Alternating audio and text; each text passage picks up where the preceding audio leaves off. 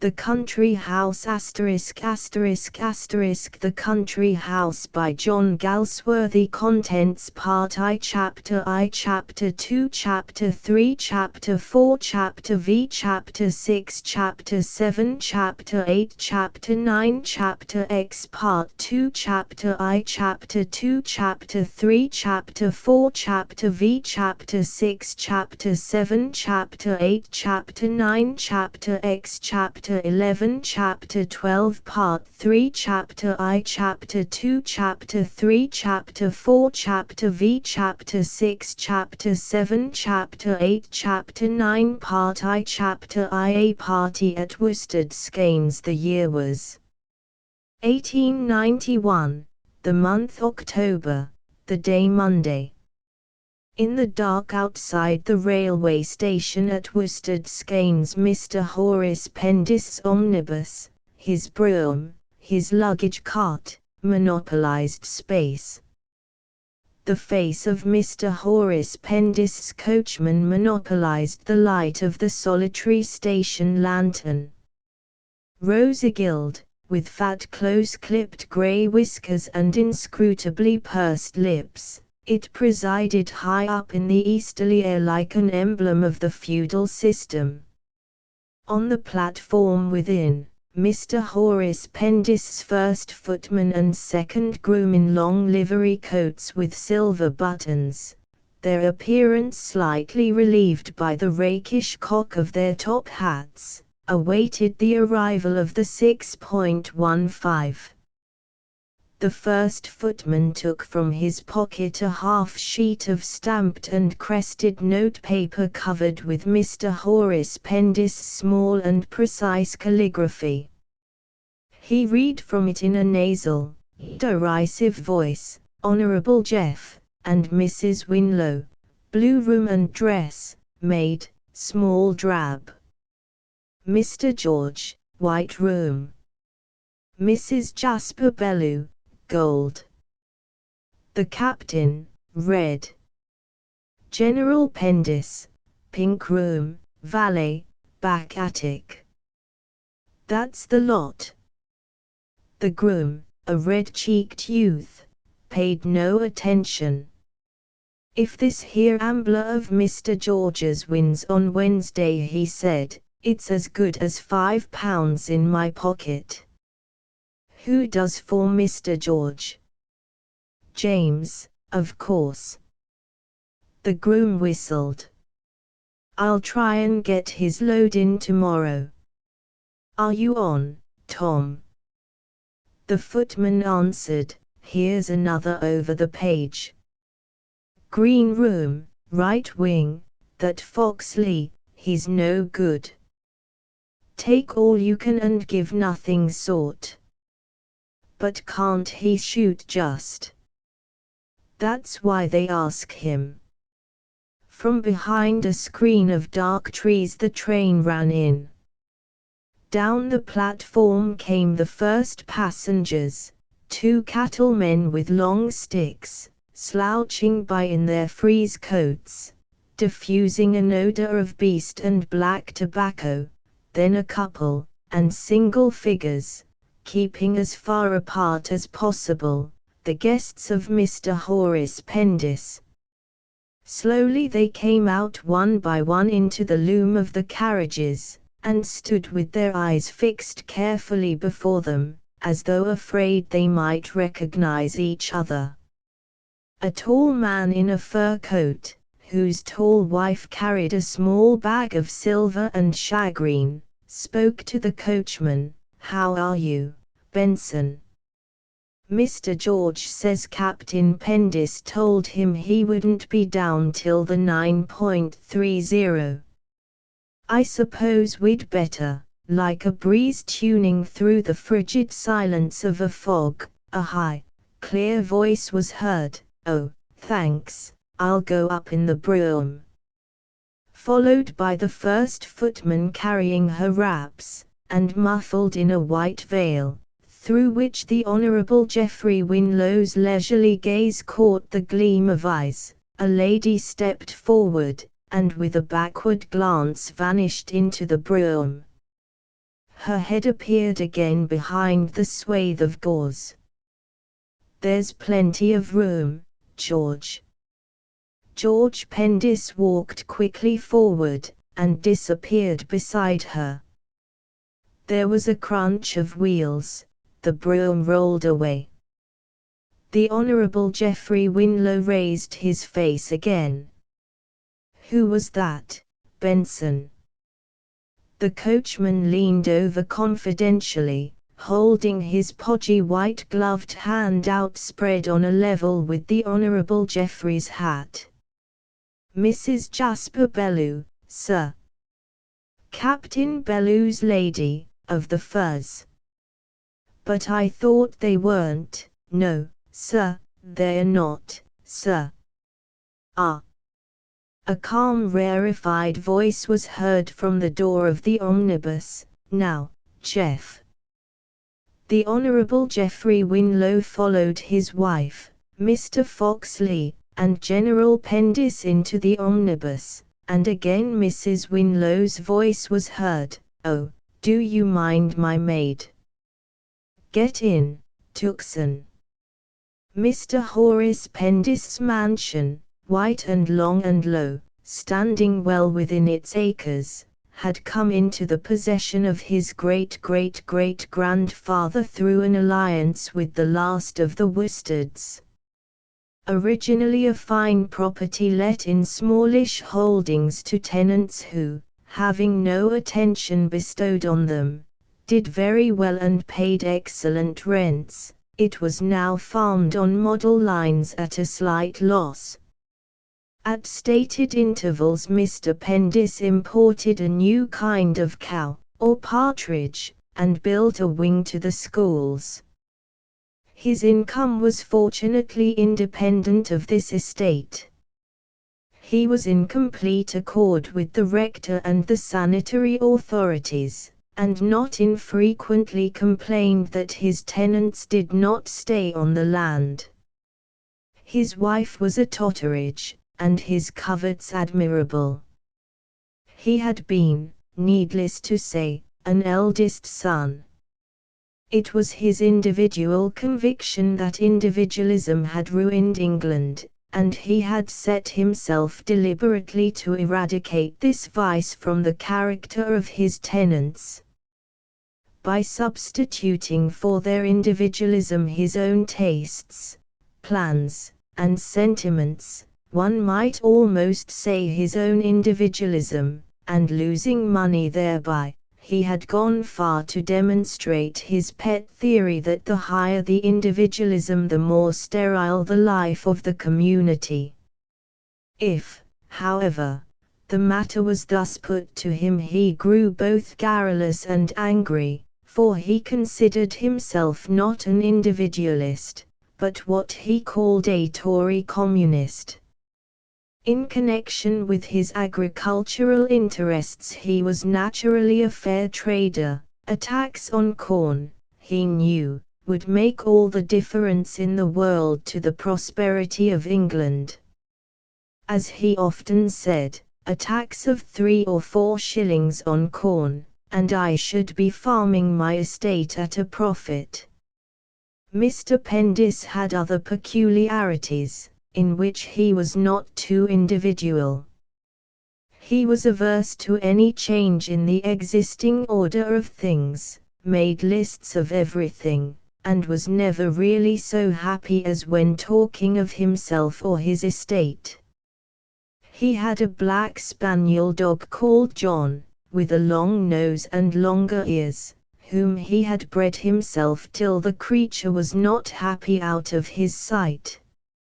In appearance Mr. Pendis was rather of the old school, upright and active, with thin side whiskers, to which, however, for some years past he had added moustaches which drooped and were now grizzled. He wore large cravats and square-tailed coats. He did not smoke. At the head of his dining table loaded with flowers and plate, he sat between the Honourable Mrs. Winlow and Mrs. Jasper Bellew, nor could he have desired more striking and contrasted supporters. Equally tall, full-figured, and comely, nature had fixed between these two women a gulf which Mr. Pendiss, a man of spare figure, tried in vain to fill. The composure peculiar to the ashen type of the British aristocracy wintered permanently on Mrs. Winlow's features like the smile of a frosty day. Expressionless to a degree, they at once convinced the spectator that she was a woman of the best breeding. Had an expression ever arisen upon these features, it is impossible to say what might have been the consequences. She had followed her nurse's adjuration, "Law, Miss Truda, never you make a face, you might grow so." Never since that day had Gertrude Winlow, an honorable in her own right and in that of her husband, made a face, not even, it is believed, when her son was born. And then to find on the other side of Mr. Pendiss that puzzling Mrs. Bellew with the green-grey eyes, at which the best people of her own sex looked with instinctive disapproval.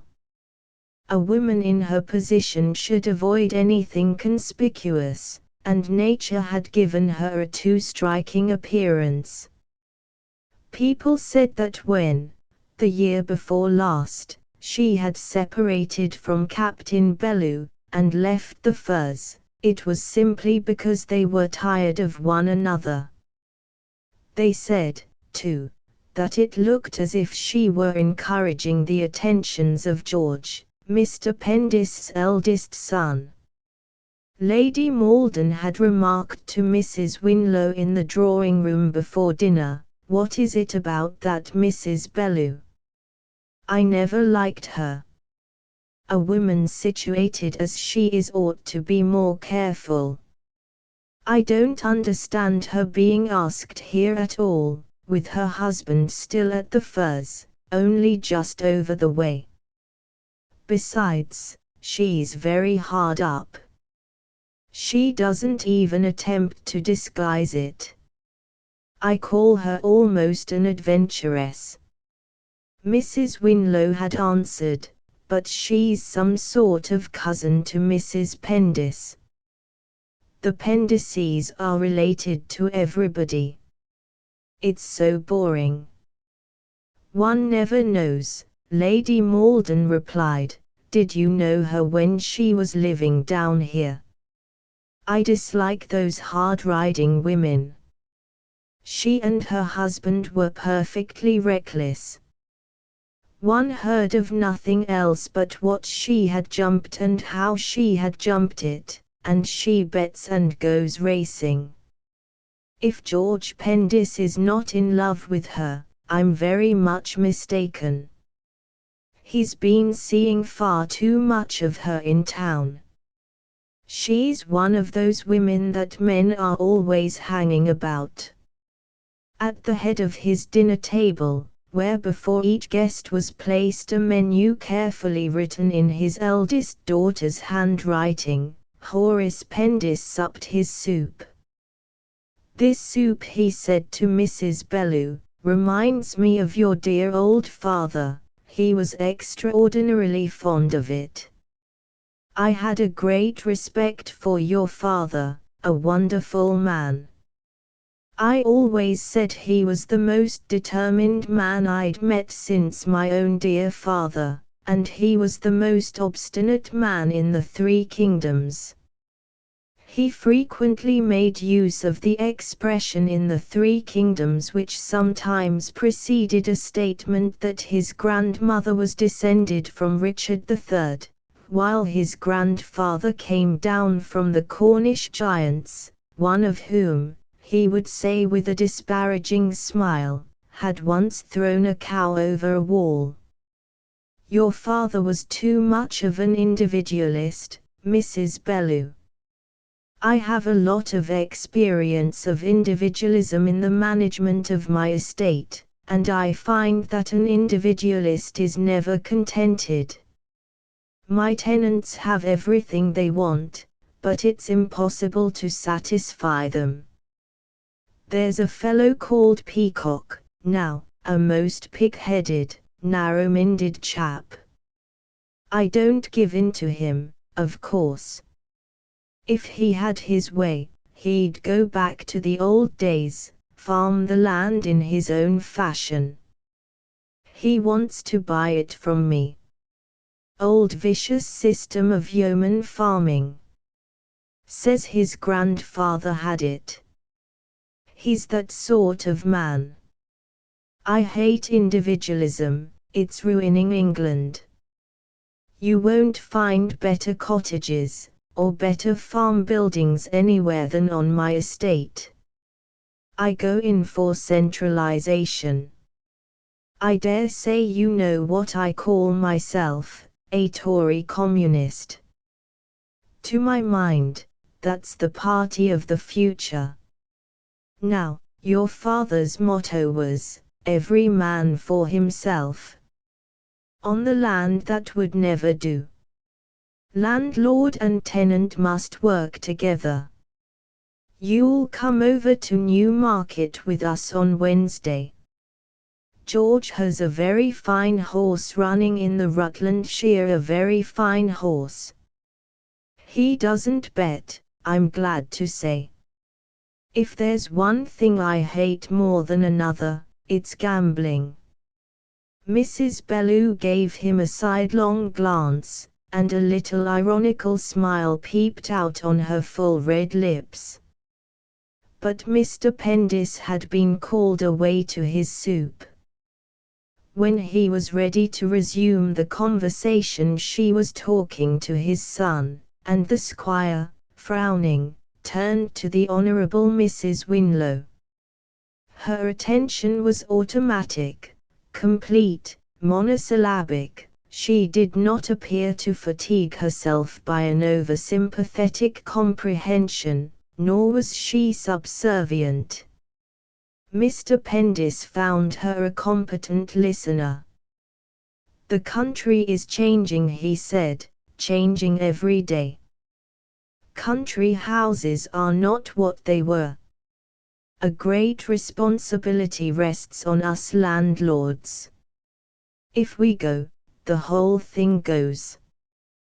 What, indeed, could be more delightful than this country house life of Mr. Pendis, its perfect cleanliness, its busy leisure, its combination of fresh air and scented warmth, its complete intellectual repose, its essential and professional aloofness from suffering of any kind, and its soup, emblematically and above all, its soup, made from the rich remains of pampered beasts.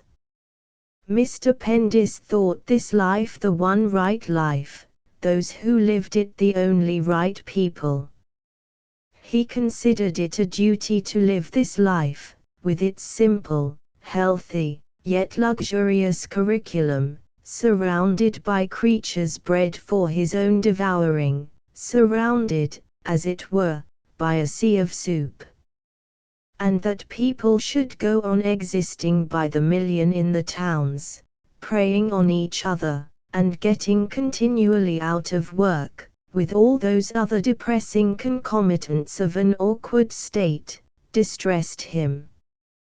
While suburban life, that living in little rows of slate-roofed houses so lamentably similar that no man of individual taste could bear to see them, he much disliked.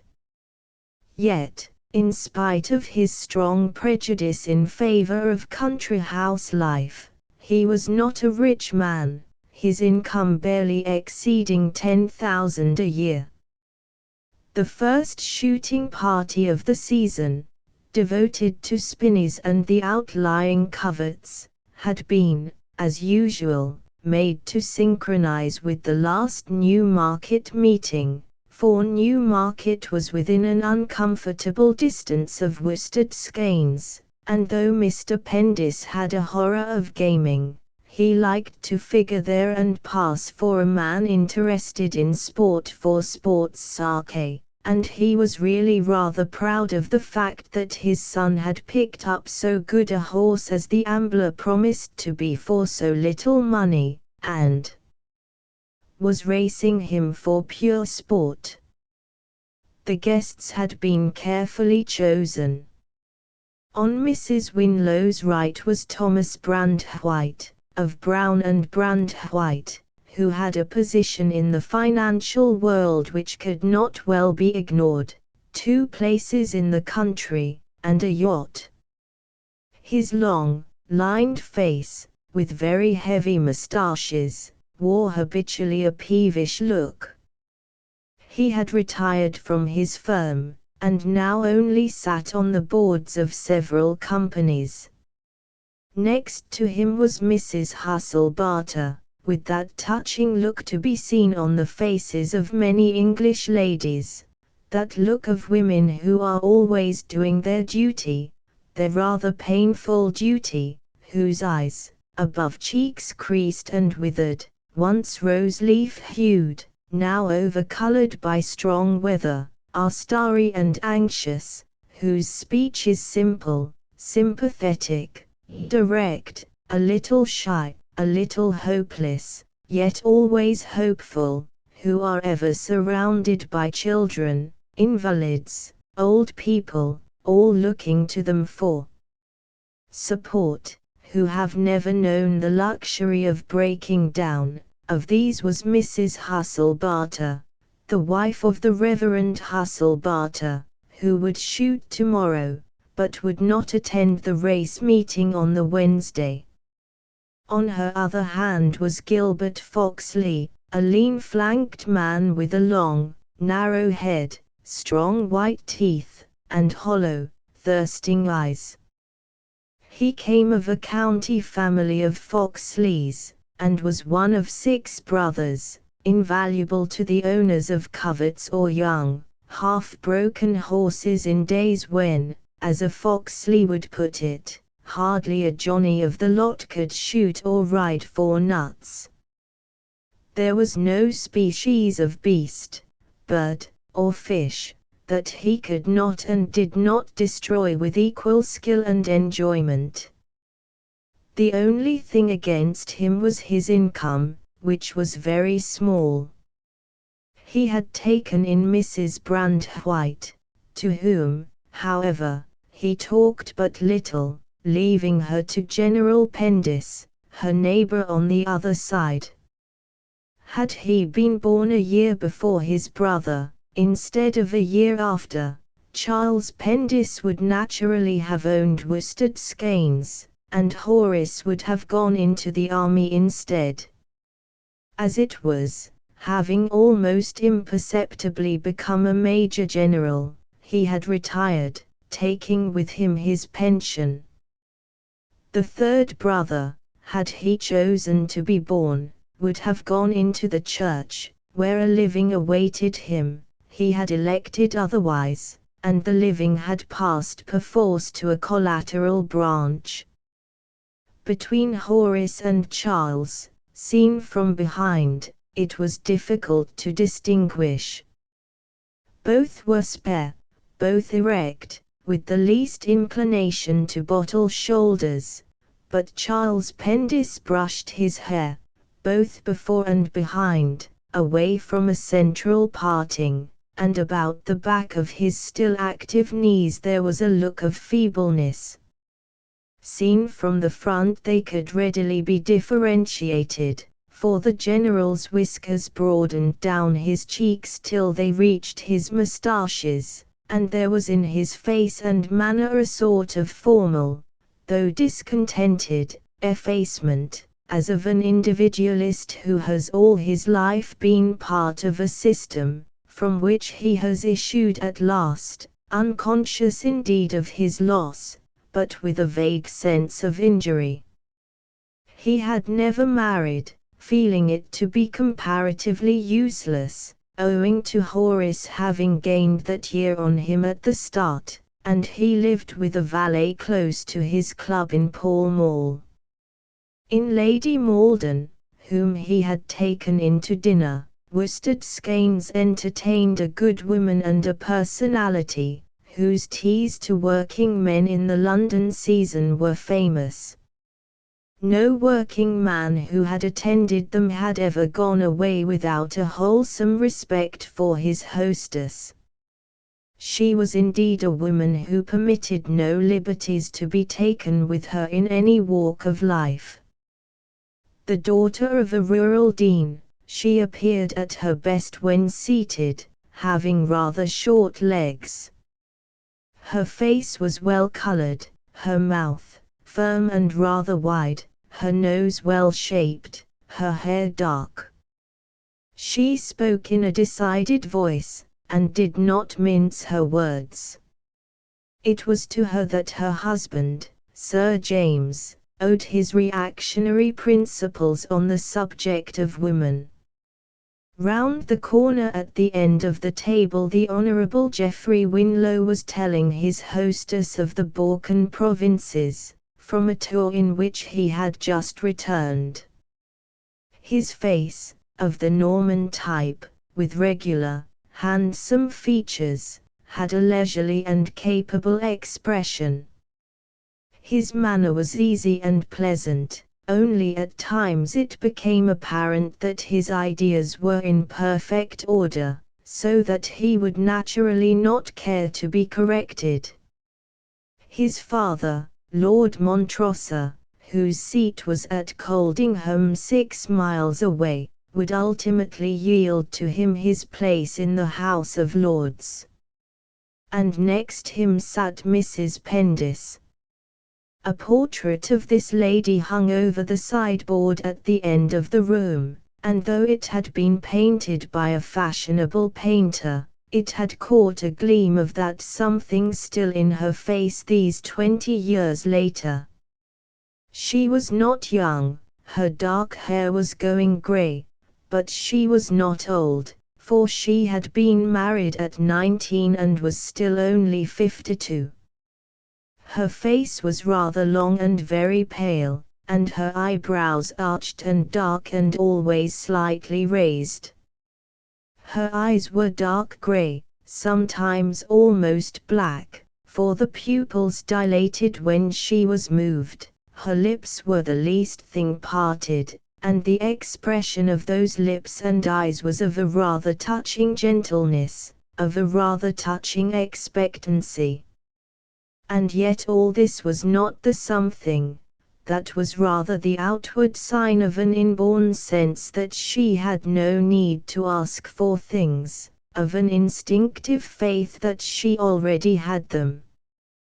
By that something and by her long, transparent hands, men could tell that she had been a Totteridge. And her voice, which was rather slow, with a little, not unpleasant, trick of speech, and her eyelids by second nature just a trifle lowered, confirmed this impression. Over her bosom, which hid the heart of a lady, rose and fell a piece of wonderful old lace. Round the corner again Sir James Maldon and B. Pendiss, the eldest daughter, were talking of horses and hunting. B. seldom from choice spoke of anything else. Her face was pleasant and good, yet not quite pretty, and this little fact seemed to have entered into her very nature, making her shy and ever willing to do things for others. Sir James had small grey whiskers and a carved, keen visage. He came of an old Kentish family which had migrated to Cambridgeshire. His coverts were exceptionally fine. He was also a justice of the peace, a colonel of yeomanry, a keen churchman, and much feared by poachers. He held the reactionary views already mentioned, being a little afraid of Lady Maldon. Beyond Miss Pendiss sat the Reverend Hustle Barter, who would shoot tomorrow, but would not attend the race meeting on Wednesday. The rector of Worsted Skeynes was not tall, and his head had been rendered somewhat bald by thought. His broad face, of very straight build from the top of the forehead to the base of the chin, was well colored, clean-shaven, and of a shape that may be seen in portraits of the Georgian era. His cheeks were full and folded, his lower lip had a habit of protruding, and his eyebrows jutted out above his full, light eyes. His manner was authoritative, and he articulated his words in a voice to which long service in the pulpit had imparted remarkable carrying power. In fact, when engaged in private conversation, it was with difficulty that he was not overheard. Perhaps even in confidential matters he was not unwilling that what he said should bear fruit. In some ways, indeed, he was typical. Uncertainty, hesitation, toleration, except of such opinions as he held, he did not like. Imagination he distrusted. He found his duty in life very clear, and other people's perhaps clearer, and he did not encourage his parishioners to think for themselves. The habit seemed to him a dangerous one. He was outspoken in his opinions, and when he had occasion to find fault, spoke of the offender as a man of no character, a fellow like that with such a ring of conviction that his audience could not but be convinced of the immorality of that person. He had a bluff, jolly way of speaking, and was popular in his parish, a good cricketer, a still better fisherman, a fair shot, though, as he said, he could not really afford time for shooting. While disclaiming interference in secular matters, he watched the tendencies of his flock from a sound point of view, and especially encouraged them to support the existing order of things, the British Empire and the English Church. His cure was hereditary, and he fortunately possessed some private means, for he had a large family. His partner at dinner was Nora, the younger of the two Pendis girls, who had a round, open face, and a more decided manner than her sister B. Her brother George, the eldest son, sat on her right. George was of middle height, with a red-brown, clean-shaved face and solid jaw. His eyes were grey, he had firm lips, and darkish, carefully brushed hair, a little thin on the top, but with that peculiar gloss seen on the hair of some men about town. His clothes were unostentatiously perfect. Such men may be seen in Piccadilly at any hour of the day or night. He had been intended for the Guards, but had failed to pass the necessary examination, through no fault of his own, owing to a constitutional inability to spell.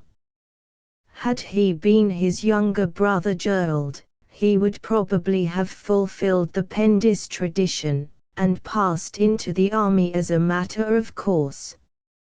And had Gerald, now Captain Pendis, been George the elder son, he might possibly have failed. George lived at his club in town on an allowance of £600 a year, and sat a great deal in a bay window reading Ruff's Guide to the Turf. He raised his eyes from the menu and looked stealthily round. Helen Bellew was talking to his father, her white shoulder turned a little away. George was proud of his composure, but there was a strange longing in his face. She gave, indeed, just excuse for people to consider her too good-looking for the position in which she was placed. Her figure was tall and supple and full, and now that she no longer hunted was getting fuller. Her hair, looped back in loose bands across a broad low brow, had a peculiar soft luster. There was a touch of sensuality about her lips. The face was too broad across the brow and cheekbones, but the eyes were magnificent, ice gray, sometimes almost green, always luminous, and set in with dark lashes. There was something pathetic in George's gaze, as of a man forced to look against his will. It had been going on all that past summer, and still he did not know where he stood. Sometimes she seemed fond of him, sometimes treated him as though he had no chance. That which he had begun as a game was now deadly earnest. And this in itself was tragic. That comfortable ease of spirit which is the breath of life was taken away, he could think of nothing but her. Was she one of those women who feed on men's admiration, and give them no return? Was she only waiting to make her conquest more secure? These riddles he asked of her face 100 times, lying awake in the dark. To George Pendis, a man of the world, unaccustomed to privation, whose simple creed was live and enjoy, there was something terrible about a longing which never left him for a moment, which he could not help any more than he could help eating, the end of which he could not see. He had known her when she lived at the Firs, he had known her in the hunting field, but his passion was only of last summer's date. It had sprung suddenly out of a flirtation started at a dance. A man about town does not psychologize himself, he accepts his condition with touching simplicity. He is hungry, he must be fed. He is thirsty, he must drink. Why he is hungry, when he became hungry, these inquiries are beside the mark. No ethical aspect of the matter troubled him. The attainment of a married woman, not living with her husband, did not impinge upon his creed. What would come after, though full of unpleasant possibilities, he left to the future. His real disquiet, far nearer, far more primitive and simple, was the feeling of drifting helplessly in a current so strong that he could not keep his feet. Ah yes, a bad case. Dreadful thing for the Sweetenhams. That young fellow's been obliged to give up the army. Can't think what old Sweetenham was about. He must have known his son was hit. I should say Bethany himself was the only one in the dark. There's no doubt Lady Rose was to blame. Mr. Pendis was speaking. Mrs. Bellew smiled. My sympathies are all with Lady Rose. What do you say, George? George frowned. I always thought, he said, that Bethany was an ass. George, said Mr. Pendis, is immoral. All young men are immoral. I notice it more and more. You've given up your hunting, I hear. Mrs. Bellew sighed. One can't hunt on next to nothing. Ah, you live in London. London spoils everybody. People don't take the interest in hunting and farming they used to. I can't get George here at all. Not that I'm a believer in apron strings. Young men will be young men. Thus summing up the laws of nature, the squire resumed his knife and fork. But neither Mrs. Bellew nor George followed his example. The one sat with her eyes fixed on her plate and a faint smile playing on her lips. The other sat without a smile, and his eyes, in which there was such a deep resentful longing, looked from his father to Mrs. Bellew, and from Mrs. Bellew to his mother. And as though down that vista of faces and fruits and flowers a secret current had been set flowing, Mrs. Pendis nodded gently to her son.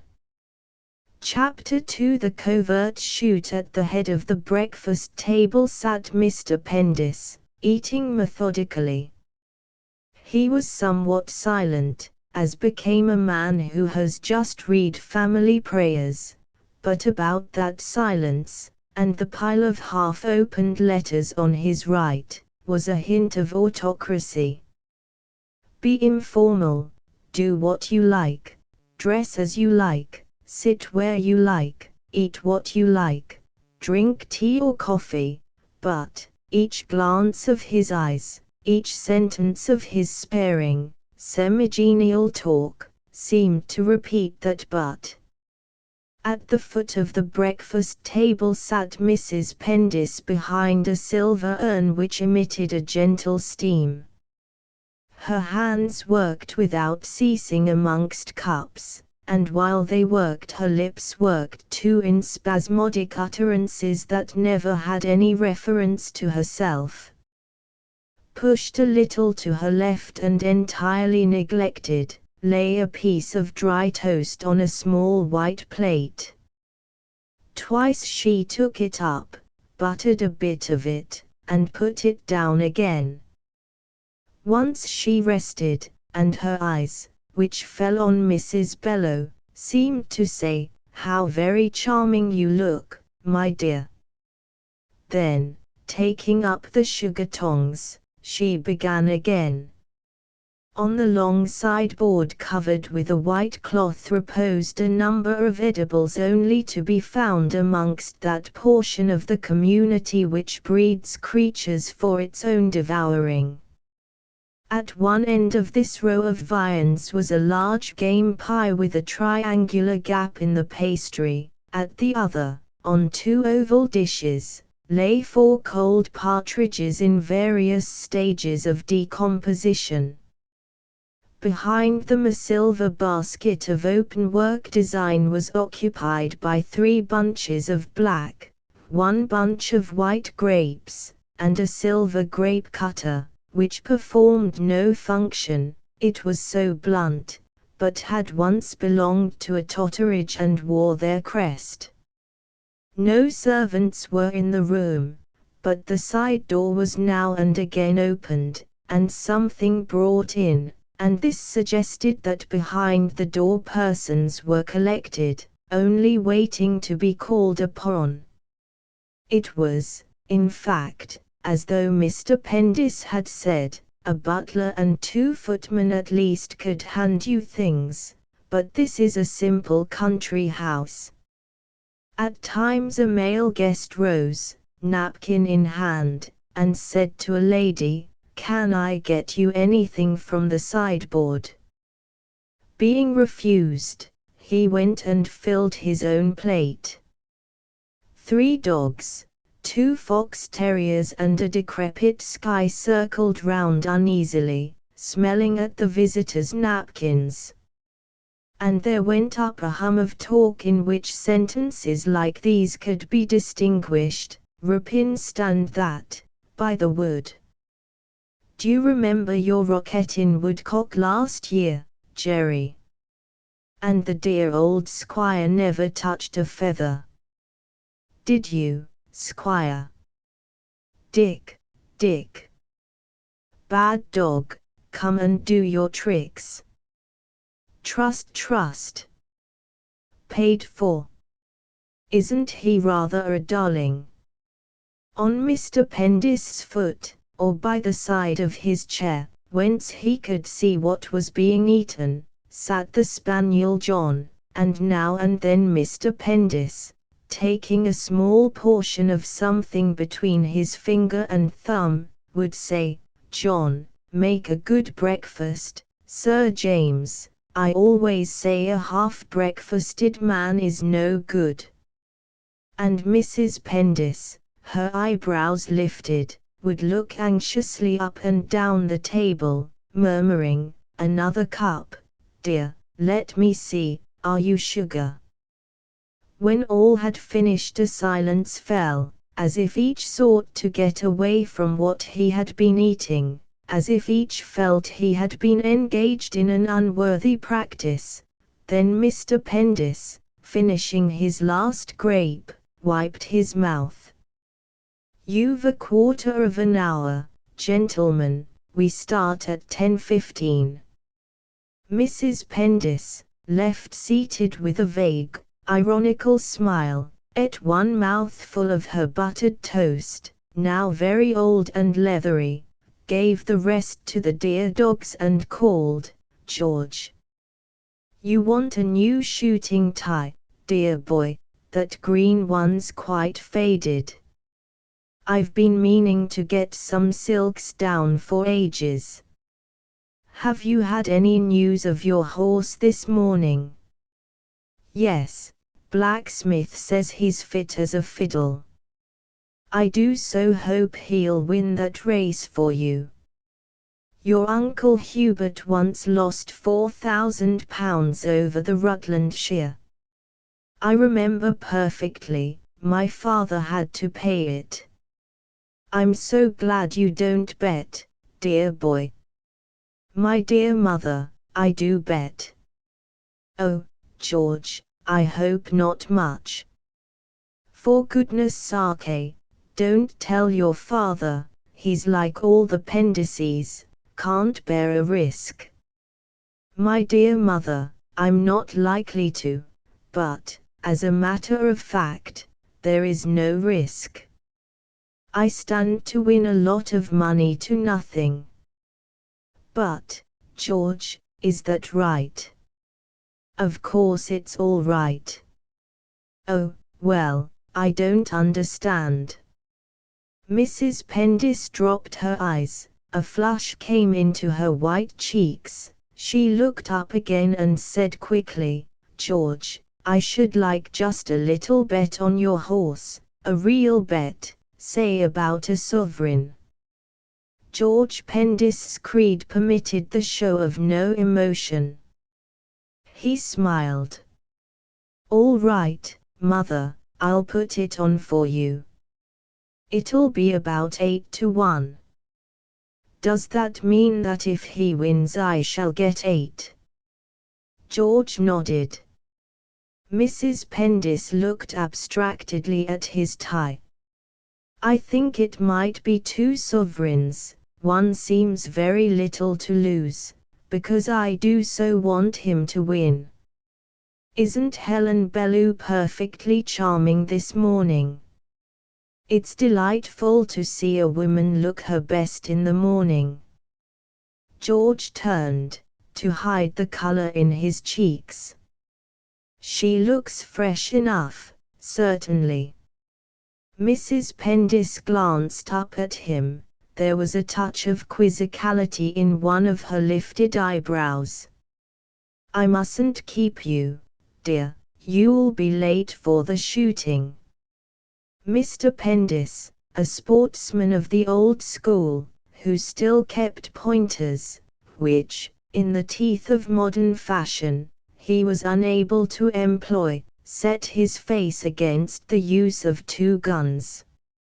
"Any man," he would say, "who cares to shoot at worsted skeins must do with 1 gun, as my dear old father had to do before me. He'll get a good day's sport, no barn door birds, for he encouraged his pheasants to remain lean, that they might fly the better, but don't let him expect one of these battues, sheer butchery, I call them." He was excessively fond of birds, it was, in fact, his hobby, and he had collected under glass cases a prodigious number of specimens of those species which are in danger of becoming extinct, having really, in some Pendisian sort of way, a feeling that by this practice he was doing them a good turn, championing them, as it were, to a world that would soon be unable to look upon them in the flesh. He wished, too, that his collection should become an integral part of the estate, and be passed on to his son, and his son's son after him. "Look at this Dartford warbler," he would say, "beautiful little creature, getting rarer every day. I had the greatest difficulty in procuring this specimen. You wouldn't believe me if I told you what I had to pay for him." Some of his unique birds he had shot himself, having in his youth made expeditions to foreign countries solely with this object, but the great majority he had been compelled to purchase. In his library were row upon row of books carefully arranged and bearing on this fascinating subject, and his collection of rare, almost extinct, birds' eggs was one of the finest in the three kingdoms. One egg especially he would point to with pride as the last obtainable of that particular breed. "This was procured," he would say, "by my dear old Gilly Angus out of the bird's very nest. There was just the single egg. The species," he added, tenderly handling the delicate, porcelain-like oval in his brown hand covered with very fine, blackish hairs, "is now extinct." He was, in fact, a true bird lover, strongly condemning cockneys, or rough, ignorant persons who, with no collections of their own, wantonly destroyed kingfishers, or scarce birds of any sort, out of pure stupidity. "I would have them flogged," he would say, for he believed that no such bird should be killed except on commission, and for choice, barring such extreme cases as that Dartford warbler, in some foreign country or remoter part of the British Isles. It was indeed illustrative of Mr. Pendist's character and whole point of view that whenever a rare, winged stranger appeared on his own estate it was talked of as an event, and preserved alive with the greatest care, in the hope that it might breed and be handed down with the property.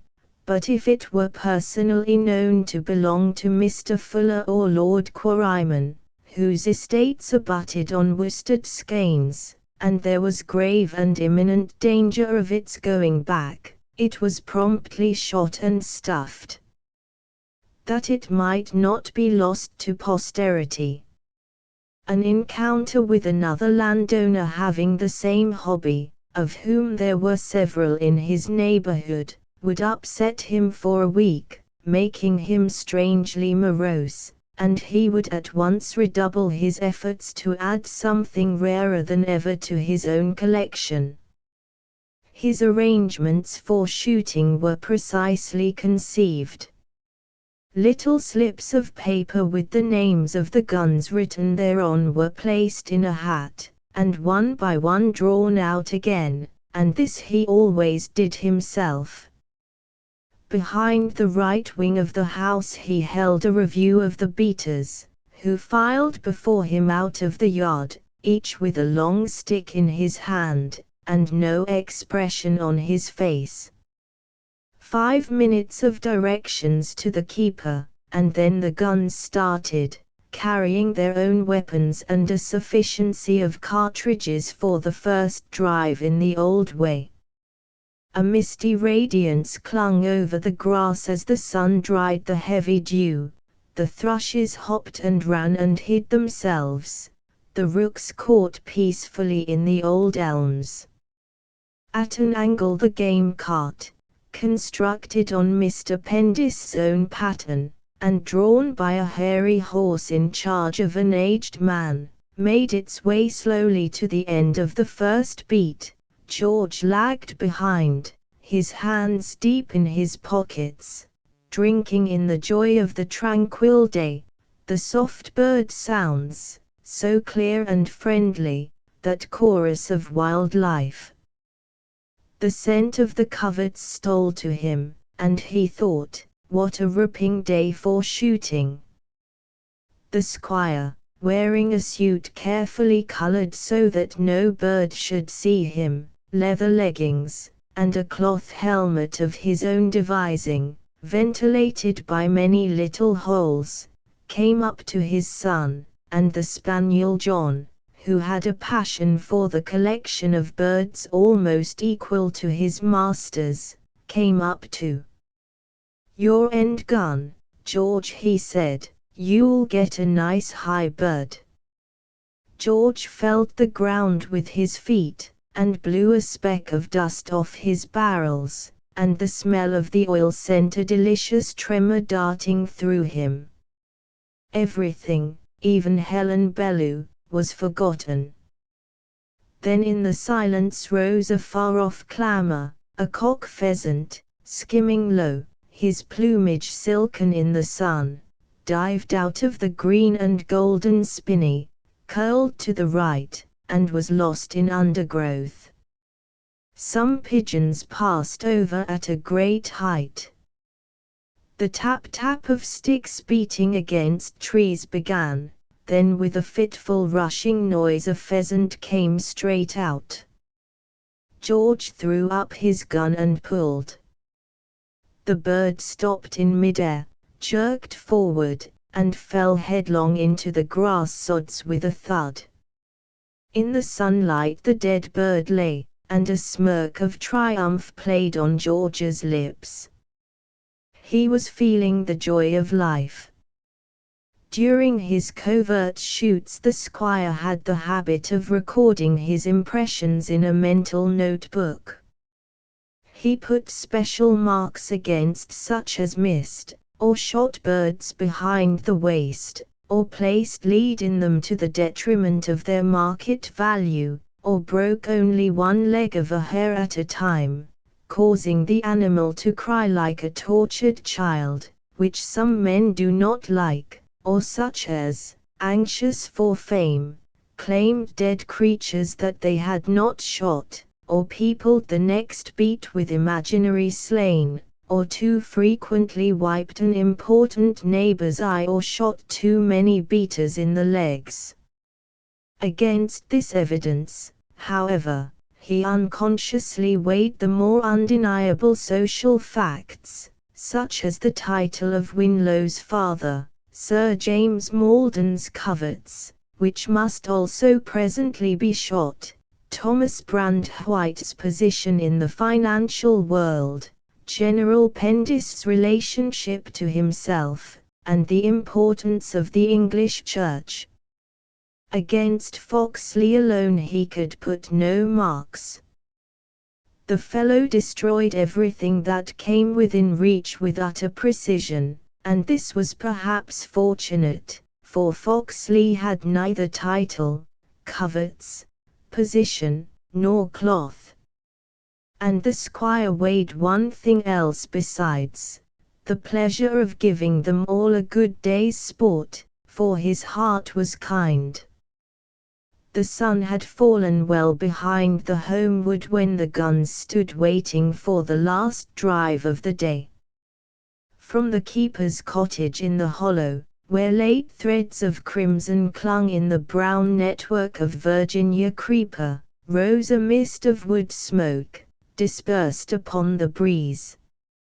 Sound there was none, only that faint stir, the far, far callings of men and beasts and birds, that never quite dies of a country evening. High above the woods some startled pigeons were still wheeling, no other life in sight, but a gleam of sunlight stole down the side of the covert and laid a burnish on the turned leaves till the whole wood seemed quivering with magic. Out of that quivering wood a wounded rabbit had stolen and was dying. It lay on its side on the slope of a tussock of grass, its hind legs drawn under it, its forelegs raised like the hands of a praying child. Motionless as death, all its remaining life was centered in its black soft eyes. Uncomplaining, ungrudging, unknowing, with that poor soft wandering eye, it was going back to Mother Earth. There Foxley, too, some day must go, asking of nature why she had murdered him. Chapter 3 The blissful hour. It was the hour between tea and dinner, when the spirit of the country house was resting, conscious of its virtue, half asleep. Having bathed and changed, George Pendis took his betting book into the smoking room. In a nook devoted to literature, protected from draught and intrusion by a high leather screen, he sat down in an armchair and fell into a doze. With legs crossed, his chin resting on one hand, his comely figure relaxed, he exhaled a fragrance of soap, as though in this perfect peace his soul were giving off its natural odor. His spirit, on the borderland of dreams, trembled with those faint stirrings of chivalry and aspiration, the outcome of physical well-being after a long day in the open air, the outcome of security from all that is unpleasant and fraught with danger. He was awakened by voices. George is not a bad shot. Gave a shocking exhibition at the last stand. Mrs. Bellew was with him. They were going over him like smoke, he couldn't touch a feather. It was Winlow's voice. A silence, then Thomas Brandwhite's, a mistake, the ladies coming out. I never will have them myself. What do you say, Sir James? Bad principle, very bad. A laugh, Thomas Brandwhite's laugh, the laugh of a man never quite sure of himself. That fellow Bellew is a cracked chap. They call him the desperate character about here. Drinks like a fish, and rides like the devil.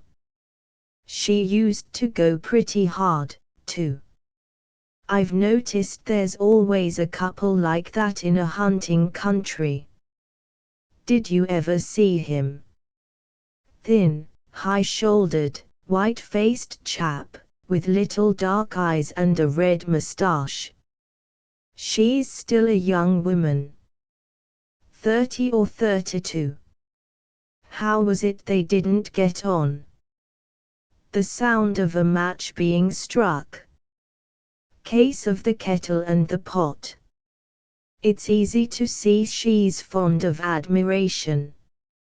Love of admiration plays old Harry with women. Winlow's leisurely tones again. There was a child, I believe, and it died. And after that, I know there was some story, you never could get to the bottom of it. Bellew chucked his regiment in consequence. She's subject to moods, they say, when nothing's exciting enough, must skate on thin ice, must have a man skating after her. If the poor devil weighs more than she does, in he goes. That's like her father, old Cheriton. I knew him at the club, one of the old sort of squires, married his second wife at 60 and buried her at 80. Old Claret and Piquet they called him, had more children under the rose than any man in Devonshire. I saw him playing half-crown points the week before he died. It's in the blood. What's George's weight? Ah, ha. It's no laughing matter, Brandwhite. There's time for 100 up before dinner if you care for a game, Winlow. The sound of chairs drawn back, of footsteps, and the closing of a door. George was alone again, a spot of red in either of his cheeks. Those vague stirrings of chivalry and aspiration were gone, and gone that sense of well-earned ease. He got up, came out of his corner, and walked to and fro on the tiger skin before the fire. He lit a cigarette, threw it away, and lit another. Skating on thin ice. That would not stop him. Their gossip would not stop him, nor their sneers, they would but send him on the faster. He threw away the second cigarette. It was strange for him to go to the drawing-room at this hour of the day, but he went. Opening the door quietly, he saw the long, pleasant room lighted with tall oil lamps, and Mrs. Bellew seated at the piano, singing. The tea things were still on a table at one end, but everyone had finished. As far away as might be, in the embrasure of the bay window, General Pendis and B were playing chess. Grouped in the center of the room, by one of the lamps, Lady Malden, Mrs. Winlow, and Mrs. Brandwhite had turned their faces towards the piano, and a sort of slight unwillingness or surprise showed on those faces, a sort of "we were having a most interesting talk, I don't think we ought to have been stopped" expression. Before the fire, with his long legs outstretched, stood Gerald Pendis. And a little apart, her dark eyes fixed on the singer, and a piece of embroidery in her lap, sat Mrs. Pendis, on the edge of whose skirt lay Roy, the old Skye terrier. But had I wist, before I lost, that love had been sae ill to win, I had locked my heart in a case of goud and pinned it with a siller pin. Oh Wally, Wally! But love be bonny a little time while it is new, but when 'tis old, it waxeth cold, and fades awa like morning dew. This was the song George heard, trembling and dying to the chords of the fine piano that was a little out of tune. He gazed at the singer, and though he was not musical, there came a look into his eyes that he quickly hid away. A slight murmur occurred in the center of the room, and from the fireplace Gerald called out, "Thanks, that's rapin."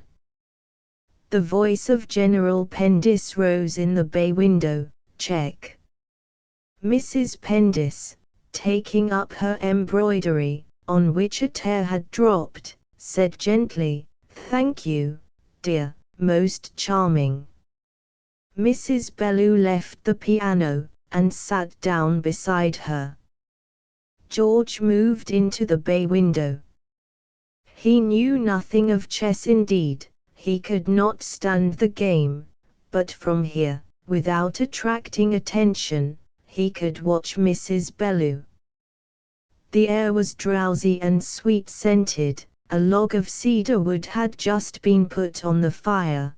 The voices of his mother and Mrs. Bellew, talking of what he could not hear, the voices of Lady Malden, Mrs. Brandwhite, and Gerald, discussing some neighbours, of Mrs. Winlow dissenting or assenting in turn, all mingled in a comfortable, sleepy sound, clipped now and then by the voice of General Pendis calling, "Check," and of B saying, "Oh, Uncle."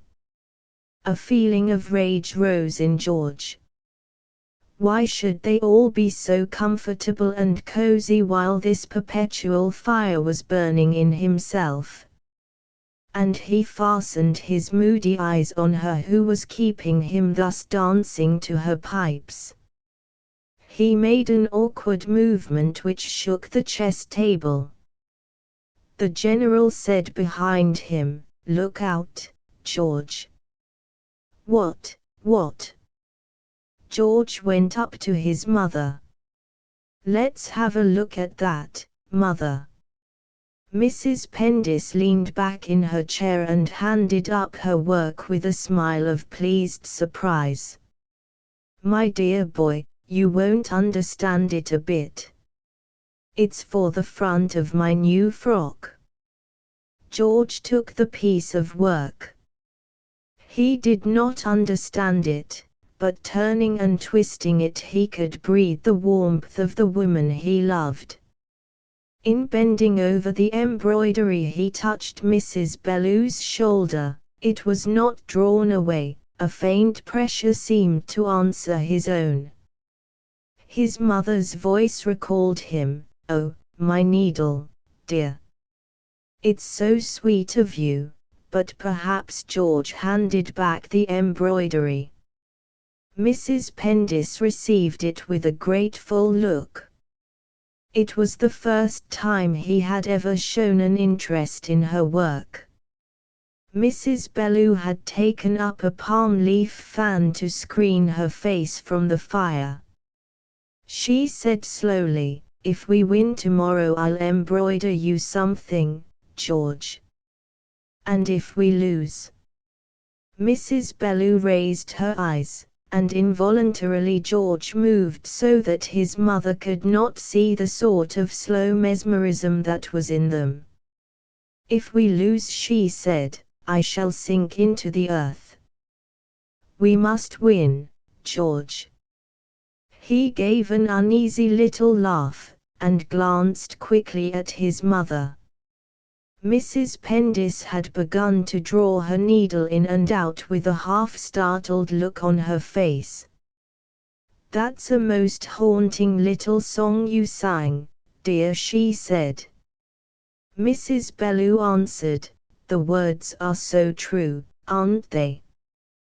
George felt her eyes on him, and tried to look at her, but those half-smiling, half-threatening eyes seemed to twist and turn him about as his hands had twisted and turned about his mother's embroidery.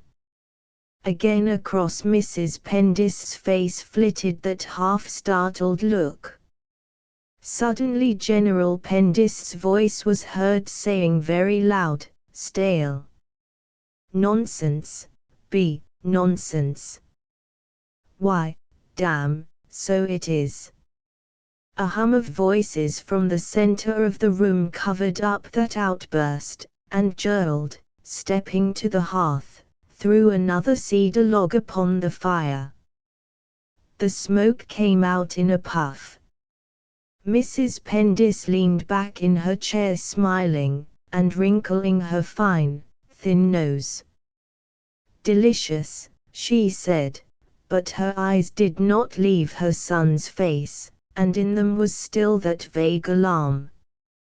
Chapter 4: The happy hunting ground of all the places where, by a judicious admixture of whip and spur, oats and whiskey, horses are caused to place one leg before another with unnecessary rapidity, in order that men may exchange little pieces of metal with the greater freedom, Newmarket Heath is the topmost, and merriest, and best.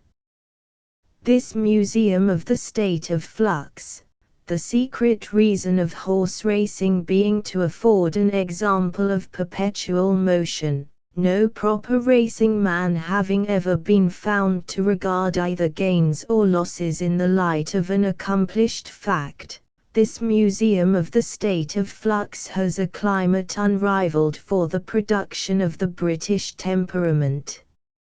Not without a due proportion of that essential formative of character, east wind, it has at once the hottest sun, the coldest blizzards, the wettest rain, of any place of its size in the three kingdoms. It tends, in advance even of the City of London, to the nurture and improvement of individualism, to that desirable state of mind which is the proud objective of every Englishman, and especially of every country gentleman. In a word, a mother to the self-reliant secretiveness which defies intrusion and forms an integral part in the Christianity of this country. Newmarket Heath is beyond all others the happy hunting ground of the landed classes. In the paddock half an hour before the Rutlandshire Handicap was to be run, numbers of racing men were gathered in little knots of 2 and 3, describing to each other with every precaution the points of strength in the horses they had laid against, the points of weakness in the horses they had backed, or vice versa, together with the latest discrepancies of their trainers and jockeys. At the far end George Pendis, his trainer Blacksmith, and his jockey Swells, were talking in low tones. Many people have observed with surprise the close-buttoned secrecy of all who have to do with horses. It is no matter for wonder. The horse is one of those generous and somewhat careless animals that, if not taken firmly from the first, will surely give itself away. Essential to a man who has to do with horses is a complete closeness of physiognomy, otherwise the animal will never know what is expected of him. The more that is expected of him, the closer must be the expression of his friends, or a grave fiasco may have to be deplored. It was for these reasons that George's face wore more than its habitual composure, and the faces of his trainer and his jockey were alert, determined, and expressionless. Blacksmith, a little man, had in his hand a short notched cane, with which, contrary to expectation, he did not switch his legs. His eyelids drooped over his shrewd eyes, his upper lip advanced over the lower, and he wore no hair on his face. The jockey Swell's pinched-up countenance, with jutting eyebrows and practically no cheeks, had under George's racing cap of peacock blue a subfusc hue like that of old furniture. The Ambler had been bought out of the stud of Colonel Dorking, a man opposed on high grounds to the racing of 2-year-olds, and at the age of 3 had never run. Showing more than a suspicion of form in 1 or 2 home trials, he ran a bye in the Fane Stakes, when obviously not up to the mark, and was then withdrawn from the public gaze. The stable had from the start kept its eye on the Rutlandshire Handicap, and no sooner was Goodwood over than the commission was placed in the hands of Barneys, well known for their power to enlist at the most appropriate moment the sympathy of the public in a horse's favour. Almost coincidentally with the completion of the stable commission, it was found that the public were determined to support the Ambler at any price over 7 to 1. Barneys at once proceeded judiciously to lay off the stable money, and this having been done, George found that he stood to win £4,000 to nothing. If he had now chosen to bet this sum against the horse at the then current price of 8 to 1, it is obvious that he could have made an absolute certainty of £500, and the horse need never even have started. But George, who would have been glad enough of such a sum, was not the man to do this sort of thing. It was against the tenets of his creed. He believed, too, in his horse, and had enough of the totterage in him to like a race for a race's sake. Even when beaten there was enjoyment to be had out of the imperturbability with which he could take that beating, out of a sense of superiority to men not quite so sportsmanlike as himself. "Come and see the nag saddled," he said to his brother Gerald. In one of the long line of boxes the ambler was awaiting his toilet, a dark brown horse, about 16 hands, with well-placed shoulders, straight hocks, a small head, and what is known as a rat tail. But of all his features, the most remarkable was his eye. In the depths of that full, soft eye was an almost uncanny gleam, and when he turned it, half circled by a moon of white, and gave bystanders that look of strange comprehension, they felt that he saw to the bottom of all this that was going on around him. He was still but 3 years old, and had not yet attained the age when people apply to action the fruits of understanding, yet there was little doubt that as he advanced in years he would manifest his disapproval of a system whereby men made money at his expense. And with that eye half circled by the moon he looked at George, and in silence George looked back at him, strangely baffled by the horse's long, soft, wild gaze. On this heart beating deep within its warm, dark satin sheath, on the spirit gazing through that soft, wild eye, too much was hanging, and he turned away. Mount, jockeys. Through the crowd of hard-looking, hatted, muffled, two-legged men, those four-legged creatures in their chestnut, bay, and brown, and satin nakedness, most beautiful in all the world, filed proudly past, as though going forth to death. The last vanished through the gate, the crowd dispersed. Down by the rails of Tattersall's George stood alone. He had screwed himself into a corner, whence he could watch through his long glasses that gay-coloured, shifting wheel at the end of the mile and more of turf. At this moment, so pregnant with the future, he could not bear the company of his fellows. They're off. He looked no longer, but hunched his shoulders, holding his elbows stiff, that none might see what he was feeling. Behind him a man said, "The favourites beat." "What's that in blue on the rails?" Out by himself on the far rails, out by himself, sweeping along like a home-coming bird, was the ambler. And George's heart leaped, as a fish leaps of a summer evening out of a dark pool. They'll never catch him. The ambler wins. It's a walk-over. The ambler.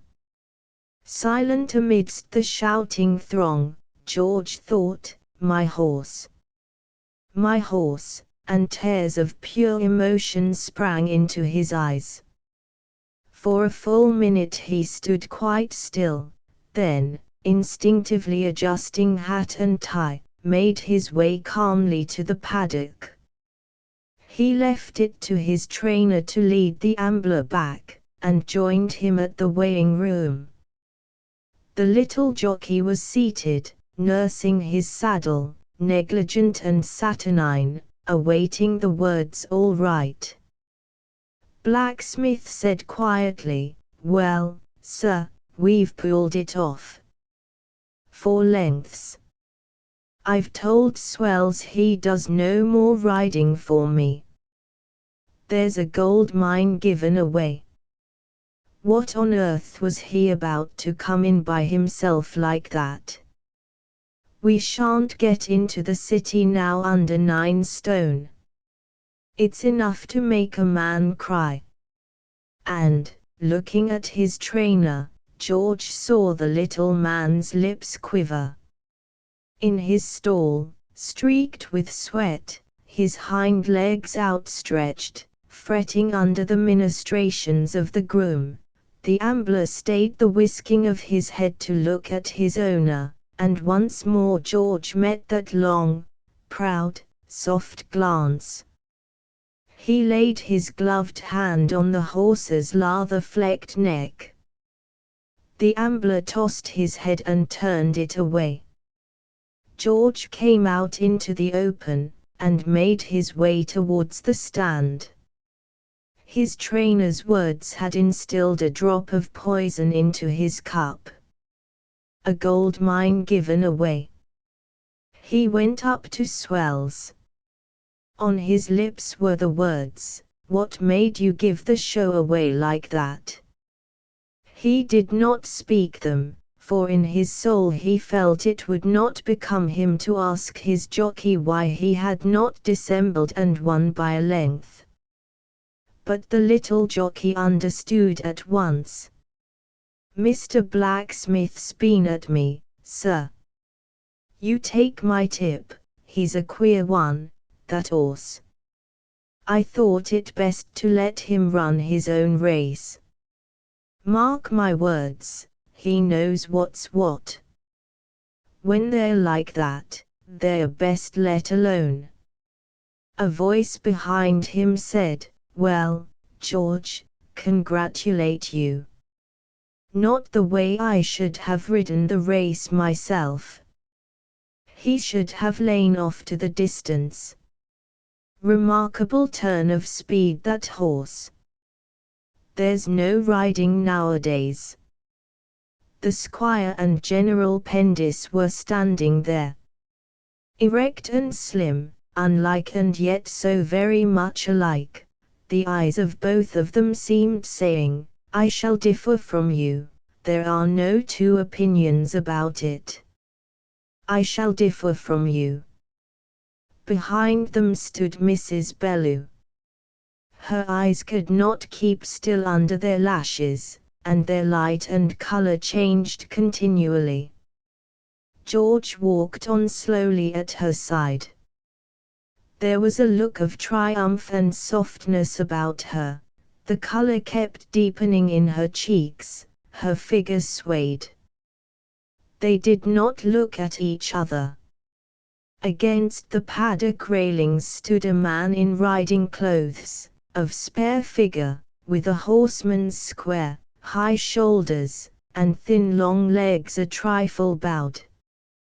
His narrow, thin-lipped, freckled face, with close-cropped sandy hair and clipped red moustache, was of a strange dead pallor. He followed the figures of George and his companion with little fiery dark brown eyes, in which devils seemed to dance. Someone tapped him on the arm. "Hullo, Bellew, had a good race." "Devil take you, no. Come and have a drink." Still without looking at each other, George and Mrs. Bellew walked towards the gate. "I don't want to see any more," she said.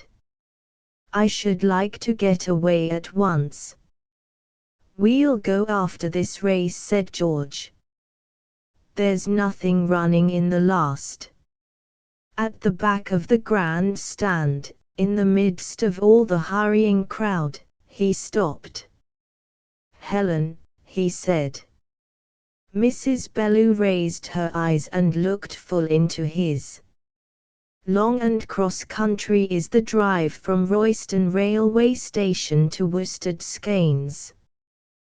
To George Pendis, driving the dog-cart, with Helen Bellew beside him, it seemed but a minute, that strange minute when the heaven is opened and a vision shows between. To some men that vision comes but once, to some men many times. It comes after long winter, when the blossom hangs, it comes after parched summer, when the leaves are going gold, and of what hues it is painted, of frost white and fire, of wine and purple, of mountain flowers, or the shadowy green of still deep pools, the seer alone can tell. But this is certain, the vision steals from him who looks on it all images of other things, all sense of law, of order, of the living past, and the living present.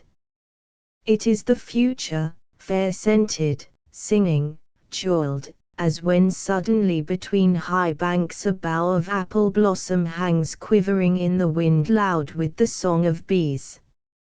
George Pendis gazed before him at this vision over the grey mare's back, and she who sat beside him muffled in her fur was touching his arm with hers. And back to them the second groom, hugging himself above the road that slipped away beneath, saw another kind of vision, for he had won £5, and his eyes were closed. And the grey mare saw a vision of her warm light stall, and the oats dropping between her manger bars, and fled with light hoofs along the lanes where the side lamps shot two moving gleams over dark beech hedges that rustled crisply in the northeast wind. Again and again she sneezed in the pleasure of that homeward flight, and the light foam of her nostrils flicked the faces of those behind. And they sat silent, thrilling at the touch of each other's arms, their cheeks glowing in the windy darkness, their eyes shining and fixed before them. The second groom awoke suddenly from his dream. "If I owned that horse, like Mr. George, and had such a topper as this 'ere Mrs. Bellew beside me, would I be sitting there without a word?" Chapter V. Mrs. Pendis's dance. Mrs. Pendis believed in the practice of assembling county society for the purpose of inducing it to dance, a hardy enterprise in a county where the souls, and incidentally the feet, of the inhabitants were shaped for more solid pursuits. Men were her chief difficulty, for in spite of really national discouragement, it was rare to find a girl who was not fond of dancing. Ah, dancing, I did so love it. Oh, poor Cecil Tharp. And with a queer little smile she pointed to a strapping red-faced youth dancing with her daughter. He nearly trips Bea up every minute, and he hugs her so, as if he were afraid of falling on his head. Oh, dear, what a bump. It's lucky she's so nice and solid. I like to see the dear boy. Here come George and Helen Bellew. Poor George is not quite up to her form, but he's better than most of them. Doesn't she look lovely this evening? Lady Malden raised her glasses to her eyes by the aid of a tortoise-shell handle. Yes, but she's one of those women you never can look at without seeing that she has a body. She's too, do you see what I mean? It's almost like a French woman. Mrs. Bellew had passed so close that the skirt of her sea-green dress brushed their feet with a swish, and a scent as of a flower bed was wafted from it. Mrs. Pendis wrinkled her nose. Much nicer. Her figure so delicious, she said. Lady Malden pondered. She's a dangerous woman. James quite agrees with me. Mrs. Pendis raised her eyebrows. There was a touch of scorn in that gentle gesture. She's a very distant cousin of mine, she said. Her father was quite a wonderful man. It's an old Devonshire family. The Cheritons of Bovey are mentioned in Twisdom. I like young people to enjoy themselves. A smile illumined softly the fine wrinkles round her eyes. Beneath her lavender satin bodice, with strips of black velvet banding it at intervals, her heart was beating faster than usual. She was thinking of a night in her youth, when her old playfellow, young Treffan of the Blues, danced with her nearly all the evening, and of how at her window she saw the sun rise, and gently wept because she was married to Horace Pendis. I always feel sorry for a woman who can dance as she does. I should have liked to have got some men from town, but Horace will only have the county people. It's not fair to the girls. It isn't so much their dancing, as their conversation, all about the first meet, and yesterday's cubbing, and tomorrow's covert shooting, and their fox terriers, though I'm awfully fond of the dear dogs, and then that new golf course.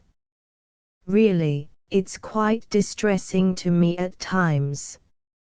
Again Mrs. Pendis looked out into the room with her patient smile, and two little lines of wrinkles formed across her forehead between the regular arching of her eyebrows that were still dark brown. They don't seem able to be gay. I feel they don't really care about it. They're only just waiting till tomorrow morning, so that they can go out and kill something. Even bees like that. Mrs. Pendis was not exaggerating.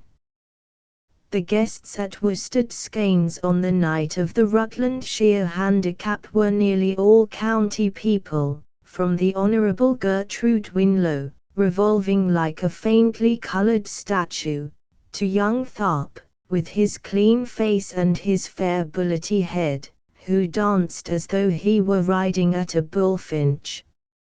In a niche old Lord Quarryman, the master of the Gaddesden, could be discerned in conversation with Sir James Maldon and the Reverend Hussel Barter. Mrs. Pendis said, "Your husband and Lord Quarryman are talking of poachers. I can tell that by the look of their hands. I can't help sympathizing a little with poachers." Lady Maldon dropped her eyeglasses. "James takes a very just view of them," she said. "It's such an insidious offense. The more insidious the offense, the more important it is to check it. It seems hard to punish people for stealing bread or turnips, though one must, of course, but I've no sympathy with poachers. So many of them do it for sheer love of sport." Mrs. Pendis answered, "That's Captain Maydew dancing with her now. He is a good dancer. Don't their steps fit? Don't they look happy? I do like people to enjoy themselves. There is such a dreadful lot of unnecessary sadness and suffering in the world. I think it's really all because people won't make allowances for each other." Lady Maldon looked at her sideways, pursing her lips, but Mrs. Pendis, by race or totterage, continued to smile.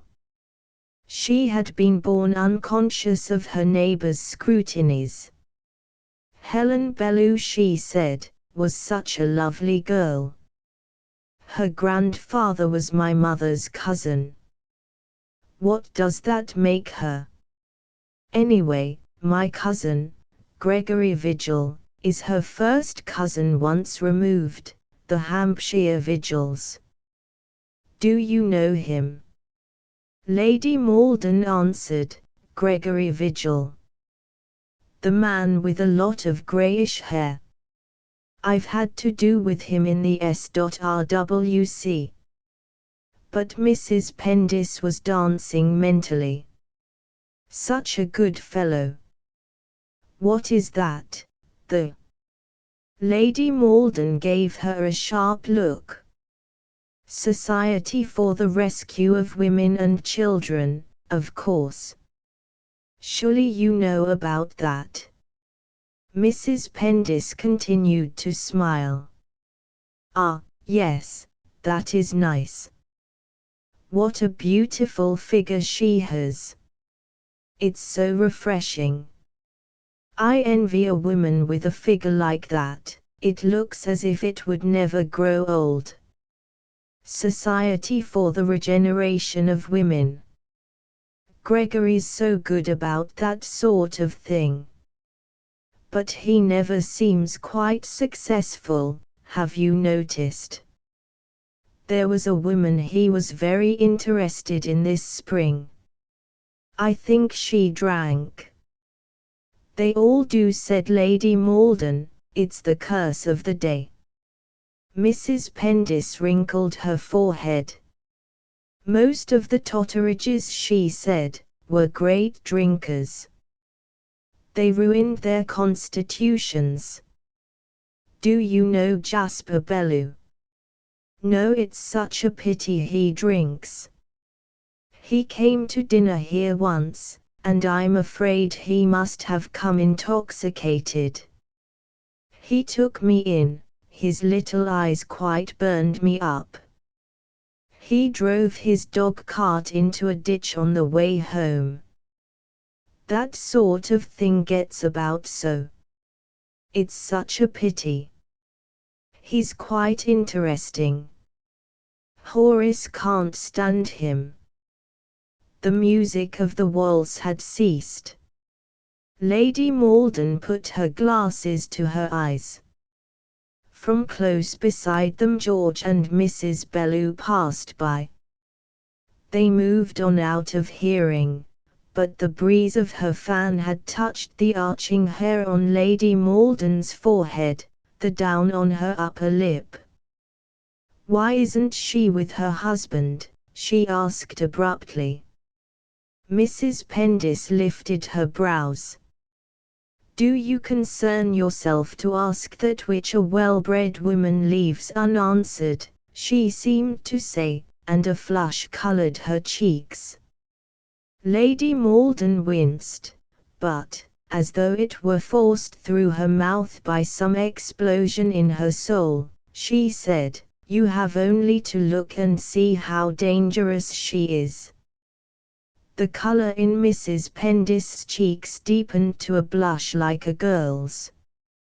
Every man, she said, is in love with Helen Bellew. She's so tremendously alive.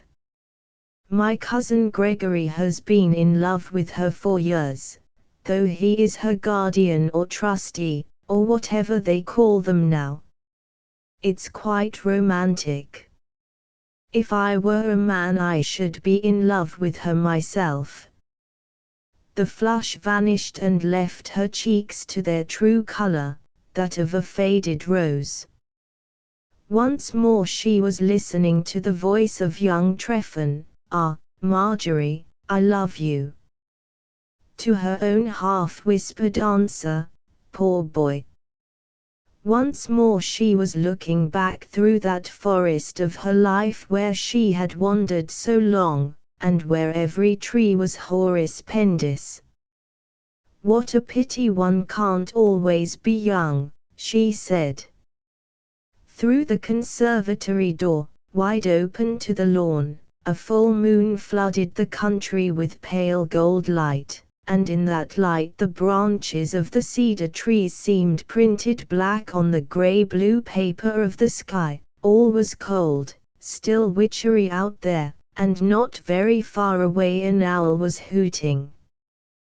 The Reverend Hussell Barter, about to enter the conservatory for a breath of air, was arrested by the sight of a couple half hidden by a bushy plant. Side by side they were looking at the moonlight, and he knew them for Mrs. Bellew and George Pendis. Before he could either enter or retire, he saw George seize her in his arms. She seemed to bend her head back, then bring her face to his. The moonlight fell on it, and on the full, white curve of her neck. The rector of Worstead Skeins saw, too, that her eyes were closed, her lips parted. Chapter 6 Influence of the Reverend Hussell Barter. Along the walls of the smoking room, above a leather dado, were prints of horsemen in night-shirts and nightcaps, or horsemen in red coats and top hats, with words underneath such as, "Yowix says Thruster, Yowix says Dick." My word! These D-Quor knights shall now see the trick. Ad quo, 2 pairs of antlers surmounted the hearth, mementos of Mr. Pendist's dear forest, Strathbogaly, now given up, where, with the assistance of his dear old gilly Angus MacBain, he had secured the heads of these monarchs of the glen. Between them was the print of a personage in trousers, with a rifle under his arm and a smile on his lips, while 2 large deerhounds worried a dying stag, and a lady approached him on a pony. The squire and Sir James Maldon had retired, the remaining guests were seated round the fire. Gerald Pendis stood at a side table, on which was a tray of decanters, glasses, and mineral water. "Who's for a drop of the Crather?" "A wee drop of the Crather." "Rector, a drop of the Crather." "George, a drop." George shook his head. A smile was on his lips, and that smile had in it a quality of remoteness, as though it belonged to another sphere, and had strayed onto the lips of this man of the world against his will.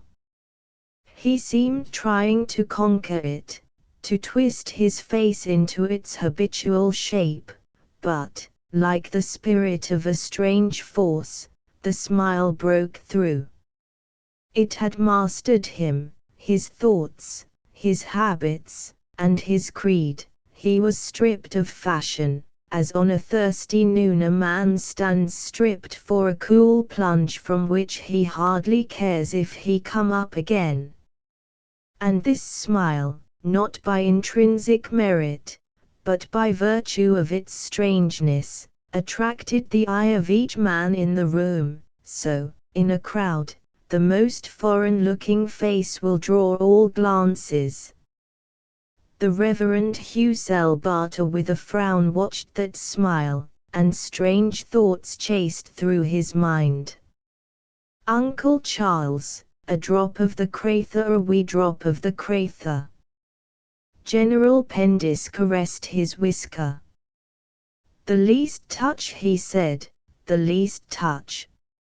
I hear that our friend Sir Percival is going to stand again." Mr. Barter rose and placed his back before the fire. "Outrageous," he said. "He ought to be told at once that we can't have him." The Honourable Geoffrey Winlow answered from his chair, "If he puts up, he'll get in, they can't afford to lose him." And with a leisurely puff of smoke, "I must say, sir, I don't quite see what it has to do with his public life." Mr. Barter thrust forth his lower lip. "An impenitent man," he said. "But a woman like that. What chance has a fellow if she once gets hold of him?" "When I was stationed at Halifax," began General Pendis, "she was the belle of the place." Again Mr. Barter thrust out his lower lip. "Don't let's talk of her, the jade." Then suddenly to George, "Let's hear your opinion, George. Dreaming of your victories, eh?" And the tone of his voice was peculiar. But George got up. "I'm too sleepy," he said. "Good night." Curtly nodding, he left the room. Outside the door stood a dark oak table covered with silver candlesticks. A single candle burned thereon, and made a thin gold path in the velvet blackness. George lighted his candle, and a second gold path leaped out in front. Up this he began to ascend. He carried his candle at the level of his breast, and the light shone sideways and up over his white shirt front and the comely, bulldog face above it. It shone, too, into his eyes, grey and slightly bloodshot, as though their surfaces concealed passions violently struggling for expression. At the turning platform of the stair he paused. In darkness above and in darkness below, the country house was still, all the little life of its day, its petty sounds, movements, comings, goings, its very breathing, seemed to have fallen into sleep. The forces of its life had gathered into that pool of light where George stood listening. The beating of his heart was the only sound. In that small sound was all the pulse of this great slumbering space. He stood there long, motionless, listening to the beating of his heart, like a man fallen into a trance. Then floating up through the darkness came the echo of a laugh. George started. "The D. Parson," he muttered, and turned up the stairs again. But now he moved like a man with a purpose, and held his candle high so that the light fell far out into the darkness. He went beyond his own room, and stood still again. The light of the candle showed the blood flushing his forehead, beating and pulsing in the veins at the side of his temples, showed, too, his lips quivering, his shaking hand. He stretched out that hand and touched the handle of a door, then stood again like a man of stone, listening for the laugh. He raised the candle, and it shone into every nook. His throat clicked, as though he found it hard to swallow. It was at Bernard Scrolls, the next station to Worsted Skeynes, on the following afternoon, that a young man entered a first-class compartment of the 3.10 train to town. The young man wore a new market coat, natty white gloves, and carried an eyeglass. His face was well colored, his chestnut mustache well brushed, and his blue eyes with their loving expression seemed to say, "Look at me, come, look at me, can anyone be better fed?" His valise and hat box, of the best leather, bore the inscription, "E may do, 8th Lancers." There was a lady leaning back in a corner, wrapped to the chin in a fur garment, and the young man, encountering through his eyeglass her cool, ironical glance, dropped it and held out his hand. "Ah, Mrs. Bellew, great pleasure to see you again so soon. You going up to town? Jolly dance last night, wasn't it? Dear old sort, the Squire, and Mrs. Pendis such an awfully nice woman." Mrs. Bellew took his hand, and leaned back again in her corner. She was rather paler than usual, but it became her, and Captain Maydew thought he had never seen so charming a creature. "Got a week's leave, thank goodness. Most awfully slow time of year. Cubbin's pretty well over, and we don't open till the 1st. He turned to the window. There in the sunlight the hedgerows ran golden and brown away from the clouds of trailing train smoke. Young Maydew shook his head at their beauty. "The country's still very blind," he said. "Awful pity you've given up your huntin'." Mrs. Bellew did not trouble to answer, and it was just that certainty over herself, the cool assurance of a woman who has known the world, her calm, almost negligent eyes, that fascinated this young man. He looked at her quite shyly. "I suppose you will become my slave," those eyes seemed to say, "but I can't help you, really." "Did you back George's horse?" "I had an awfully good race. I was at school with George. Charming fellow, old George." In Mrs. Bellew's eyes something seemed to stir down in the depths, but young Maydew was looking at his glove. The handle of the carriage had left a mark that saddened him. "You know him well, I suppose, old George?" "Very well. Some fellows, if they have a good thing, keep it so jolly dark." "You fond of ricin, Mrs. Bellew?" "Passionately." "So am I." And his eyes continued, "It's ripping to like what you like, for, hypnotized, they could not tear themselves away from that creamy face, with its full lips and the clear, faintly smiling eyes above the high collar of white fur." At the terminus his services were refused, and rather crestfallen, with his hat raised, he watched her walk away. But soon, in his cab, his face regained its normal look, his eyes seemed saying to the little mirror, "Look at me, come, look at me, can anyone be better fed?"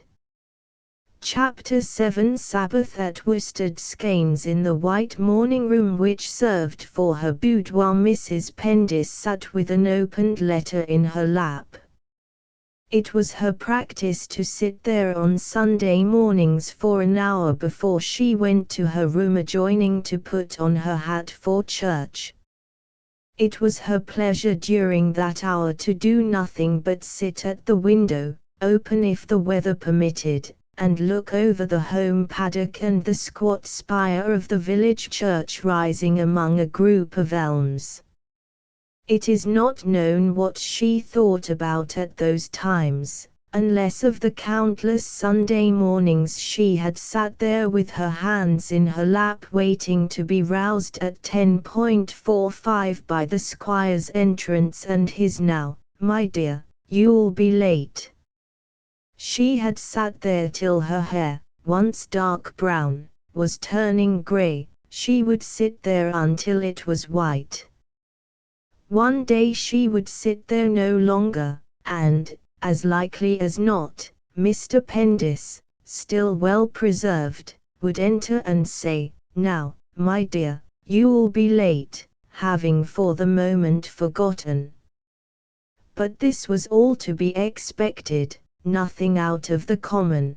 The same thing was happening in hundreds of country houses throughout the three kingdoms, and women were sitting waiting for their hair to turn white, who, long before, at the altar of a fashionable church, had parted with their imaginations and all the changes and chances of this mortal life. Round her chair the dear dogs lay. This was their practice too, and now and again the sky, he was getting very old, would put out a long tongue and lick her little pointed shoe. For Mrs. Pendis had been a pretty woman, and her feet were as small as ever. Beside her on a spindly table stood a china bowl filled with dried rose leaves, whereon had been scattered an essence smelling like sweetbriar, whose secret she had learned from her mother in the old Warwickshire home of the Totteridges, long since sold to Mr. Abraham Brightman. Mrs. Pendis, born in the year 1840, loved sweet perfumes, and was not ashamed of using them. The Indian summer sun was soft and bright, and wistful, soft, and bright were Mrs. Pendis's eyes, fixed on the letter in her lap. She turned it over and began to read again. A wrinkle visited her brow. It was not often that a letter demanding decision or involving responsibility came to her hands past the kind and just censorship of Horace Pendis. Many matters were under her control, but were not, so to speak, connected with the outer world. Thus ran the letter, S.R.W.C., Hanover Square, November 1, 1891. Dear Marjorie, I want to see you and talk something over, so I'm running down on Sunday afternoon. There is a train of sorts. Any loft will do for me to sleep in if your house is full, as it may be, I suppose, at this time of year. On second thoughts I will tell you what I want to see you about. You know, of course, that since her father died I am Helen Bellew's only guardian. Her present position is one in which no woman should be placed. I am convinced it ought to be put an end to. That man Bellew deserves no consideration. I cannot write of him coolly, so I won't write at all. It is 2 years now since they separated, entirely, as I consider, through his fault. The law has placed her in a cruel and helpless position all this time, but now, thank God, I believe we can move for a divorce. You know me well enough to realize what I have gone through before coming to this conclusion. Heaven knows if I could hit on some other way in which her future could be safeguarded, I would take it in preference to this, which is most repugnant, but I cannot. You are the only woman I can rely on to be interested in her, and I must see Bellew. Let not the fat and just Benson and his estimable horses be disturbed on my account. I will walk up and carry my toothbrush. Affectionately your cousin, Gregory Vigil. Mrs. Pendis smiled. She saw no joke, but she knew from the wording of the last sentence that Gregory saw one, and she liked to give it a welcome, so smiling and wrinkling her forehead, she mused over the letter. Her thoughts wandered. The last scandal, Lady Rose Bethany's divorce, had upset the whole county, and even now one had to be careful what one said. Horace would not like the idea of another divorce suit, and that so close to Worsted Skeins. When Helen left on Thursday he had said, "I'm not sorry she's gone. Her position is a queer one. People don't like it." The Maldons were quite, and Mrs. Pendis remembered with a glow at her heart how she had broken in, "Ellen Maldon is too bourgeois for anything." Nor had Mr. Pendis's look of displeasure effaced the comfort of that word. Poor Horace. The children took after him, except George, who took after her brother Hubert. The dear boy had gone back to his club on Friday, the day after Helen and the others went. She wished he could have stayed. She wished, the wrinkle deepened on her brow. Too much London was bad for him. Too much. Her fancy flew to the London which she saw now only for 3 weeks in June and July, for the sake of the girls, just when her garden was at its best, and when really things were such a whirl that she never knew whether she was asleep or awake. It was not like London at all, not like that London under spring skies, or in early winter lamplight, where all the passers-by seemed so interesting, living all sorts of strange and eager lives, with strange and eager pleasures, running all sorts of risks, hungry sometimes, homeless even, so fascinating, so unlike. Now, my dear, you'll be late. Mr. Pendis, in his Norfolk jacket, which he was on his way to change for a black coat, passed through the room, followed by the spaniel John. He turned at the door, and the spaniel John turned too. I hope to goodness Bart'll be short this morning. I want to talk to old Fox about that new chaff cutter. Round their mistress the three terriers raised their heads. The aged Skye gave forth a gentle growl. Mrs. Pendis leaned over and stroked his nose. Roy, how can you, dear? Mr. Pendis said, the old dog's losing all his teeth, he'll have to be put away. His wife flushed painfully. Oh no, Horace, oh no. The squire coughed. We must think of the dog, he said. Mrs. Pendis rose, and crumpling the letter nervously, followed him from the room. A narrow path led through the home paddock towards the church, and along it the household were making their way. The maids in feathers hurried along guiltily by twos and threes, the butler followed slowly by himself. A footman and a groom came next, leaving trails of pomatum in the air. Presently General Pendis, in a high square-topped bowler hat, carrying a Malacca cane, and prayer book, appeared walking between Bee and Nora, also carrying prayer books, with fox terriers by their sides. Lastly, the squire in a high hat, 6 or 7 paces in advance of his wife, in a small velvet toque. The rooks had ceased their wheeling and their cawing. The 5 minutes bell, with its jerky, toneless tolling, alone broke the Sunday hush.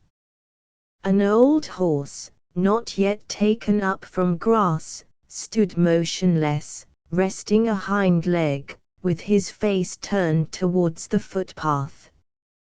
Within the churchyard wicket the rector, firm and square, a low-crowned hat tilted up on his bald forehead, was talking to a deaf old cottager. He raised his hat and nodded to the ladies, then, leaving his remark unfinished, disappeared within the vestry. At the organ Mrs. Barter was drawing out stops in readiness to play her husband into church, and her eyes, half shining and half anxious, were fixed intently on the vestry door. The squire and Mrs. Pendis, now almost abreast, came down the aisle and took their seats beside their daughters and the general in the first pew on the left. It was high and cushioned. They knelt down on tall red hassocks. Mrs. Pendis remained over a minute buried in thought. Mr. Pendis rose sooner, and looking down, kicked the hassock that had been put too near the seat. Fixing his glasses on his nose, he consulted a worn old Bible, then rising, walked to the lectern and began to find the lessons. The bell ceased, a wheezing, growling noise was heard. Mrs. Barter had begun to play. The rector, in a white surplice, was coming in. Mr. Pendis, with his back turned, continued to find the lessons. The service began. Through a plain glass window high up in the right-hand aisle the sun shot a gleam athwart the Pendises' pew. It found its last resting place on Mrs. Barter's face, showing her soft crumpled cheeks painfully flushed, the lines on her forehead, and those shining eyes, eager and anxious, traveling ever from her husband to her music and back again. At the least fold or frown on his face the music seemed to quiver, as to some spasm in the player's soul. In the Pendices pew the two girls sang loudly and with a certain sweetness. Mr. Pendis, too, sang, and once or twice he looked in surprise at his brother, as though he were not making a creditable noise. Mrs. Pendis did not sing, but her lips moved, and her eyes followed the millions of little dust atoms dancing in the long slanting sunbeam. Its gold path canted slowly from her, then, as by magic, vanished. Mrs. Pendis let her eyes fall. Something had fled from her soul with the sunbeam, her lips moved no more. The squire sang 2 loud notes, spoke 3, sang 2 again, the psalms ceased. He left his seat, and placing his hands on the lectern's sides, leaned forward and began to read the lesson. He read the story of Abraham and Lot, and of their flocks and herds, and how they could not dwell together, and as he read, hypnotized by the sound of his own voice, he was thinking, "This lesson is well read by me, Horace Pendis. I am Horace Pendis, Horace Pendis. Amen, Horace Pendis." And in the first pew on the left Mrs. Pendis fixed her eyes upon him, for this was her habit, and she thought how, when the spring came again, she would run up to town, alone, and stay at Green's Hotel, where she had always stayed with her father when a girl. George had promised to look after her, and take her round the theatres. And forgetting that she had thought this every autumn for the last 10 years, she gently smiled and nodded. Mr. Pendis said, "And I will make thy seed as the dust of the earth, so that if a man can number the dust of the earth, then shall thy seed also be numbered. Arise, walk through the land in the length of it and in the breadth of it, for I will give it unto thee." Then Abram removed his tent, and came and dwelt in the plain of Mamre, which is in Hebron, and built there an altar unto the Lord.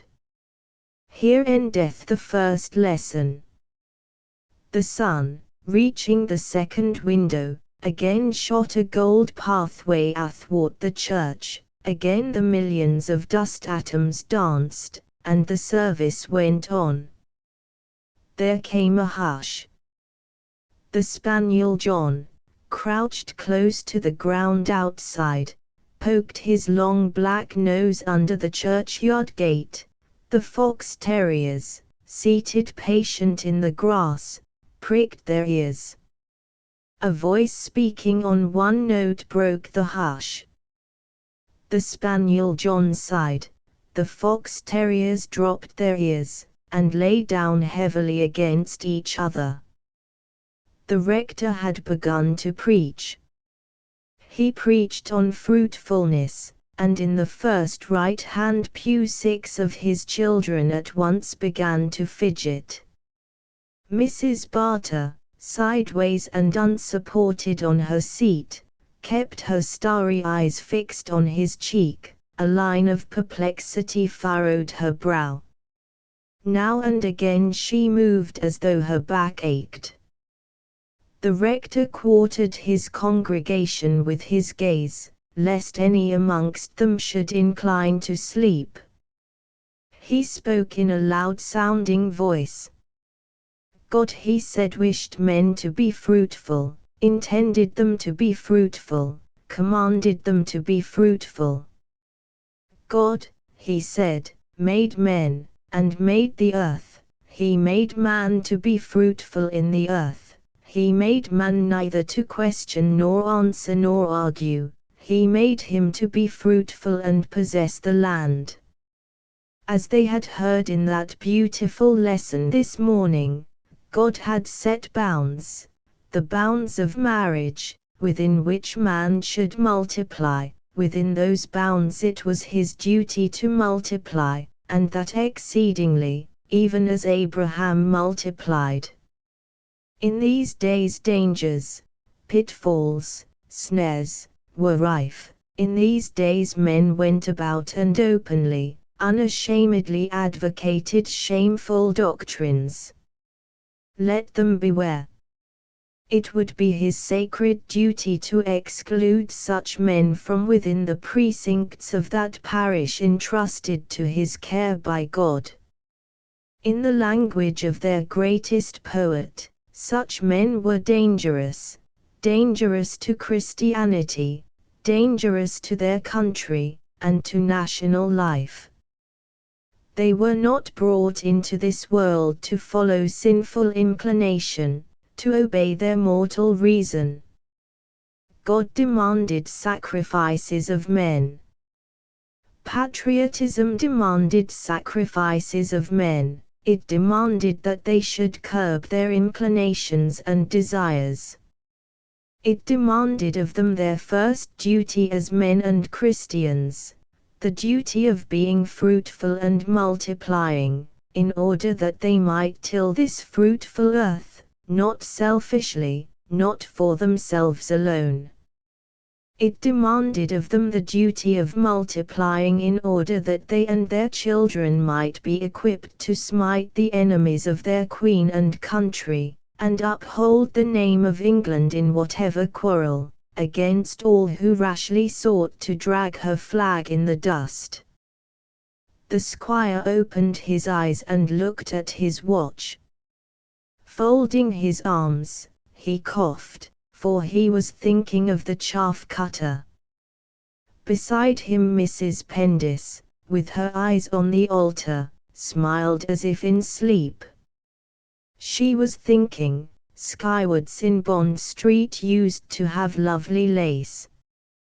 Perhaps in the spring I could, or there was Goblin's, their Point de Venice, behind them, 4 rows back, an aged cottage woman, as upright as a girl, sat with a rapt expression on her carved old face.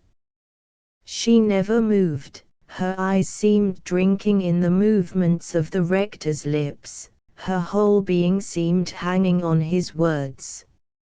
It is true her dim eyes saw nothing but a blur, her poor deaf ears could not hear one word, but she sat at the angle she was used to, and thought of nothing at all. And perhaps it was better so, for she was near her end. Outside the churchyard, in the sun-warmed grass, the fox terriers lay one against the other, pretending to shiver, with their small bright eyes fixed on the church door, and the rubbery nostrils of the spaniel John worked ever busily beneath the wicket gate. Chapter 8 Gregory Vigil proposes. About 3 o'clock that afternoon a tall man walked up the avenue at worsted skeins, in one hand carrying his hat, in the other a small brown bag. He stopped now and then, and took deep breaths, expanding the nostrils of his straight nose. He had a fine head, with wings of grizzled hair. His clothes were loose, his stride was springy. Standing in the middle of the drive, taking those long breaths, with his moist blue eyes upon the sky, he excited the attention of a robin, who ran out of a rhododendron to see, and when he had passed began to whistle. Gregory Vigil turned, and screwed up his humorous lips, and, except that he was completely lacking in embonpoint, he had a certain resemblance to this bird, which is supposed to be peculiarly British. He asked for Mrs. Pendis in a high, light voice, very pleasant to the ear, and was at once shown to the white morning room. She greeted him affectionately, like many women who have grown used to hearing from their husbands the formula, "Oh, your people." She had a strong feeling for her kith and kin. "You know, Grig," she said, when her cousin was seated, "your letter was rather disturbing. Her separation from Captain Bellew has caused such a lot of talk about here." "Yes, it's very common, I know, that sort of thing, but Horace is so. All the squires and parsons and county people we get about here are just the same. Of course, I'm very fond of her, she's so charming to look at, but, Gregory, I really don't dislike her husband. He's a desperate sort of person. I think that's rather refreshing, and you know I do think she's a little like him in that." The blood rushed up into Gregory Vigil's forehead. He put his hand to his head, and said, "Like him? Like that man? Is a rose like an artichoke?" Mrs. Pendis went on, "I enjoyed having her here immensely. It's the first time she's been here since she left the Firs." "How long is that?" "2 years. But you know, Grig, the Maldons were quite upset about her." "Do you think a divorce is really necessary?" Gregory Vigil answered, "I'm afraid it is." Mrs. Pendis met her cousin's gaze serenely. If anything, her brows were uplifted more than usual, but, as at the stirring of secret trouble, her fingers began to twine and twist. Before her rose a vision of George and Mrs. Bellew side by side. It was a vague maternal feeling, an instinctive fear. She stilled her fingers, let her eyelids droop, and said, "Of course, dear Grig, if I can help you in any way. Horace does so dislike anything to do with the papers." Gregory Vigil drew in his breath. "The papers," he said. "How hateful it is. To think that our civilization should allow women to be cast to the dogs. Understand, Marjorie, I'm thinking of her. In this matter I'm not capable of considering anything else." Mrs. Pendis murmured, "Of course, dear Grig, I quite understand. Her position is odious. A woman should not have to live like that, exposed to everyone's foul gossip. But, dear Grig, I don't think she minds. She seemed to me in such excellent spirits." Gregory ran his fingers through his hair. "Nobody understands her," he said, "she's so plucky." Mrs. Pendis stole a glance at him, and a little ironical smile flickered over her face. "No one can look at her without seeing her spirit. But, Grig, perhaps you don't quite understand her either." Gregory Vigil put his hand to his head.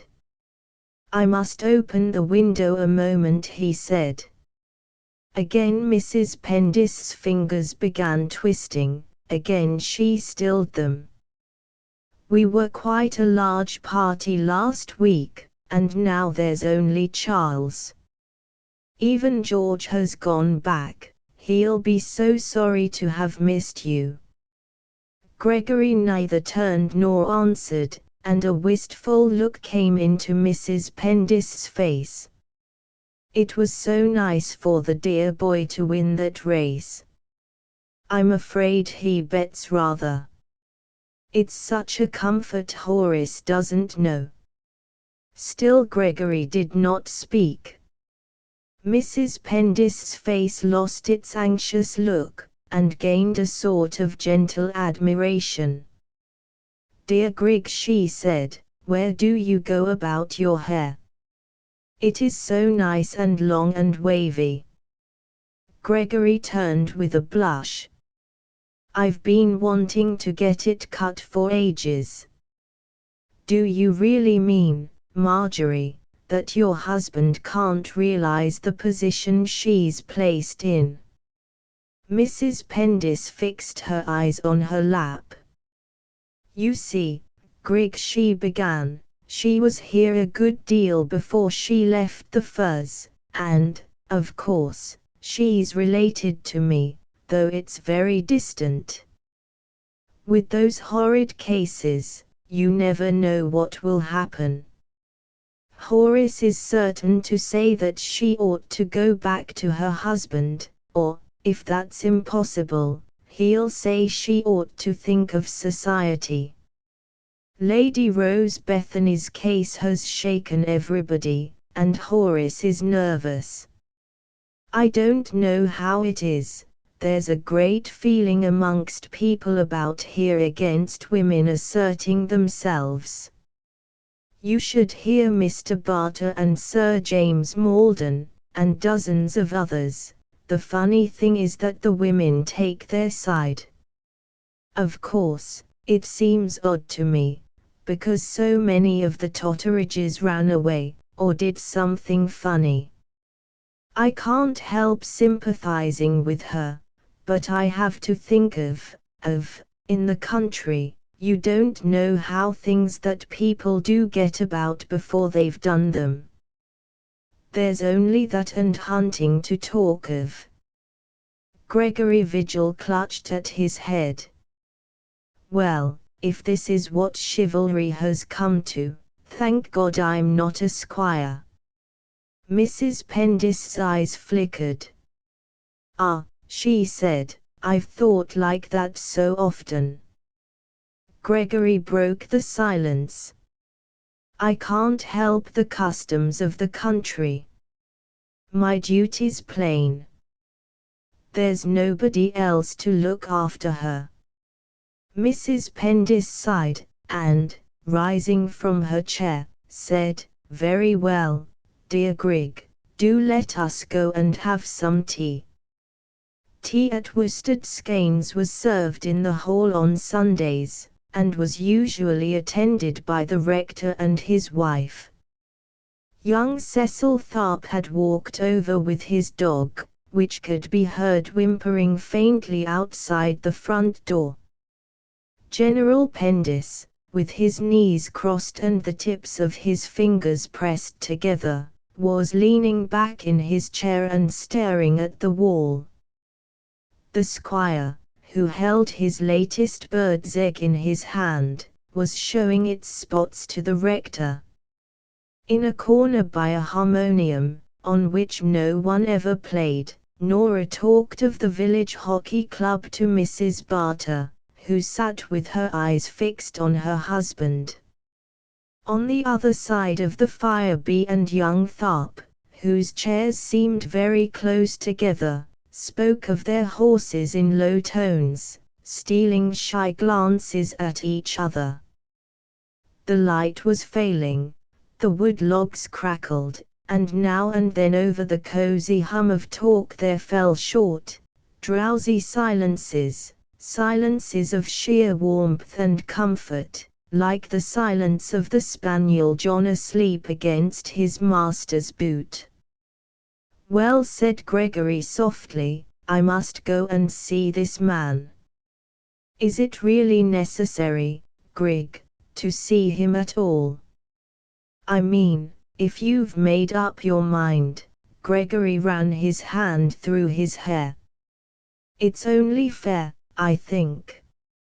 And crossing the hall, he let himself out so quietly that no one but Mrs. Pendis noticed he had gone.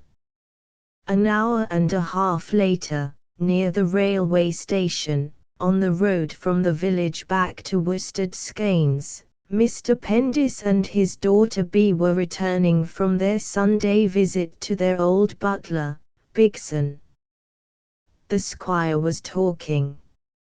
He's failing, Bee dear, old Bigson's failing. I can't hear what he says, he mumbles so, and he forgets. Fancy his forgetting that I was at Oxford. But we don't get servants like him nowadays. That chap we've got now is a sleepy fellow. Sleepy. What's that in the road? They've no business to be coming at that pace. Who is it? I can't see. Down the middle of the dark road a dog cart was approaching at top speed. Bea seized her father's arm and pulled it vigorously, for Mr. Pendis was standing stock still in disapproval. The dog cart passed within a foot of him and vanished, swinging round into the station. Mr. Pendis turned in his tracks. Who was that? Disgraceful. On Sunday, too. The fellow must be drunk, he nearly ran over my legs. Did you see, Bea, he nearly ran over? Bea answered, it was Captain Bellew, father, I saw his face. Bellew. That drunken fellow. I shall summons him. Did you see, Bea, he nearly ran over my... Perhaps he's had bad news, said Bea. There's the train going out now, I do hope he caught it. Bad news. Is that an excuse for driving over me? You hope he caught it. I hope he's thrown himself out. The ruffian. I hope he's killed himself. In this strain Mr. Pendis continued until they reached the church. On their way up the aisle they passed Gregory Vigil leaning forward with his elbows on the desk and his hand covering his eyes. At 11 o'clock that night a man stood outside the door of Mrs. Bellew's flat in Chelsea violently ringing the bell. His face was deathly white, but his little dark eyes sparkled. The door was opened, and Helen Bellew in evening dress stood there holding a candle in her hand. Who are you? What do you want? The man moved into the light. Jasper. You. What on earth? I want to talk. Talk. Do you know what time it is? Time, there's no such thing. You might give me a kiss after 2 years. I've been drinking, but I'm not drunk. Mrs. Bellew did not kiss him, neither did she draw back her face. No trace of alarm showed in her ice-grey eyes. She said, if I let you in, will you promise to say what you want to say quickly, and go away? The little brown devils danced in Bellew's face. He nodded. They stood by the hearth in the sitting room, and on the lips of both came and went a peculiar smile. It was difficult to contemplate too seriously a person with whom one had lived for years, with whom one had experienced in common the range of human passion, intimacy, and estrangement, who knew all those little daily things that men and women living together know of each other, and with whom in the end, without hatred, but because of one's nature, one had ceased to live. There was nothing for either of them to find out, and with a little smile, like the smile of knowledge itself, Jasper Bellew and Helen his wife looked at each other. Well, she said again, what have you come for? Bellew's face had changed.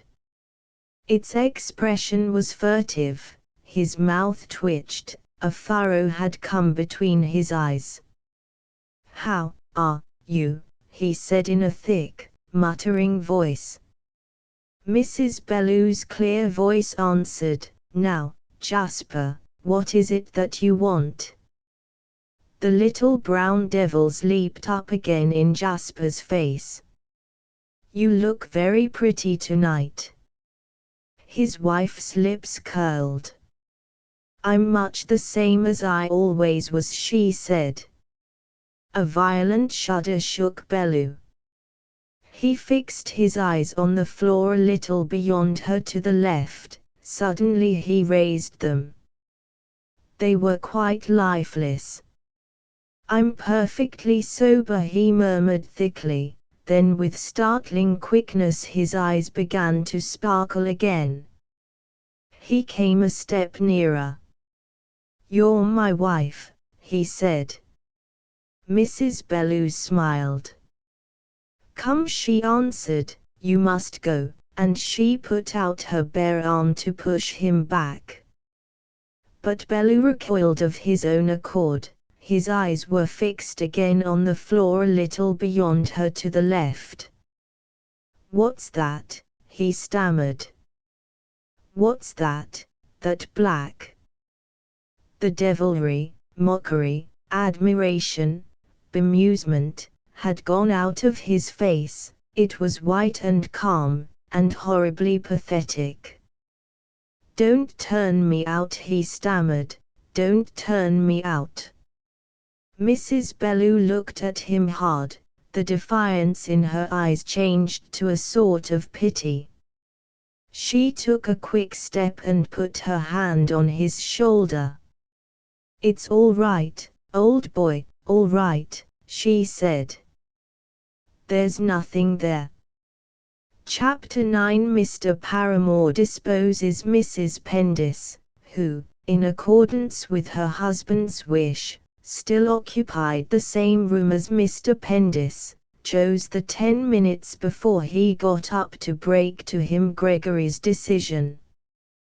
The moment was auspicious, for he was only half awake. "Horace," she said, and her face looked young and anxious, "Grigg says that Helen Bellew ought not to go on in her present position. Of course, I told him that you'd be annoyed, but Grigg says that she can't go on like this, that she simply must divorce Captain Bellew." Mr. Pendis was lying on his back. "What's that?" he said. Mrs. Pendis went on. "I knew it would worry you, but really," she fixed her eyes on the ceiling, "I suppose we ought only to think of her." The squire sat up. "What was that," he said, "about Bellew?" Mrs. Pendis went on in a languid voice and without moving her eyes.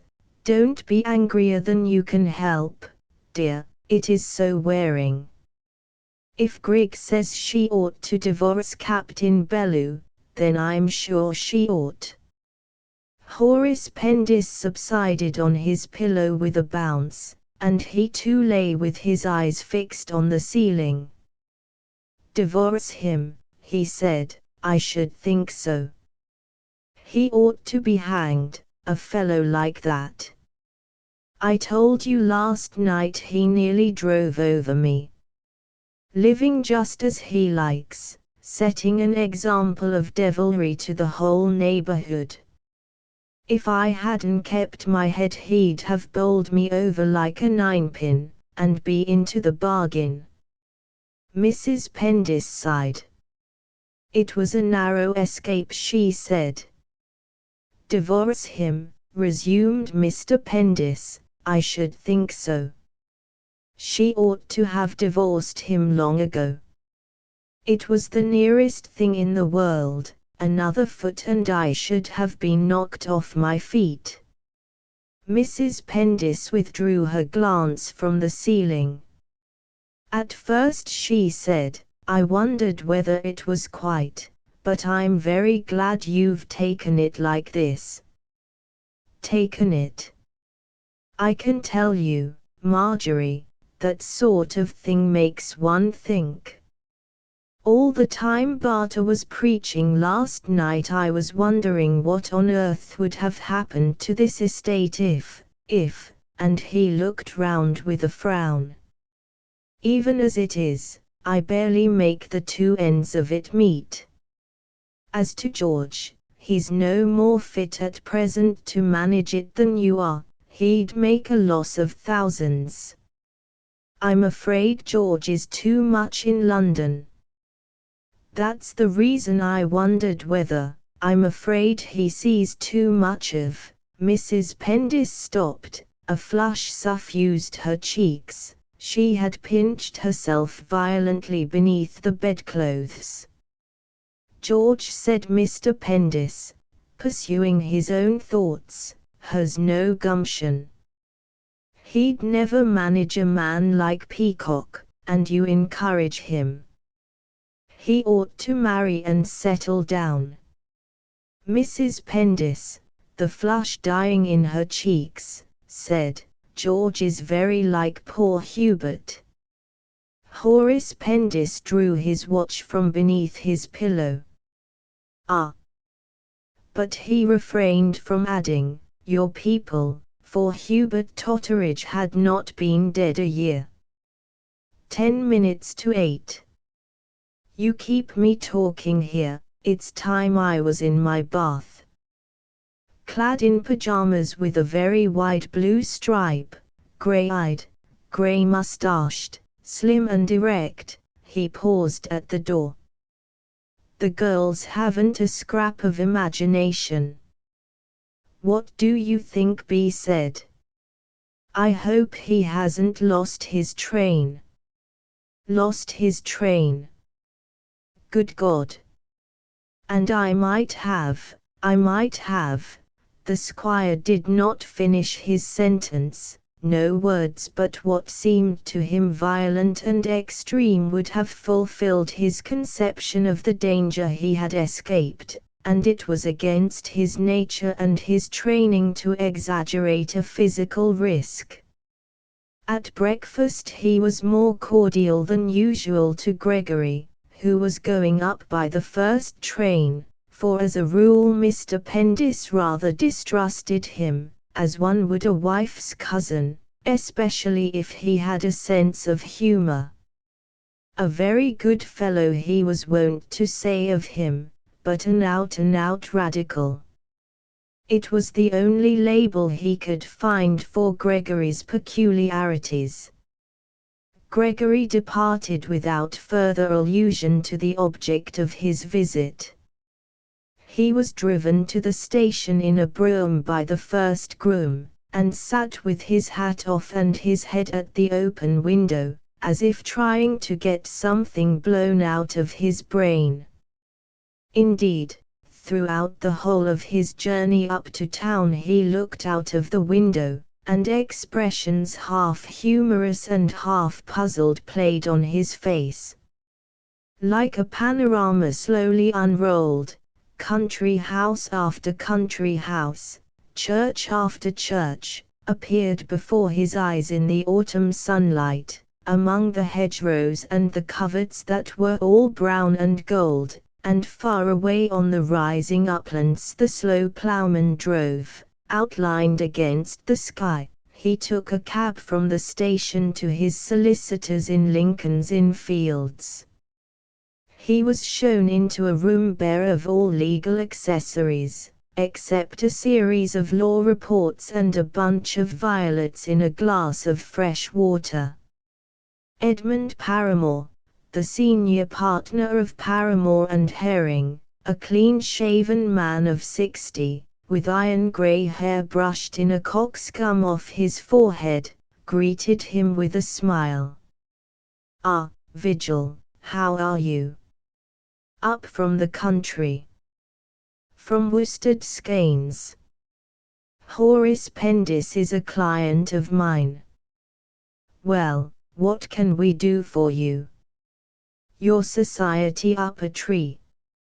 Gregory Vigil, in the padded leather chair that had held so many aspirants for comfort, sat a full minute without speaking, and Mr. Paramore, too, after one keen glance at his client that seemed to come from very far down in his soul, sat motionless and grave. There was at that moment something a little similar in the eyes of these two very different men, a look of kindred honesty and aspiration. Gregory spoke at last. "It's a painful subject to me." Mr. Paramore drew a face on his blotting paper. "I have come," went on Gregory, "about a divorce for my ward, Mrs. Jasper Bellew. Yes, her position is intolerable." Mr. Paramore gave him a searching look. "Let me see, I think she and her husband have been separated for some time." "Yes, for 2 years. You're acting with her consent, of course."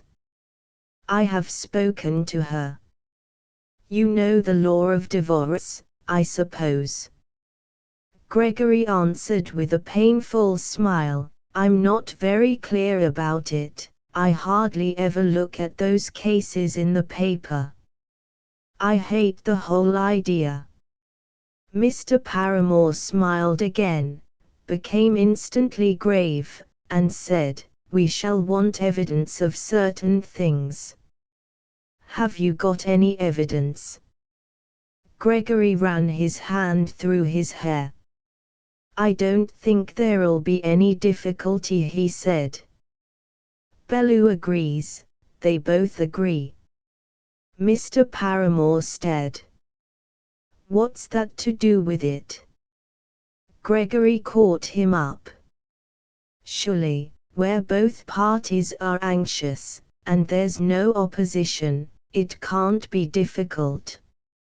"Good Lord," said Mr. Paramore. "But I've seen Bellew, I saw him yesterday. I'm sure I can get him to admit anything you want." Mr. Paramore drew his breath between his teeth. "Did you ever," he said dryly, "hear of what's called collusion?" Gregory got up and paced the room. "I don't know that I've ever heard anything very exact about the thing at all," he said. "The whole subject is hateful to me.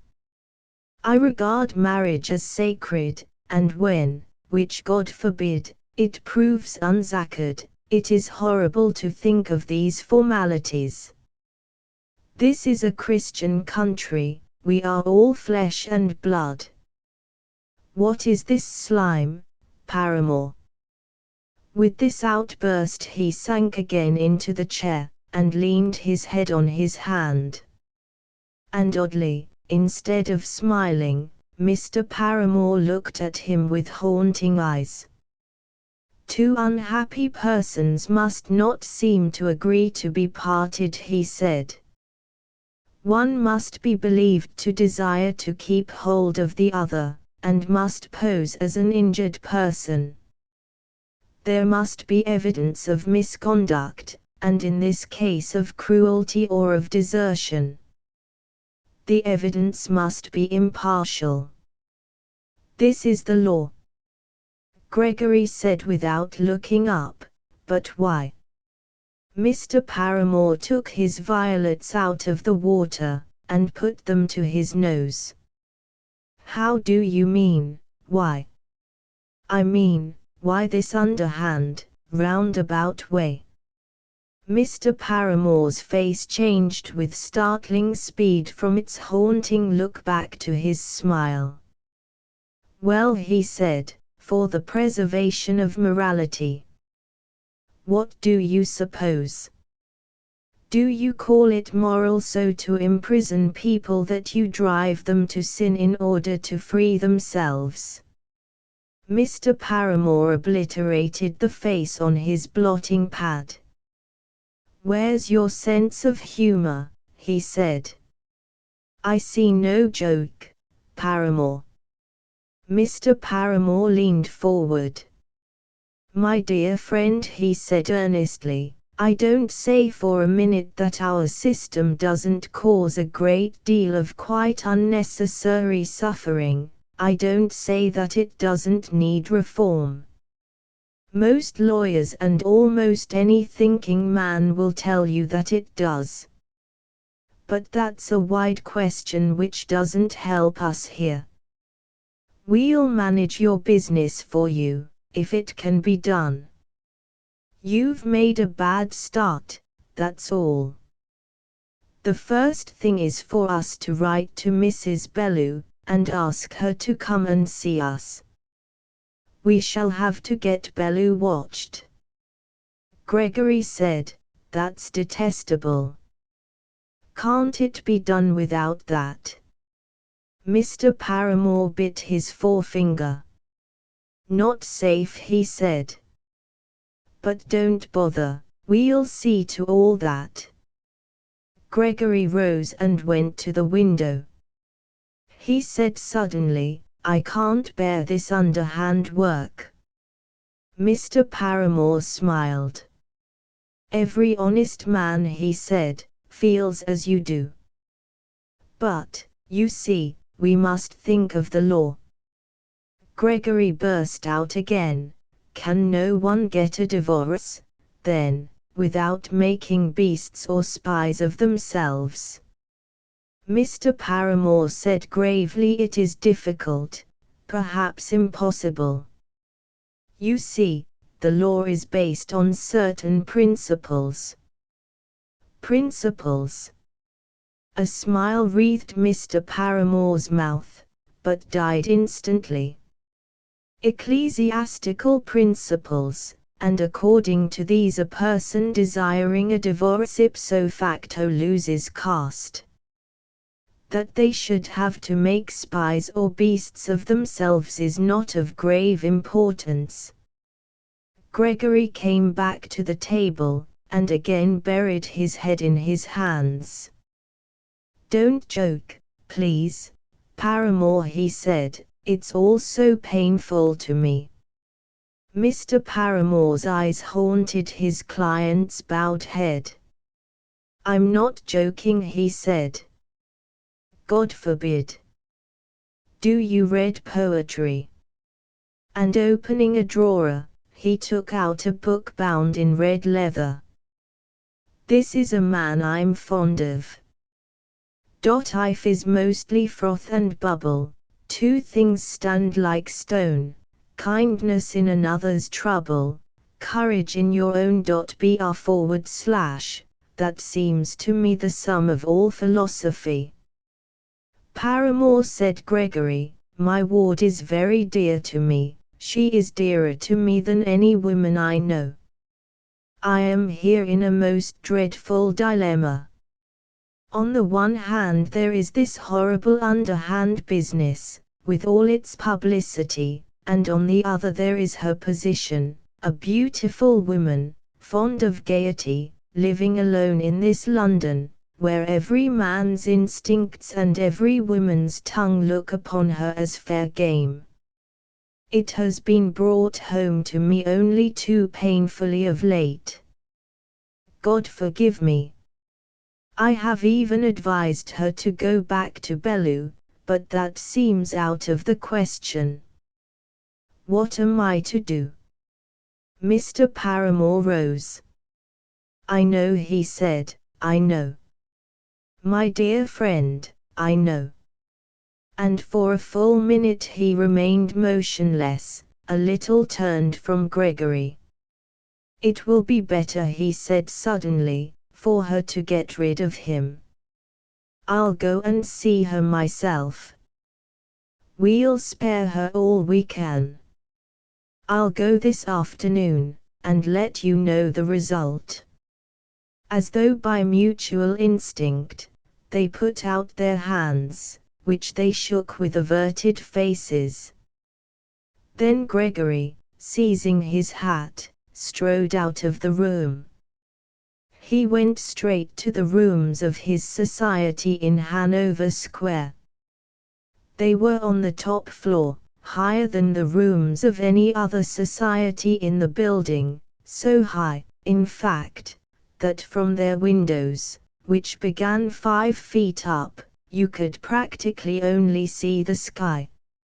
A girl with sloping shoulders, red cheeks, and dark eyes, was working a typewriter in a corner, and sideways to the sky at a bureau littered with addressed envelopes, unanswered letters, and copies of the Society's publications, was seated a grey-haired lady with a long, thin, weather-beaten face and glowing eyes, who was frowning at a page of manuscript.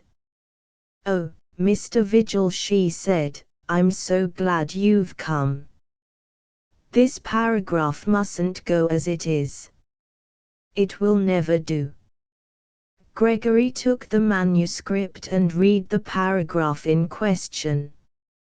"This case of Eva Neville is so horrible that we ask those of our women readers who live in the security, luxury perhaps, peace certainly, of their country homes, what they would have done, finding themselves suddenly in the position of this poor girl, in a great city, without friends, without money, almost without clothes, and exposed to all the craft of one of those fiends in human form who prey upon our womankind.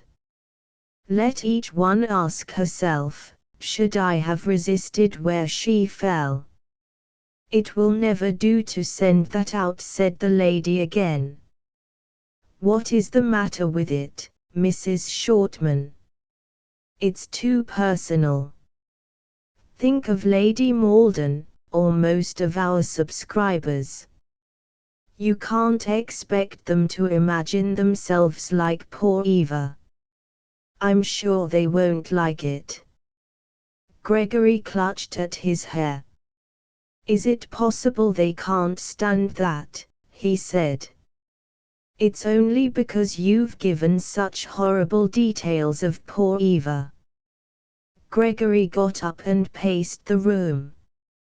Mrs. Shortman went on, "You've not lived in the country for so long, Mr. Vigil, that you don't remember. You see, I know.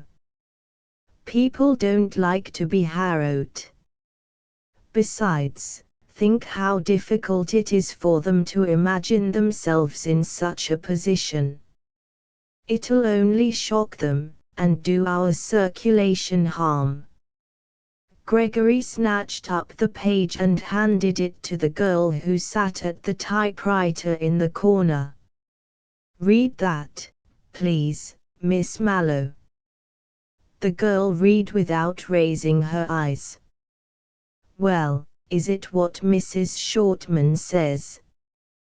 The girl handed it back with a blush. "It's perfect, of course, in itself, but I think Mrs. Shortman is right. It might offend some people." Gregory went quickly to the window, threw it up, and stood gazing at the sky. Both women looked at his back. Mrs. Shortman said gently, "I would only just alter it like this, from after country homes. Whether they do not pity and forgive this poor girl in a great city, without friends, without money, almost without clothes, and exposed to all the craft of one of those fiends in human form who prey upon our womankind, and just stop there." Gregory returned to the table. "Not forgive. He said, "not forgive." Mrs. Shortman raised her pen. "You don't know," she said, "what a strong feeling there is. Mind, it has to go to numbers of parsonages, Mr. Vigil. Our principle has always been to be very careful.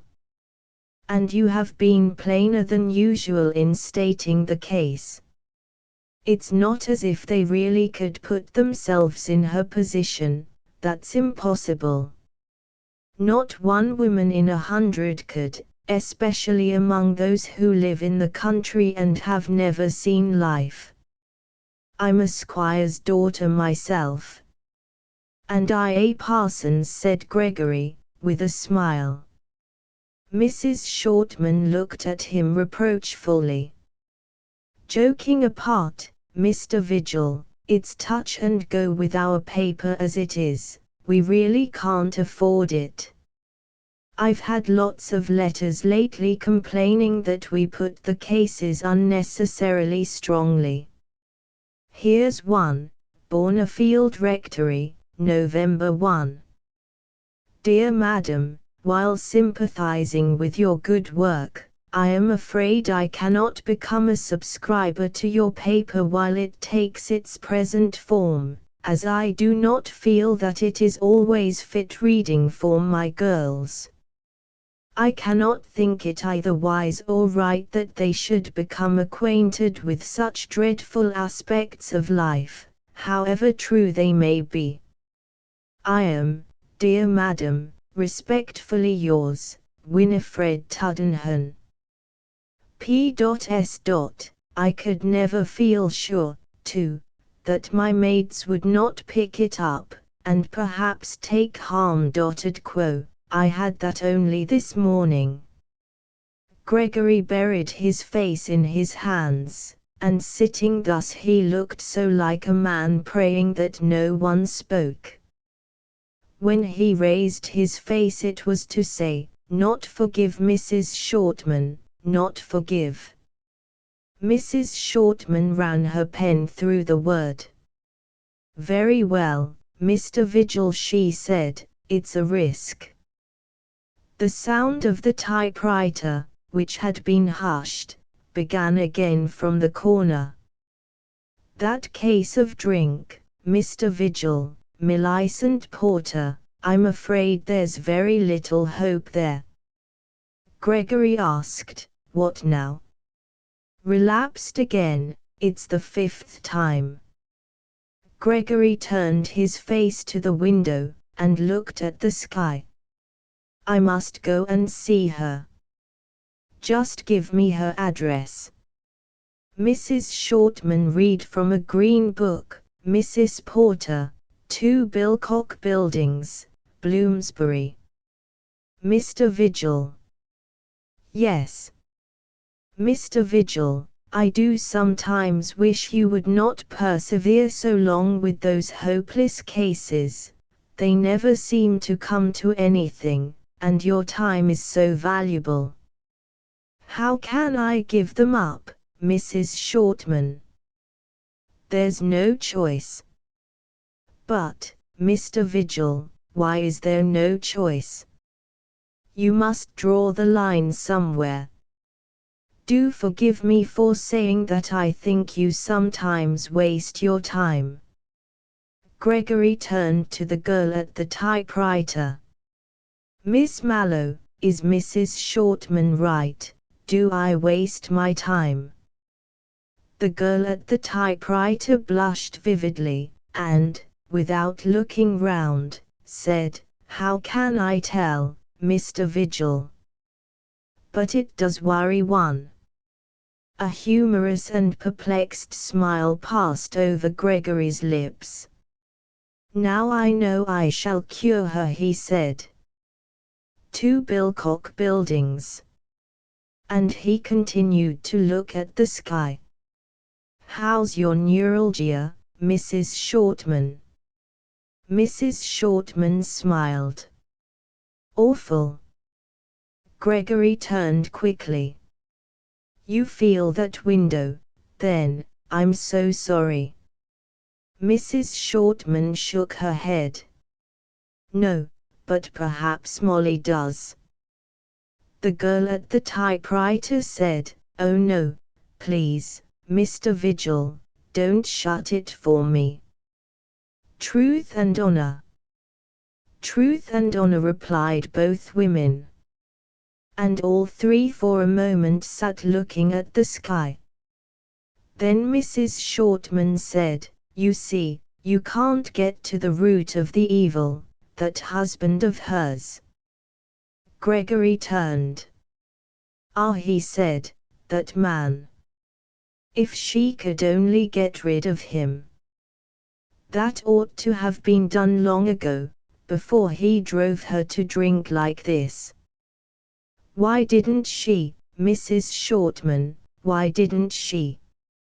Mrs. Shortman raised her eyes, which had such a peculiar spiritual glow.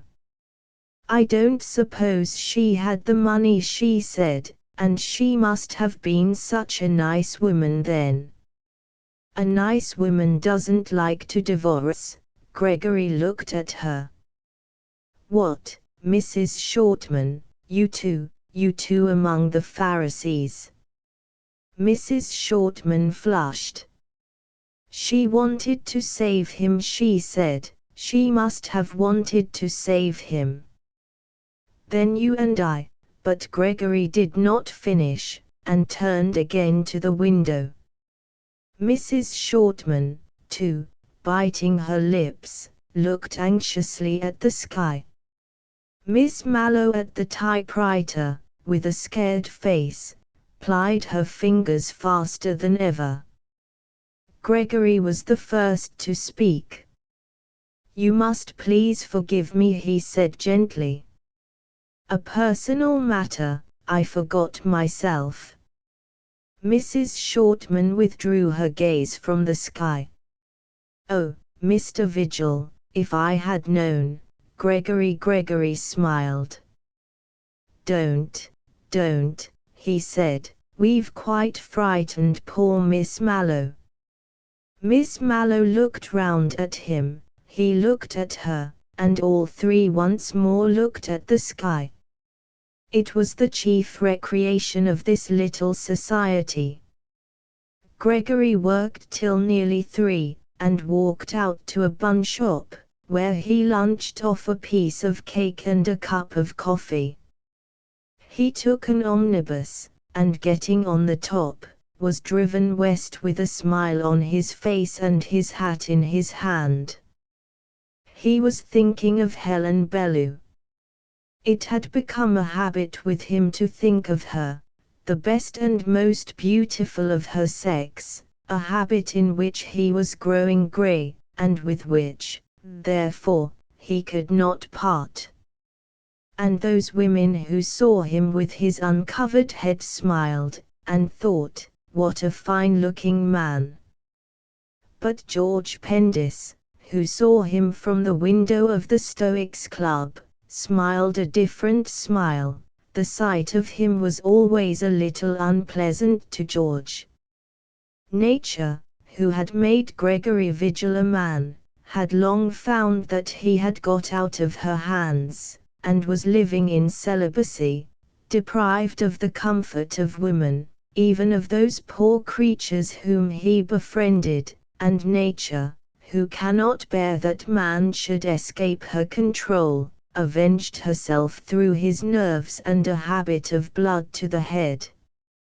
"Extravagance," she said, "I cannot have, and when I made this man I made him quite extravagant enough." For his temperament, not uncommon in a misty climate, had been born 7 feet high, and as a man cannot add a cubit to his stature, so neither can he take one off. Gregory could not bear that a yellow man must always remain a yellow man, but trusted by care and attention some day to see him white. There lives no mortal who has not a philosophy as distinct from every other mortal's as his face is different from their faces, but Gregory believed that philosophers unfortunately alien must gain in time a likeness to himself if he were careful to tell them often that they had been mistaken. Other men in this Great Britain had the same belief. To Gregory's reforming instinct it was a constant grief that he had been born refined. A natural delicacy would interfere and mar his noblest efforts. Hence failures deplored by Mrs. Pendis to Lady Malden the night they danced at Worsted Skeynes.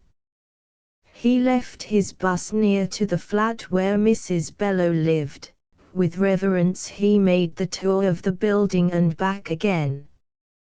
He had long fixed a rule, which he never broke, of seeing her only once a fortnight, but to pass her windows he went out of his way most days and nights.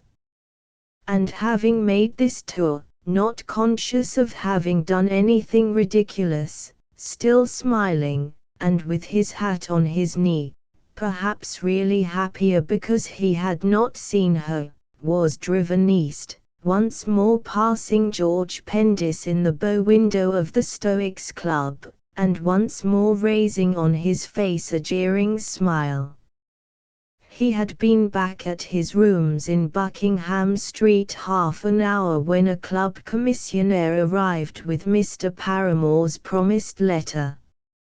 He opened it hastily. The Nelson Club, Trafalgar Square. My dear Vigil, I've just come from seeing your ward. An embarrassing complexion is lent to affairs by what took place last night. It appears that after your visit to him yesterday afternoon her husband came up to town, and made his appearance at her flat about 11 o'clock. He was in a condition bordering on delirium tremens, and Mrs. Bellew was obliged to keep him for the night. I could not, she said to me, have refused a dog in such a state. The visit lasted until this afternoon. In fact, the man had only just gone when I arrived. It is a piece of irony, of which I must explain to you the importance. I think I told you that the law of divorce is based on certain principles. One of these excludes any forgiveness of offenses by the party moving for a divorce. In technical language, any such forgiveness or overlooking is called condonation, and it is a complete bar to further action for the time being. The court is very jealous of this principle of non-forgiveness, and will regard with grave suspicion any conduct on the part of the offended party which might be construed as amounting to condonation. I fear that what your ward tells me will make it altogether inadvisable to apply for a divorce on any evidence that may lie in the past. It is too dangerous. In other words, the court would almost certainly consider that she has condoned offenses so far. Any further offense, however, will in technical language revive the past, and under these circumstances, though nothing can be done at present, there may be hope in the future. After seeing your ward, I quite appreciate your anxiety in the matter, though I am by no means sure that you are right in advising this divorce. If you remain in the same mind, however, I will give the matter my best personal attention, and my counsel to you is not to worry. This is no matter for a layman, especially not for one who, like you, judges of things rather as they ought to be than as they are. I am, my dear Vigil, very sincerely yours, Edmund Paramore. Gregory Vigil, Esquires. If you want to see me, I shall be at my club all the evening. When Gregory had read this note he walked to the window, and stood looking out over the lights on the river. His heart beat furiously, his temples were crimson. He went downstairs, and took a cab to the Nelson Club. Mr. Paramore, who was about to dine, invited his visitor to join him. Gregory shook his head. No, thanks, he said, I don't feel like dining. What is this, Paramore? Surely there's some mistake. Do you mean to tell me that because she acted like a Christian to that man she is to be punished for it in this way? Mr. Paramore bit his finger. Don't confuse yourself by dragging in Christianity. Christianity has nothing to do with law. You talked of principles, said Gregory, ecclesiastical.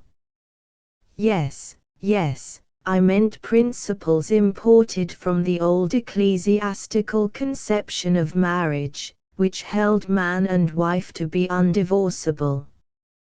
That conception has been abandoned by the law, but the principles still haunt. I don't understand. Mr. Paramore said slowly, I don't know that anyone does. It's our usual muddle. But I know this, Vigil, in such a case as your ward's we must tread very carefully. We must save face, as the Chinese say. We must pretend we don't want to bring this divorce, but that we have been so injured that we are obliged to come forward. If Bellew says nothing, the judge will have to take what's put before him. But there's always the Queen's proctor. I don't know if you know anything about him. No, said Gregory, I don't. Well, if he can find out anything against our getting this divorce, he will. It is not my habit to go into court with a case in which anybody can find out anything. Do you mean to say? I mean to say that she must not ask for a divorce merely because she is miserable, or placed in a position that no woman should be placed in, but only if she has been offended in certain technical ways, and if, by condonation, for instance, she has given the court technical reason for refusing her a divorce, that divorce will be refused her. To get a divorce, Vigil, you must be as hard as nails and as wary as a cat. Now do you understand? Gregory did not answer. Mr. Paramore looked searchingly and rather pityingly in his face. It won't do to go for it at present, he said. Are you still set on this divorce? I told you in my letter that I am not sure you are right. How can you ask me, Paramore? After that man's conduct last night, I am more than ever set on it. Then said Mr. Paramore, we must keep a sharp eye on Bellew, and hope for the best. Gregory held out his hand. You spoke of morality, he said. I can't tell you how inexpressibly mean the whole thing seems to me. Good night. And, turning rather quickly, he went out. His mind was confused and his heart torn. He thought of Helen Bellew as of the woman dearest to him in the coils of a great slimy serpent, and the knowledge that each man and woman unhappily married was, whether by his own, his partner's, or by no fault at all, in the same embrace, afforded him no comfort whatsoever. It was long before he left the windy streets to go to his home.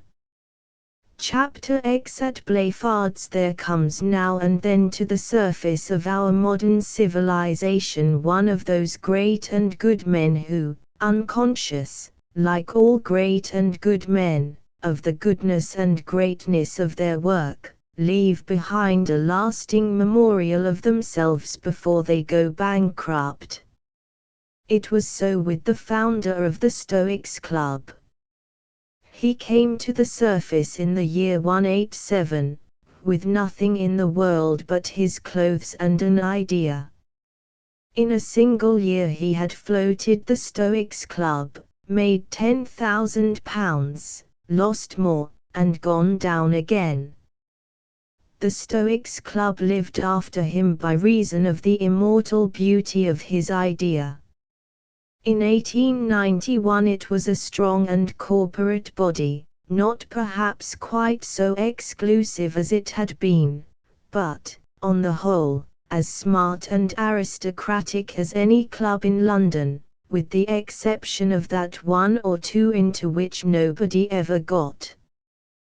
The idea with which its founder had underpinned the edifice was, like all great ideas, simple, permanent, and perfect, so simple, permanent, and perfect that it seemed amazing no one had ever thought of it before. It was embodied in number 1 of the members' rules: no member of this club shall have any occupation whatsoever. Hence the name of a club renowned throughout London for the excellence of its wines and cuisine. Its situation was in Piccadilly, fronting the Green Park, and through the many windows of its ground-floor smoking room the public were privileged to see at all hours of the day numbers of Stoics in various attitudes reading the daily papers or gazing out of the window. Some of them who did not direct companies, grow fruit, or own yachts, wrote a book, or took an interest in a theatre. The greater part eked out existence by racing horses, hunting foxes, and shooting birds. Individuals among them, however, had been known to play the piano, and take up the Roman Catholic religion. Many explored the same spots of the continent year after year at stated seasons. Some belonged to the yeomanry, others called themselves barristers. Once in a way one painted a picture or devoted himself to good works. They were, in fact, of all sorts and temperaments, but their common characteristic was an independent income, often so settled by Providence that they could not in any way get rid of it. But though the principle of no occupation overruled all class distinctions, the Stoics were mainly derived from the landed gentry.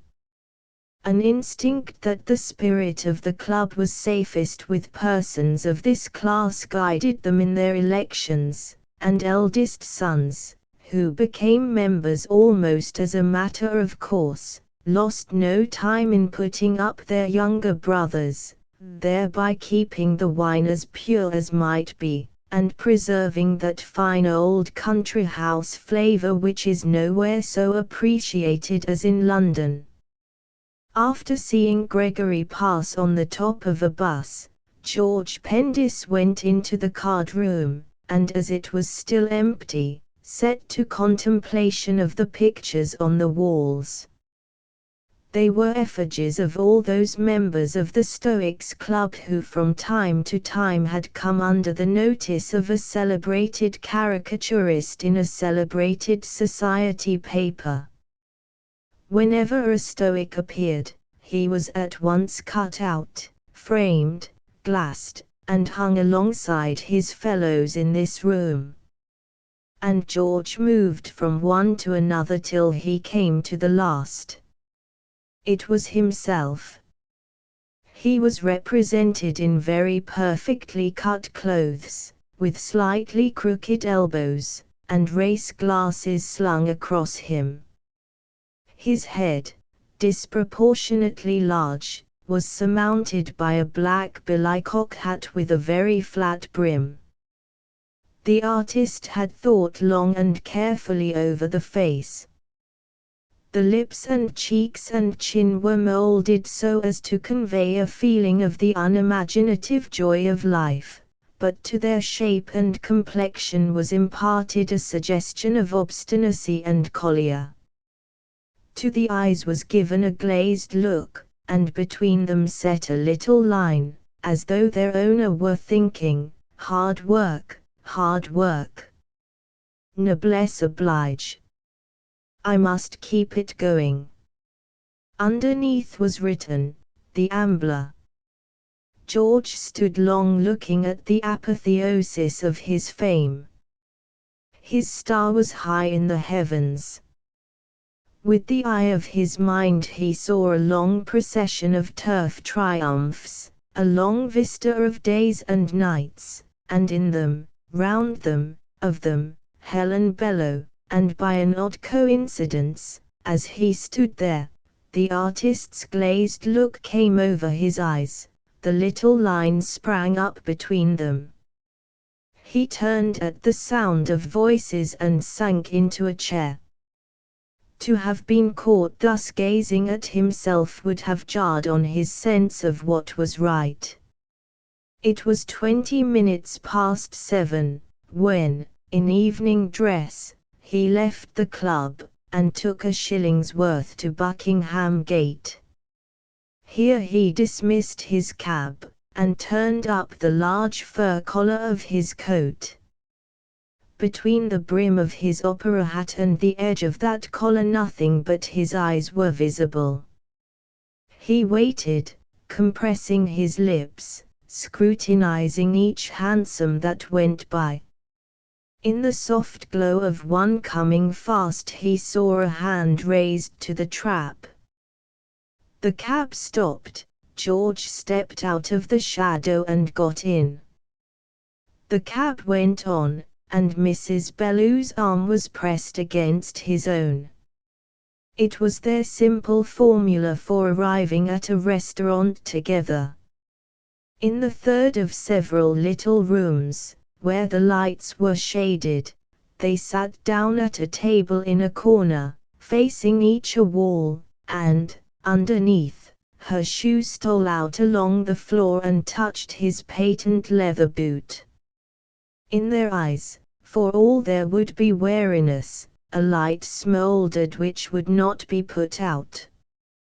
An habitué, sipping claret at a table across the little room, watched them in a mirror, and there came into his old heart a glow of warmth, half ache, half sympathy, a smile of understanding stirred the crow's feet round his eyes. Its sweetness ebbed, and left a little grin about his shaven lips.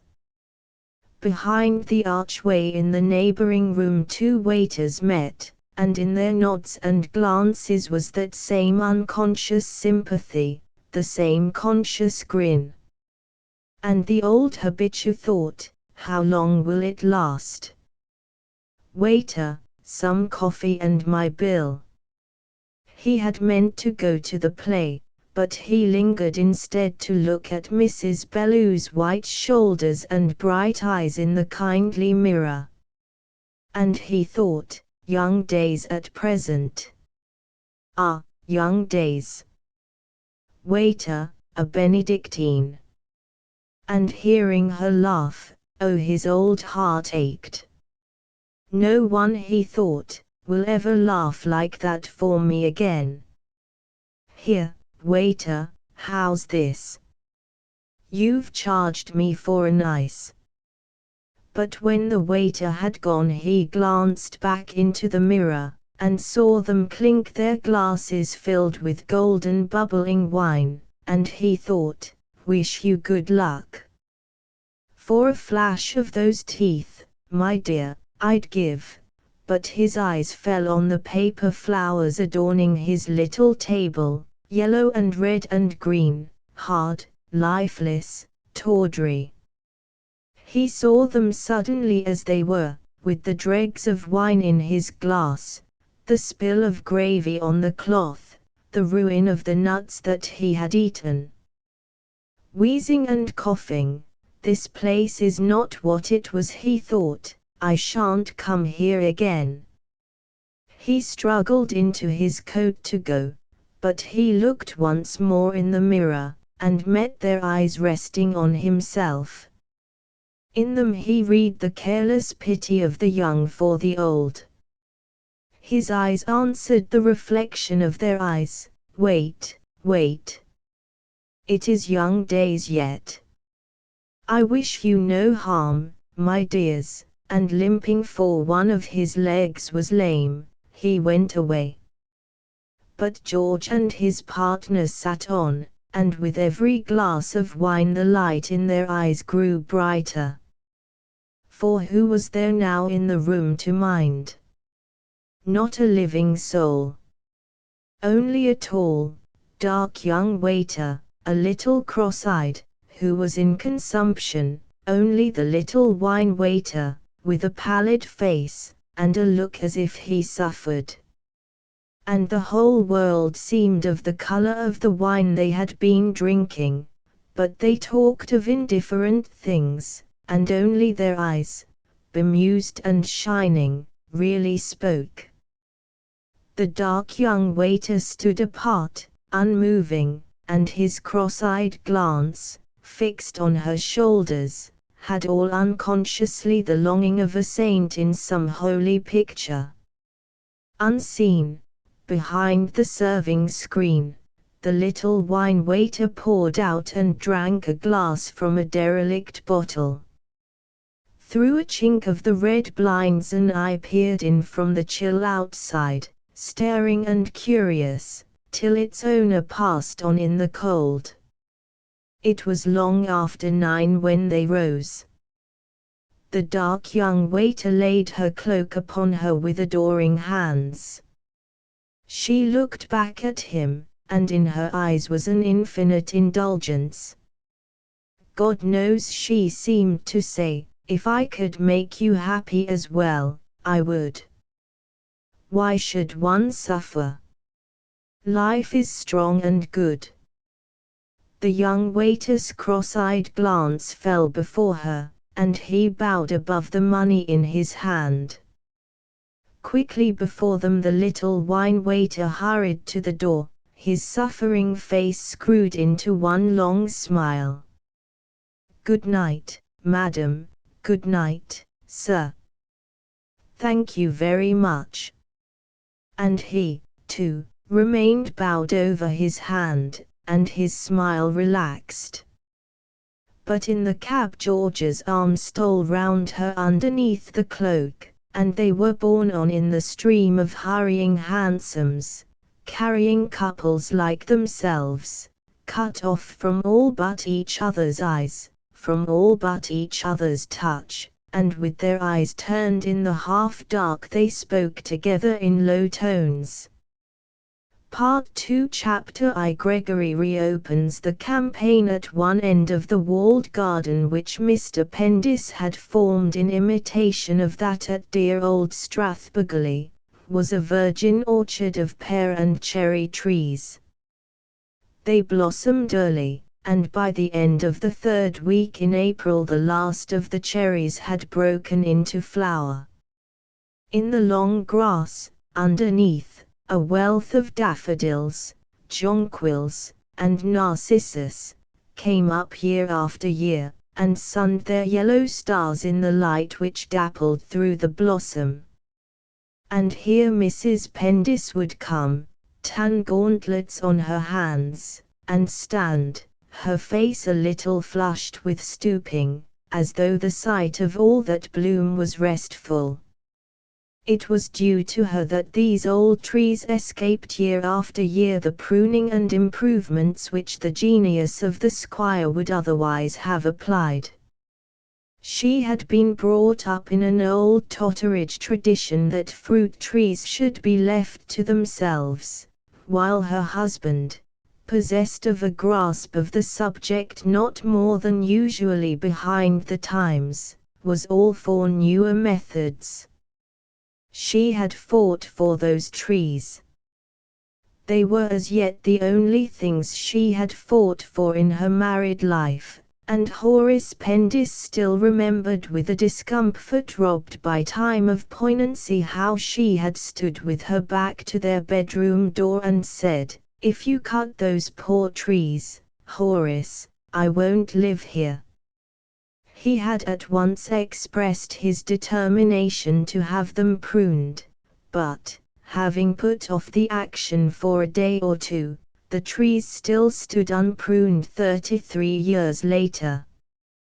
He had even come to feel rather proud of the fact that they continued to bear fruit, and would speak of them thus, "Queer fancy of my wife's, never been cut." And yet, remarkable thing, they do better than any of the others. This spring, when all was so forward, and the cuckoos already in full song, when the scent of young larches in the new plantation, planted the year of George's birth, was in the air like the perfume of celestial lemons. She came to the orchard more than usual, and her spirit felt the stirring, the old, half-painful yearning for she knew not what, that she had felt so often in her first years at Worsted Skeynes. And sitting there on a green painted seat under the largest of the cherry trees, she thought even more than her wont of George, as though her son's spirit, vibrating in its first real passion, were calling to her for sympathy. He had been down so little all that winter, twice for a couple of days shooting, once for a weekend, when she had thought him looking thinner and rather worn. He had missed Christmas for the first time. With infinite precaution she had asked him casually if he had seen Helen Bellew, and he had answered, "Oh yes, I see her once in a way." Secretly all through the winter she consulted the Times newspaper for mention of George's horse, and was disappointed not to find any. One day, however, in February, discovering him absolutely at the head of several lists of horses with figures after them, she wrote off at once with a joyful heart. Of 5 lists in which the Ambler's name appeared, there was only one in which he was second. George's answer came in the course of a week or so. "My dear mother, what you saw were the weights for the spring handicaps. They've simply done me out of everything. In great haste, your affectionate son, George Pendis. As the spring approached, the vision of her independent visit to London, which had sustained her throughout the winter, having performed its annual function, grew mistier and mistier, and at last faded away. She ceased even to dream of it, as though it had never been, nor did George remind her, and as usual, she ceased even to wonder whether he would remind her. She thought instead of the season visit, and its scurry of parties, with a sort of languid fluttering. For Worsted Skeynes, and all that Worsted Skeynes stood for, was like a heavy horseman guiding her with iron hands along a narrow lane. She dreamed of throwing him in the open, but the open she never reached. She woke at 7 with her tea, and from 7 to 8 made little notes on tablets, while on his back Mr. Pendis snored lightly. She rose at 8. At 9 she poured out coffee. From 9:30 to 10 she attended to the housekeeper and her birds. From 10 to 11 she attended to the gardener and her dress. From 11 to 12 she wrote invitations to persons for whom she did not care, and acceptances to persons who did not care for her. She drew out also and placed in due sequence checks for Mr. Pendis' signature, and secured receipts, carefully docketed on the back, within an elastic band. As a rule, also, she received a visit from Mrs. Hussell Barter. From 12 to 1 she walked with her and the dear dogs to the village, where she stood hesitatingly in the cottage doors of persons who were shy of her. From 1:30 to 2 she lunched.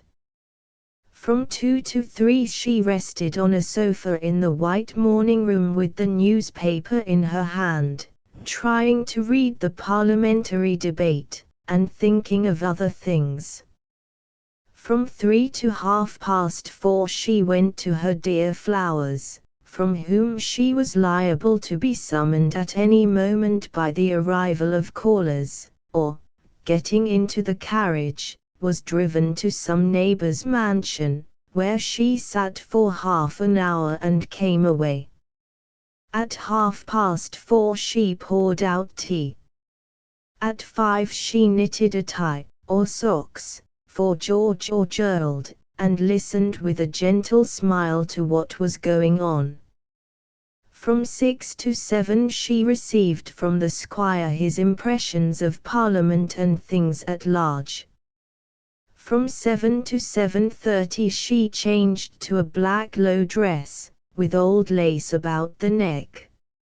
At 7:30 she dined. At 8:45 she listened to Nora playing 2 waltzes of Chopin's, and a piece called Serenade du Printemps by Baff, and to be singing the Mikado or the Saucy Girl. From 9 to 10:30 she played a game called piquet, which her father had taught her, if she could get anyone with whom to play, but as this was seldom, she played as a rule Patience by herself. At 10:30 she went to bed. At 11:30 punctually the squire woke her. At 1 o'clock she went to sleep. On Mondays she wrote out in her clear Totteridge hand, with its fine straight strokes, a list of library books, made up without distinction of all that were recommended in the ladies' paper that came weekly to Worsted Skeins. Periodically Mr. Pendis would hand her a list of his own, compiled out of the Times and the Field in the privacy of his study. This she sent to.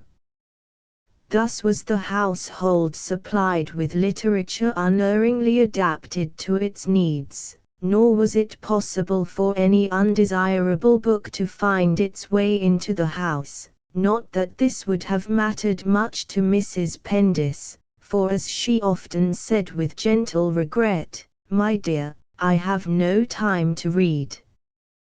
This afternoon it was so warm that the bees were all around among the blossoms, and 2 thrushes, who had built in a yew tree that watched over the Scotch garden, were in a violent flutter because one of their chicks had fallen out of the nest. The mother bird, at the edge of the long orchard grass, was silent, trying by example to still the tiny creatures cheeping, lest it might attract some large or human thing. Mrs. Pendis, sitting under the oldest cherry tree, looked for the sound, and when she had located it, picked up the baby bird, and, as she knew the whereabouts of all the nests, put it back into its cradle, to the loud terror and grief of the parent birds. She went back to the bench and sat down again. She had in her soul something of the terror of the mother thrush. The Maldons had been paying the call that preceded their annual migration to town, and the peculiar glow which Lady Maldon had the power of raising had not yet left her cheeks. True, she had the comfort of the thought, Ellen Maldon is so bourgeoise, but today it did not still her heart. Accompanied by 1 pale daughter who never left her, and 2 pale dogs forced to run all the way, now lying under the carriage with their tongues out, Lady Maldon had come and stayed full time, and for 3/4 of that time she had seemed, as it were, laboring under a sense of duty unfulfilled. For the remaining quarter Mrs. Pendis had labored under a sense of duty fulfilled. "My dear Lady Maldon," had said, having told the pale daughter to go into the conservatory, "I'm the last person in the world to repeat gossip, as you know, but I think it's only right to tell you that I've been hearing things. You see, my boy Fred, who would ultimately become Sir Frederick Maldon, belongs to the same club as your son George, the Stoics. All young men belong there, of course, I mean, if they're anybody. I'm sorry to say there's no doubt about it. Your son has been seen dining at, perhaps I ought not to mention the name, Blayford's, with Mrs. Bellew. I dare say you don't know what sort of a place Blayford's is, a lot of little rooms where people go when they don't want to be seen. I've never been there, of course, but I can imagine it perfectly. And not once, but frequently. I thought I would speak to you, because I do think it's so scandalous of her in her position.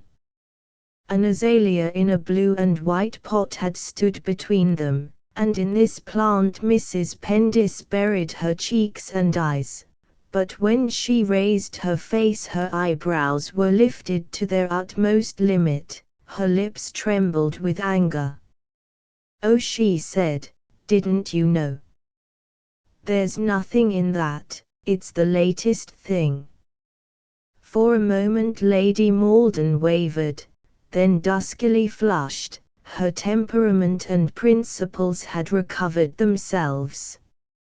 "If that," she said with some dignity, "is the latest thing, I think it is quite time we were back in town." She rose, and as she rose, such was her unfortunate conformation, it flashed through Mrs. Pendis's mind, "Why was I afraid? She's only," and then as quickly, "poor woman. How can she help her legs being short?" But when she was gone, side by side with the pale daughter, the pale dogs once more running behind the carriage, Marjorie Pendis put her hand to her heart. And out here amongst the bees and blossom, where the blackbirds were improving each minute their new songs, and the air was so fainting sweet with scents, her heart would not be stilled, but throbbed as though danger were coming on herself, and she saw her son as a little boy again in a dirty holland suit with a straw hat down the back of his neck, flushed and sturdy, as he came to her from some adventure. And suddenly a gush of emotion from deep within her heart and the heart of the spring day, a sense of being severed from him by a great, remorseless power, came over her, and taking out a tiny embroidered handkerchief, she wept.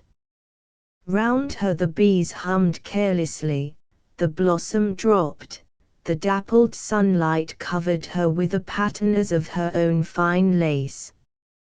From the home farm came the lowing of the cows on their way to milking, and, strange sound in that well-ordered home, a distant piping on a penny flute. "Mother, mother, mo'other." Mrs. Pendis passed her handkerchief across her eyes, and instinctively obeying the laws of breeding, her face lost all trace of its emotion. She waited, crumpling the tiny handkerchief in her gauntleted hand. "Mother. Oh, there you are. Here's Gregory Vigil." Nora, a fox terrier on either side, was coming down the path. Behind her, unhatted, showed Gregory's sanguine face between his wings of grizzled hair. "I suppose you're going to talk." "I'm going over to the rectory." "Tartu." And preceded by her dogs, Nora went on. Mrs. Pendis put out her hand. "Well, Greg," she said, "this is a surprise." Gregory seated himself beside her on the bench. "I've brought you this," he said. "I want you to look at it before I answer." Mrs. Pendis, who vaguely felt that he would want her to see things as he was seeing them, took a letter from him with a sinking heart. Private. Lincoln's Inn Fields, April 21, 1892. My dear Vigil, I have now secured such evidence as should warrant our instituting a suit. I've written your ward to that effect, and am awaiting her instructions. Unfortunately, we have no act of cruelty, and I've been obliged to draw her attention to the fact that, should her husband defend the suit, it will be very difficult to get the court to accept their separation in the light of desertion on his part. Difficult indeed, even if he doesn't defend the suit. In divorce cases, one has to remember that what has to be kept out is often more important than what has to be got in, and it would be useful to know, therefore, whether there is likelihood of opposition. I do not advise any direct approaching of the husband, but if you are possessed of the information you might let me know. I hate humbug, my dear Vigil, and I hate anything underhand, but divorce is always a dirty business, and while the law is shaped as at present, and the linen washed in public, it will remain impossible for anyone, guilty or innocent, and even for us lawyers, to avoid soiling our hands in one way or another. I regret it as much as you do. There is a new man writing verse in the tertiary, some of it quite first rate. You might look at the last number. My blossom this year is magnificent. With kind regards, I am, very sincerely yours, Edmund Paramore. Gregory Vigil, Esquire. Mrs. Pendis dropped the letter in her lap, and looked at her cousin. He was at Harrow with Horace. I do like him. He is one of the very nicest men I know. It was clear that she was trying to gain time. Gregory began pacing up and down. Paramore is a man for whom I have the highest respect. I would trust him before anyone. It was clear that he, too, was trying to gain time. Oh, mind my daffodils, please.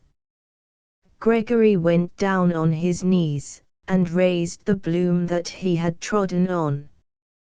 He then offered it to Mrs. Pendis. The action was one to which she was so unaccustomed that it struck her as slightly ridiculous.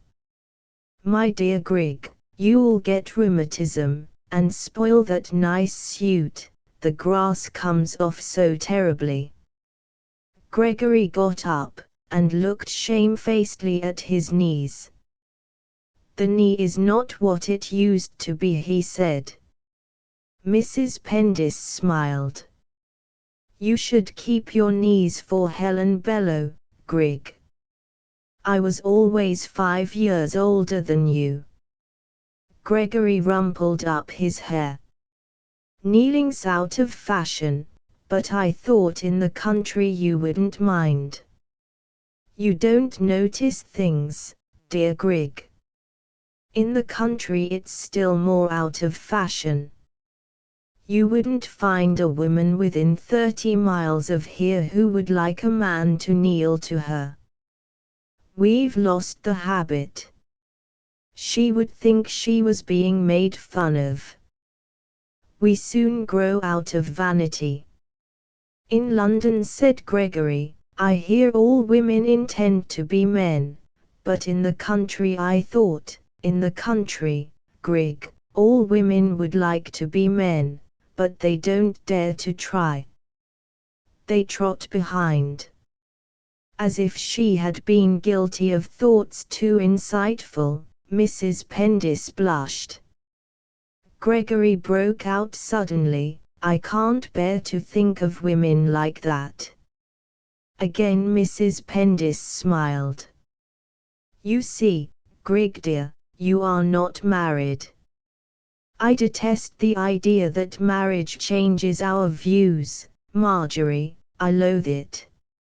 Mind my daffodils, murmured Mrs. Pendis. She was thinking all the time, that dreadful letter. What am I to do?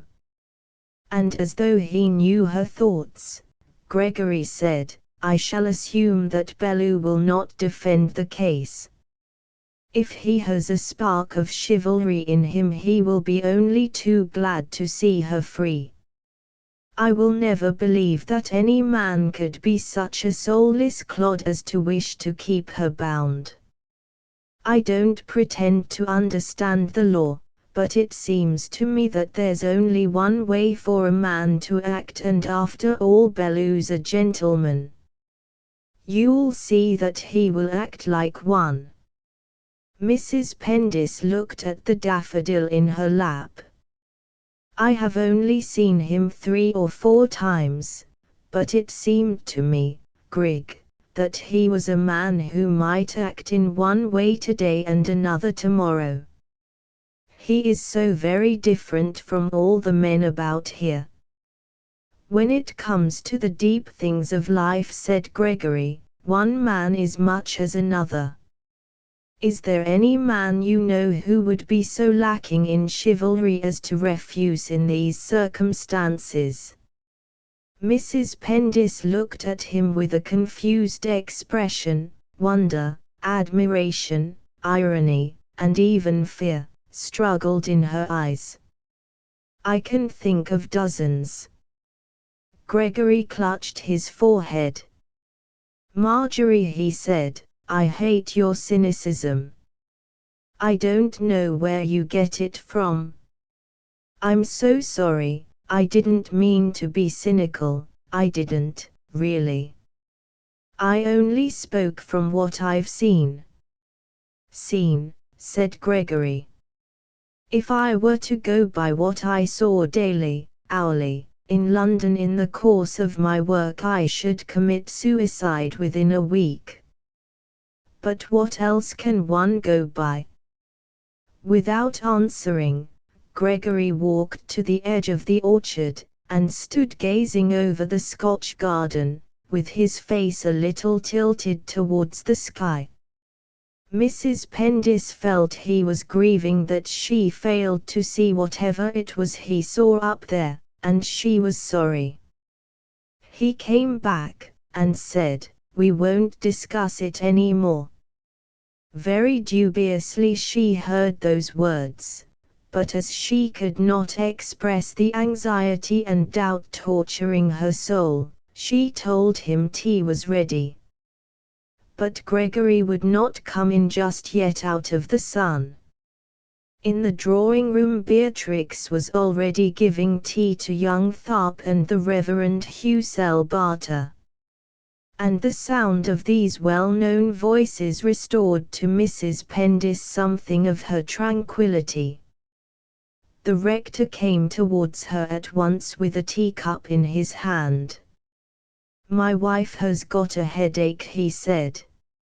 She wanted to come over with me, but I made her lie down. Nothing like lying down for a headache. We expect it in June, you know. Let me get you your tea. Mrs. Pendis, already aware even to the day of what he expected in June, sat down, and looked at Mr. Barter with a slight feeling of surprise. He was really a very good fellow, it was nice of him to make his wife lie down. She thought his broad, red-brown face, with its protecting, not unhumorous, lower lip, looked very friendly. Roy, the Skye Terrier at her feet, was smelling at the reverend gentleman's legs with a slow movement of his tail.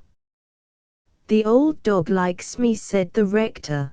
They know a dog lover when they see one. Wonderful creatures, dogs. I'm sometimes tempted to think they may have souls. Mrs. Pendis answered, Horace says he's getting too old. The dog looked up in her face, and her lip quivered. The rector laughed. Don't you worry about that, there's plenty of life in him. And he added unexpectedly, I couldn't bear to put a dog away, the friend of man. No, no, let nature see to that. Over at the piano Bea and young Tharp were turning the pages of The Saucy Girl. The room was full of the scent of azaleas, and Mr. Barter, astride of a gilt chair, looked almost sympathetic, gazing tenderly at the old sky. Mrs. Pendis felt a sudden yearning to free her mind, a sudden longing to ask a man's advice. "Oh, Mr. Barter," she said, "my cousin, Gregory Vigil, has just brought me some news. It is confidential, please. Helen Bellew is going to sue for a divorce. I wanted to ask you whether you could tell me." Looking in the rector's face, she stopped. "A divorce? Really?" A chill of terror came over Mrs. Pendis. "Of course you will not mention it to anyone, not even to Horace. It has nothing to do with us." Mr. Barter bowed. His face wore the expression it so often wore in school on Sunday mornings. He said again. It flashed through Mrs. Pendis that this man with the heavy jowl and menacing eyes, who sat so square on that flimsy chair, knew something. It was as though he had answered, "This is not a matter for women, you will be good enough to leave it to me." With the exception of those few words of Lady Malden's, and the recollection of George's face when he had said, "Oh yes, I see her now," and then she had no evidence, no knowledge, nothing to go on, but she knew from some instinctive source that her son was Mrs. Bellew's lover. So, with terror and a strange hope, she saw Gregory entering the room. Perhaps, she thought, he will make Greg stop it. She poured out Gregory's tea, followed Bea and Cecil Tharp into the conservatory, and left the two men together. Chapter 2 Continued influence of the Reverend Hussel Barter. To understand and sympathize with the feelings and action of the rector of Worstead Skeynes, one must consider his origin and the circumstances of his life. The second son of an old Suffolk family, he had followed the routine of his house, and having passed at Oxford through certain examinations, had been certificated at the age of 24 as a man fitted to impart to persons of both sexes rules of life and conduct after which they had been groping for twice or thrice that number of years. His character, never at any time undecided, was by this fortunate circumstance crystallized and rendered immune from the necessity for self-search and spiritual struggle incidental to his neighbors. Since he was a man neither below nor above the average, it did not occur to him to criticize or place himself in opposition to a system which had gone on so long and was about to do him so much good. Like all average men, he was a believer in authority, and none the less because authority placed a large portion of itself in his hands. It would, indeed, have been unwarrantable to expect a man of his birth, breeding, and education to question the machine of which he was himself a wheel. He had dropped, therefore, at the age of 26, insensibly, on the death of an uncle, into the family living at Worstead Skeynes. He had been there ever since. It was a constant and natural grief to him that on his death the living would go neither to his eldest nor his second son, but to the second son of his elder brother, the squire. At the age of 27 he had married Miss Rose Twining, the fifth daughter of a Huntingdonshire parson, and in less than 18 years begotten 10 children, and was expecting the 11th, all healthy and hearty like himself. A family group hung over the fireplace in the study, under the framed and illuminated text, "Judge not, that ye be not judged," which he had chosen as his motto in the first year of his cure, and never seen any reason to change. In that family group Mr. Barter sat in the center with his dog between his legs, his wife stood behind him, and on both sides the children spread out like the wings of a fan or butterfly. The bills of their schooling were beginning to weigh rather heavily, and he complained a good deal, but in principle he still approved of the habit into which he had got, and his wife never complained of anything. The study was furnished with studious simplicity. Many a boy had been, not unkindly, caned there, and in one place the old Turkey carpet was rotted away, but whether by their tears or by their knees, not even Mr. Barter knew. In a cabinet on one side of the fire he kept all his religious books, many of them well worn. In a cabinet on the other side he kept his bats, to which he was constantly attending. A fishing rod and a gun case stood modestly in a corner. The archway between the drawers of his writing table held a mat for his bulldog, a prize animal, wont to lie there and guard his master's legs when he was writing his sermons. Like those of his dog, the rector's good points were the old English virtues of obstinacy, courage, intolerance, and humor. His bad points, owing to the circumstances of his life, had never been brought to his notice. When, therefore, he found himself alone with Gregory Vigil, he approached him as one dog will approach another, and came at once to the matter in hand. "It's some time since I had the pleasure of meeting you, Mr. Vigil," he said. "Mrs. Pendis has been giving me in confidence the news you've brought down. I'm bound to tell you at once that I'm surprised." Gregory made a little movement of recoil, as though his delicacy had received a shock. "Indeed," he said, with a sort of quivering coldness.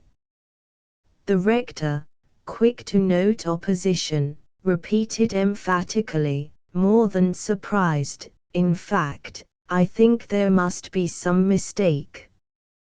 "Indeed," said Gregory again. A change came over Mr. Barter's face. It had been grave, but was now heavy and threatening. "I have to say to you," he said, "that somehow, this divorce must be put a stop to." Gregory flushed painfully. "On what grounds?" "I am not aware that my ward is a parishioner of yours, Mr. Barter, or that if she were." The rector closed in on him, his head thrust forward, his lower lip projecting. "If she were doing her duty," he said, "she would be." "I'm not considering her, I'm considering her husband. He is a parishioner of mine, and I say this divorce must be stopped." Gregory retreated no longer. "On what grounds?" he said again, trembling all over. "I've no wish to enter into particulars," said Mr. Barter, "but if you force me to, I shall not hesitate." "I regret that I must," answered Gregory. "Without mentioning names, then, I say that she is not a fit person to bring a suit for divorce." "You say that," said Gregory. He could not go on. You will not move me, Mr. Vigil, said the rector, with a grim little smile. I have my duty to do. Gregory recovered possession of himself with an effort. You have said that which no one but a clergyman could say with impunity, he said freezingly. Be so good as to explain yourself. My explanation, said Mr. Barter, is what I have seen with my own eyes. He raised those eyes to Gregory. Their pupils were contracted to pinpoints. The light grey irises around had a sort of swimming glitter, and round these again the whites were injected with blood. If you must know, with my own eyes I've seen her in that very conservatory over there kissing a man. Gregory threw up his hand. How dare you, he whispered. Again Mr. Barter's humorous underlip shot out. I dare a good deal more than that, Mr. Vigil, he said, as you will find, and I say this to you, stop this divorce, or I'll stop it myself. Gregory turned to the window. When he came back he was outwardly calm. You have been guilty of indelicacy, he said. Continue in your delusion, think what you like. Do what you like.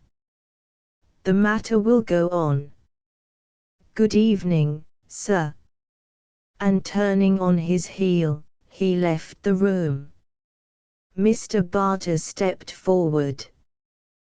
The words, "You have been guilty of indelicacy," whirled round his brain till every blood vessel in his face and neck was swollen to bursting. And with a hoarse sound like that of an animal in pain he pursued Gregory to the door. It was shut in his face. And since on taking orders he had abandoned forever the use of bad language, he was very near an apoplectic fit. Suddenly he became aware that Mrs. Pendis was looking at him from the conservatory door. Her face was painfully white, her eyebrows lifted, and before that look Mr. Barter recovered a measure of self-possession. Is anything the matter, Mr. Barter? The rector smiled grimly. Nothing, nothing, he said. I must ask you to excuse me, that's all. I've a parish matter to attend to. When he found himself in the drive, the feeling of vertigo and suffocation passed, but left him unrelieved. He had, in fact, happened on one of those psychological moments which enable a man's true nature to show itself. Accustomed to say of himself bluffly, "Yes, yes, I've a hot temper," soon over he had never, owing to the autocracy of his position, had a chance of knowing the tenacity of his soul. So accustomed and so able for many years to vent displeasure at once, he did not himself know the wealth of his old English spirit, did not know of what an ugly grip he was capable. He did not even know it at this minute, conscious only of a sort of black wonder at this monstrous conduct to a man in his position, doing his simple duty. The more he reflected, the more intolerable did it seem that a woman like this Mrs. Bellew should have the impudence to invoke the law of the land in her favor, a woman who was no better than a common baggage, a woman he had seen kissing George Pendis. To have suggested to Mr. Barter that there was something pathetic in this black wonder of his, pathetic in the spectacle of his little soul delivering its little judgments, stumbling its little way along with such blind certainty under the huge heavens, amongst millions of organisms as important as itself, would have astounded him, and with every step he took the blacker became his wonder, the more fixed his determination to permit no such abuse of morality, no such disregard of hustle barter. You have been guilty of indelicacy. This indictment had a wriggling sting, and lost no venom from the fact that he could in no wise have perceived where the indelicacy of his conduct lay. But he did not try to perceive it. Against himself, clergyman and gentleman, the monstrosity of the charge was clear. This was a point of morality. He felt no anger against George, it was the woman that excited his just wrath. For so long he had been absolute among women, with the power, as it were, over them of life and death. This was flat immorality. He had never approved of her leaving her husband, he had never approved of her at all. He turned his steps towards the firs.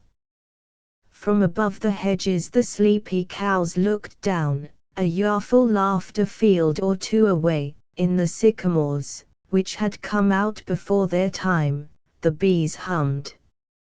Under the smile of the spring the innumerable life of the fields went carelessly on around that square black figure ploughing along the lane with head bent down under a wide-brimmed hat. George Pendis, in a fly drawn by an old grey horse, the only vehicle that frequented the station at Worstead Skeins, passed him in the lane, and leaned back to avoid observation. He had not forgotten the tone of the rector's voice in the smoking room on the night of the dance. George was a man who could remember as well as another.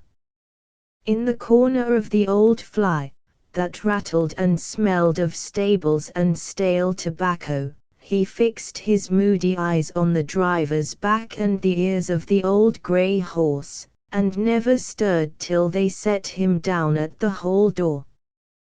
He went at once to his room, sending word that he had come for the night. His mother heard the news with feelings of joy and dread, and she dressed quickly for dinner, that she might see him the sooner. The squire came into her room just as she was going down. He had been engaged all day at sessions, and was in one of the moods of apprehension as to the future which but seldom came over him. "Why didn't you keep vigil to dinner?" he said. "I could have given him things for the night. I wanted to talk to him about insuring my life, he knows about that. There'll be a lot of money wanted, to pay my death duties. And if the radicals get in I shouldn't be surprised if they put them up 50%. I wanted to keep him," said Mrs. Pendis, "but he went away without saying goodbye. He's an odd fellow." For some moments Mr. Pendis made reflections on this breach of manners. He had a nice standard of conduct in all social affairs. "I'm having trouble with that man Peacock again.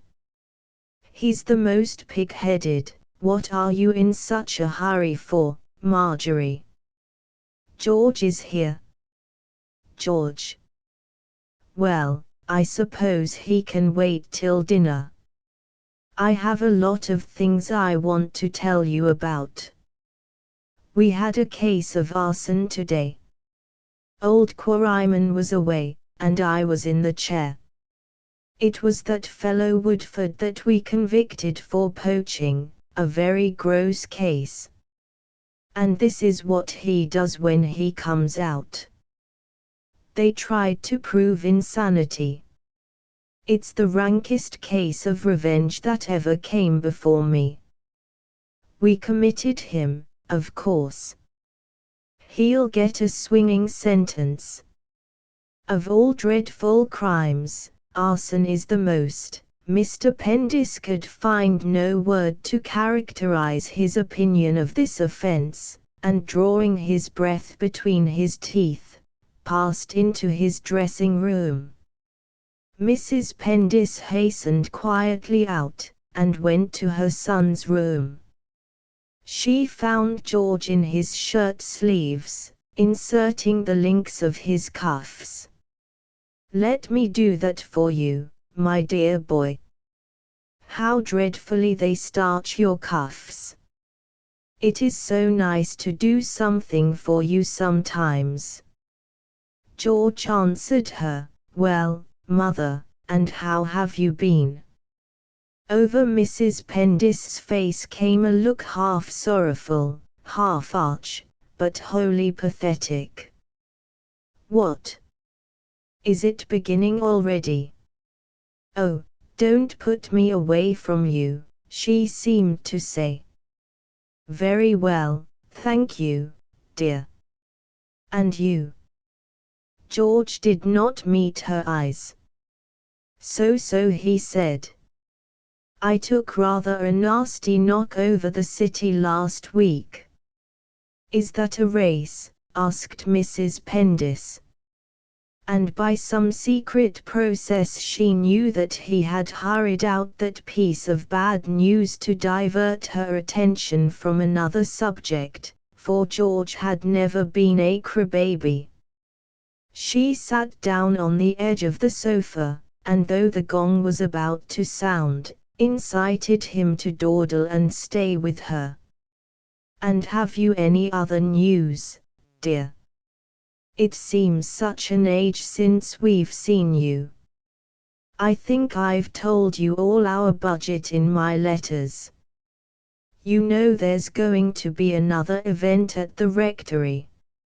"Another?" I passed Barter on the way up. I thought he looked a bit blue. A look of pain shot into Mrs. Pendis's eyes. "Oh, I'm afraid that couldn't have been the reason, dear." And she stopped, but to still her own fears hurried on again. "If I'd known you'd been coming, I'd have kept Cecil Tharp. Vic has had such dear little puppies. Would you like one? They've all got that nice black smudge round the eye." She was watching him as only a mother can watch, stealthily, minutely, longingly, every little movement, every little change of his face, and more than all, that fixed something behind which showed the abiding temper and condition of his heart. "Something is making him unhappy," she thought. "He is changed since I saw him last, and I can't get at it. I seem to be so far from him, so far." And somehow she knew he had come down this evening because he was lonely and unhappy, and instinct had made him turn to her. But she knew that trying to get nearer would only make him put her farther off, and she could not bear this, so she asked him nothing, and bent all her strength on hiding from him the pain she felt. She went downstairs with her arm in his, and leaned very heavily on it, as though again trying to get close to him, and forget the feeling she had had all that winter, the feeling of being barred away, the feeling of secrecy and restraint. Mr. Pendis and the two girls were in the drawing-room. "Well, George," said the squire dryly, "I'm glad you've come. How you can stick in London at this time of year. Now you're down you'd better stay a couple of days. I want to take you round the estate. You know nothing about anything. I might die at any moment, for all you can tell. Just make up your mind to stay." George gave him a moody look. "Sorry," he said, "I've got an engagement in town." Mr. Pendis rose and stood with his back to the fire. "That's it," he said. "I ask you to do a simple thing for your own good, and you've got an engagement. It's always like that, and your mother backs you up. B. Go and play me something." The squire could not bear being played to, but it was the only command likely to be obeyed that came into his head. The absence of guests made little difference to a ceremony esteemed at worsted skeins the crowning blessing of the day. The courses, however, were limited to 7, and champagne was not drunk. The squire drank a glass or so of claret, for, as he said, "My dear old father took his bottle of port every night of his life, and it never gave him a twinge.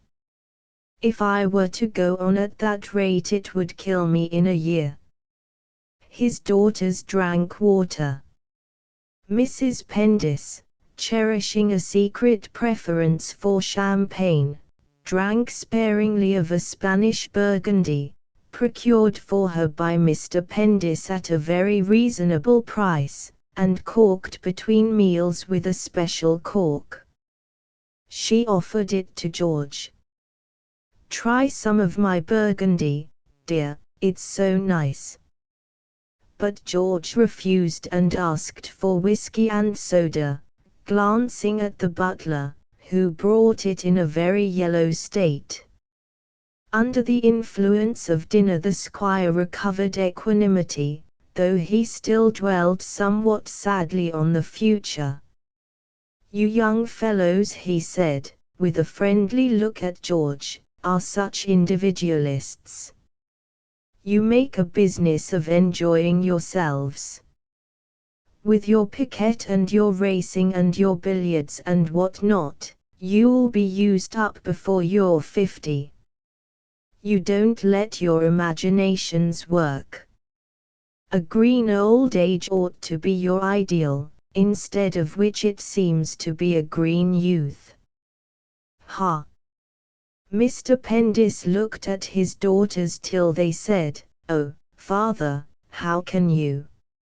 Nora, who had the more character of the two, added, "Isn't father rather dreadful, mother?"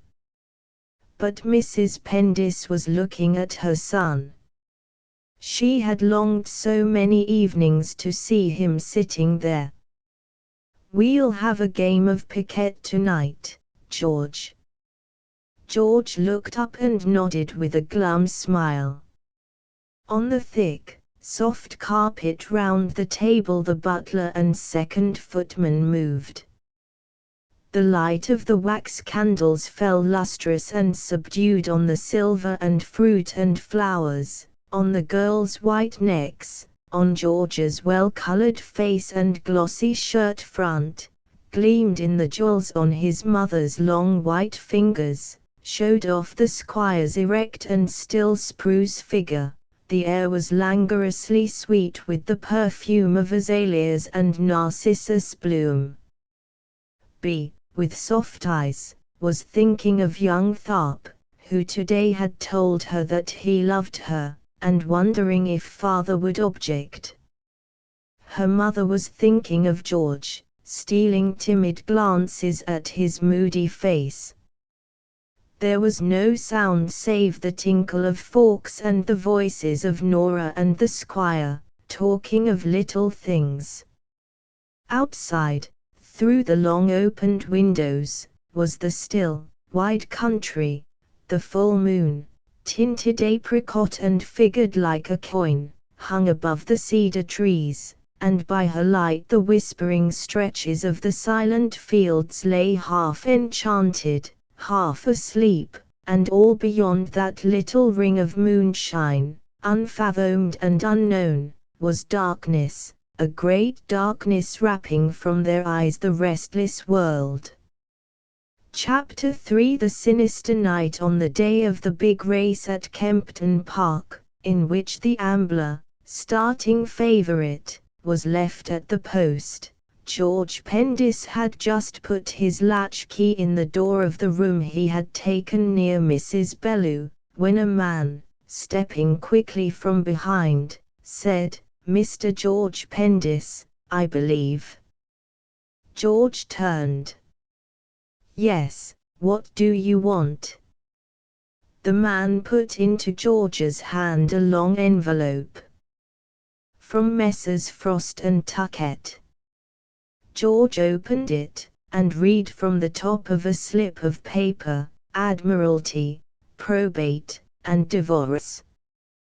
The humble petition of Jasper Bellew. He lifted his eyes, and his look, uncannily impassive, unresenting, unangered, dogged, caused the messenger to drop his gaze as though he had hit a man who was down. "Thanks. Good night." He shut the door, and read the document through. It contained some precise details, and ended in a claim for damages, and George smiled. Had he received this document 3 months ago, he would not have taken it thus. 3 months ago he would have felt with rage that he was caught. His thoughts would have run thus: I have got her into a mess, I have got myself into a mess. I never thought this would happen. This is the devil. I must see someone, I must stop it. There must be a way out. Having but little imagination, his thoughts would have beaten their wings against this cage, and at once he would have tried to act.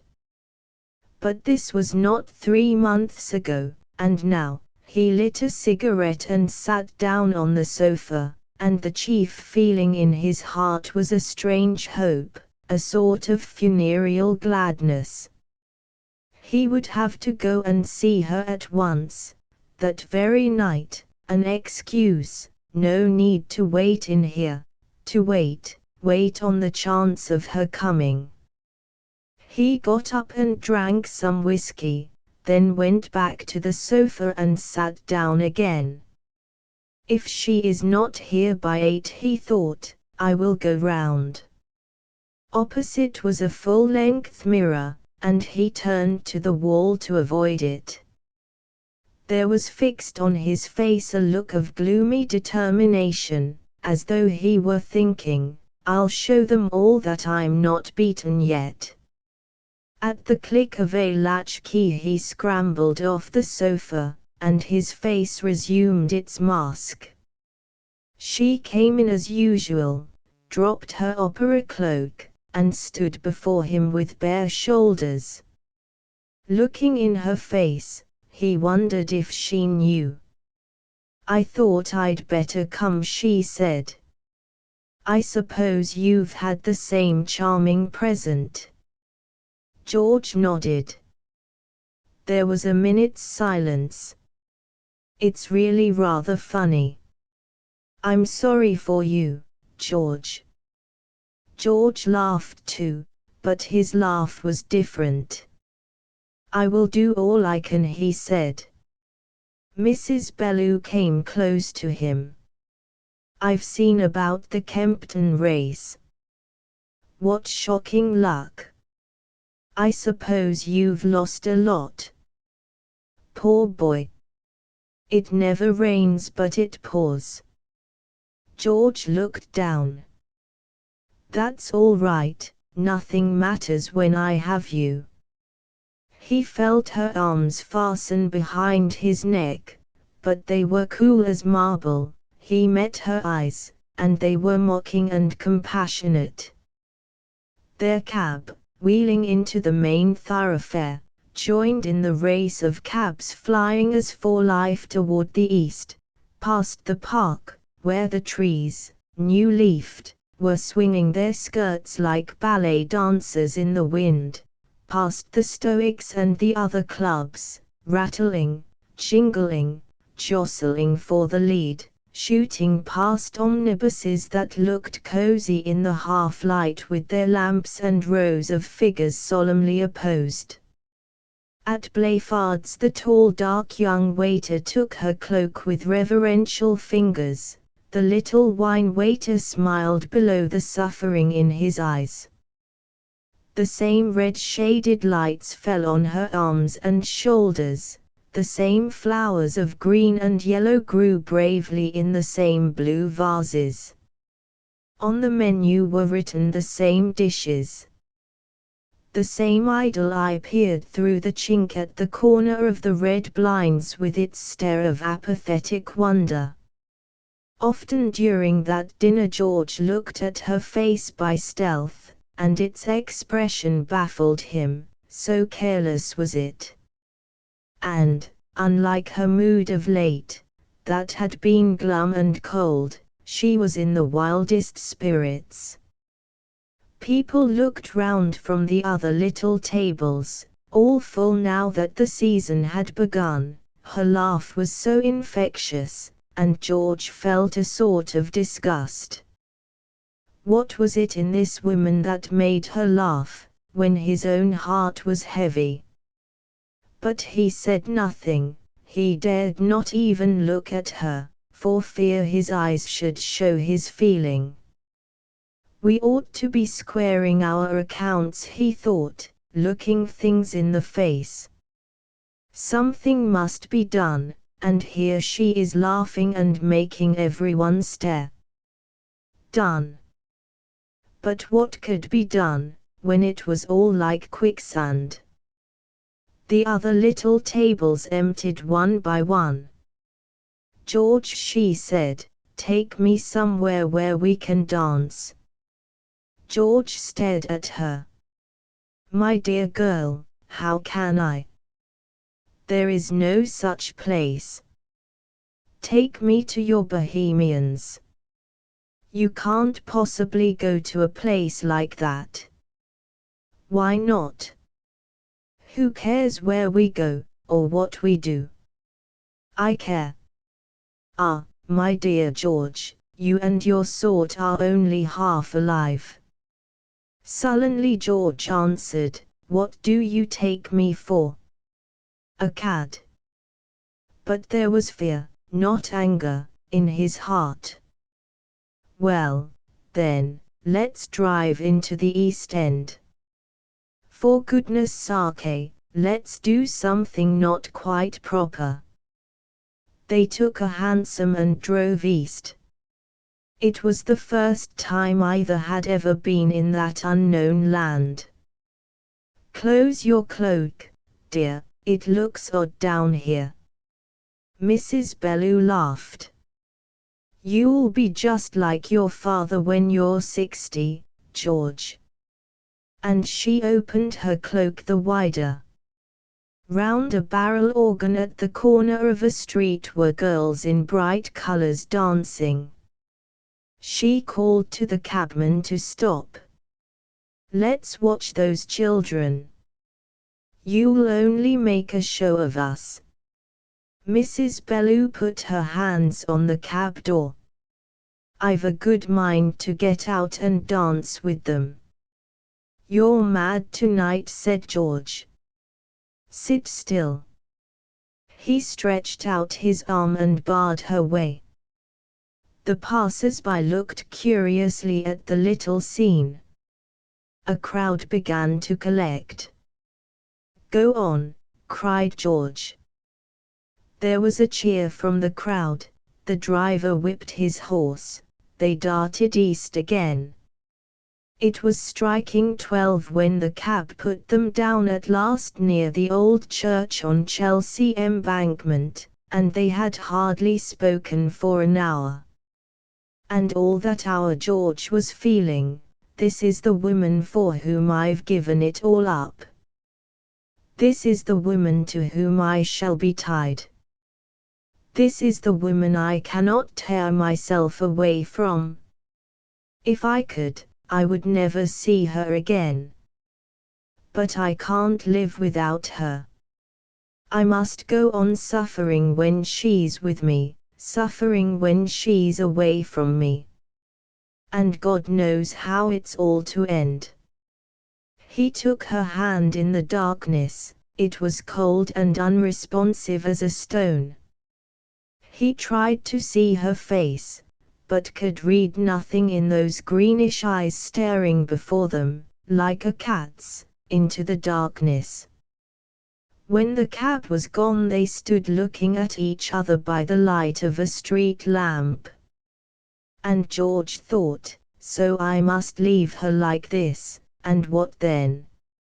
She put her latchkey in the door, and turned round to him.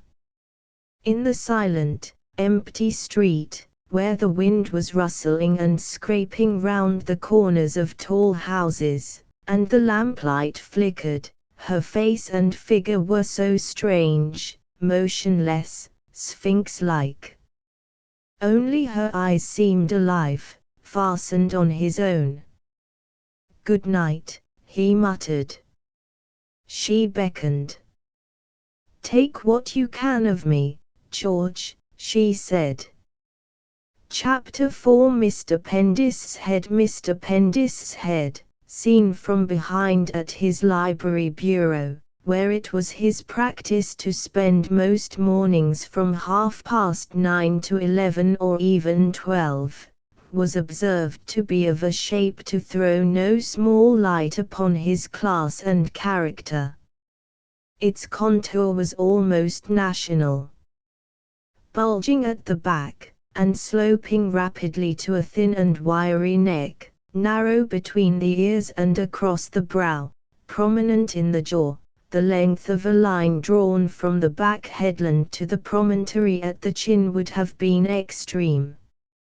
Upon the observer there was impressed the conviction that here was a skull denoting, by surplusage of length, great precision of character and disposition to action, and, by deficiency of breadth, a narrow tenacity which might at times amount to wrong-headedness. The thin cantankerous neck, on which little hairs grew low, and the intelligent ears, confirmed this impression, and when his face, with its clipped hair, dry rosiness, into which the east wind had driven a shade of yellow and the sun a shade of brown, and grey, rather discontented eyes, came into view, the observer had no longer any hesitation in saying that he was in the presence of an Englishman, a landed proprietor, and, but for Mr. Pendist's rooted belief to the contrary, an individualist. His head, indeed, was like nothing so much as the Admiralty Pier at Dover, that strange long narrow thing, with a slight twist or bend at the end, which first disturbs the comfort of foreigners arriving on these shores, and strikes them with a sense of wonder and dismay.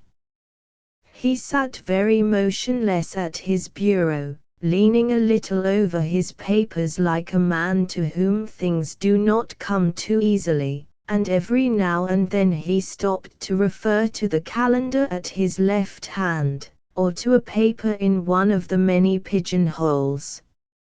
Open, and almost out of reach, was a back volume of Punch, of which periodical, as a landed proprietor, he had an almost professional knowledge. In leisure moments it was one of his chief recreations to peruse lovingly those aged pictures, and at the image of John Bull he never failed to think, fancy making an Englishman out a fat fellow like that. It was as though the artist had offered an insult to himself, passing him over as the type, and conferring that distinction on someone fast going out of fashion.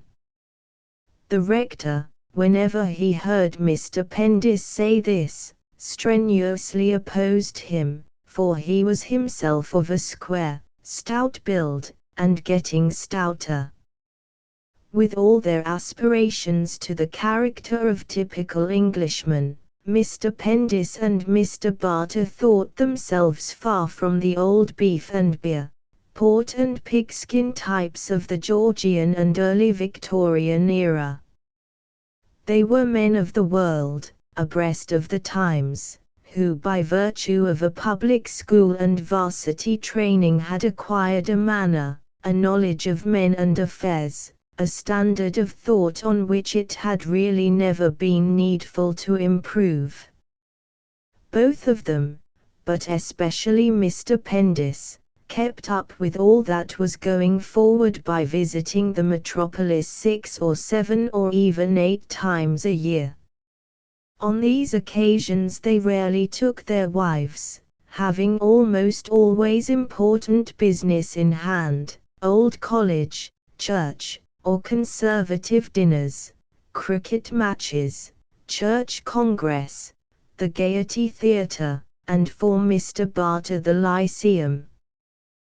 Both, too, belonged to clubs, the rector to a comfortable, old-fashioned place where he could get a rubber without gambling, and Mr. Pendis to the temple of things as they had been, as became a man who, having turned all social problems over in his mind, had decided that there was no real safety but in the past. They always went up to London grumbling, but this was necessary, and indeed salutary, because of their wives, and they always came back grumbling, because of their livers, which a good country rest always fortunately reduced in time for the next visit. In this way they kept themselves free from the taint of provincialism. In the silence of his master's study the spaniel John, whose head, too, was long and narrow, had placed it over his paw, as though suffering from that silence, and when his master cleared his throat he gutted his tail and turned up an eye with a little moon of white, without stirring his chin. The clock ticked at the end of the long, narrow room. The sunlight through the long, narrow windows fell on the long, narrow backs of books in the glassed bookcase that took up the whole of one wall, and this room, with its slightly leathery smell, seemed a fitting place for some long, narrow ideal to be worked out to its long and narrow ending. But Mr. Pendis would have scouted the notion of an ending to ideals having their basis in the hereditary principle. Let me do my duty and carry on the estate as my dear old father did, and hand it down to my son enlarged if possible was sometimes his saying, very, very often his thought, not seldom his prayer. I want to do no more than that. The times were bad and dangerous. There was every chance of a radical government being returned, and the country going to the dogs. It was but natural and human that he should pray for the survival of the form of things which he believed in and knew, the form of things bequeathed to him, and embodied in the salutary words Horace Pendis. It was not his habit to welcome new ideas. A new idea invading the country of the squire's mind was at once met with a rising of the whole population, and either prevented from landing, or if already on shore instantly taken prisoner.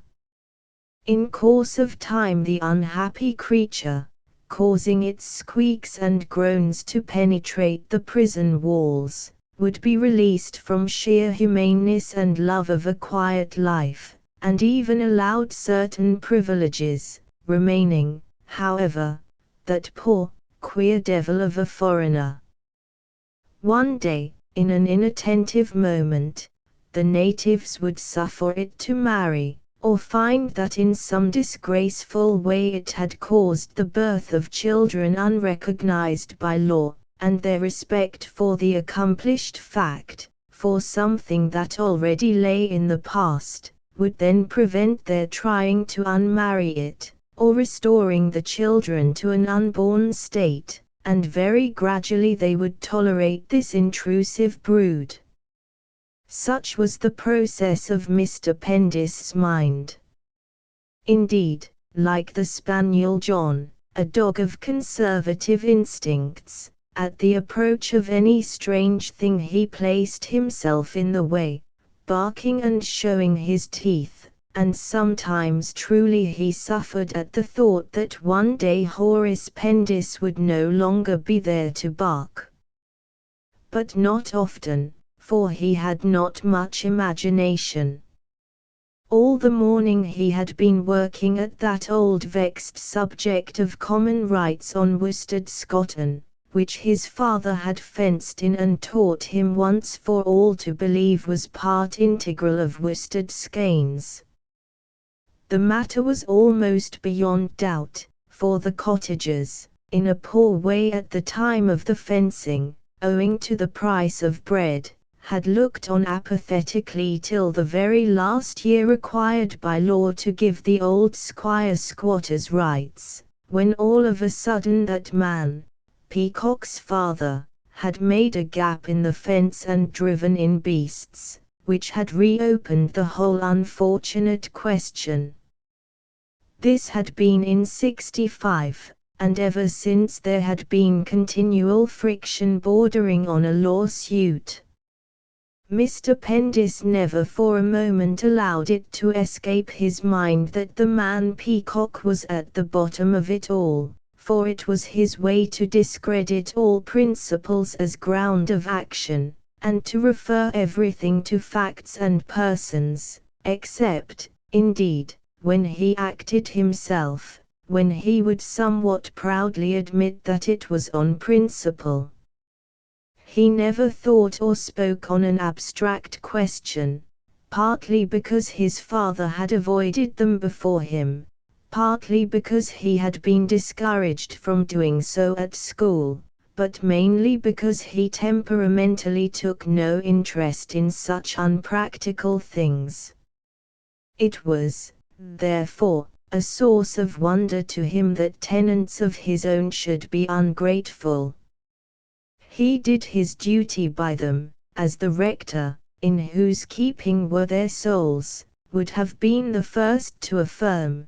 The books of his estate showed this, recording year by year an average gross profit of some £1,600, and, deducting raw material incidental to the upkeep of worsted skeins, a net loss of £3.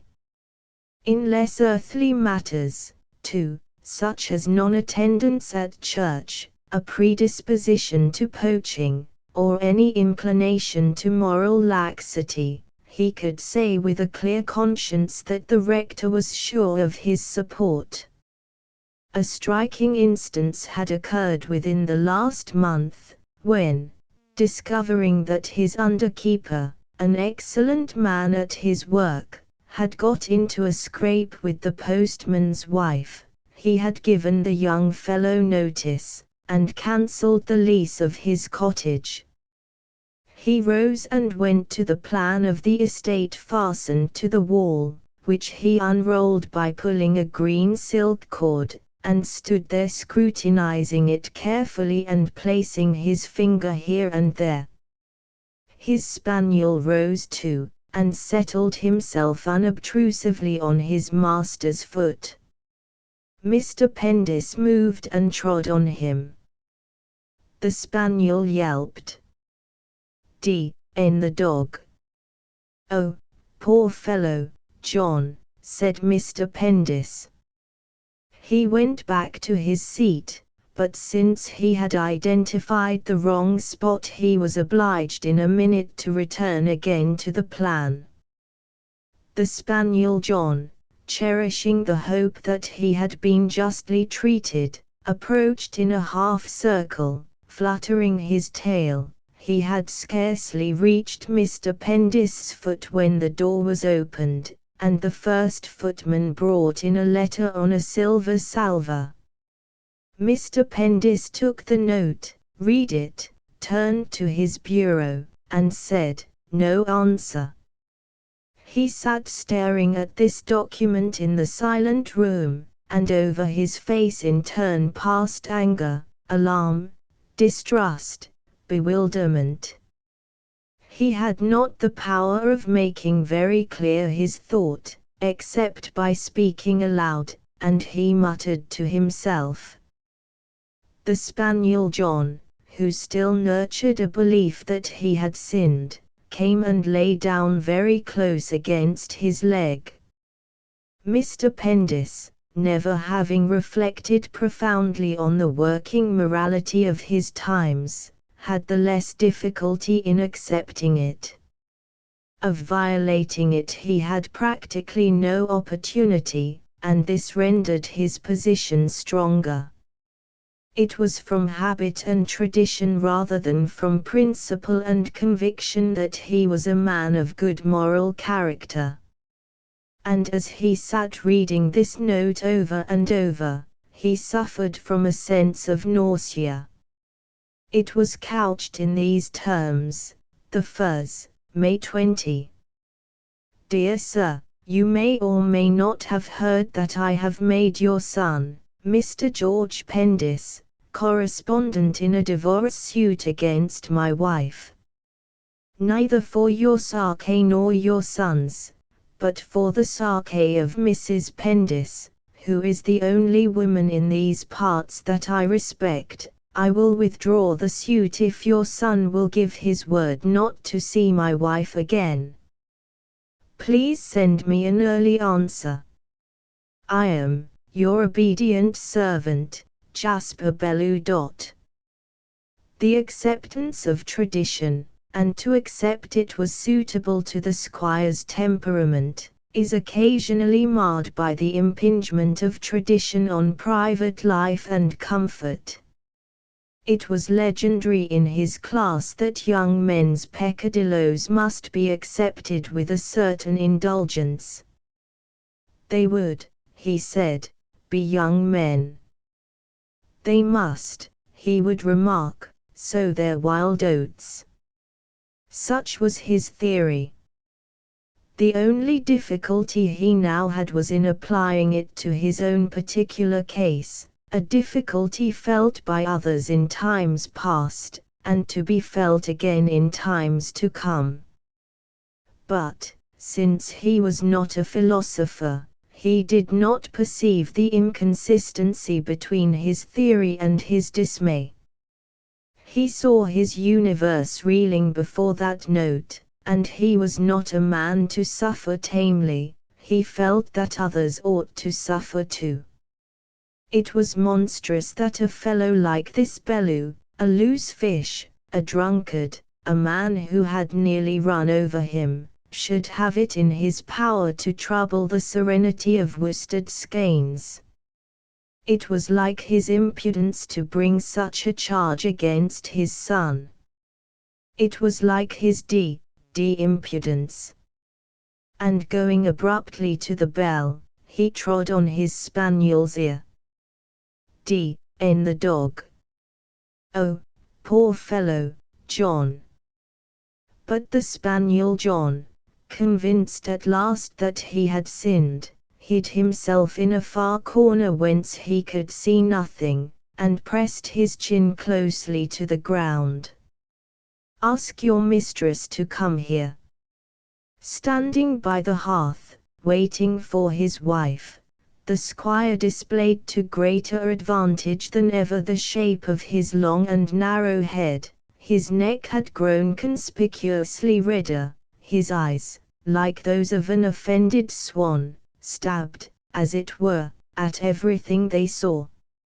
It was not seldom that Mrs. Pendis was summoned to the study to hear him say, I want to ask your advice. So-and-so has done such and such. I have made up my mind.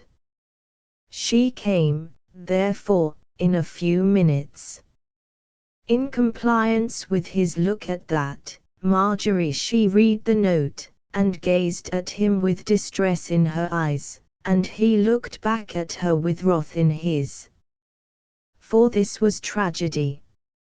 Not to everyone is it given to take a wide view of things, to look over the far, pale streams, the purple heather, and moonlit pools of the wild marches, where reeds stand black against the sundown, and from long distance comes the cry of a curlew, nor to everyone to gaze from steep cliffs over the wine-dark, shadowy sea, or from high mountain sides to sea-crowned chaos, smoking with mist, or gold bright in the sun. To most it is given to watch assiduously a row of houses, a backyard, or, like Mrs. and Mr. Pendis, the green fields, trim coverts, and Scotch garden of worsted skeins. And on that horizon the citation of their eldest son to appear in the divorce court loomed like a cloud, heavy with destruction. So far as such an event could be realized, imagination at worsted skeins was not too vivid. It spelled ruin to an harmonious edifice of ideas and prejudice and aspiration. It would be no use to say of that event, what does it matter? Let people think what they like, talk as they like. At worsted skeins, and worsted skeins was every country house, there was but one set of people, one church, one pack of hounds, one everything. The importance of a clear escutcheon was too great. And they who had lived together for 34 years looked at each other with a new expression in their eyes. Their feelings were for once the same. But since it is always the man who has the nicer sense of honor, their thoughts were not the same, for Mr. Pendis was thinking, I won't believe it, disgracing us all, and Mrs. Pendis was thinking, my boy. It was she who spoke first. Oh, Horace. The sound of her voice restored the squire's fortitude. There you go, Marjorie. Do you mean to say you believe what this fellow says? He ought to be horseo-hipped. He knows my opinion of him. It's a piece of his confounded impudence. He nearly ran over me, and now, Mrs. Pendis broke in, but, Horace, I'm afraid it's true. Ellen Maldon, said Mr. Pendis. What business has she? He was silent, staring gloomily at the plan of worsted skeins, still unrolled, like an emblem of all there was at stake. If George has really, he burst out, he's a greater fool than I took him for. A fool. He's a knave. Again he was silent. Mrs. Pendis flushed at that word, and bit her lips. George could never be a knave, she said. Mr. Pendis answered heavily, disgracing his name. Mrs. Pendis bit deeper into her lips. Whatever he has done, she said, George is sure to have behaved like a gentleman. An angry smile twisted the squire's mouth.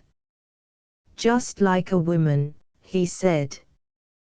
But the smile died away, and on both their faces came a helpless look. Like people who have lived together without real sympathy, though, indeed, they had long ceased to be conscious of that, now that something had occurred in which their interests were actually at one, they were filled with a sort of surprise. It was no good to differ. Differing, even silent differing, would not help their son. I shall write to George, said Mr. Pendis at last. I shall believe nothing till I've heard from him. He'll tell us the truth, I suppose. There was a quaver in his voice. Mrs. Pendis answered quickly, "Oh, Horace, be careful what you say. I'm sure he is suffering." Her gentle soul, disposed to pleasure, was suffering, too, and the tears stole up in her eyes. Mr. Pendis' sight was too long to see them. The infirmity had been growing on him ever since his marriage.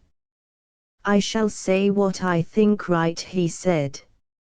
"I shall take time to consider what I shall say. I won't be hurried by this ruffian."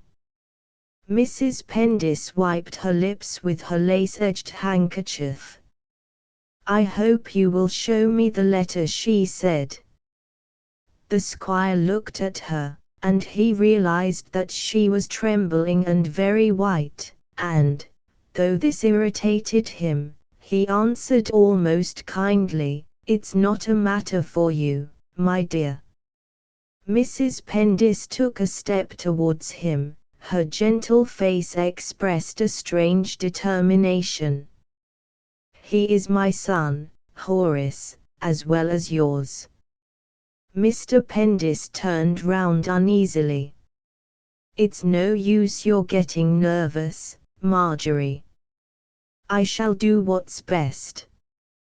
You women lose your heads.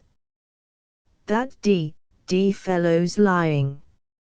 "If he isn't." At these words the spaniel John rose from his corner and advanced to the middle of the floor. He stood there curved in a half-circle, and looked darkly at his master. "Confound it," said Mr. Pendis. It's damnable." And as if answering for all that depended on worsted skeins, the spaniel John deeply wagged that which had been left him of his tail. Mrs. Pendis came nearer still. "If George refuses to give you that promise, what will you do, Horace?" Mr. Pendis stared. "Promise? What promise?" Mrs. Pendis thrust forward the note. "This promise not to see her again." Mr. Pendis motioned it aside. "I'll not be dictated to by that fellow Bellew," he said. Then, by an afterthought, "It won't do to give him a chance. George must promise me that in any case." Mrs. Pendis pressed her lips together. "But do you think he will?" Think who will?" "Think he will what?" "Why can't you express yourself, Marjorie?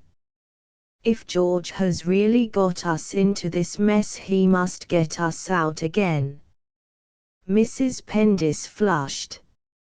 "He would never leave her in the lurch." The squire said angrily, "Lurch? Who said anything about lurch? He owes it to her.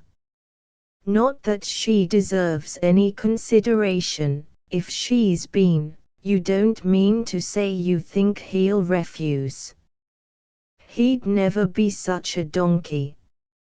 Mrs. Pendis raised her hands and made what for her was a passionate gesture. "Oh, Horace," she said, "you don't understand. He's in love with her." Mr. Pendis' lower lip trembled, a sign with him of excitement or emotion. All the conservative strength of his nature, all the immense dumb force of belief in established things, all that stubborn hatred and dread of change, that incalculable power of imagining nothing, which, since the beginning of time, had made Horace Pendis the arbiter of his land, rose up within his sorely tried soul. "What on earth's that to do with it?" he cried in a rage. "You women! You've no sense of anything.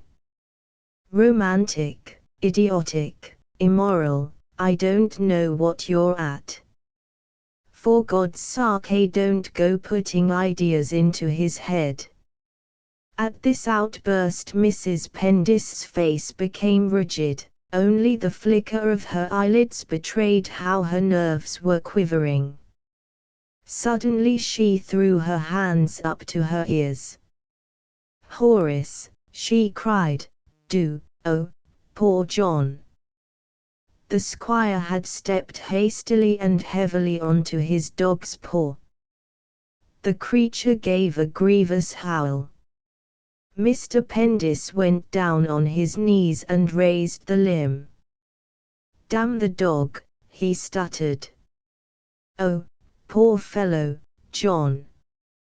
And the two long and narrow heads for a moment were close together. Chapter V. Rector and Squire. The efforts of social man, directed from immemorial time towards the stability of things, have culminated in worsted skeins. Beyond commercial competition, for the estate no longer paid for living on it, beyond the power of expansion, set with tradition and sentiment, it was an undoubted jewel, past need of warranty. Cradled within it were all those hereditary institutions of which the country was most proud, and Mr. Pendis sometimes saw before him the time when, for services to his party, he should call himself Lord Worsted, and after his own death continue sitting in the House of Lords in the person of his son. But there was another feeling in the squire's heart. The air and the woods and the fields had passed into his blood, a love for this, his home and the home of his fathers. And so a terrible unrest pervaded the whole household after the receipt of Jasper Bellew's note.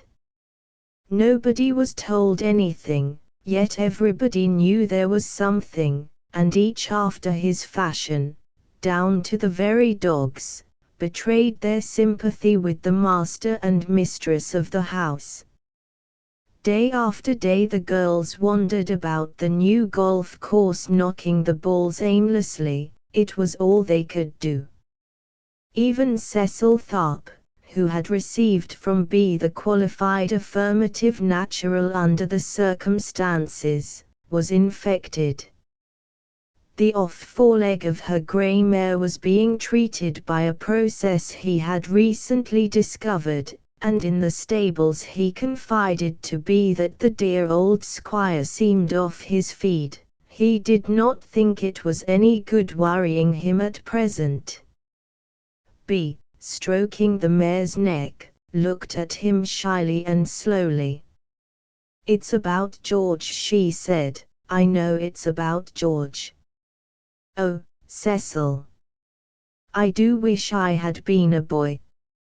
Young Tharp assented in spite of himself. "Yes, it must be beastly to be a girl." A faint flush colored Bee's cheeks.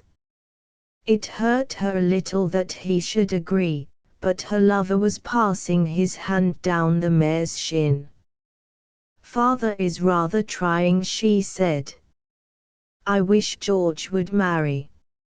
Cecil Tharp raised his bullet head. His blunt, honest face was extremely red from stooping. "Clean as a whistle," he said. "She's all right, B. I expect George has too good a time." B turned her face away and murmured, "I should loathe living in London." And she, too, stooped and felt the mare's shin.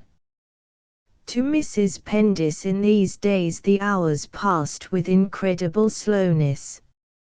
For 30-odd years she had waited at once for everything and nothing. She had, so to say, everything she could wish for, and nothing, so that even waiting had been robbed of poignancy. But to wait like this, in direct suspense, for something definite was terrible.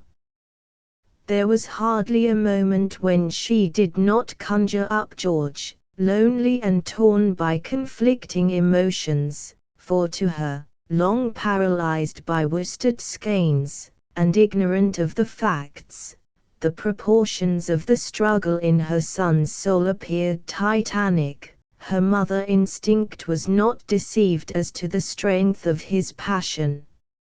Strange and conflicting were the sensations with which she awaited the result, at one moment thinking, "It is madness, he must promise, it is too awful," at another, "Ah! But how can he, if he loves her so? It is impossible," and she, too, "Ah! How awful it is." Perhaps, as Mr. Pendis had said, she was romantic. Perhaps it was only the thought of the pain her boy must suffer. The tooth was too big, it seemed to her, and, as in old days, when she took him to Cornmarket to have an aching tooth out, she ever sat with his hand in hers while the little dentist pulled, and ever suffered the tug, too, in her own mouth. So now she longed to share this other tug, so terrible, so fierce. Against Mrs. Bellew she felt only a sort of vague and jealous aching, and this seemed strange even to herself. But, again, perhaps she was romantic. Now it was that she found the value of routine. Her days were so well and fully occupied that anxiety was forced below the surface. The nights were far more terrible, for then, not only had she to bear her own suspense, but, as was natural in a wife, the fears of Horace Pendis as well. The poor squire found this the only time when he could get relief from worry. He came to bed much earlier on purpose. By dint of reiterating dreads and speculation he at length obtained some rest. Why had not George answered? What was the fellow about? And so on, till, by sheer monotony, he caused in himself the need for slumber. But his wife's torments lasted till after the birds, starting with a sleepy cheeping, were at full morning chorus. Then only, turning softly for fear she should awaken him, the poor lady fell asleep. For George had not answered. In her morning visits to the village Mrs. Pendis found herself, for the first time since she had begun this practice, driven by her own trouble over that line of diffident distrust which had always divided her from the hearts of her poorer neighbors.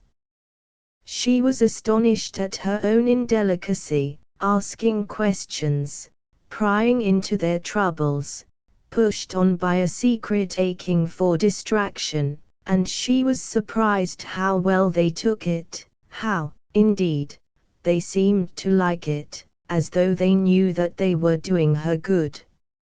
In one cottage, where she had long noticed with pitying wonder a white-faced, black-eyed girl, who seemed to crouch away from everyone, she even received a request. It was delivered with terrified secrecy in a backyard, out of Mrs. Barter's hearing. "Oh, get me away from here. I'm in trouble, it's coming, and I don't know what I shall do."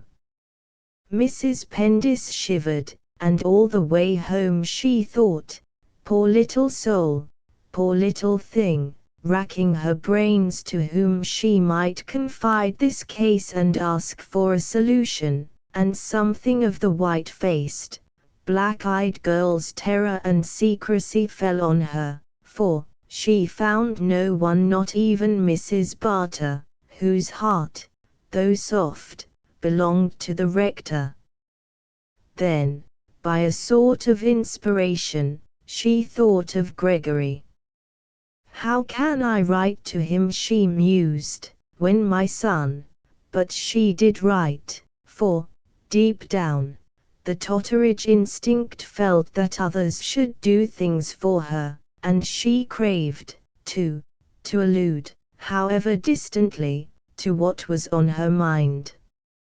And, under the Pendis eagle and the motto, Strenuus Orac Penna, thus her letter ran: Dear Grig, can you do anything for a poor little girl in the village here who is in trouble? You know what I mean.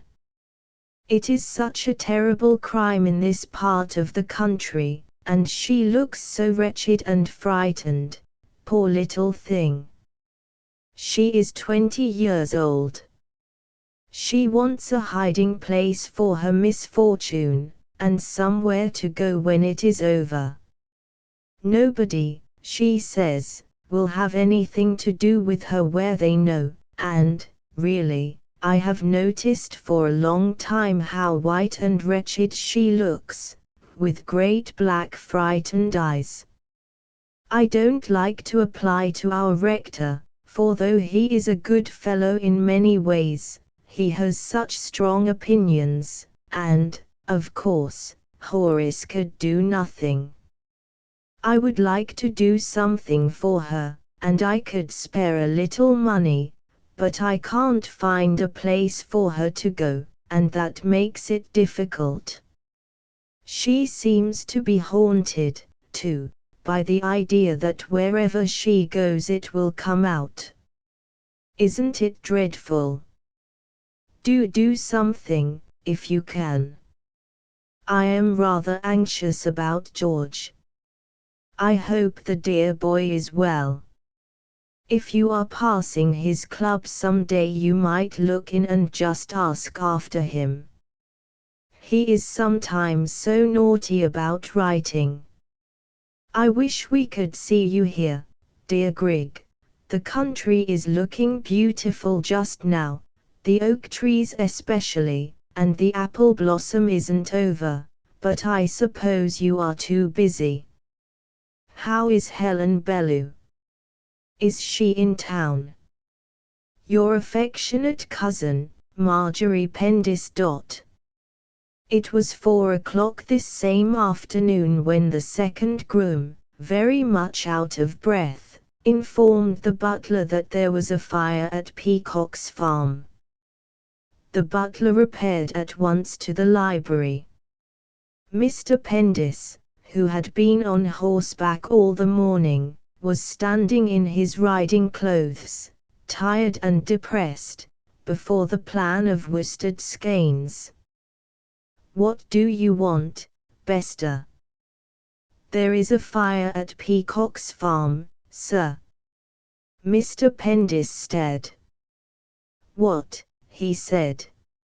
A fire in broad daylight. Nonsense. You can see the flames from the front, sir. The worn and querulous look left Mr. Pendis's face. Ring the stable bell, he said. Tell them all to run with buckets and ladders. Send Higson off to Cornmarket on the mare. Go and tell Mr. Barter, and rouse the village. Don't stand there, God bless me. Ring the stable bell. And snatching up his riding crop and hat, he ran past the butler, closely followed by the spaniel John. Over the stile and along the footpath which cut diagonally across a field of barley he moved at a stiff trot, and his spaniel, who had not grasped the situation, frolicked ahead with a certain surprise. The squire was soon out of breath. It was 20 years or more since he had run a quarter of a mile. He did not, however, relax his speed. Ahead of him in the distance ran the second groom, behind him a labourer and a footman. The stable bell at Worsted Skeins began to ring. Mr. Pendis crossed the stile and struck into the lane, colliding with the rector, who was running, too, his face flushed to the color of tomatoes. They ran on, side by side. "You go on," gasped Mr. Pendis at last, "and tell them I'm coming." The rector hesitated. He, too, was very out of breath, and started again, panting. The squire, with his hand to his side, walked painfully on. He had run himself to a standstill. At a gap in the corner of the lane he suddenly saw pale red tongues of flame against the sunlight. "God bless me," he gasped, and in sheer horror started to run again. Those sinister tongues were licking at the air over a large barn, some ricks, and the roofs of stables and outbuildings. Half a dozen figures were dashing buckets of water on the flames. The true insignificance of their efforts did not penetrate the squire's mind. Trembling, and with a sickening pain in his lungs, he threw off his coat, wrenched a bucket from a huge agricultural laborer, who resigned it with awe, and joined the string of workers. Peacock, the farmer, ran past him. His face and round red beard were the color of the flames he was trying to put out. Tears dropped continually from his eyes and ran down that fiery face. His wife, a little dark woman with a twisted mouth, was working like a demon at the pump. Mr. Pendis gasped to her, "This is dreadful, Mrs. Peacock, this is dreadful." Conspicuous in black clothes and white shirt sleeves, the rector was hewing with an axe at the boarding of a cowhouse, the door end of which was already in flames, and his voice could be heard above the tumult shouting directions to which nobody paid any heed. "What's in that cowhouse?" gasped Mr. Pendis. Mrs. Peacock, in a voice harsh with rage and grief, answered, "It's the old horse and 2 of the cows." "God bless me," cried the squire, rushing forward with his bucket. Some villagers came running up, and he shouted to these, but what he said neither he nor they could tell. The shrieks and snortings of the horse and cows, the steady whir of the flames, drowned all lesser sounds. Of human cries, the rector's voice alone was heard, between the crashing blows of his axe upon the woodwork. Mr. Pendis tripped, his bucket rolled out of his hand, he lay where he had fallen, too exhausted to move. He could still hear the crash of the rector's axe, the sound of his shouts. Somebody helped him up, and trembling so that he could hardly stand, he caught an axe out of the hand of a strapping young fellow who had just arrived, and placing himself by the rector's side, swung it feebly against the boarding. The flames and smoke now filled the whole cow-house, and came rushing through the gap that they were making. The squire and the rector stood their ground. With a furious blow Mr. Barter cleared a way. A cheer rose behind them, but no beast came forth. All 3 were dead in the smoke and flames. The squire, who could see in, flung down his axe, and covered his eyes with his hands. The rector uttered a sound like a deep oath, and he, too, flung down his axe.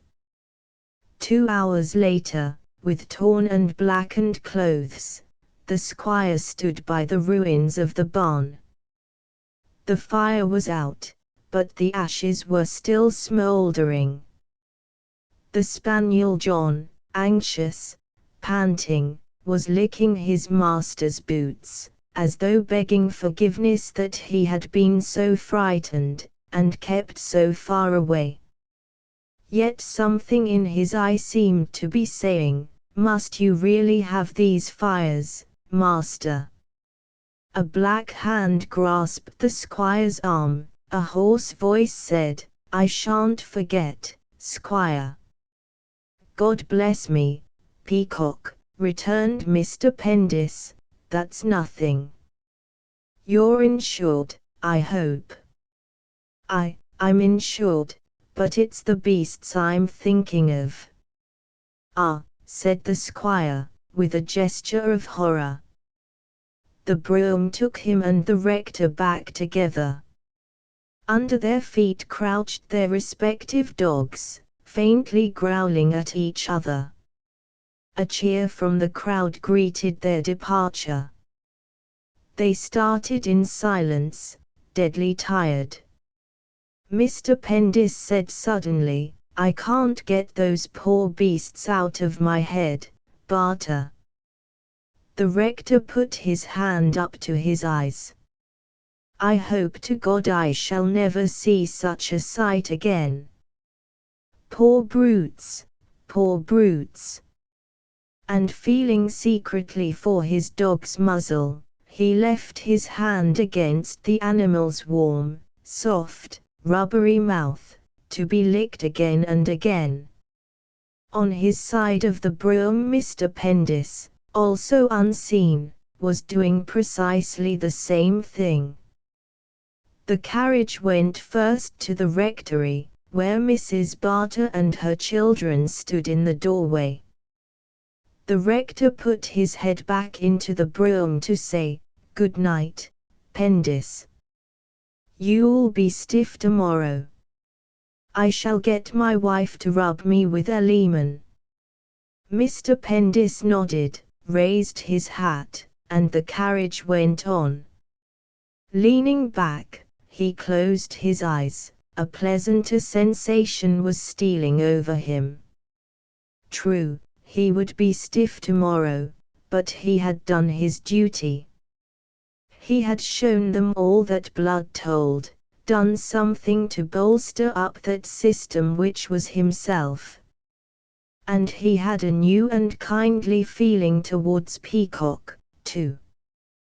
There was nothing like a little danger for bringing the lower classes closer, then it was they felt the need for officers, for something. The spaniel John's head rose between his knees, turning up eyes with a crimson touch beneath. "Master," he seemed to say, "I am feeling old. I know there are things beyond me in this life, but you, who know all things, will arrange that we shall be together even when we die." The carriage stopped at the entrance of the drive, and the squire's thoughts changed. 20 years ago he would have beaten Barter running down that lane.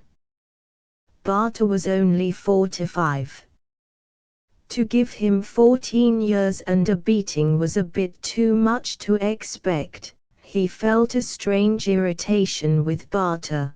The fellow had cut a very good figure. He had shirked nothing. Lehman was too strong. Hermosia was the thing. Marjorie would have to rub him. And suddenly, as though springing naturally from the name of his wife, George came into Mr. Pendis's mind, and the respite that he had enjoyed from care was over. But the spaniel John, who sent it home, began singing feebly for the brougham to stop, and beating a careless tail against his master's boot. It was very stiffly, with frowning brows and a shaking underlip, that the squire descended from the brougham, and began sorely to mount the staircase to his wife's room. Chapter 6 The Park. There comes a day each year in May when Hyde Park is possessed. A cool wind swings the leaves, a hot sun glistens on long water, on every bough, on every blade of grass. The birds sing their small hearts out, the band plays its gayest tunes, the white clouds race in the high blue heaven. Exactly why and how this day differs from those that came before and those that will come after, cannot be told. It is as though the park said, "Today I live, the past is past. I care not for the future." And on this day they who chance in the park cannot escape some measure of possession. Their steps quicken, their skirts swing, their sticks flourish, even their eyes brighten, those eyes so dulled with looking at the streets, and each one, if he has a love, thinks of her, and here and there among the wandering throng he has her with him. To these the park and all sweet-blooded mortals in it nod and smile. There had been a meeting that afternoon at Lady Malden's in Prince's Gate to consider the position of the working-class women. It had provided a somewhat heated discussion, for a person had got up and proved almost incontestably that the working-class women had no position whatsoever. Gregory Vigil and Mrs. Shortman had left this meeting together, and, crossing the Serpentine, struck a line over the grass.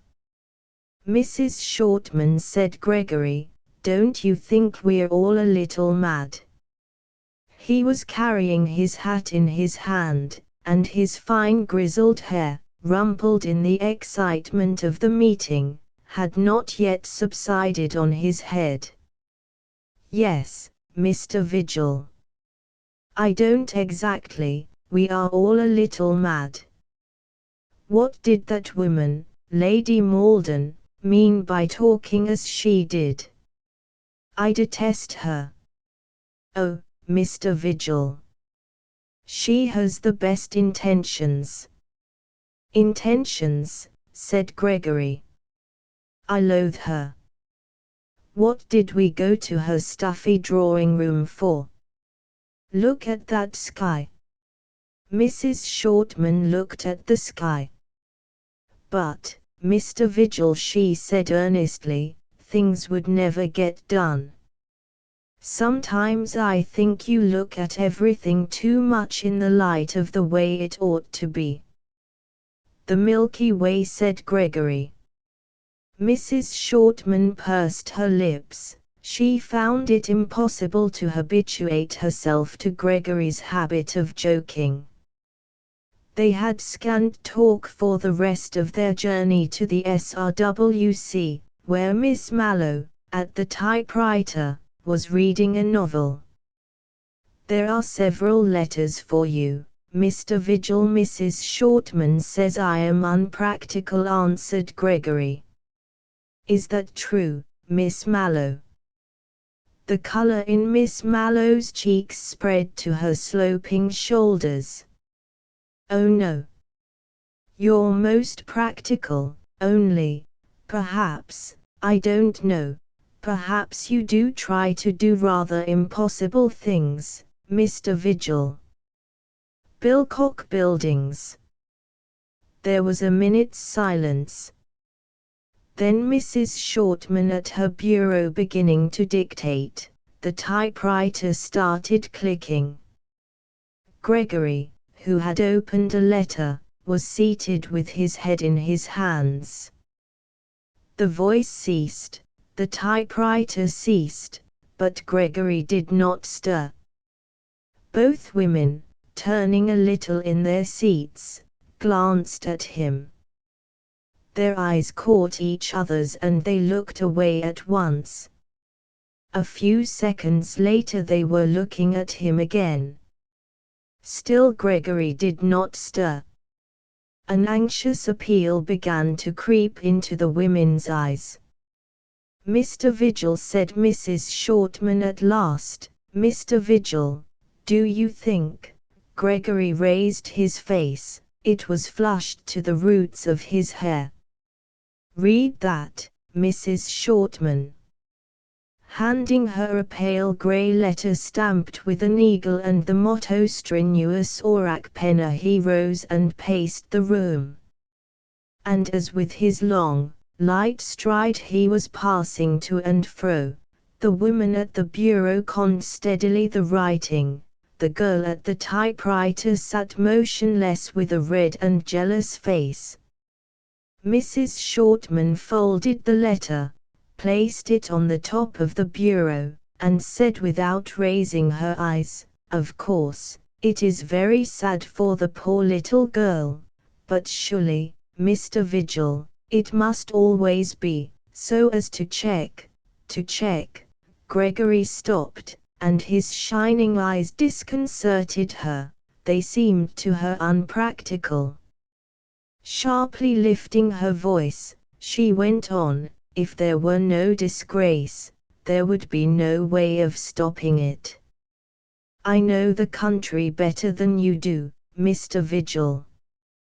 Gregory put his hands to his ears. "We must find a place for her at once." The window was fully open, so that he could not open it any more, and he stood there as though looking for that place in the sky. And the sky he looked at was very blue, and large white birds of cloud were flying over it. He turned from the window, and opened another letter. Lincoln's Inn Fields, May 24, 1892. My dear Vigil, I gathered from your ward when I saw her yesterday that she has not told you of what, I fear, will give you much pain. I asked her point blank whether she wished the matter kept from you, and her answer was, he had better know, only I'm sorry for him.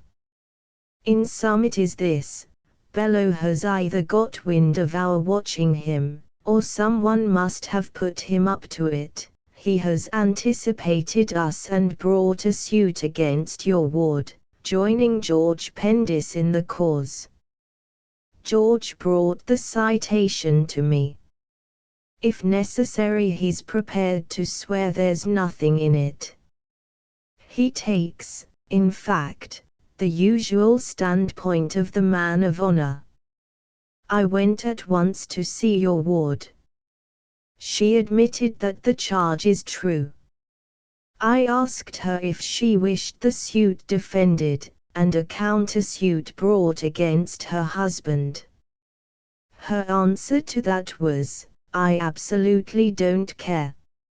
I got nothing from her but this, and, though it sounds odd, I believe it to be true. She appears to be in a reckless mood, and to have no particular ill will against her husband. I want to see you, but only after you have turned this matter over carefully. It is my duty to put some considerations before you. The suit, if brought, will be a very unpleasant matter for George, a still more unpleasant, even disastrous one, for his people. The innocent in such cases are almost always the greatest sufferers. If the cross suit is instituted, it will assume at once, considering their position in society, the proportions of a cause célèbre, and probably occupy the court and the daily presses anything from 3 days to a week, perhaps more, and you know what that means. On the other hand, not to defend the suit, considering what we know, is, apart from ethics, revolting to my instincts as a fighter. My advice, therefore, is to make every effort to prevent matters being brought into court at all. I am an older man than you by 13 years. I have a sincere regard for you, and I wish to save you pain.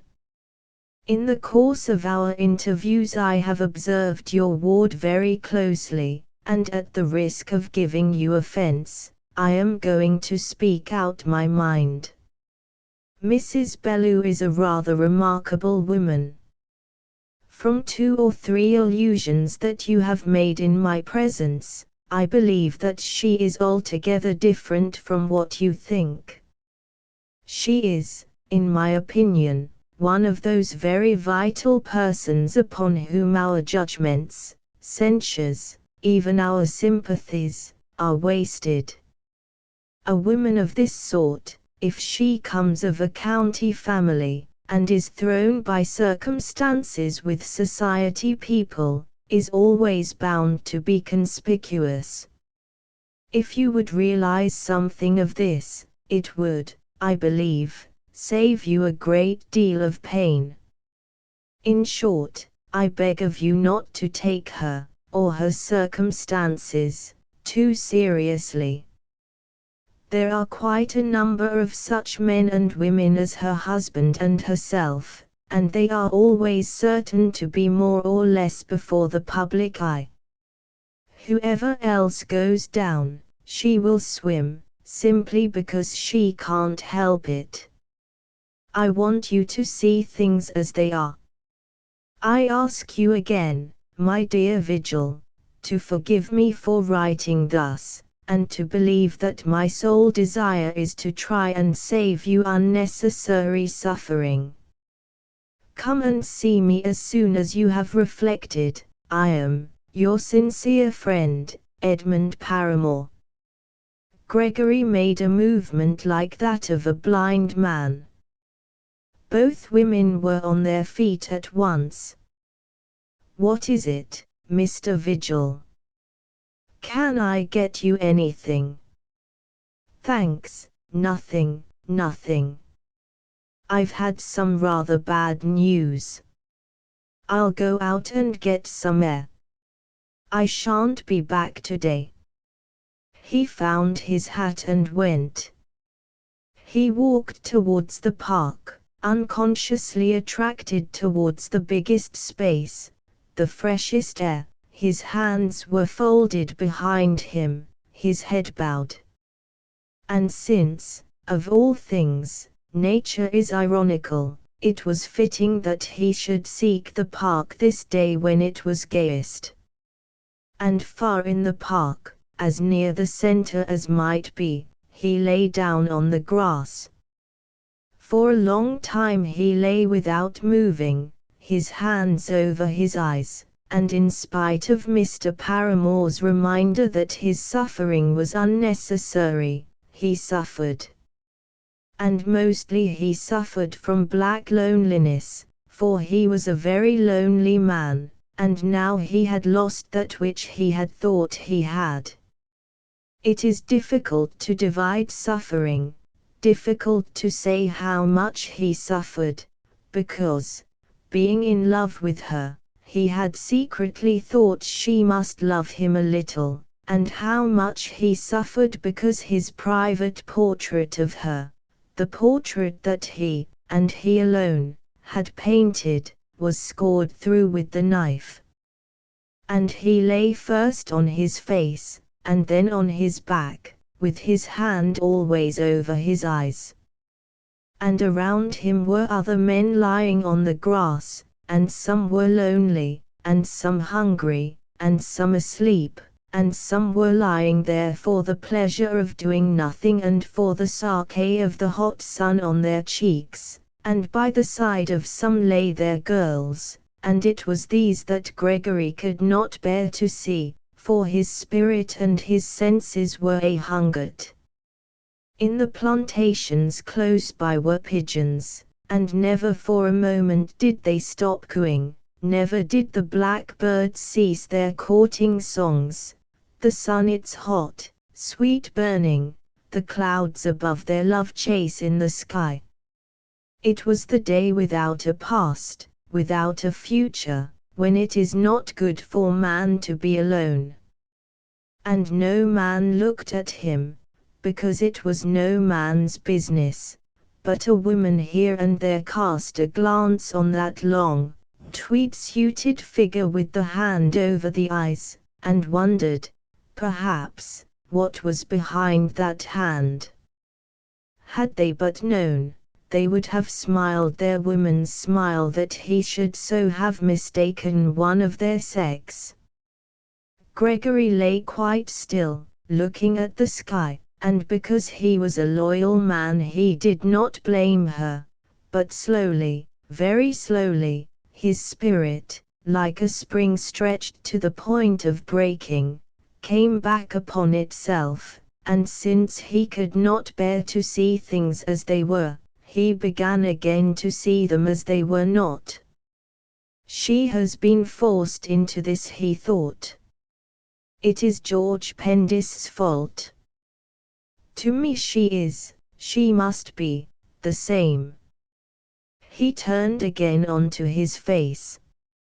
And a small dog who had lost its master sniffed at his boots, and sat down a little way off, to wait till Gregory could do something for him, because he smelled that he was that sort of man.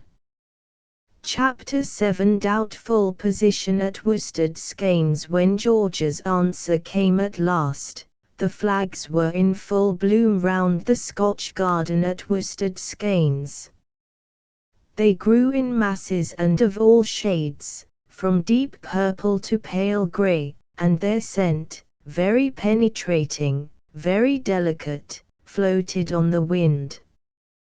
While waiting for that answer, it had become Mr. Pendist's habit to promenade between these beds, his hand to his back, for he was still a little stiff, followed at a distance of 7 paces by the spaniel John, very black, and moving his rubbery nostrils uneasily from side to side.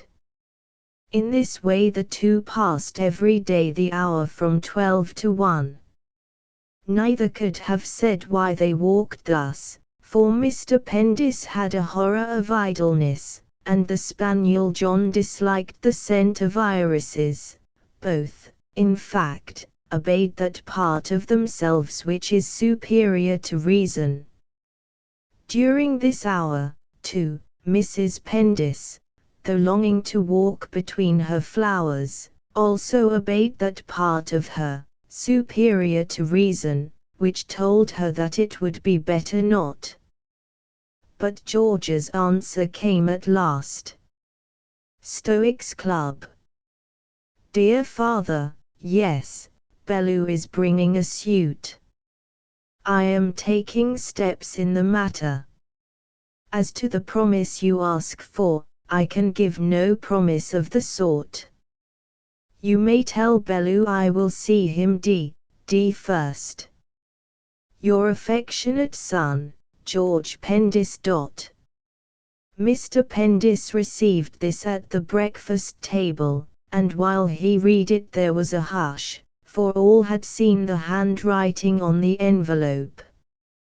Mr. Pendist read it through twice, once with his glasses on and once without, and when he had finished the second reading he placed it in his breast pocket. No word escaped him. His eyes, which had sunk a little the last few days, rested angrily on his wife's white face. Bea and Nora looked down, and, as if they understood, the 4 dogs were still. Mr. Pendist pushed his plate back, rose, and left the room. Nora looked up. What's the matter, Mother? Mrs. Pendist was swaying. She recovered herself in a moment. Nothing, dear. It's very hot this morning, don't you think? I'll just go to my room and take some sal volatile. She went out, followed by old Roy, the spaniel John, who had been cut off at the door by his master's abrupt exit, preceded her. Nora and Bea pushed back their plates. I can't eat, Nora said Bea. It's horrible not to know what's going on. Nora answered it's perfectly brutal not being a man. You might just as well be a dog as a girl, for anything anyone tells you." Mrs. Pendis did not go to her room, she went to the library. Her husband, seated at his table, had George's letter before him. A pen was in his hand, but he was not writing. "Horace," she said softly, "here is poor John." Mr. Pendis did not answer, but put down the hand that did not hold his pen. The spaniel John covered it with kisses. "Let me see the letter, won't you?" Mr. Pendis handed it to her without a word. She touched his shoulder gratefully, for his unusual silence went to her heart.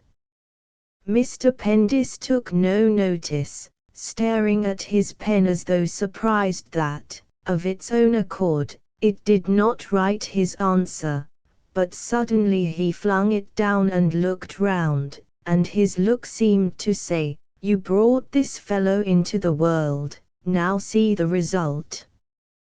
He had had so many days to think and put his finger on the doubtful spots of his son's character. All that week he had become more and more certain of how, without his wife, George would have been exactly like himself. Words sprang to his lips, and kept on dying there. The doubt whether she would agree with him, the feeling that she sympathized with her son, the certainty that something even in himself responded to those words, "You can tell Bellew I will see him d first." All this, and the thought, never out of his mind, the name, the estate, kept him silent. He turned his head away, and took up his pen again. Mrs. Pendis had read the letter now 3 times, and instinctively had put it in her bosom. It was not hers, but Horace must know it by heart, and in his anger he might tear it up. That letter, for which they had waited so long, told her nothing. She had known all there was to tell. Her hand had fallen from Mr. Pendis's shoulder, and she did not put it back, but ran her fingers through and through each other, while the sunlight, traversing the narrow windows, caressed her from her hair down to her knees. Here and there that stream of sunlight formed little pools in her eyes, giving them a touching, anxious brightness, in a curious heart-shaped locket of carved steel, worn by her mother and her grandmother before her, containing now, not locks of their son's hair, but a curl of George's, in her diamond rings, and a bracelet of amethyst and pearl which she wore for the love of pretty things. And the warm sunlight disengaged from her a scent of lavender. Through the library door a scratching noise told that the dear dogs knew she was not in her bedroom. Mr. Pendis, too, caught that scent of lavender, and in some vague way it augmented his discomfort. Her silence, too, distressed him. It did not occur to him that his silence was distressing her. He put down his pen. "I can't write with you standing there, Marjorie." Mrs. Pendis moved out of the sunlight. "George says he is taking steps." "What does that mean, Horace?" This question, focusing his doubts, broke down the squire's dumbness. "I won't be treated like this," he said. "I'll go up and see him myself." He went by the 10.20, saying that he would be down again by the 5.55 soon after 7 the same evening. A dog cart driven by a young groom and drawn by a raking chestnut mare with a blaze face, swung into the railway station at Worstead Skeins, and drew up before the booking office. Mr. Pendis's brougham, behind a brown horse, coming a little later, was obliged to range itself behind.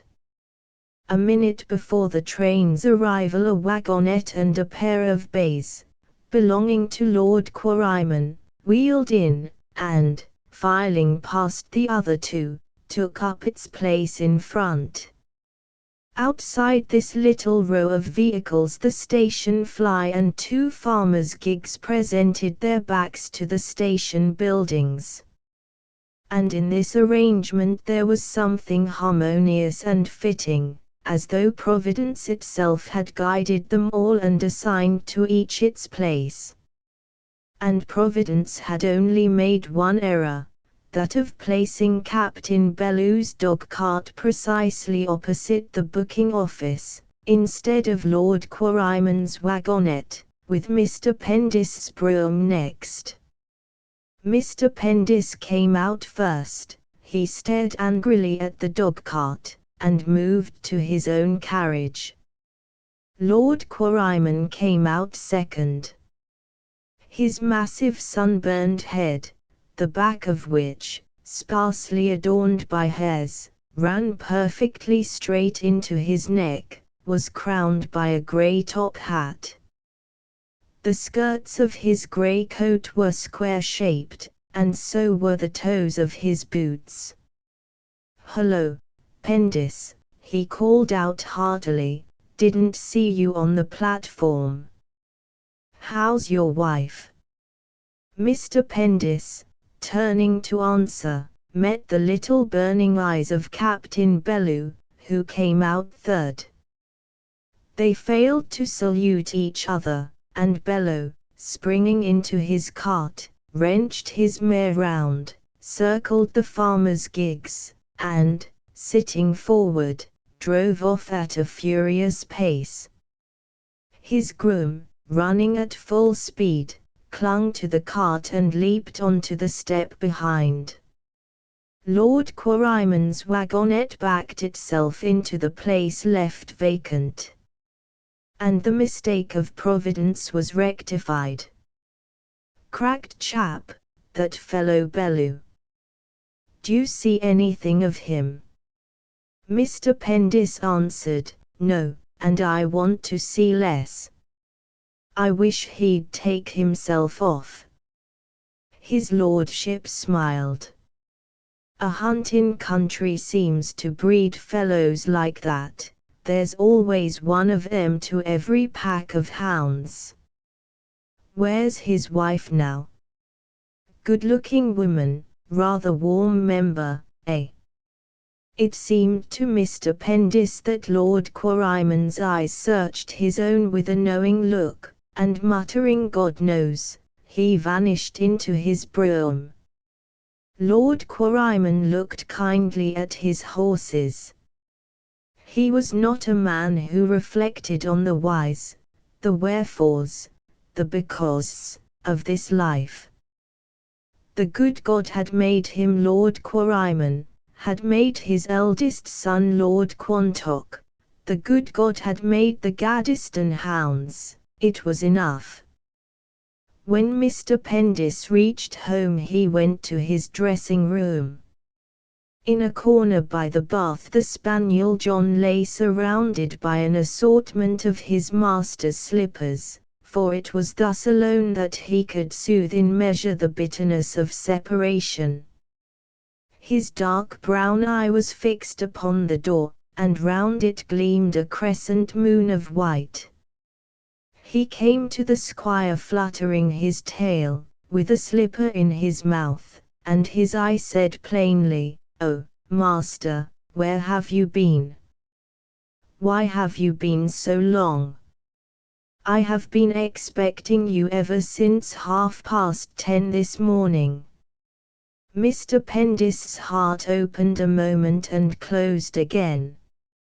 He said "John," and began to dress for dinner. Mrs. Pendis found him tying his white tie. She had plucked the first rosebud from her garden. She had plucked it because she felt sorry for him, and because of the excuse it would give her to go to his dressing room at once. "I've brought you a buttonhole, Horace. Did you see him?" No, of all answers this was the one she dreaded most. She had not believed that anything would come of an interview. She had trembled all day long at the thought of their meeting, but now that they had not met she knew by the sinking in her heart that anything was better than uncertainty. She waited as long as she could, then burst out, "Tell me something, Horace." Mr. Pendis gave her an angry glance. "How can I tell you, when there's nothing to tell? I went to his club. He's not living there now. He's got rooms, nobody knows where. I waited all the afternoon. Left a message at last for him to come down here tomorrow. I've sent for Paramore, and told him to come down too. I won't put up with this sort of thing." Mrs. Pendis looked out of the window, but there was nothing to see save the ha-ha, the coverts, the village spire, the cottage roofs, which for so long had been her world. "George won't come down here," she said. "George will do what I tell him." Again Mrs. Pendis shook her head, knowing by instinct that she was right. Mr. Pendis stopped putting on his waistcoat. "George had better take care," he said. "He's entirely dependent on me." And as if with those words he had summed up the situation, the philosophy of a system vital to his son, he no longer frowned. On Mrs. Pendis those words had a strange effect. They stirred within her terror. It was like seeing her son's back bared to a lifted whiplash, like seeing the door shut against him on a snowy night. But besides terror they stirred within her a more poignant feeling yet, as though someone had dared to show a whip to herself, had dared to defy that something more precious than life in her soul, that something which was of her blood, so utterly and secretly passed by the centuries into her fiber that no one had ever thought of defying it before. And there flashed before her with ridiculous concreteness the thought, "I've got 300 a year of my own." Then the whole feeling left her, just as in dreams a mordant sensation grips and passes, leaving a dull ache, whose cause is forgotten, behind. "There's the gong, Horace," she said.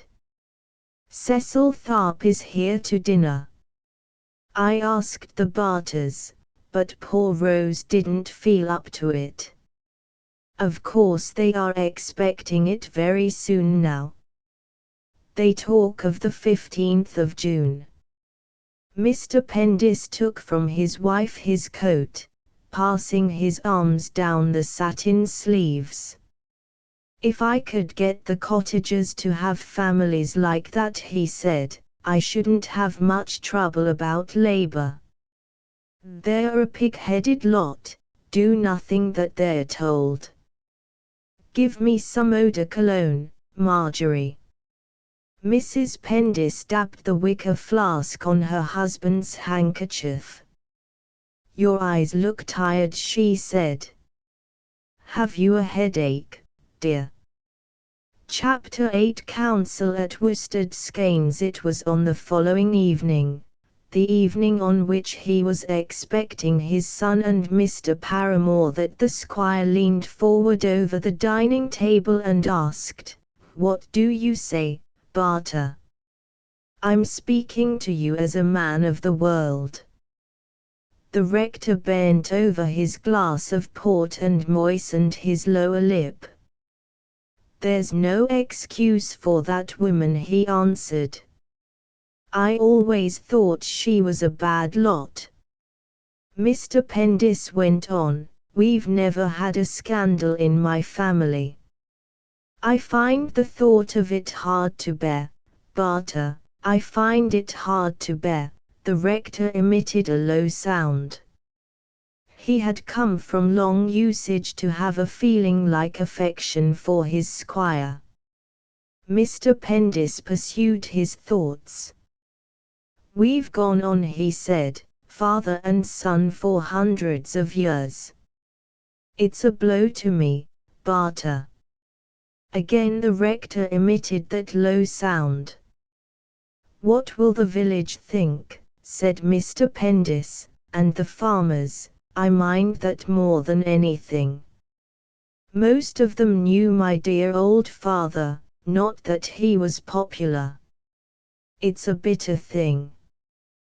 The rector said, Well, Pendis, perhaps it won't come to that."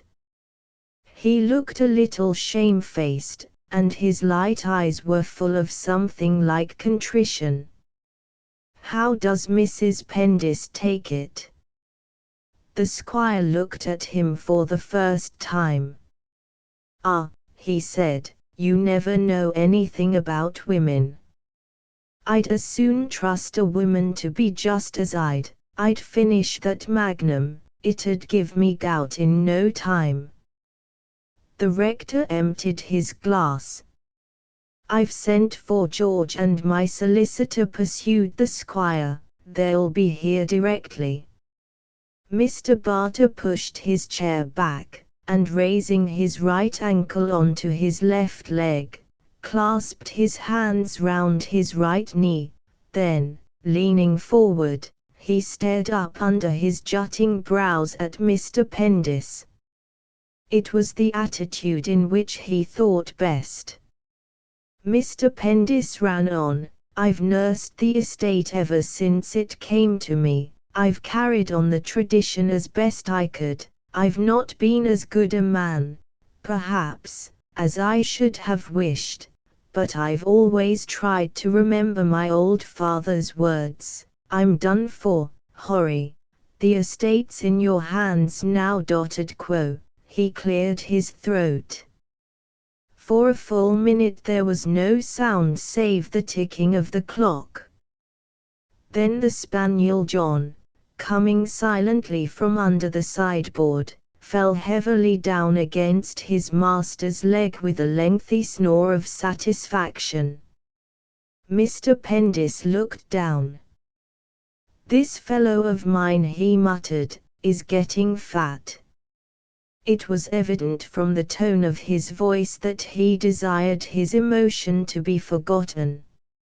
Something very deep in Mr. Barter respected that desire. "It's a first-rate magnum," he said. Mr. Pendis filled his rector's glass. "I forget if you knew Paramore. He was before your time.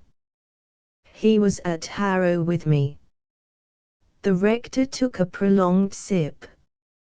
"I shall be in the way," he said. "I'll take myself off."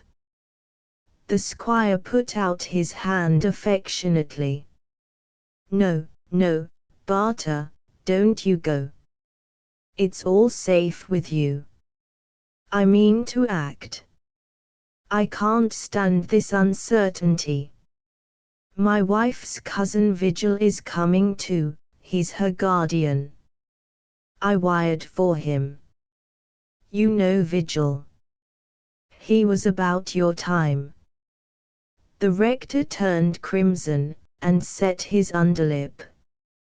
Having scented his enemy, nothing would now persuade him to withdraw, and the conviction that he had only done his duty, a little shaken by the squire's confidence, returned as though by magic. "Yes, I know him." "We'll have it all out here," muttered Mr. Pendis, "over this port. There's the carriage. Get up, John." The spaniel John rose heavily, looked sardonically at Mr. Barter, and again flopped down against his master's leg.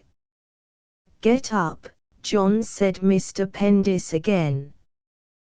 The spaniel John snored. "If I move, you'll move too, and uncertainty will begin for me again," he seemed to say.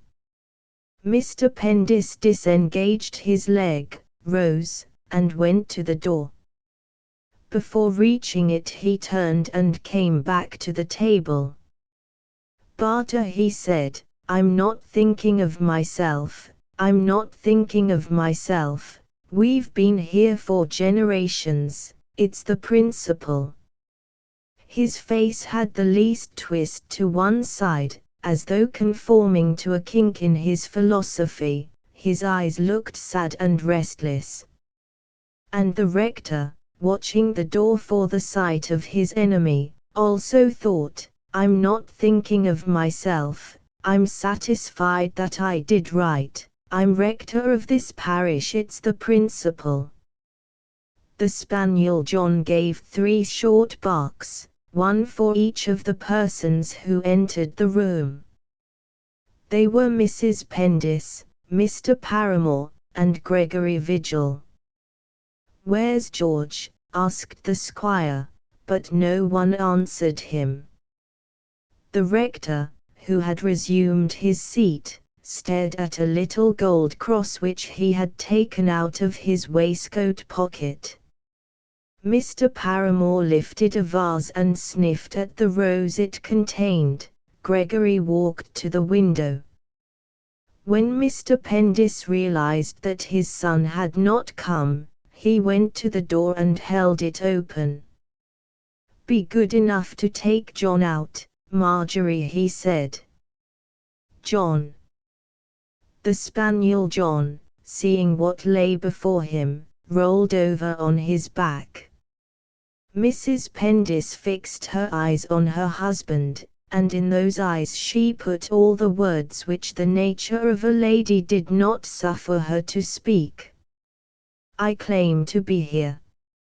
Let me stay, it is my right. Don't send me away."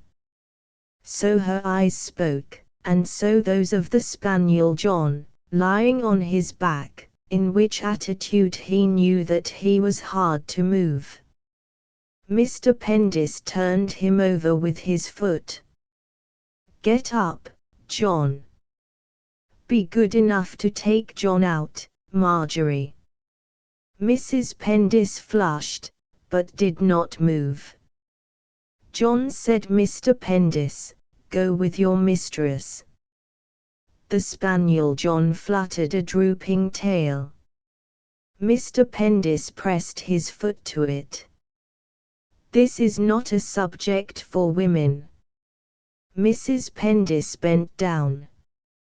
"Come, John," she said.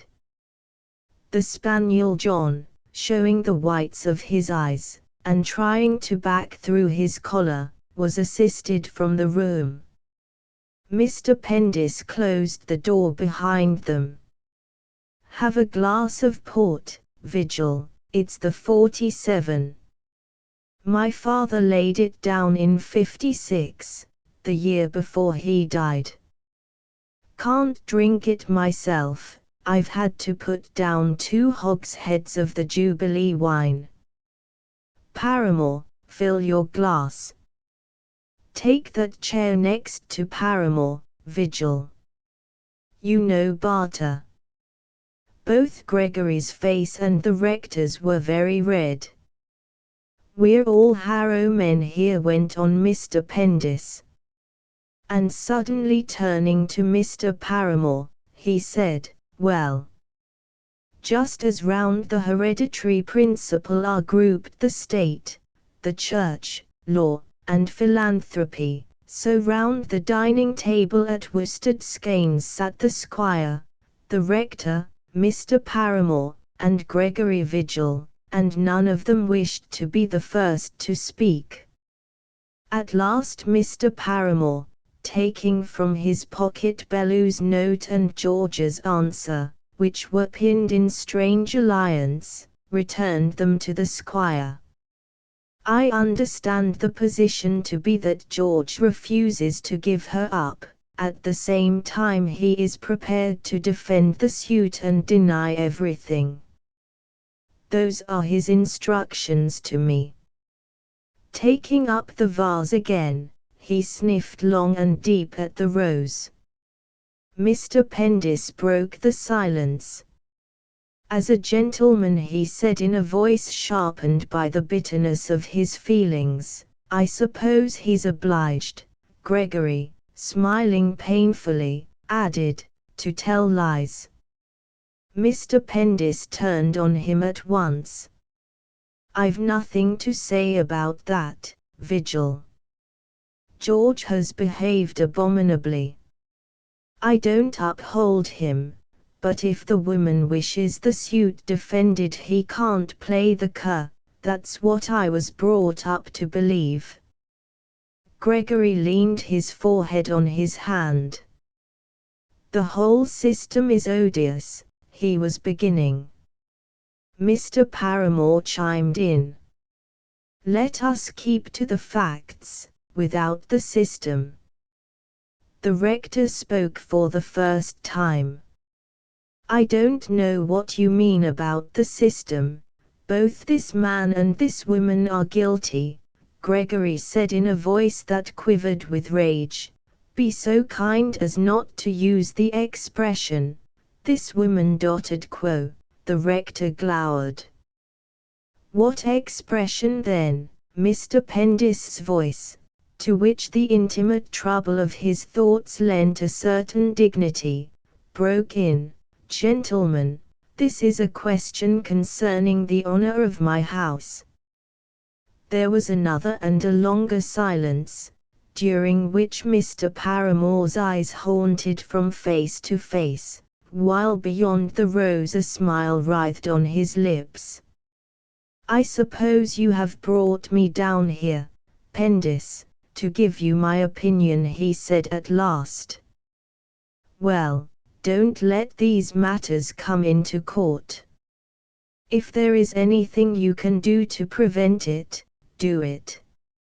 If your pride stands in the way, put it in your pocket. If your sense of truth stands in the way, forget it. Between personal delicacy and our law of divorce there is no relation. Between absolute truth and our law of divorce there is no relation. I repeat, don't let these matters come into court. Innocent and guilty, you will all suffer. The innocent will suffer more than the guilty, and nobody will benefit. I have come to this conclusion deliberately.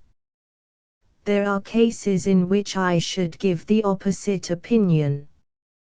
But in this case, I repeat, there's nothing to be gained by it. Once more, then, don't let these matters come into court. Don't give people's tongues a chance. Take my advice, appeal to George again to give you that promise. If he refuses, well, we must try and bluff Bellew out of it. Mr. Pendis had listened, as he had formed the habit of listening to Edmund Paramore, in silence. He now looked up and said, "It's all that red-haired ruffian's spite. I don't know what you were about to stir things up, Vigil. You must have put him on the scent." He looked moodily at Gregory. Mr. Barter, too, looked at Gregory with a sort of half-ashamed defiance. Gregory, who had been staring at his untouched wineglass, turned his face, very flushed, and began speaking in a voice that emotion and anger caused to tremble. He avoided looking at the rector, and addressed himself to Mr. Paramore. George can't give up the woman who has trusted herself to him. That would be playing the cur, if you like. Let them go and live together honestly until they can be married. Why do you all speak as if it were the man who mattered? It is the woman that we should protect. The rector first recovered speech. You're talking rank immorality, he said almost good-humoredly. Mr. Pendis rose. Marry her, he cried. What on earth? That's worse than all, the very thing we're trying to prevent. We've been here, father and son, for generations. All the more shame, burst out Gregory, if you can't stand by a woman at the end of them. Mr. Paramore made a gesture of reproof. There's moderation in all things, he said. Are you sure that Mrs. Bellew requires protection? If you are right, I agree, but are you right? I will answer for it, said Gregory. Mr. Paramore paused a full minute with his head resting on his hand. I am sorry, he said at last, I must trust to my own judgment. The squire looked up. If the worst comes to the worst, can I cut the entail, Paramore? No, what? But that's all wrong, you can't have it both ways, said Mr. Paramore. The squire looked at him dubiously, then blurted out, if I choose to leave him nothing but the estate, he'll soon find himself a beggar. I beg your pardon, gentlemen, fill your glasses. I'm forgetting everything. The rector filled his glass. I've said nothing so far, he began. I don't feel that it's my business. My conviction is that there's far too much divorce nowadays. Let this woman go back to her husband, and let him show her where she's to blame. His voice and his eyes hardened, then let them forgive each other like Christians. You talk, he said to Gregory, about standing up for the woman. I've no patience with that, it's the way immorality's fostered in these days. I raise my voice against this sentimentalism. I always have, and I always shall. Gregory jumped to his feet. I've told you once before, he said, that you were indelicate. I tell you so again. Mr. Barter got up, and stood bending over the table, crimson in the face, staring at Gregory, and unable to speak. Either you or I, he said at last, stammering with passion, must leave this room. Gregory tried to speak, then turning abruptly, he stepped out onto the terrace, and passed from the view of those within. The rector said, Good night, Pendis, I'm going, too. The squire shook the hand held out to him with a face perplexed to sadness. There was silence when Mr. Barter had left the room. The squire broke it with a sigh. I wish we were back at Oxenham's, Paramore. This serves me right for deserting the old house. What on earth made me send George to Eton? Mr. Paramore buried his nose in the vase. In this saying of his old schoolfellow was the whole of the squire's creed. I believe in my father, and his father, and his father's father, the makers and keepers of my estate, and I believe in myself and my son and my son's son. And I believe that we have made the country, and shall keep the country what it is. And I believe in the public schools, and especially the public school that I was at. And I believe in my social equals and the country house, and in things as they are, for ever and ever. Amen. Mr. Pendis went on, I'm not a Puritan, Paramore. I dare say there are allowances to be made for George. I don't even object to the woman herself. She may be too good for Bellew, she must be too good for a fellow like that. But for George to marry her would be ruination. Look at Lady Rose's case. Anyone but a stargazing fellow like Vigil must see that. It's taboo. It's sheer taboo. And think of my grandson. No, Paramore, no, by God. The squire covered his eyes with his hand. Mr. Paramore, who had no son himself, answered with feeling, Now, old fellow, it won't come to that. God knows what it will come to, Paramore. My nerves shaken. You know yourself that if there's a divorce he'll be bound to marry her. To this Mr. Paramore made no reply, but pressed his lips together. There's your poor dog whining, he said. And without waiting for permission he opened the door.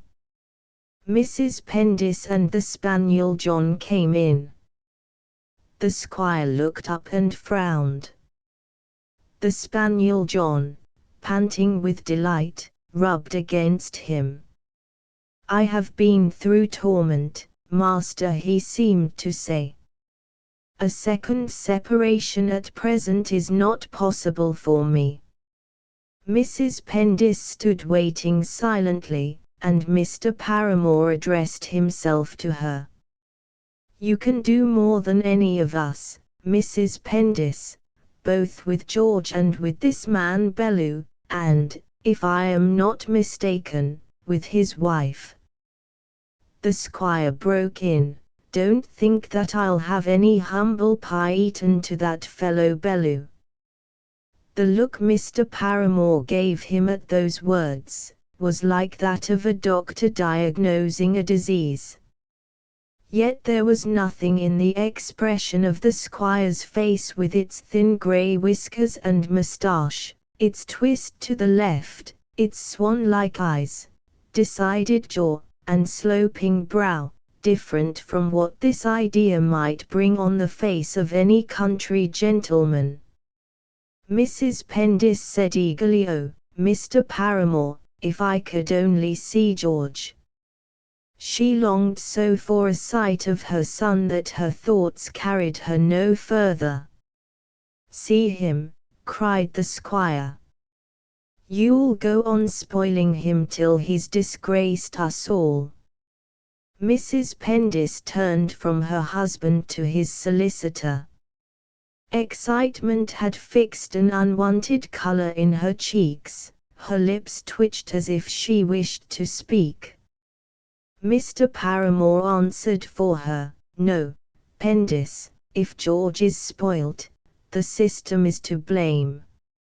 System, said the squire. I've never had a system for him. I'm no believer in systems. I don't know what you're talking of. I have another son, thank God. Mrs. Pendis took a step forward. Horace, she said, you would never. Mr. Pendis turned from his wife, and said sharply, Paramore, are you sure I can't cut the entail? As sure, said Mr. Paramore, as I sit here. Chapter 9 Definition of Appendicitis. Gregory walked long in the Scotch garden with his eyes on the stars. One, larger than all the rest, over the larches, shone on him ironically, for it was the star of love. And on his beat between the yew trees that, living before Pendices came to Worsted Skeins, would live when they were gone, he cooled his heart in the silver light of that big star.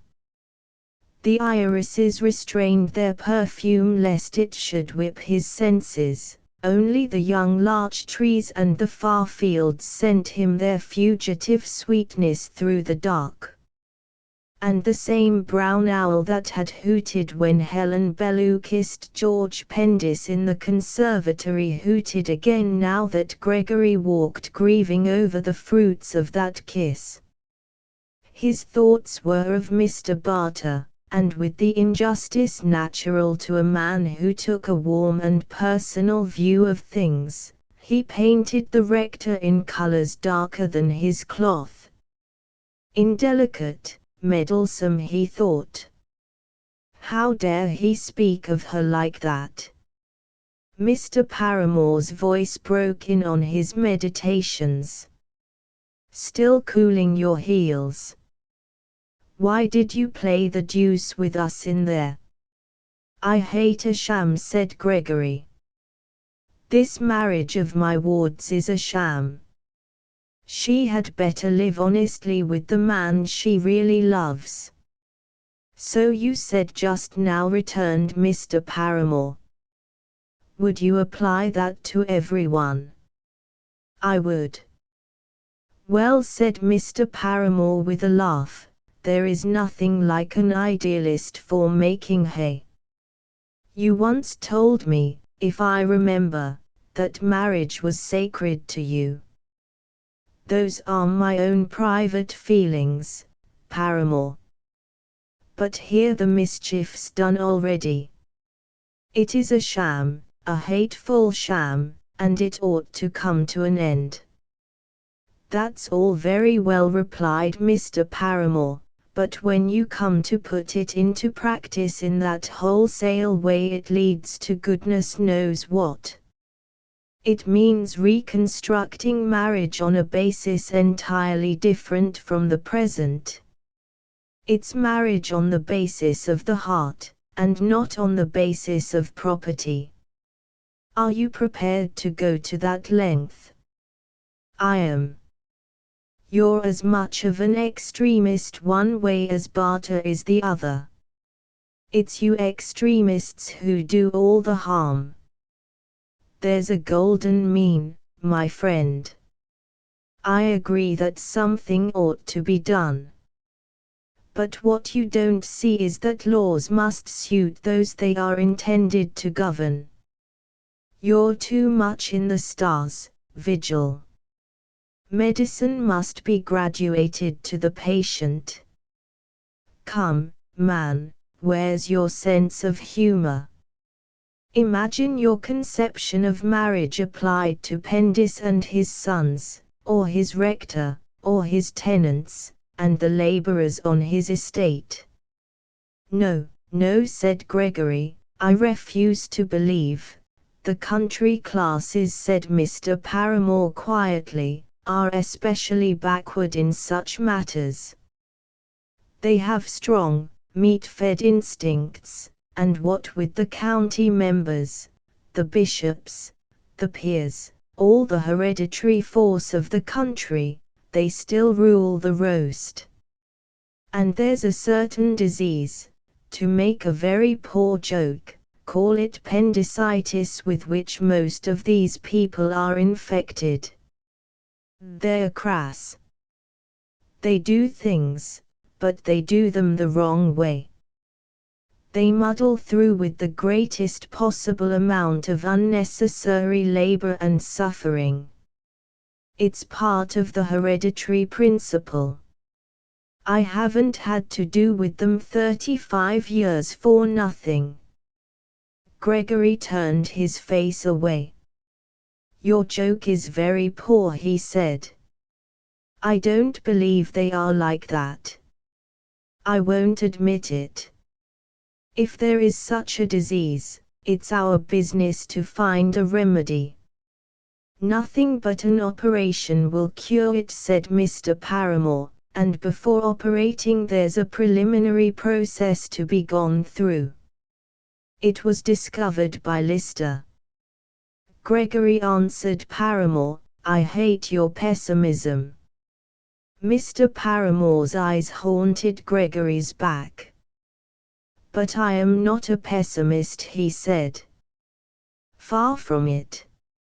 Life is mostly froth and bubble. Two things stand like stone: kindness in another's trouble, courage in your own. // Gregory turned on him. How can you quote poetry, and hold the views you do? We ought to construct. You want to build before you've laid your foundations, said Mr. Paramore. You let your feelings carry you away, Vigil. The state of the marriage laws is only a symptom. It's this disease, this grudging narrow spirit in men, that makes such laws necessary. Unlovely men, unlovely laws, what can you expect? I will never believe that we shall be content to go on living in a slough of provincialism, said Mr. Paramore. You should take to gardening. It makes one recognize what you idealists seem to pass over, that men, my dear friend, are, like plants, creatures of heredity and environment. Their growth is slow. You can't get grapes from thorns, Vigil, or figs from thistles, at least, not in one generation, however busy and hungry you may be. Your theory degrades us all to the level of thistles. Social laws depend for their strength on the harm they have it in their power to inflict, and that harm depends for its strength on the ideals held by the man on whom the harm falls. If you dispense with the marriage tie, or give up your property and take to brotherhood, you'll have a very thistly time, but you won't mind that if you're a fig. And so on ad lib. It's odd, though, how soon the thistles that thought themselves figs get found out. There are many things I hate, Vigil. One is extravagance, and another humbug. But Gregory stood looking at the sky. We seem to have wandered from the point, said Mr. Paramore, and I think we had better go in. It's nearly 11. Throughout the length of the low white house there were but 3 windows lighted, 3 eyes looking at the moon, a fairy shallop sailing the night sky. The cedar trees stood black as pitch. The old brown owl had ceased his hooting. Mr. Paramore gripped Gregory by the arm. A nightingale. Did you hear him down in that spinney? It's a sweet place, this. I don't wonder Pendis is fond of it. You're not a fisherman, I think. Did you ever watch a school of fishes coasting along a bank?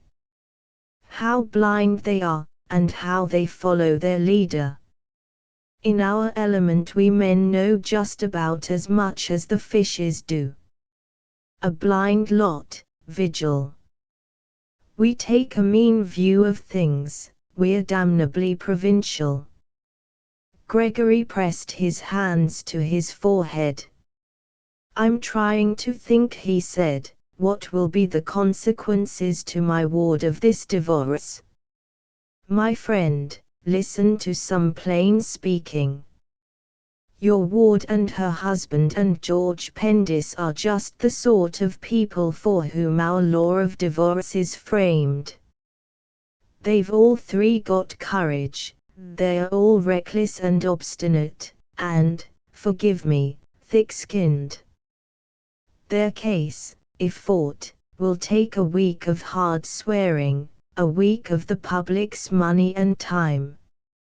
It will give admirable opportunities to eminent counsel, excellent reading to the general public, first-rate sport all round. The papers will have a regular carnival. I repeat, they are the very people for whom our law of divorce is framed. There's a great deal to be said for publicity, but all the same it puts a premium on insensibility, and causes a vast amount of suffering to innocent people. I told you once before, to get a divorce, even if you deserve it, you mustn't be a sensitive person. Those three will go through it all splendidly, but every scrap of skin will be torn off you and our poor friends down here, and the result will be a drawn battle at the end.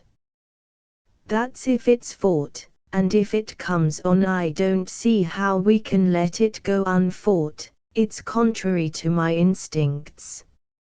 If we let it go undefended, mark my words, your ward and George Pendis will be sick of each other before the law allows them to marry, and George, as his father says, for the sake of morality will have to marry a woman who is tired of him, or of whom he is tired.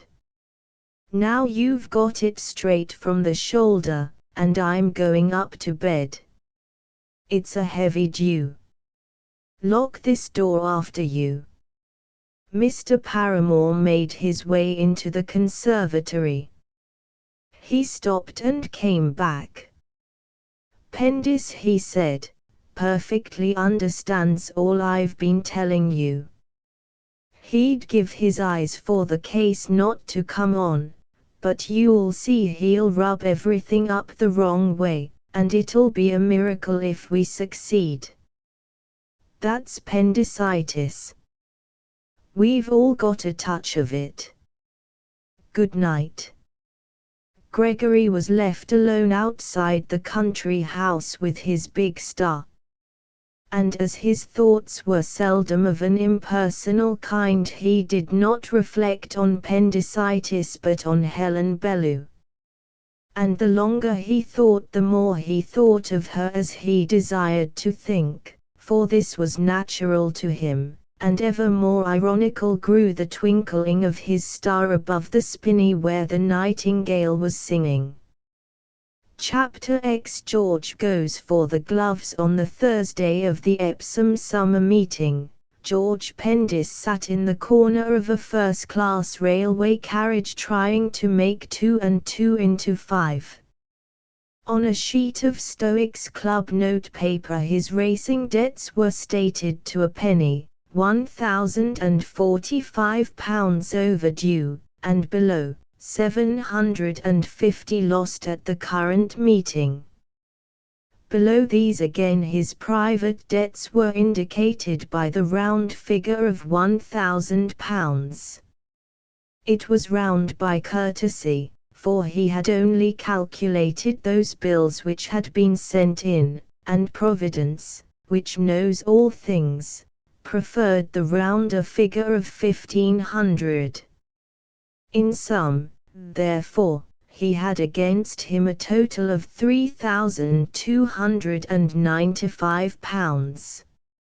And since at Tattersall's and the Stock Exchange, where men are engaged in perpetual motion, an almost absurd punctiliousness is required in the payment of those sums which have for the moment inadvertently been lost, 1,795 of this must infallibly be raised by Monday next. Indeed, only a certain liking for George, a good loser and a good winner, and the fear of dropping a good customer, had induced the firm of bookmakers to let that debt of £1,045 stand over the Epsom meeting. To set against these sums, in which he had not counted his current trainer's bill, and the expenses, which he could not calculate, of the divorce suit, he had, first, a bank balance which he might still overdraw another £20, secondly, the Ambler and 2 bad-selling platers, and thirdly, more considerable item, X, or that which he might, or indeed must, win over the Ambler's race this afternoon. Whatever else, it was not pluck that was lacking in the character of George Pendis. This quality was in his fiber, in the consistency of his blood, and confronted with a situation which, to some men, and especially to men not brought up on the hereditary plan, might have seemed desperate, he exhibited no sign of anxiety or distress. Into the consideration of his difficulties he imported certain principles. 1. He did not intend to be posted at Tattersall's. Sooner than that he would go to the Jews. The entail was all he could look to borrow on, the Hebrews would force him to pay through the nose. 2. He did not intend to show the white feather, and in backing his horse meant to go for the gloves. 3. He did not intend to think of the future, the thought of the present was quite bad enough. The train bounded and swung as though rushing onwards to a tune, and George sat quietly in his corner. Amongst his fellows in the carriage was the Honourable Geoffrey Winlow, who, though not a racing man, took a kindly interest in our breed of horses, which by attendance at the principal meetings he hoped to improve. "Your horse going to run, George?" George nodded. "I shall have a fiver on him for luck. I can't afford to bet. Saw your mother at the Foxholm garden party last week. You seen them lately?" George shook his head and felt an odd squeeze at his heart. "You know they had a fire at old Peacock's farm. I hear the squire and Barter did wonders. He's as game as a pebble, the squire." Again George nodded, and again felt that squeeze at his heart. "Aren't they coming to town this season?" "Haven't heard," answered George. "Have a cigar?" Winlow took the cigar, and cutting it with a small penknife, scrutinized George's square face with his leisurely eyes. It needed a physiognomist to penetrate its impassivity. Winlow thought to himself, "I shouldn't be surprised if what they say about old George is true. Had a good meeting so far?" "So-so." They parted on the racecourse. George went at once to see his trainer and thence into Tattersall's ring. He took with him that equation with X, and sought the society of two gentlemen quietly dressed, one of whom was making a note in a little book with a gold pencil. They greeted him respectfully, for it was to them that he owed the bulk of that £1795. "What price will you lay against my horse?"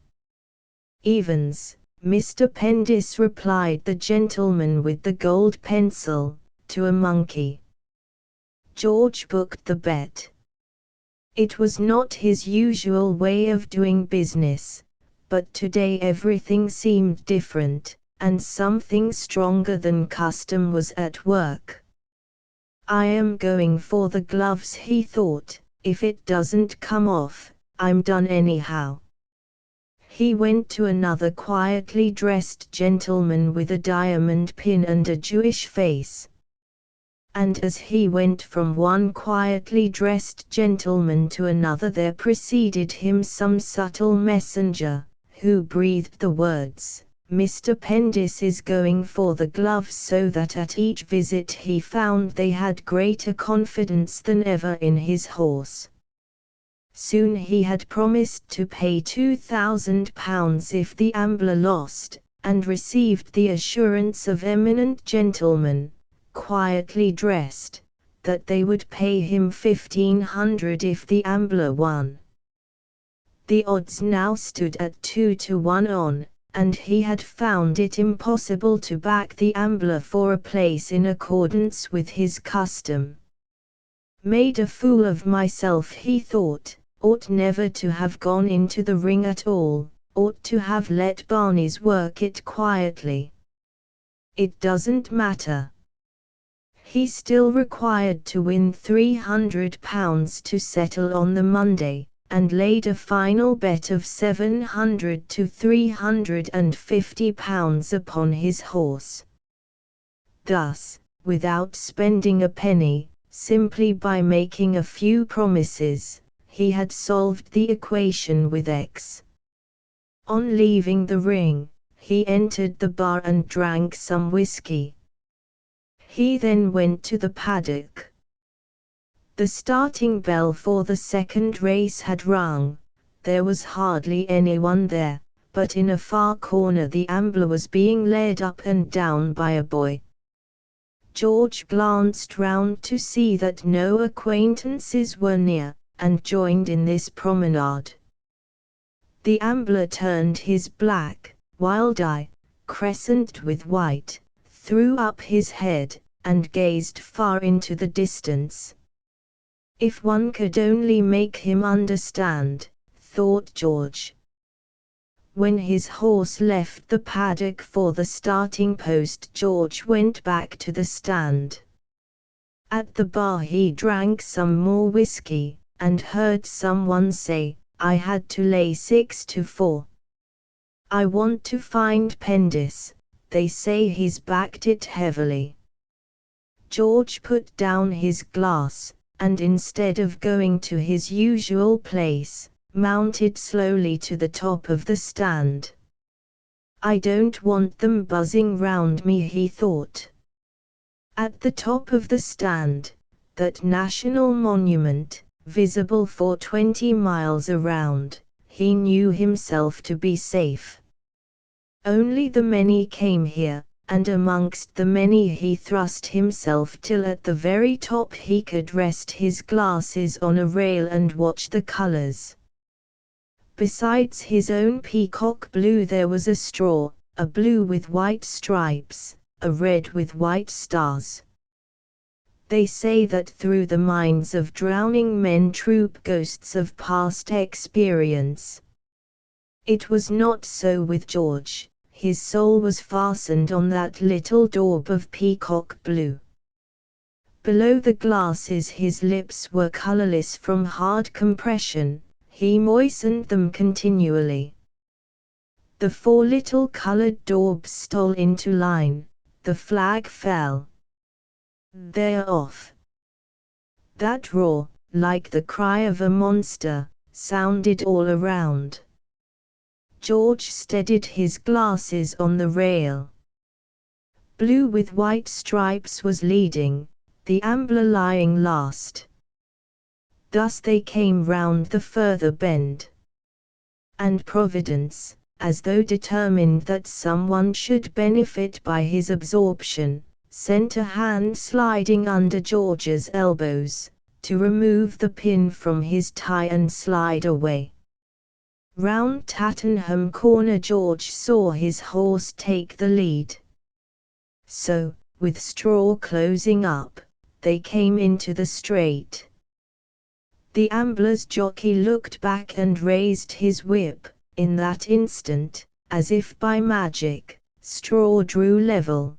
Down came the whip on the ambler's flank, again as by magic straw was in front.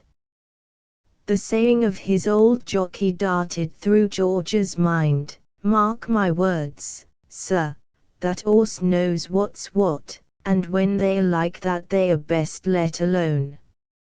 "Sit still, you fool," he muttered. The whip came down again. Straw was 2 lengths in front. Someone behind said, "The favourite's beat." "No, he's not, by Jove." For as though George's groan had found its way to the jockey's ears, he dropped his whip. The ambler sprang forward. George saw that he was gaining. All his soul went out to his horse's struggle. In each of those 15 seconds he died and was born again. With each stride all that was loyal and brave in his nature leaped into flame, all that was base sank, for he himself was racing with his horse, and the sweat poured down his brow. And his lips babbled broken sounds that no one heard, for all around were babbling too. Locked together, the ambler and straw ran home. Then followed a hush, for no one knew which of the two had won. The numbers went up 7-5. The favourite's second. Beaten by a nose, said a voice. George bowed his head, and his whole spirit felt numb. He closed his glasses and moved with the crowd to the stairs. A voice behind him said, he'd have won in another stride. Another answered, I hate that sort of horse. He curled up at the whip. George ground his teeth. Curse you, he muttered, you little cockney, what do you know about a horse? The crowd surged, the speakers were lost to sight. The long descent from the stand gave him time. No trace of emotion showed on his face when he appeared in the paddock. Blacksmith the trainer stood by the ambler's stall. That idiot Tipping lost us the race, sir, he began with quivering lips. If he'd only left him alone, the horse would have won in a canter. What on earth made him use his whip? He deserves to lose his license. The gall and bitterness of defeat surged into George's brain. It's no good your talking, blacksmith, he said, you put him up. What the devil made you quarrel with swells? The little man's chin dropped in sheer surprise. George turned away, and went up to the jockey, but at the sick look on the poor youth's face the angry words died off his tongue. All right, Tipping, I'm not going to rag you. And with the ghost of a smile he passed into the ambler's stall. The groom had just finished putting him to rights. The horse stood ready to be led from the field of his defeat. The groom moved out, and George went to the ambler's head. There is no place, no corner, on a racecourse where a man may show his heart. George did but lay his forehead against the velvet of his horse's muzzle, and for one short second hold it there. The ambler awaited the end of that brief caress, then with a snort threw up his head, and with his wild, soft eyes seemed saying, you fools! What do you know of me? George stepped to one side. Take him away, he said, and his eyes followed the ambler's receding form. A racing man of a different race, whom he knew and did not like, came up to him as he left the paddock. I suppose you won't thull your horse, Pendythe, he said. I'll give you 5 thou for him. He ought never to have lost, the beating won't help him with the handicappers a little bit. You carrion crow, thought George. Thanks, he's not for sale, he answered. He went back to the stand, but at every step and in each face, he seemed to see the equation which now he could only solve with x2. Thrice he went into the bar. It was on the last of these occasions that he said to himself, the horse must go. I shall never have a horse like him again. Over that green down which 100,000 feet had trodden brown, which 100,000 hands had strewn with bits of paper, cigar ends, and the fragments of discarded food, over the great approaches to the battlefield, where all was pathway leading to and from the fight. Those who make livelihood in such a fashion, least and littlest followers, were bawling, hawking, whining to the warriors flushed with victory or wearied by defeat. Over that green down, between one-legged men and ragged acrobats, women with babies at the breast, thimble-riggers, touts, walked George Pendis, his mouth hard set and his head bent down. "Good luck, Captain, good luck tomorrow, good luck, good luck. For the love of good, your lordship." Roll, bowl, or pitch. The sun, flaming out after long hiding, scorched the back of his neck. The free down wind, fouled by fetid odors, brought to his ears the monster's last cry, "They are off." A voice hailed him. George turned and saw Winlow, and with a curse and a smile he answered, "Hello." The Honorable Geoffrey ranged alongside, examining George's face at leisure. "Afraid you had a bad race, old chap. I hear you've sold the Ambler to that fellow Gilderstein." In George's heart something snapped. Already, he thought. The brute's been crowing. "And it's that little bounder that my horse," he answered calmly, "wanted the money." Winlow, who was not lacking in cool discretion, changed the subject. Late that evening George sat in the Stoics' window overlooking Piccadilly. Before his eyes, shaded by his hand, the hansoms passed, flying east and west, each with the single pale disk of face, or the twin disks of faces close together, and the gentle roar of the town came in, and the cool air refreshed by night. In the light of the lamps the trees of the Green Park stood burnished out of deep shadow where nothing moved, and high over all, the stars and purple sky seemed veiled with golden gauze.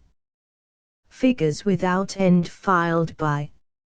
Some glanced at the lighted windows and the man in the white shirt front sitting there. And many thought, "Wish I were that swell, with nothing to do but step into his father's shoes," and to many no thought came. But now and then some passer murmured to himself, "Looks lonely sitting there." And to those faces gazing up, George's lips were grim, and over them came and went a little bitter smile, but on his forehead he felt still the touch of his horse's muzzle, and his eyes, which none could see, were dark with pain. Chapter 11 Mr. Barter takes a walk. The event at the rectory was expected every moment. The rector, who practically never suffered, disliked the thought and sight of others suffering. Up to this day, indeed, there had been none to dislike, for in answer to inquiries his wife had always said, "No, dear, no, I'm all right, really, it's nothing." And she had always said it smiling, even when her smiling lips were white. But this morning in trying to say it she had failed to smile. Her eyes had lost their hopelessly hopeful shining, and sharply between her teeth she said, "Send for Dr. Wilson, hustle." The rector kissed her, shutting his eyes, for he was afraid of her face with its lips drawn back, and its discolored cheeks. In 5 minutes the groom was hastening to Cornmarket on the roan cob, and the rector stood in his study, looking from one to another of his household gods, as though calling them to his assistance. At last he took down a bat and began oiling it. 16 years ago, when Husserl was born, he had been overtaken by sounds that he had never to this day forgotten. They had clung to the nerves of his memory, and for no reward would he hear them again. They had never been uttered since, for like most wives, his wife was a heroine, but, used as he was to this event, the rector had ever since suffered from panic. It was as though Providence, storing all the anxiety which he might have felt throughout, let him have it with a rush at the last moment. He put the bat back into its case, corked the oil bottle, and again stood looking at his household gods. None came to his aid. And his thoughts were as they had 9 times been before.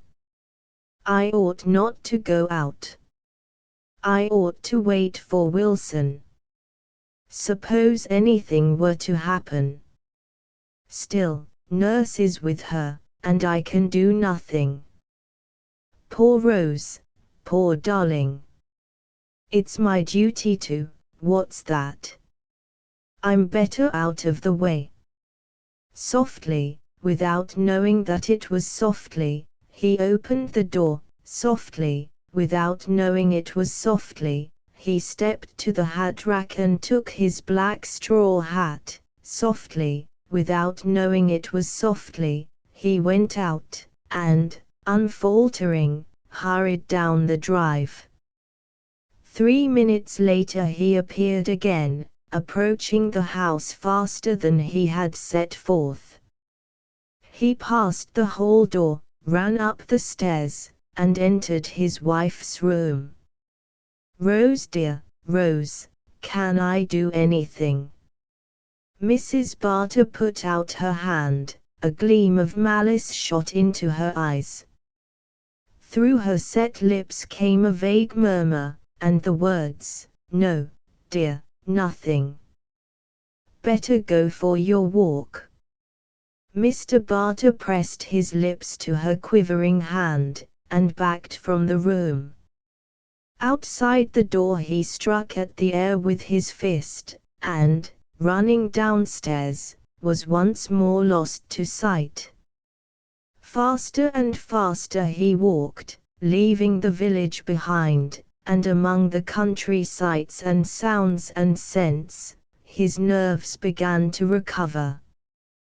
He was able to think again of other things, of Cecil's school report, far from satisfactory, of old Herman in the village, whom he suspected of overdoing his bronchitis with an eye to port, of the return match with Coldingham, and his belief that their left-hand bowler only wanted hitting, of the new edition of hymn books, and the slackness of the upper village in attending church, 5 households less honest and ductile than the rest, a foreign look about them, dark people, un-English.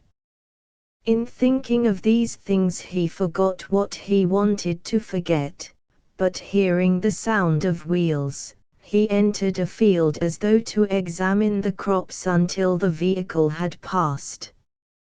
It was not Wilson, but it might have been, and at the next turning he unconsciously branched off the Cornmarket road. It was noon when he came within sight of Coldingham, 6 miles from Worstead Skeins. He would have enjoyed a glass of beer, but, unable to enter the public house, he went into the churchyard instead. He sat down on a bench beneath a sycamore opposite the Winlow graves, for Coldingham was Lord Montross's seat, and it was here that all the Winlows lay. Bees were busy above them in the branches, and Mr. Barter thought, beautiful sight. We've nothing like this at Worsted Skeins. But suddenly he found that he could not sit there and think. Suppose his wife were to die. It happened sometimes. The wife of John Tharp of Bletchingham had died in giving birth to her 10th child. His forehead was wet, and he wiped it. Casting an angry glance at the Winlow graves, he left the seat. He went down by the further path, and came out on the green. A cricket match was going on, and in spite of himself the rector stopped. The Coldingham team were in the field. Mr. Barter watched. As he had thought, that left-hand bowler bowled a good pace, and came in from the off, but his length was poor, very poor. A determined batsman would soon knock him off. He moved into line with the wickets to see how much the fellow came in, and he grew so absorbed that he did not at first notice the Honourable Geoffrey Winlow in pads and a blue and green blazer, smoking a cigarette astride of a camp stool. "Ah, Winlow, it's your team against the village. Afraid I can't stop to see you bat. I was just passing. Matter I had to attend to, must get back." The real solemnity of his face excited Winlow's curiosity. "Can't you stop and have lunch with us?" "No, no, my wife must get back." Winlow murmured, "Ah yes, of course." His leisurely blue eyes, always in command of the situation, rested on the rector's heated face. "By the way," he said, "I'm afraid George Pendis is rather hard hit. Been obliged to sell his horse. I saw him at Epsom the week before last." The rector brightened. "I made certain he'd come to grief over that betting," he said. "I'm very sorry indeed." "They say," went on Winlow, "that he dropped 4,000 over the Thursday race. He was pretty well dipped before, I know. Poor old George. Such an awfully good chap." "Ah," repeated Mr. Barter, "I'm very sorry indeed. Things were bad enough as it was." A ray of interest illumined the leisureliness of the Honourable Geoffrey's eyes. "You mean about Mrs. H.M., yes," he said. "People are talking, you can't stop that. I'm so sorry for the poor squire, and Mrs. Pendis. I hope something'll be done." The rector frowned. "I've done my best," he said. "Well hit, sir. I've always said that anyone with a little pluck can knock off that left-hand man you think so much of. He comes in a bit, but he bowls a shocking bad length. Here I am dawdling. I must get back." And once more that real solemnity came over Mr. Barter's face. "I suppose you'll be playing for Coldingham against us on Thursday. Goodbye." Nodding in response to Winlow's salute, he walked away. He avoided the churchyard, and took a path across the fields. He was hungry and thirsty. In one of his sermons there occurred this passage: "We should habituate ourselves to hold our appetites in check. By constantly accustoming ourselves to little abstinences in our daily life, we alone can attain to that true spirituality without which we cannot hope to know God." and it was well known throughout his household and the village that the rector's temper was almost dangerously spiritual if anything detained him from his meals. For he was a man physiologically sane and healthy to the core, whose digestion and functions, strong, regular, and straightforward as the day, made calls upon him which would not be denied. After preaching that particular sermon, he frequently for a week or more denied himself a second glass of ale at lunch, or his after-dinner cigar, smoking a pipe instead. And he was perfectly honest in his belief that he attained a greater spirituality thereby, and perhaps indeed he did.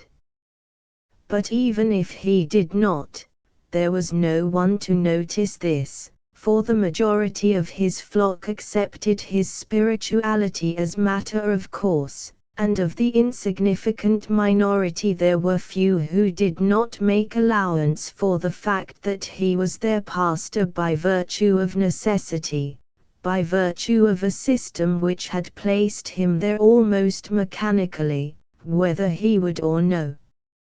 Indeed, they respected him the more that he was their rector, and could not be removed, and were glad that theirs was no common vicar like that of Coldingham, dependent on the caprices of others.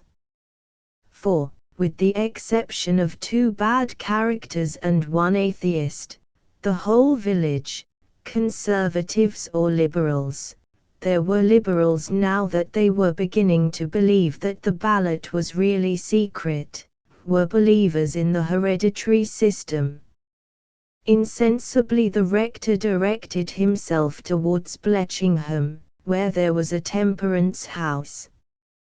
At heart he loathed lemonade and ginger beer in the middle of the day, both of which made his economy cold and uneasy, but he felt he could go nowhere else. And his spirits rose at the sight of Bletchingham spire. Bread and cheese, he thought. What's better than bread and cheese? And they shall make me a cup of coffee. In that cup of coffee there was something symbolic and fitting to his mental state. It was agitated and thick, and impregnated with the peculiar flavor of country coffee. He swallowed but little, and resumed his march. At the first turning he passed the village school, whence issued a rhythmic but discordant hum, suggestive of some dull machine that had served its time. The rector paused to listen. Leaning on the wall of the little play-yard, he tried to make out the words that, like a religious chant, were being intoned within. It sounded like, twice 2's 4, twice 4's 6, twice 6's 8, and he passed on, thinking, a fine thing, but if we don't take care we shall go too far, we shall unfit them for their stations, and he frowned. Crossing a stile, he took a footpath. The air was full of the singing of larks, and the bees were pulling down the clover stalks. At the bottom of the field was a little pond overhung with willows. On a bare strip of pasture, within 30 yards, in the full sun, an old horse was tethered to a peg.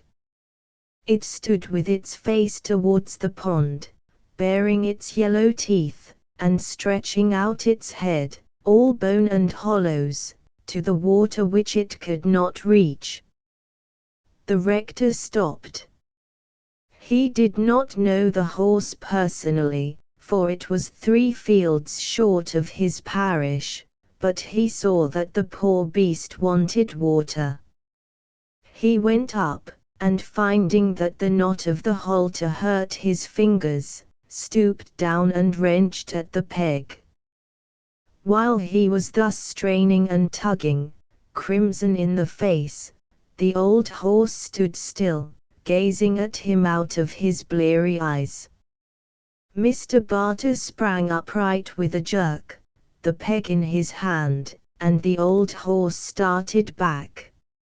"So-ho, boy," said the rector, and angrily he muttered, "A shame to tie the poor beast up here in the sun. I should like to give his owner a bit of my mind." He led the animal towards the water.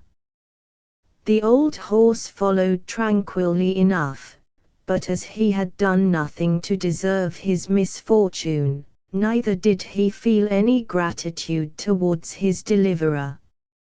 He drank his fill, and fell to grazing.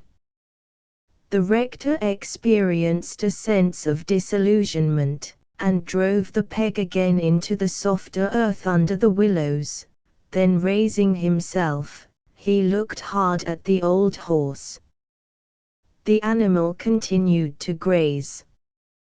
The rector took out his handkerchief, wiped the perspiration from his brow, and frowned. He hated ingratitude in man or beast. Suddenly he realized that he was very tired. It must be over by now, he said to himself, and hastened on in the heat across the fields. The rectory door was open. Passing into the study, he sat down a moment to collect his thoughts. People were moving above. He heard a long moaning sound that filled his heart with terror. He got up and rushed to the bell, but did not ring it, and ran upstairs instead. Outside his wife's room he met his children's old nurse. She was standing on the mat, with her hands to her ears, and the tears were rolling down her face. "Oh, sir," she said, "oh, sir." The rector glared. "Woman," he cried, "woman." He covered his ears and rushed downstairs again. There was a lady in the hall. It was Mrs. Pendis, and he ran to her, as a hurt child runs to its mother. "My wife," he said, "my poor wife. God knows what they are doing to her up there, Mrs. Pendis," and he hid his face in his hands. She, who had been a Totteridge, stood motionless, then, very gently putting her gloved hand on his thick arm, where the muscles stood out from the clenching of his hands, she said, "Dear Mr. Barter, Dr. Wilson is so clever. Come into the drawing room." The rector, stumbling like a blind man, suffered himself to be led. He sat down on the sofa, and Mrs. Pendis sat down beside him, her hand still on his arm. Over her face passed little quivers, as though she were holding herself in. She repeated in her gentle voice, "It will be all right, it will be all right. Come, come." In her concern and sympathy there was apparent, not aloofness, but a faint surprise that she should be sitting there stroking the rector's arm. Mr. Barter took his hands from before his face. "If she dies," he said in a voice unlike his own, "I'll not bear it." In answer to those words, forced from him by that which is deeper than habit, Mrs. Pendis's hand slipped from his arm and rested on the shiny chintz covering of the sofa, patterned with green and crimson. Her soul shrank from the violence in his voice. "Wait here," she said. "I will go up and see." To command was foreign to her nature, but Mr. Barter, with a look such as a little rueful boy might give, obeyed. When she was gone he stood listening at the door for some sound, for any sound, even the sound of her dress, but there was none, for her petticoat was of lawn, and the rector was alone with a silence that he could not bear. He began to pace the room in his thick boots, his hands clenched behind him, his forehead butting the air, his lips folded. Thus a bull, penned for the first time, turns and turns, showing the whites of its full eyes. His thoughts drove here and there, fearful, angered, without guidance. He did not pray. The words he had spoken so many times left him as though of malice. We are all in the hands of God, we are all in the hands of God. Instead of them he could think of nothing but the old saying Mr. Paramore had used in the squire's dining room, "There is moderation in all things," and this with cruel irony kept humming in his ears. Moderation in all things, moderation in all things, and his wife lying there, his doing, and there was a sound. The rector's face, so brown and red, could not grow pale, but his great fists relaxed. Mrs. Pendis was standing in the doorway with a peculiar half-pitiful, half-excited smile. "It's all right, a boy. The poor dear has had a dreadful time." The rector looked at her, but did not speak. Then abruptly he brushed past her in the doorway, hurried into his study and locked the door. Then, and then only, he kneeled down, and remained there many minutes, thinking of nothing. Chapter 12. The squire makes up his mind that same evening at 9 o'clock, sitting over the last glass of a pint of port. Mr. Barter felt an irresistible longing for enjoyment, an impulse towards expansion and his fellow men. Taking his hat and buttoning his coat, for though the June evening was fine the easterly breeze was eager, he walked towards the village. Like an emblem of that path to God of which he spoke on Sundays, the grey road between trim hedges threaded the shadow of the elm trees where the rooks had long since gone to bed. A scent of wood smoke clung in the air, the cottages appeared, the forge, the little shops facing the village green. Lights in the doors and windows deepened, a breeze, which hardly stirred the chestnut leaves, fled with a gentle rustling through the aspens. Houses and trees, houses and trees. Shelter through the past and through the days to come. The rector stopped the first man he saw. "Fine weather for the hay, Aiken. How's your wife doing, a girl? Ah, ha. You want some boys. You heard of our event at the rectory. I'm thankful to say, from man to man and house to house he soothed his thirst for fellowship, for the lost sense of dignity that should efface again the scar of suffering. And above him the chestnuts in their breathing stillness, the aspens with their tender rustling, seemed to watch and whisper, 'Oh, little men, oh, little men.' The moon, at the end of her first quarter, sailed out of the shadow of the churchyard, the same young moon that had sailed in her silver irony when the first Barter preached, the first Pendis was squire at Worsted Skeins, the same young moon that, serene, ineffable, would come again when the last Barter slept, the last Pendis was gone, and on their gravestones, through the amethystine air, let fall her gentle light. The rector thought, "I shall set Stidman to work on that corner. We must have more room, the stones there are 150 years old if they are a day. You can't read a single word. They'd better be the first to go." He passed on along the paddock footway leading to the squire's. Day was gone, and only the moonbeams lighted the tall grasses.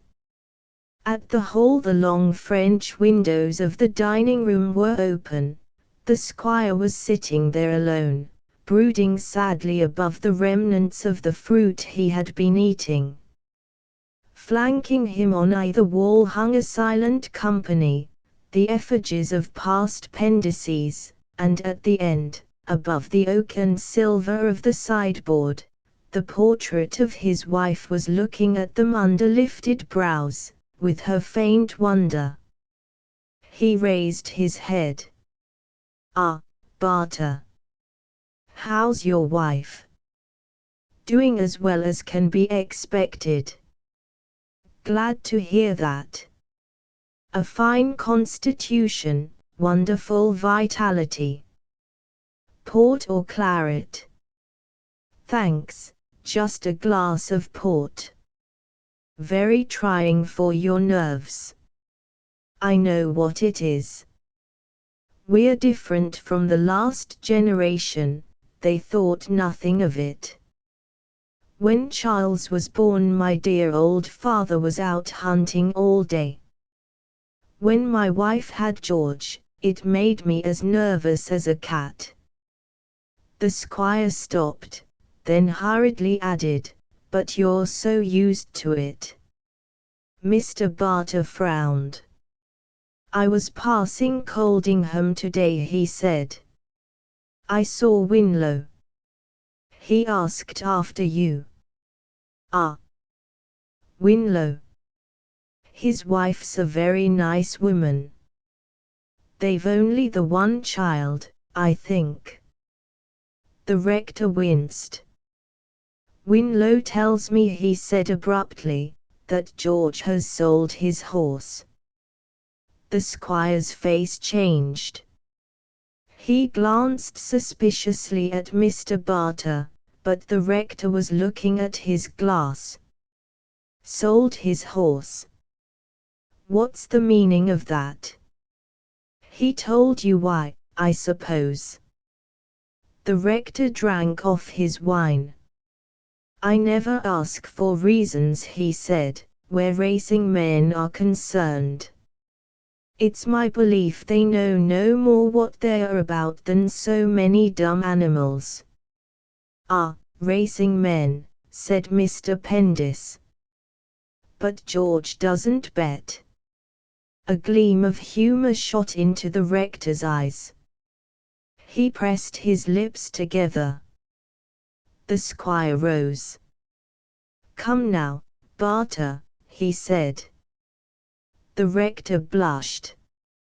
He hated tale-bearing, that is, of course, in the case of a man. The case of a woman was different, and just as, when he went to Bellew he had been careful not to give George away, so now he was still more on his guard. "No, no, Pendis." The squire began to pace the room, and Mr. Barter felt something stir against his foot, the spaniel John emerging at the end, just where the moonlight shone, a symbol of all that was subservient to the squire, gazed up at his master with tragic eyes. "Here, again," they seemed to say, "is something to disturb me." The squire broke the silence.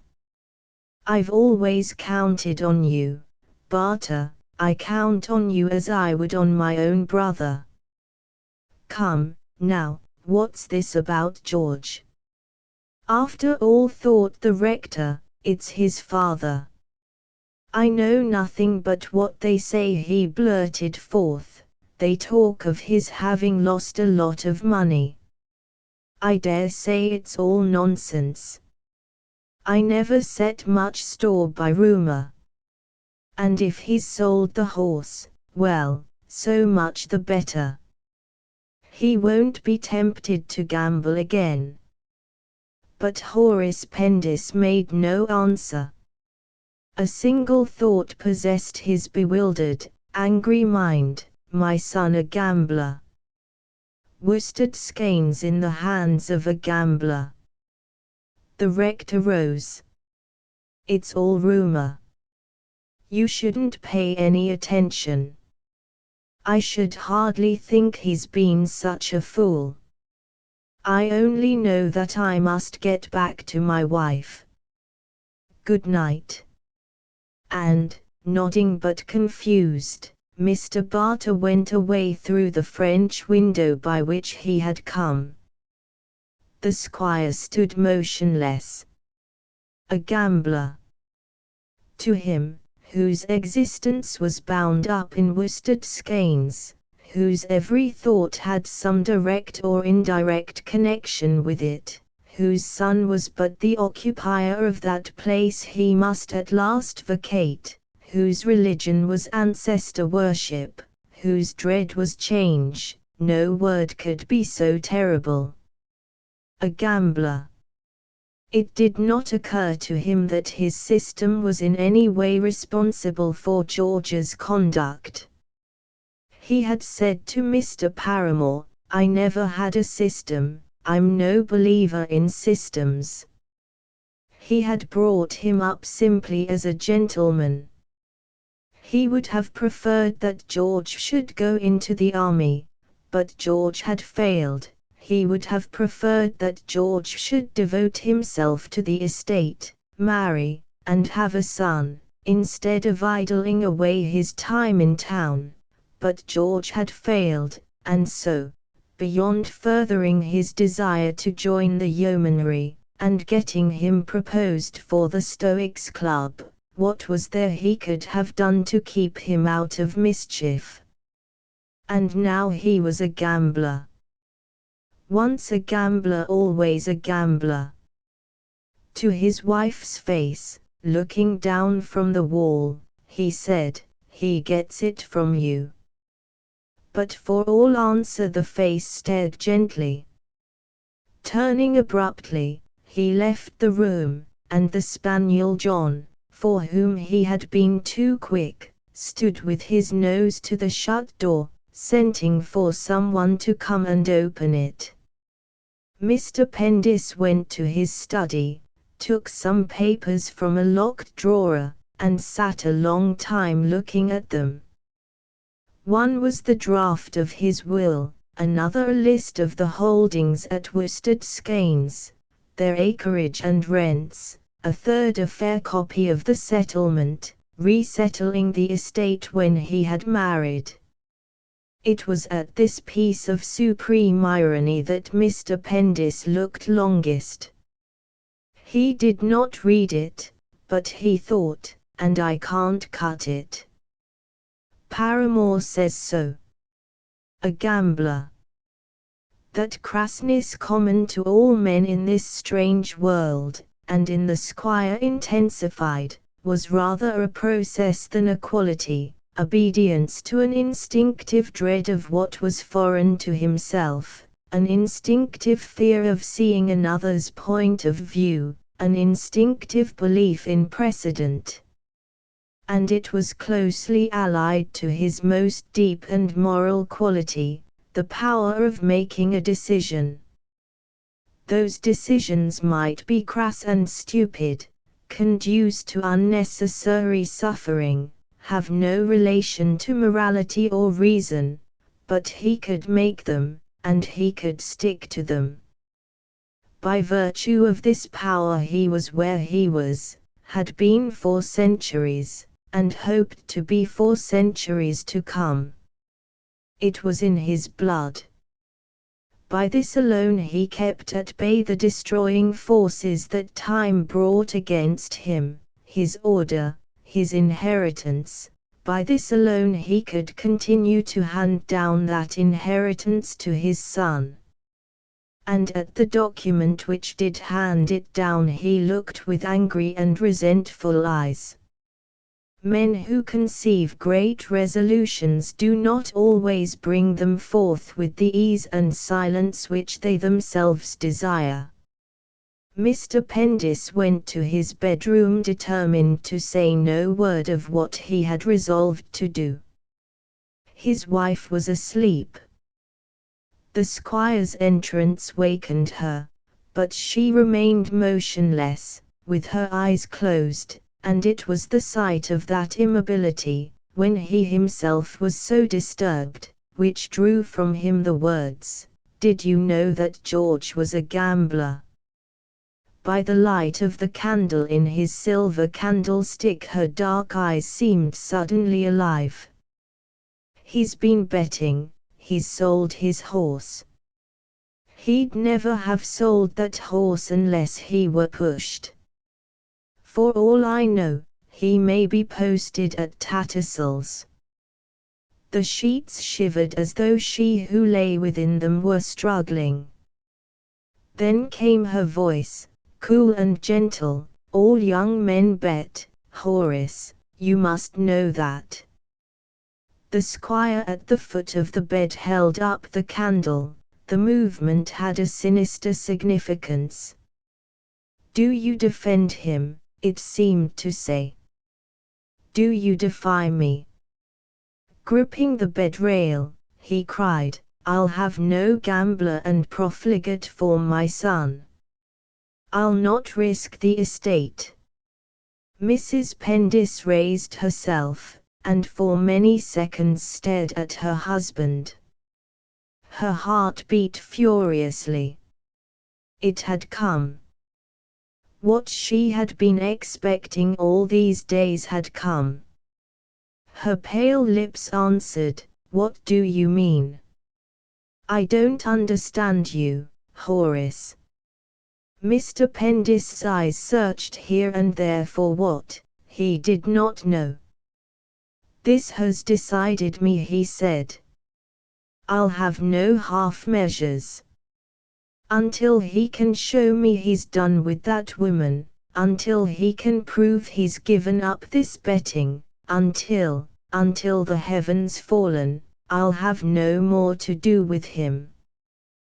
To Marjorie Pendis, with all her senses quivering, that saying, "until the heavens fallen," was frightening beyond the rest. On the lips of her husband, those lips which had never spoken in metaphors, never swerved from the direct and commonplace, nor deserted the shibboleth of his order, such words had an evil and malignant sound. He went on, "I've brought him up as I was brought up myself. I never thought to have had a scamp for my son." Mrs. Pendis's heart stopped fluttering. "How dare you, Horace!" she cried. The squire, letting go the bed rail, paced to and fro. There was something savage in the sound of his footsteps through the utter silence. "I've made up my mind," he said. "The estate." There broke from Mrs. Pendis a torrent of words. "You talk of the way you brought George up. You never understood him. You never did anything for him. He just grew up like you all grow up in this." But no word followed, for she did not know herself what was that against which her soul had blindly fluttered its wings. "You never loved him as I do. What do I care about the estate? I wish it were sold. Do you think I like living here? Do you think I've ever liked it? Do you think I've ever—" But she did not finish that saying, "Do you think I've ever loved you? My boy, a scamp? I've heard you laugh and shake your head and say 100 times, 'Young men will be young men.' You think I don't know how you'd all go on if you dared. You think I don't know how you talk among yourselves. As for gambling, you'd gamble too, if you weren't afraid. And now George is in trouble." As suddenly as it had broken forth, the torrent of her words dried up. Mr. Pendis had come back to the foot of the bed, and once more gripped the rail whereon the candle, still and bright, showed them each other's faces, very changed from the faces that they knew. In the squire's lean brown throat, between the parted points of his stiff collar, a string seemed working. He stammered, You're talking like a madwoman. My father would have cut me off, his father would have cut him off. By God! Do you think I'll stand quietly by and see it all played ducks and drakes with, and see that woman here, and see her son, a bastard, or as bad as a bastard, in my place? You don't know me. The last words came through his teeth like the growl of a dog. Mrs. Pendis made the crouching movement of one who gathers herself to spring. If you give him up, I shall go to him, I will never come back. The squire's grip on the rail relaxed, in the light of the candle, still and steady and bright, his jaw could be seen to fall. He snapped his teeth together, and turning abruptly, said, Don't talk such rubbish. Then, taking the candle, he went into his dressing room. And at first his feelings were simple enough. He had merely that sore sensation, that sense of raw offense, as at some gross and violent breach of taste. What madness, he thought, gets into women. It would serve her right if I slept here. He looked around him. There was no place where he could sleep, not even a sofa, and taking up the candle, he moved towards the door. But a feeling of hesitation and forlornness rising, he knew not whence, made him pause irresolute before the window. The young moon, riding low, shot her light upon his still, lean figure, and in that light it was strange to see how grey he looked, grey from head to foot, grey, and sad, and old, as though in summary of all the squires who in turn had looked upon that prospect frosted with young moonlight to the boundary of their lands. Out in the paddock he saw his old hunter Bob, with his head turned towards the house, and from the very bottom of his heart he sighed. In answer to that sigh came a sound of something falling outside against the door. He opened it to see what might be there. The spaniel John, lying on a cushion of blue linen, with his head propped up against the wall, darkly turned his eyes.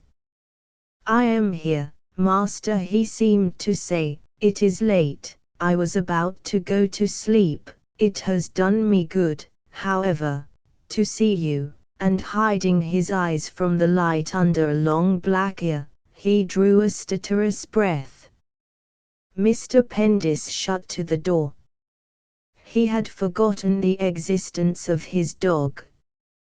But, as though with the sight of that faithful creature he had regained belief in all that he was used to, in all that he was master of, in all that was himself, he opened the bedroom door and took his place beside his wife. And soon he was asleep. Part 3 Chapter I Mrs. Pendis' Odyssey. But Mrs. Pendis did not sleep.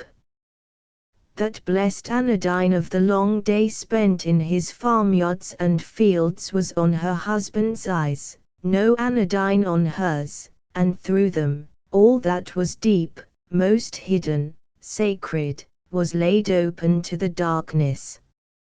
If only those eyes could have been seen that night.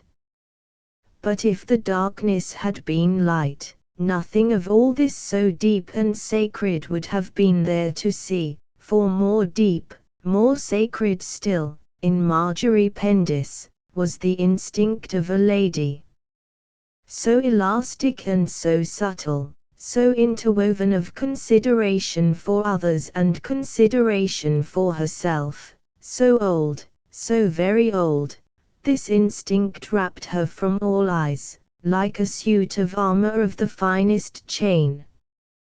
The night must have been black indeed when she took that off and lay without it in the darkness. With the first light she put it on again, and stealing from bed, bathed long and stealthily those eyes which felt as though they had been burned all night, thence went to the open window and leaned out. Dawn had passed, the birds were at morning music. Down there in the garden her flowers were meshed with the grey dew, and the trees were grey, spun with haze, dim and spectre-like. The old hunter, with his nose on the paddock rail, dozed in the summer mist. And all that had been to her like prison out there, and all that she had loved, stole up on the breath of the unaired morning, and kept beating in her face, fluttering at the white linen above her heart like the wings of birds flying. The first morning song ceased, and at the silence the sun smiled out in golden irony, and everything was shot with color. A wan glow fell on Mrs. Pendis's spirit, that for so many hours had been heavy and grey in lonely resolution. For to her gentle soul, unused to action, shrinking from violence, whose strength was the gift of the ages, passed into it against her very nature, the resolution she had formed was full of pain. Yet painful, even terrible in its demand for action, it did not waver, but shone like a star behind the dark and heavy clouds.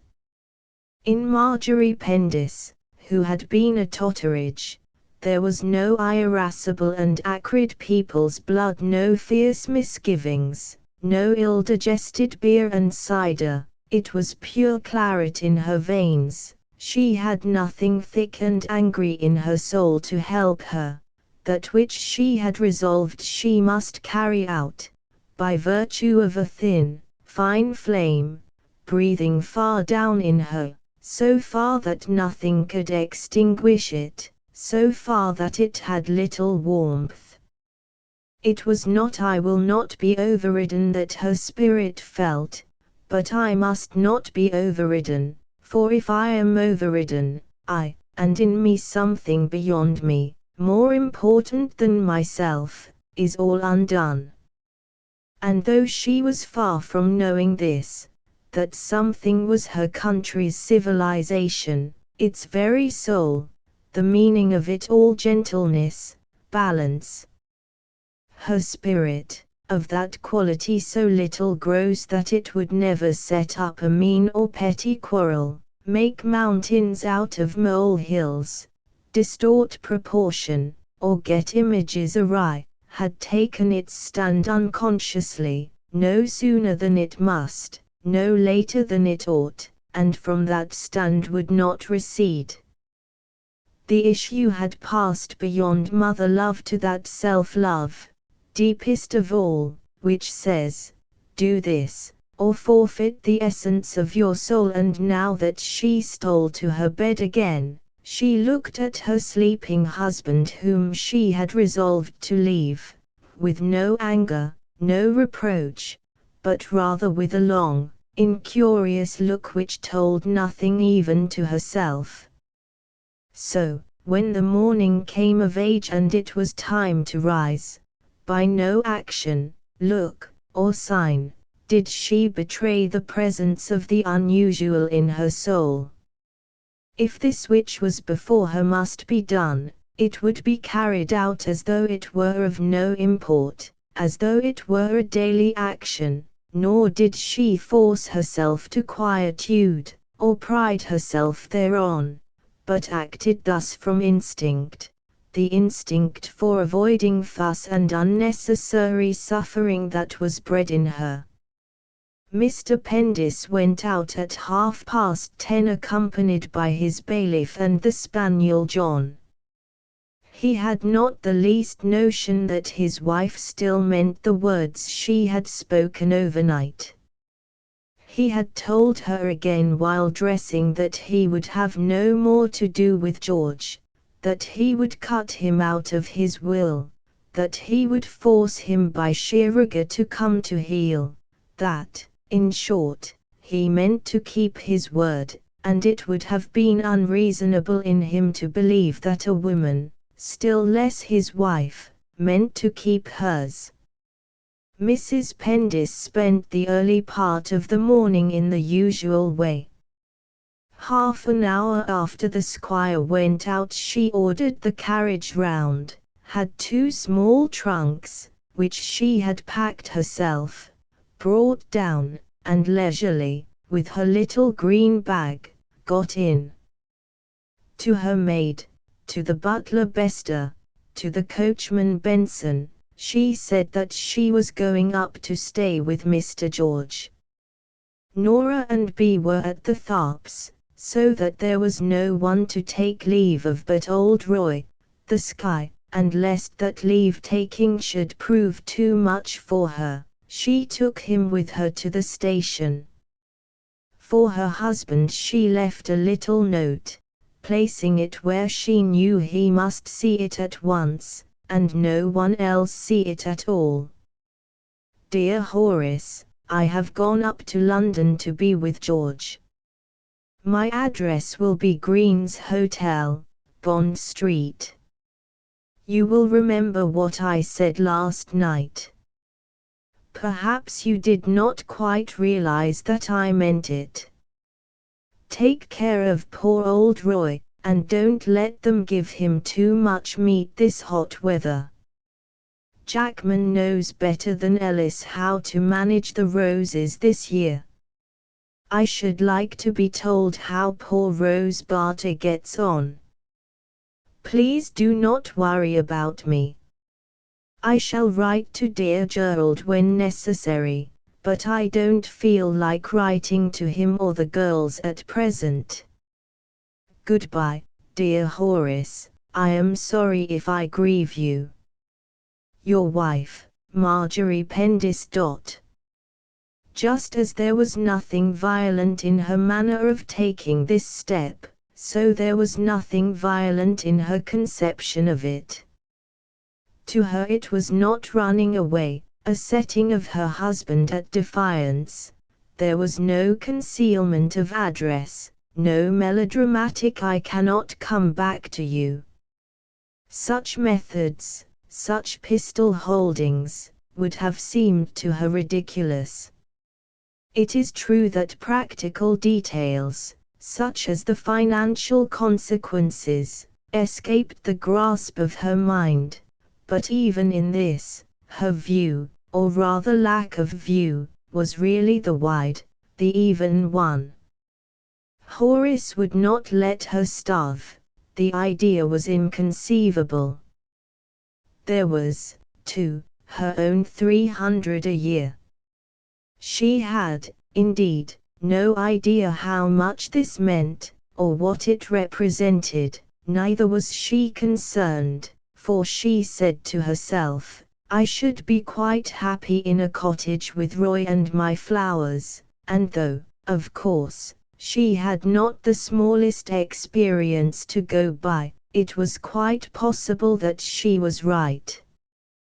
Things which to others came only by money, to a Totteridge came without, and even if they came not, could well be dispensed with, for to this quality of soul, this gentle self-sufficiency, had the ages worked to bring her.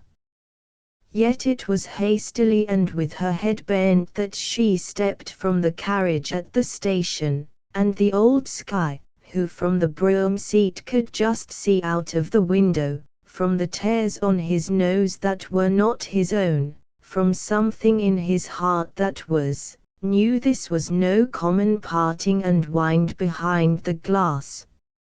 Mrs. Pendis told her cabman to drive to Green's Hotel, and it was only after she had arrived, arranged her things, washed, and had lunch, that the beginnings of confusion and homesickness stirred within her. Up to then a simmering excitement had kept her from thinking of how she was to act, or of what she had hoped, expected, dreamed, would come of her proceedings. Taking her sunshade, she walked out into Bond Street. A passing man took off his hat. Dear me, she thought, who was that? I ought to know. She had a rather vague memory for faces, and though she could not recall his name, felt more at home at once, not so lonely and adrift. Soon a quaint brightness showed in her eyes, looking at the toilettes of the passers-by, and at each shop front, more engrossing than the last. Pleasure, like that which touches the soul of a young girl at her first dance, the souls of men landing on strange shores, touched Marjorie Pendiss. A delicious sense of entering the unknown, of braving the unexpected, and of the power to go on doing this delightfully forever, enveloped her with the gay London air of this bright June day. She passed a perfume shop, and thought she had never smelt anything so nice. And next door she lingered long looking at some lace, and though she said to herself, I must not buy anything, I shall want all my money for poor George, it made no difference to that sensation of having all things to her hand. A list of theatres, concerts, operas confronted her in the next window, together with the effigies of prominent artistes. She looked at them with an eagerness that might have seemed absurd to anyone who saw her standing there. Was there, indeed, all this going on all day and every day, to be seen and heard for so few shillings?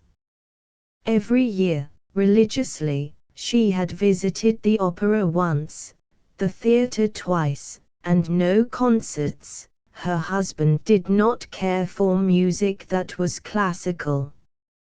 While she was standing there a woman begged of her, looking very tired and hot, with a baby in her arms so shriveled and so small that it could hardly be seen. Mrs. Pendiss took out her purse and gave her half-a-crown, and as she did so felt a gush of feeling which was almost rage. Poor little baby, she thought. There must be thousands like that, and I know nothing of them. She smiled to the woman, who smiled back at her, and a fat Jewish youth in a shop doorway, seeing them smile, smiled too, as though he found them charming. Mrs. Pendiss had a feeling that the town was saying pretty things to her, and this was so strange and pleasant that she could hardly believe it, for Worsted Skeins had omitted to say that sort of thing to her for over 30 years. She looked in the window of a hat shop, and found pleasure in the sight of herself. The window was kind to her grey linen, with black velvet knots and guipure, though it was 2 years old, but, then, she had only been able to wear it once last summer, owing to poor Hubert's death. The window was kind, too, to her cheeks and eyes, which had that touching brightness, and to the silver-powdered darkness of her hair. And she thought, I don't look so very old. But her own hat reflected in the hat shop window displeased her now. It turned down all round, and though she loved that shape, she was afraid it was not fashionable this year.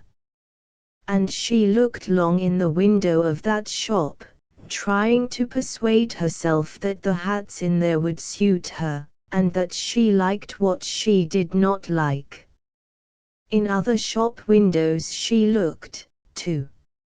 It was a year since she had seen any, and for 34 years past she had only seen them in company with the squire or with her daughters, none of whom cared much for shops. The people, too, were different from the people that she saw when she went about with Horace or her girls. Almost all seemed charming, having a new, strange life, in which she, Marjorie Pendis, had unaccountably a little part, as though really she might come to know them, as though they might tell her something of themselves, of what they felt and thought, and even might stand listening, taking a kindly interest in what she said. This, too, was strange, and a friendly smile became fixed upon her face, and of those who saw it, shop girls, women of fashion, coachmen, clubmen, policemen, most felt a little warmth about their hearts. It was pleasant to see on the lips of that faded lady with the silvered arching hair under a hat whose brim turned down all round.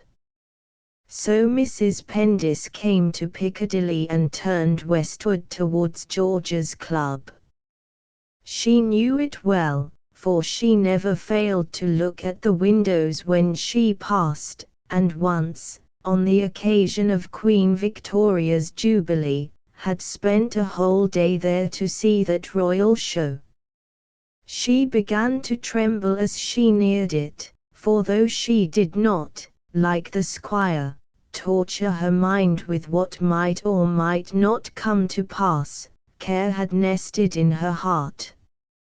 George was not in his club, and the porter could not tell her where he was. Mrs. Pendis stood motionless. He was her son, how could she ask for his address? The porter waited, knowing a lady when he saw one. Mrs. Pendis said gently, "Is there a room where I could write a note, or would it be, certainly not, I can show you to a room at once." And though it was only a mother to a son, the porter preceded her with the quiet discretion of one who aids a mistress to her lover, and perhaps he was right in his view of the relative values of love, for he had great experience, having lived long in the best society. On paper headed with the fat white Stoics Club so well known on George's letters, Mrs. Pendis wrote what she had to say. The little dark room where she sat was without sound, save for the buzzing of a largish fly in a streak of sunlight below the blind. It was dingy in color, its furniture was old. At the Stoics was found neither the new art nor the resplendent drapings of those larger clubs sacred to the middle classes. The little writing room had an air of mourning. "I am so seldom used, but be at home in me, you might find me tucked away in almost any country house." Yet many a solitary Stoic had sat there and written many a note to many a woman. George, perhaps, had written to Helen Bellew at that very table with that very pen, and Mrs. Pendis's heart ached jealously. "Dearest George," she wrote, "I have something very particular to tell you. Do come to me at Green's Hotel. Come soon, my dear. I shall be lonely and unhappy till I see you. Your loving Marjorie Pendis. And this note, which was just what she would have sent to a lover, took that form, perhaps unconsciously, because she had never had a lover thus to write to. She slipped the note and half a crown diffidently into the porter's hand, refused his offer of some tea, and walked vaguely towards the park. It was 5 o'clock, the sun was brighter than ever. People in carriages and people on foot in one leisurely, unending stream were filing in at Hyde Park Corner. Mrs. Pendis went, too, and timidly, she was unused to traffic, crossed to the further side and took a chair. Perhaps George was in the park and she might see him. Perhaps Helen Bellew was there, and she might see her, and the thought of this made her heart beat and her eyes under their uplifted brows stare gently at each figure, old men and young men, women of the world, fresh young girls. How charming they looked, how sweetly they were dressed.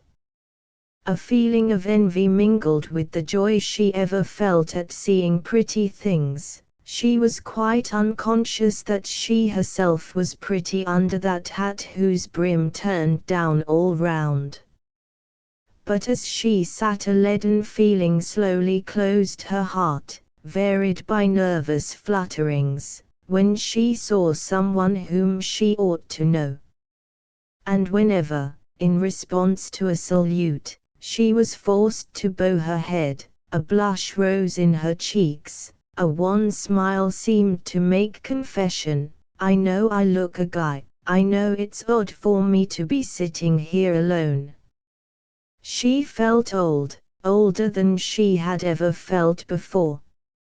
In the midst of this gay crowd, of all this life and sunshine, a feeling of loneliness which was almost fear, a feeling of being utterly adrift, cut off from all the world, came over her, and she felt like one of her own plants, plucked up from its native earth, with all its poor roots hanging bare, as though groping for the earth to cling to. She knew now that she had lived too long in the soil that she had hated, and was too old to be transplanted. The custom of the country, that weighty, wingless creature born of time and of the earth, had its limbs fast twined around her. It had made of her its mistress, and was not going to let her go. Chapter 2 The son and the mother. Harder than for a camel to pass through the eye of a needle is it for a man to become a member of the Stoics Club, except by virtue of the hereditary principle, for unless he be nourished he cannot be elected, and since by the club's first rule he may have no occupation whatsoever, he must be nourished by the efforts of those who have gone before. And the longer they have gone before, the more likely he is to receive no blackballs. Yet without entering into the Stoics Club it is difficult for a man to attain that supreme outward control which is necessary to conceal his lack of control within, and, indeed, the club is an admirable instance of how nature places the remedy to hand for the disease. 4. Perceiving how George Pendis and hundreds of other young men to the manner born had lived from their birth up in no connection whatever with the struggles and sufferings of life, and fearing lest, when life in her careless and ironical fashion brought them into abrupt contact with ill-bred events, they should make themselves a nuisance by their cries of dismay and wonder, Nature had devised a mask and shaped it to its highest form within the portals of the Stoics Club. With this mask she clothed the faces of these young men whose souls she doubted, and called them gentlemen. And when she, and she alone, heard their poor squeaks behind that mask, as life placed clumsy feet on them, she pitied them, knowing that it was not they who were in fault, but the unpruned system which had made them what they were. And in her pity she endowed many of them with thick skins, steady feet, and complacent souls, so that, treading in well-worn paths their lives long, they might slumber to their deaths in those holes where their fathers had slumbered to their deaths before them. But sometimes nature, who was not yet a socialist, rustled her wings and heaved a sigh, lest the excesses and excrescences of their system should bring about excesses and excrescences of the opposite sort. For extravagance of all kinds was what she hated, and of that particular form of extravagance which Mr. Paramore so vulgarly called pendicitis she had a horror.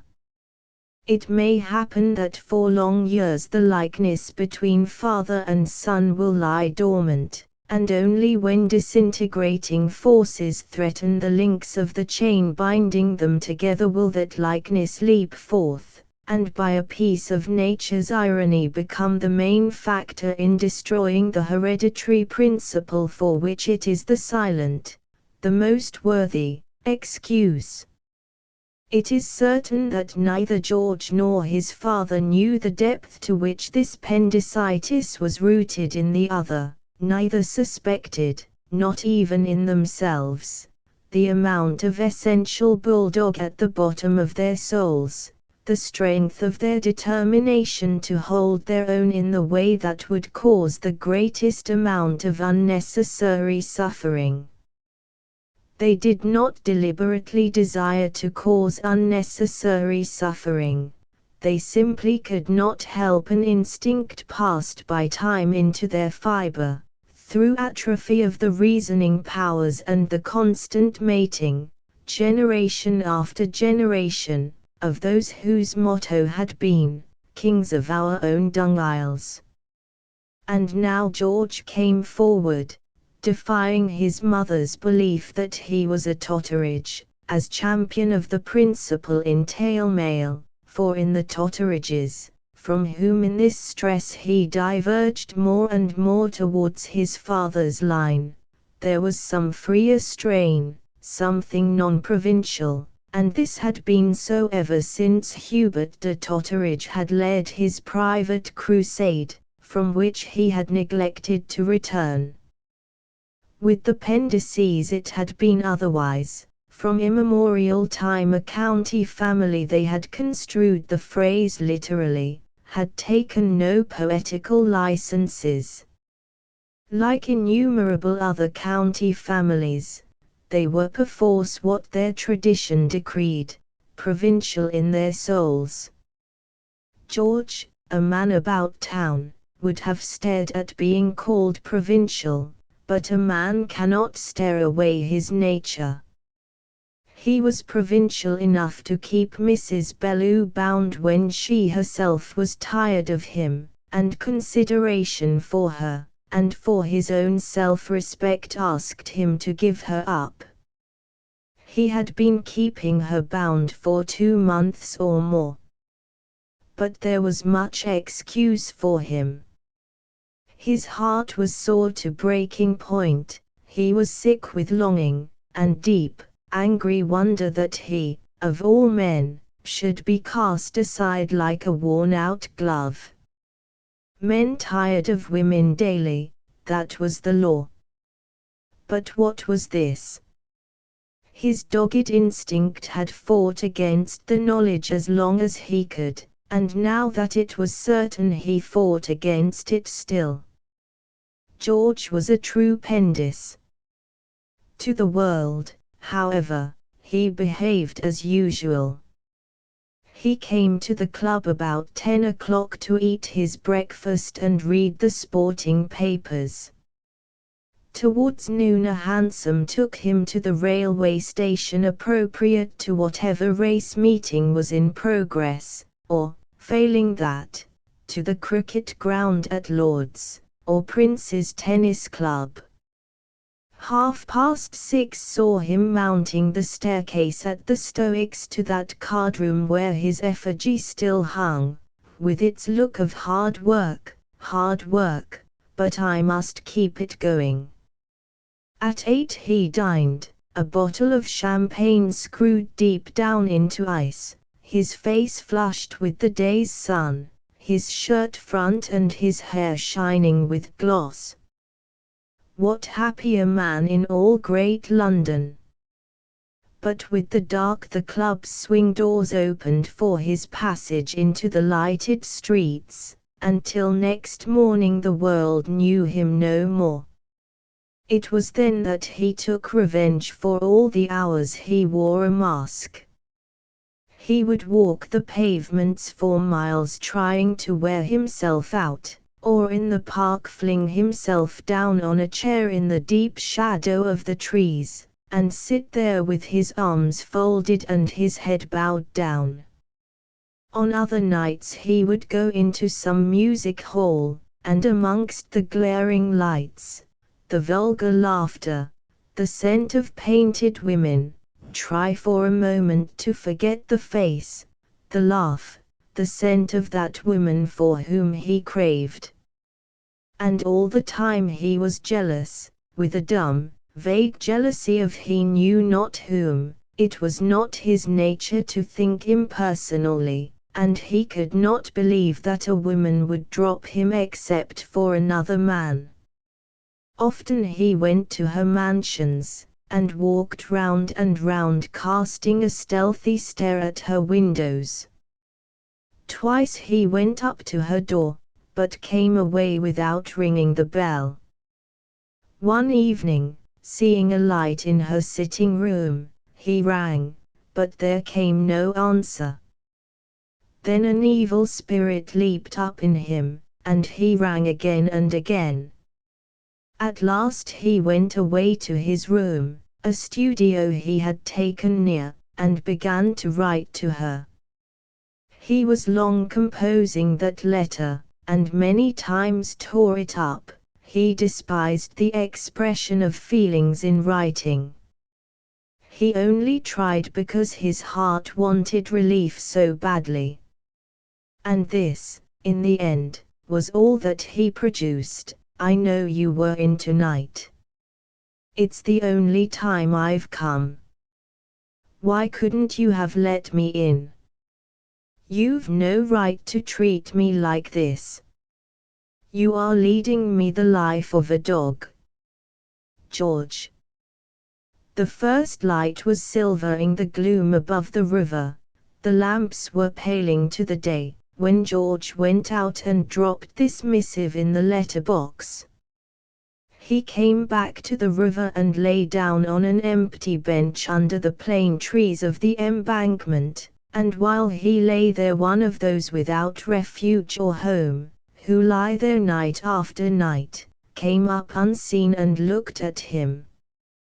But morning comes, and with it that sense of the ridiculous, so merciful to suffering men. George got up lest anyone should see a stoic lying there in his evening clothes, and when it became time he put on his mask and sallied forth. At the club he found his mother's note, and set out for her hotel. Mrs. Pendis was not yet down, but sent to ask him to come up. George found her standing in her dressing gown in the middle of the room, as though she knew not where to place herself for this, their meeting. Only when he was quite close did she move and throw her arms round his neck. George could not see her face, and his own was hidden from her, but through the thin dressing gown he felt her straining to him, and her arms that had pulled his head down quivering, and for a moment it seemed to him as if he were dropping a burden. But only for a moment, for at the clinging of those arms his instinct took fright. And though she was smiling, the tears were in her eyes, and this offended him. "Don't, mother."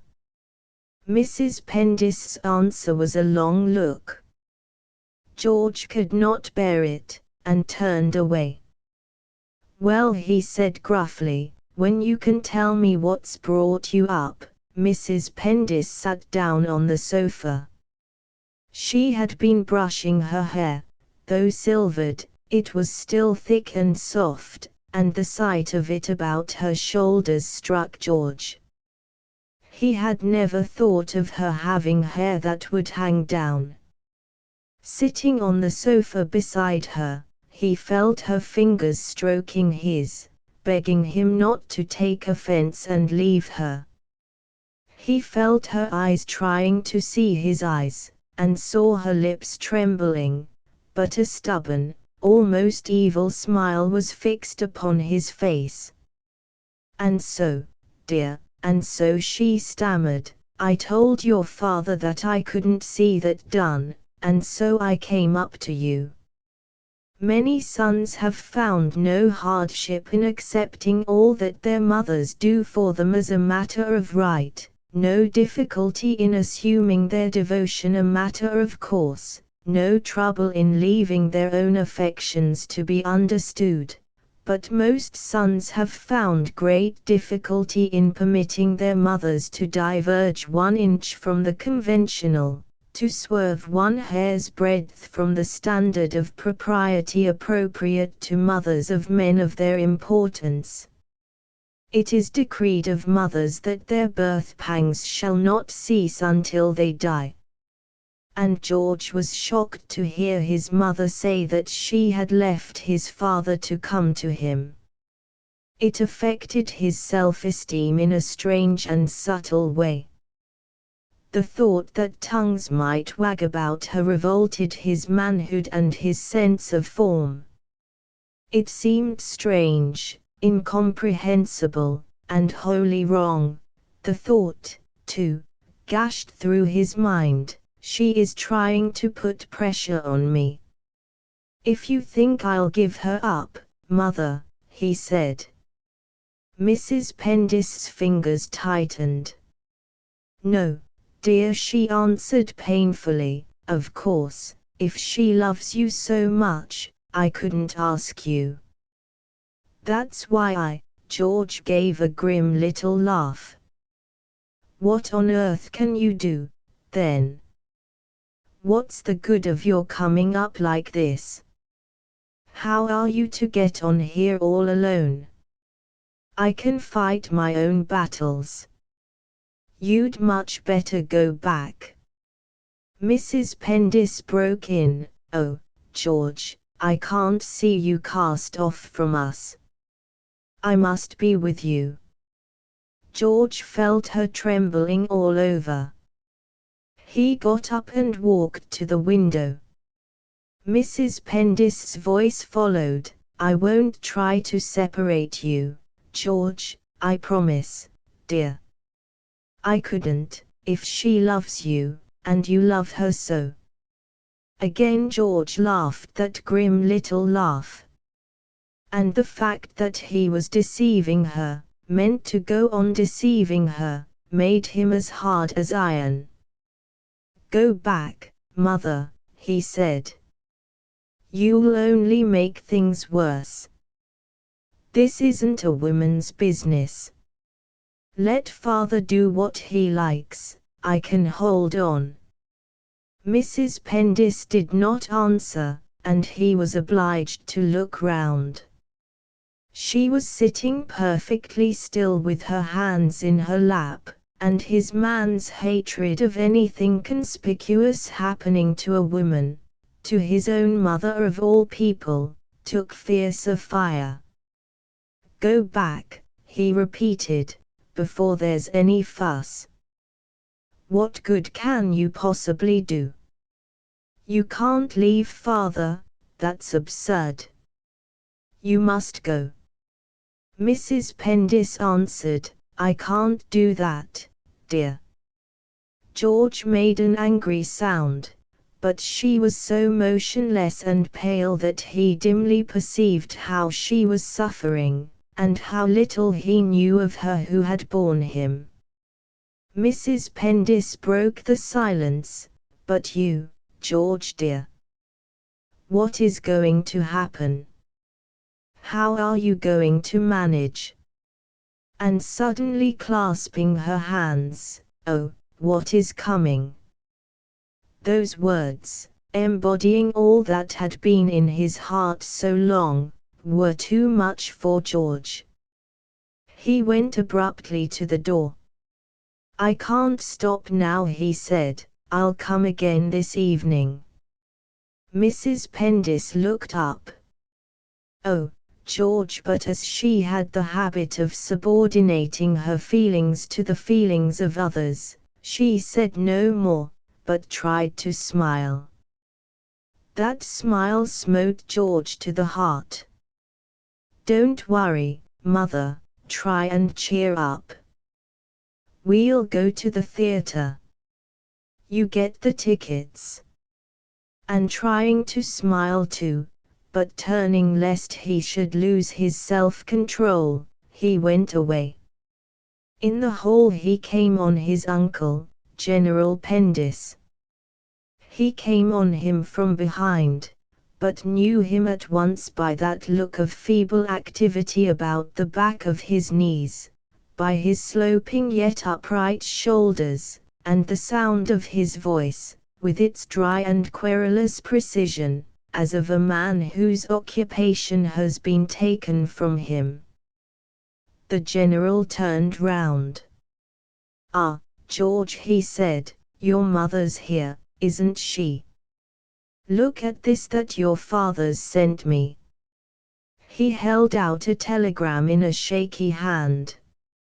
"Marjorie up at Green's Hotel. Go and see her at once. Horace." And while George read, the general looked at his nephew with eyes that were ringed by little circles of darker pigment, and had crow's-footed purses of skin beneath, earned by serving his country in tropical climes. "What's the meaning of it?" he said. "Go and see her." "Of course, I'll go and see her. Always glad to see your mother. But where's all the hurry?"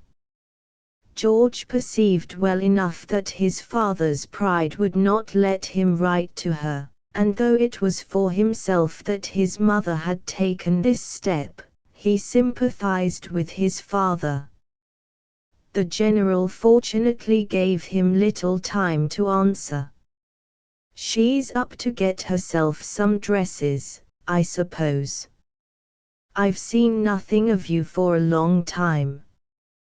When are you coming to dine with me? I heard at Epsom that you'd sold your horse. What made you do that? What's your father telegraphing to me like this for? It's not like him. Your mother's not ill, is she?" George shook his head, and muttering something about sorry, an engagement, awful hurry, was gone. Left thus abruptly to himself, General Pendis summoned a page, slowly penciled something on his card, and with his back to the only persons in the hall, waited, his hands folded on the handle of his cane. And while he waited he tried as far as possible to think of nothing. Having served his country, his time now was nearly all devoted to waiting, and to think fatigued and made him feel discontented, for he had had sunstroke once, and fever several times. In the perfect precision of his collar, his boots, his dress, his figure, in the way from time to time he cleared his throat, in the strange yellow driedness of his face between his carefully brushed whiskers, in the immobility of his white hands on his cane, he gave the impression of a man sucked dry by a system. Only his eyes, restless and opinionated, betrayed the essential Pendis that was behind. He went up to the ladies' drawing room, clutching that telegram. It worried him. There was something odd about it, and he was not accustomed to pay calls in the morning. He found his sister-in-law seated at an open window, her face unusually pink, her eyes rather defiantly bright. She greeted him gently, and General Pendis was not the man to discern what was not put under his nose. Fortunately for him, that had never been his practice. "How are you, Marjorie?" he said. "Glad to see you in town. How's Horace? Look here what he's sent me." He offered her the telegram, with the air of slightly avenging an offense, then added in surprise, as though he had just thought of it, "Is there anything I can do for you?" Mrs. Pendis read the telegram, and she, too, like George, felt sorry for the sender. "Nothing, thanks, dear Charles," she said slowly. "I'm all right. Horace gets so nervous."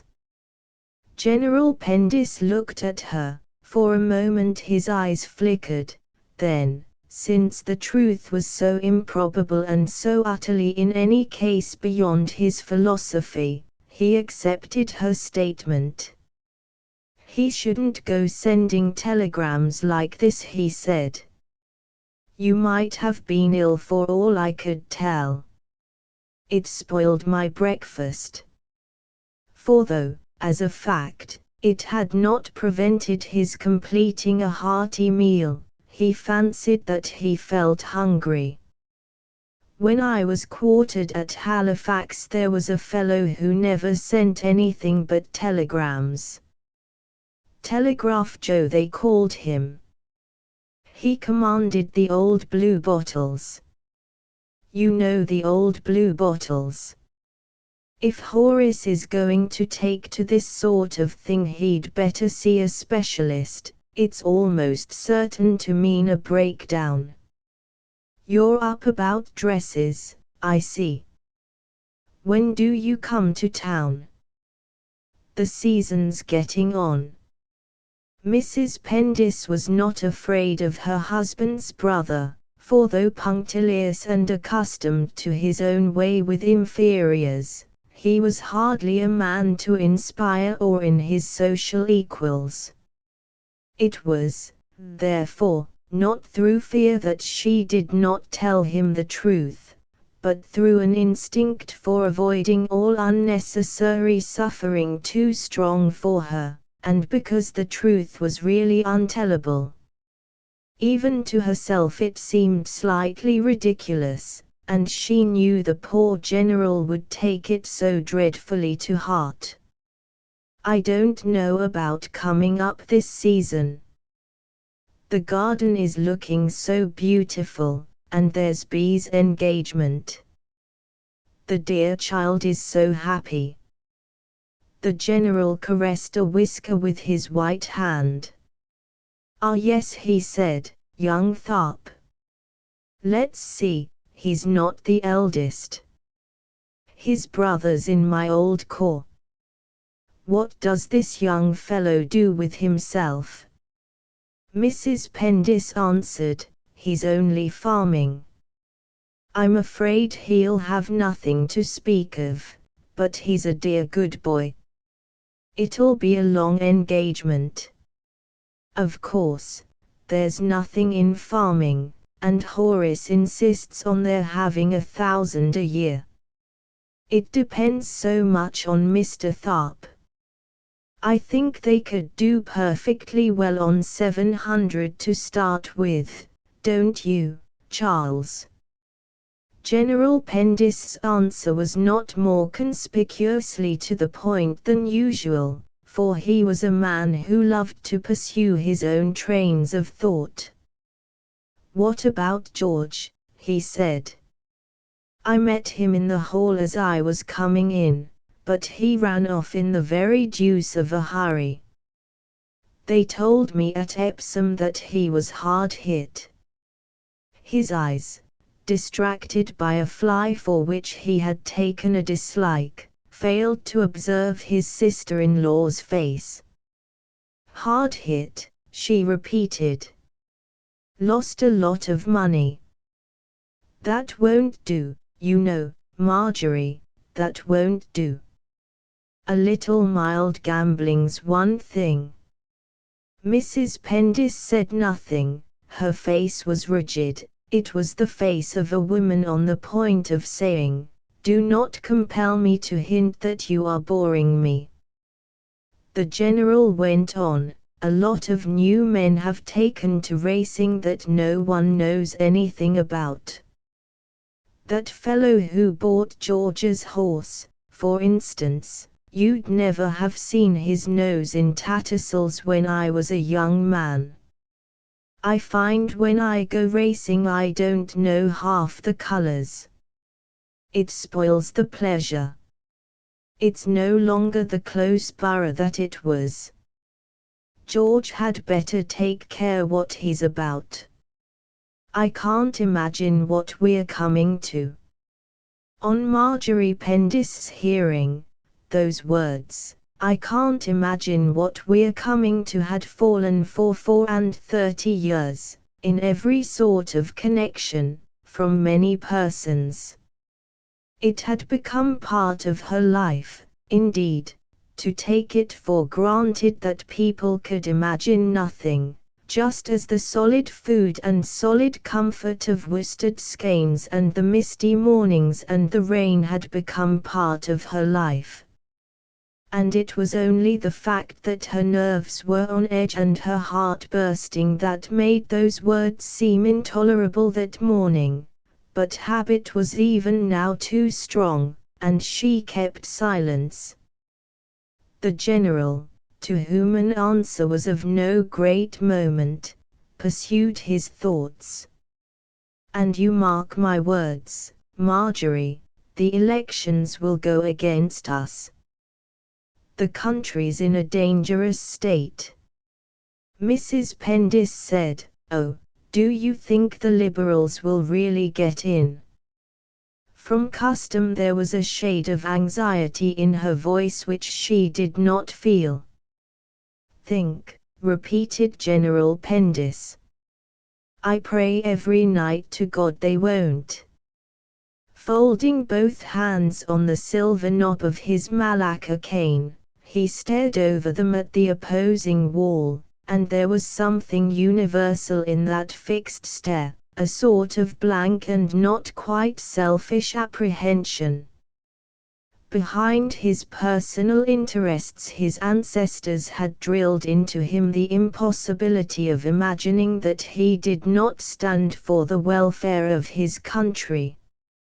Mrs. Pendis, who had so often seen her husband look like that, leaned out of the window above the noisy street. The general rose.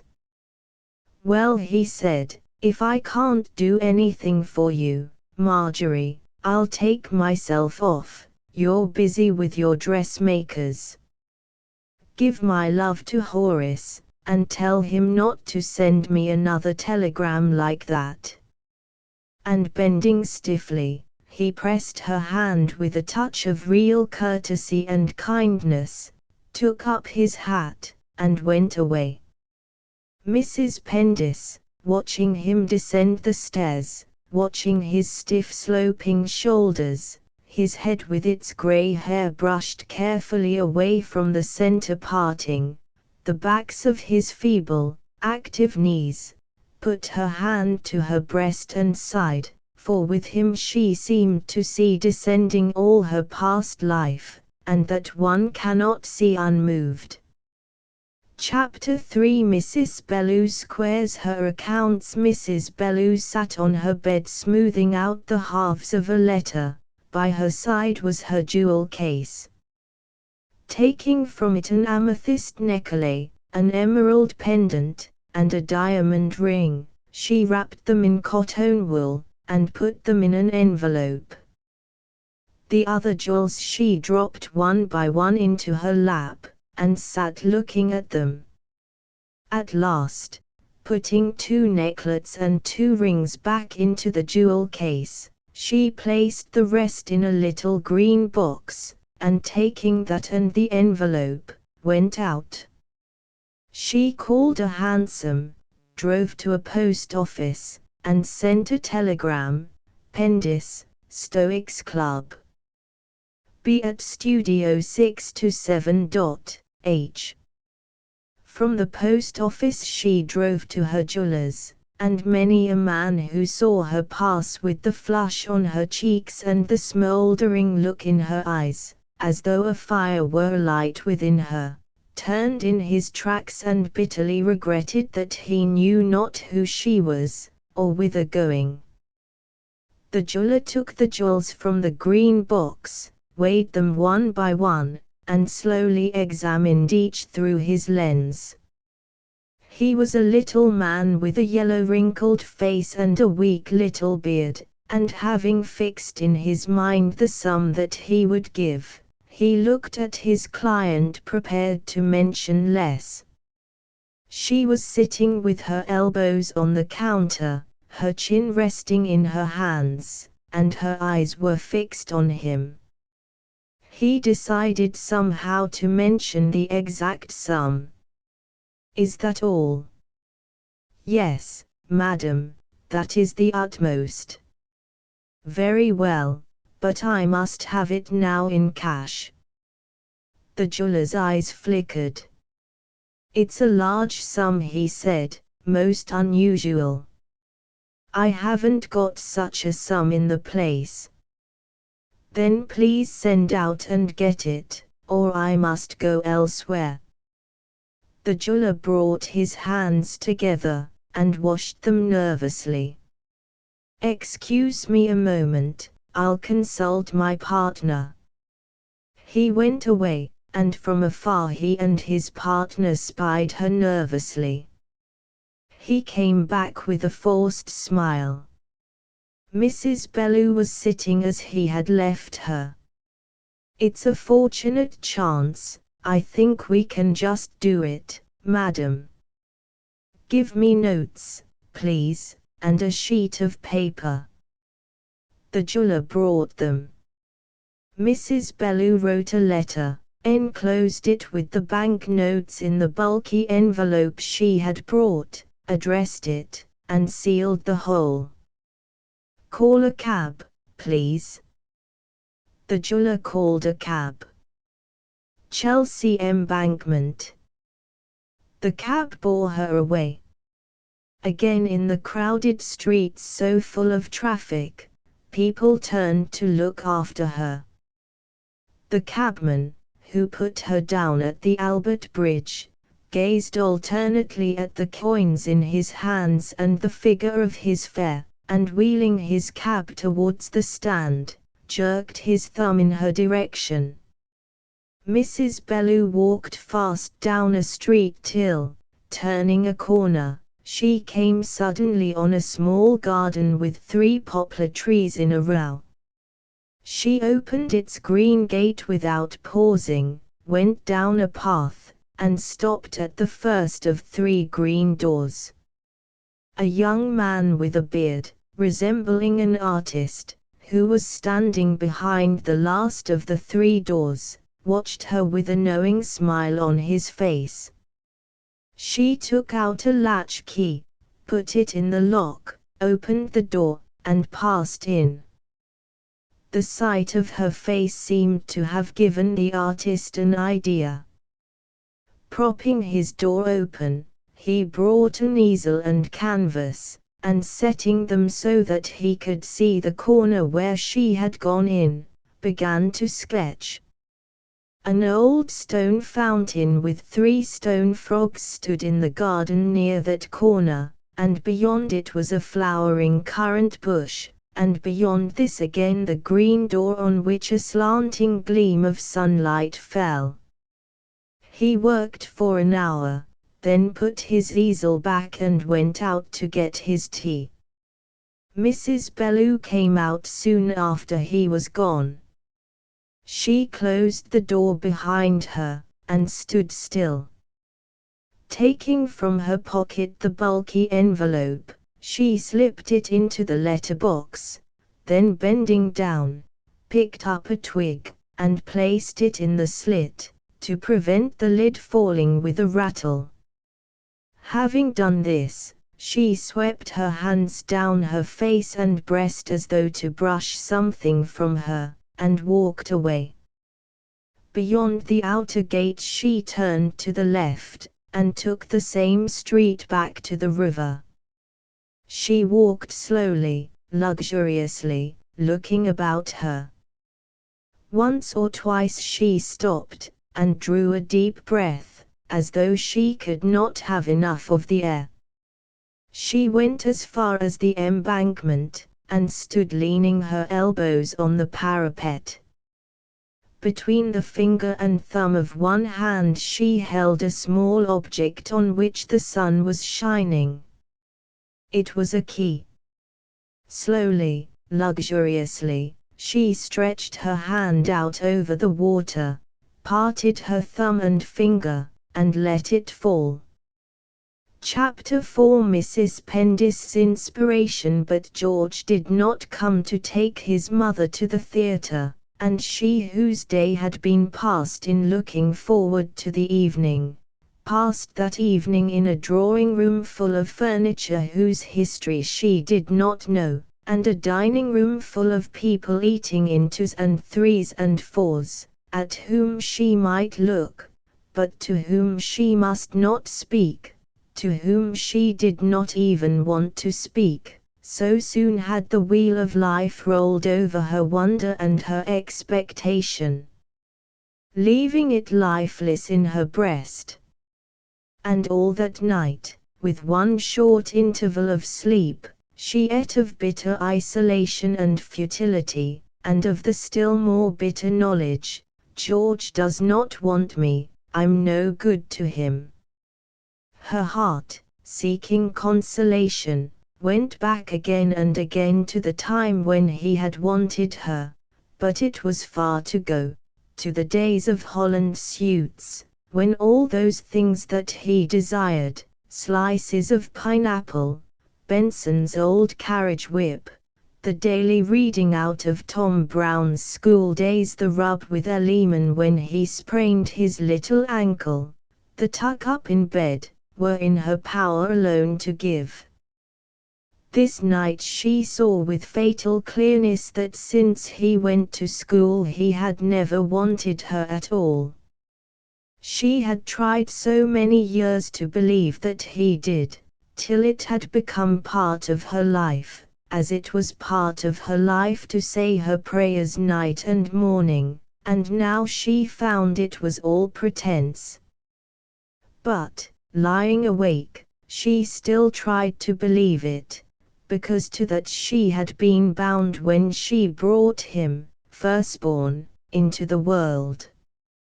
Her other son, her daughters, she loved them too, but it was not the same thing, quite. She had never wanted them to want her, because that part of her had been given once for all to George.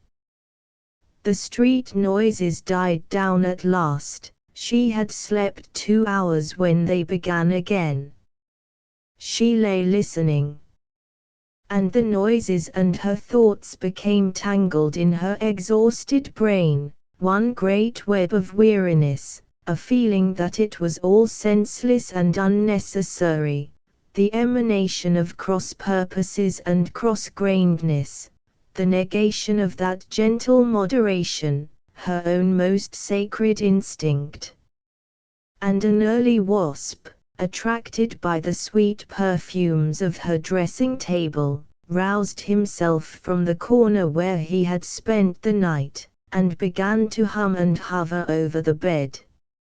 Mrs. Pendis was a little afraid of wasps, so, taking a moment when he was otherwise engaged, she stole out, and fanned him with her night-dress case till, perceiving her to be a lady, he went away. Lying down again, she thought, people will worry them until they sting, and then kill them. It's so unreasonable not knowing that she was putting all her thoughts on suffering in a single nutshell. She breakfasted upstairs, unsolaced by any news from George. Then with no definite hope, but a sort of inner certainty, she formed the resolution to call on Mrs. Bellew. She determined, however, first to visit Mr. Paramore, and, having but a hazy notion of the hour when men begin to work, she did not dare to start till past 11, and told her cabman to drive her slowly. He drove her, therefore, faster than his wont. In Leicester Square the passage of a personage between two stations blocked the traffic, and on the footways were gathered a crowd of simple folk with much in their hearts and little in their stomachs, who raised a cheer as the personage passed. Mrs. Pendis looked eagerly from her cab, for she too loved a show. The crowd dispersed, and the cab went on. It was the first time she had ever found herself in the business apartment of any professional man less important than a dentist. From the little waiting room, where they handed her the Times, which she could not read from excitement, she caught sight of rooms lined to the ceilings with leather books and black tin boxes, initialed in white to indicate the brand, and of young men seated behind lumps of paper that had been written on. She heard a perpetual clicking noise which roused her interest, and smelled a peculiar odor of leather and disinfectant which impressed her disagreeably. A youth with reddish hair and a pen in his hand passed through and looked at her with a curious stare immediately averted. She suddenly felt sorry for him and all those other young men behind the lumps of paper, and the thought went flashing through her mind, I suppose it's all because people can't agree. She was shown into Mr. Paramore at last.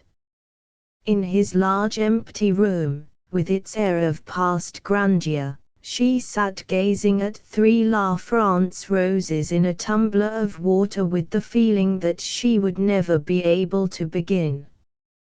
Mr. Paramore's eyebrows, which jutted from his clean, brown face like little clumps of pothooks, were iron grey, and iron grey his hair brushed back from his high forehead.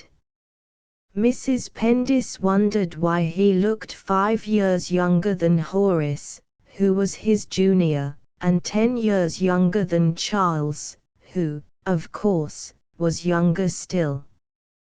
His eyes, which from iron grey some inner process of spiritual manufacture had made into steel color, looked young too, although they were grave, and the smile which twisted up the corners of his mouth looked very young. "Well," he said, "it's a great pleasure to see you." Mrs. Pendis could only answer with a smile. Mr. Paramore put the roses to his nose. "Not so good as yours," he said, "are they? But the best I can do." Mrs. Pendis blushed with pleasure. "My garden is looking so beautiful." Then, remembering that she no longer had a garden, she stopped, but remembering also that, though she had lost her garden, Mr. Paramore still had his, she added quickly, "And yours, Mr. Paramore, I'm sure it must be looking lovely." Mr. Paramore drew out a kind of dagger with which he had stabbed some papers to his desk, and took a letter from the bundle. "Yes," he said, "it's looking very nice.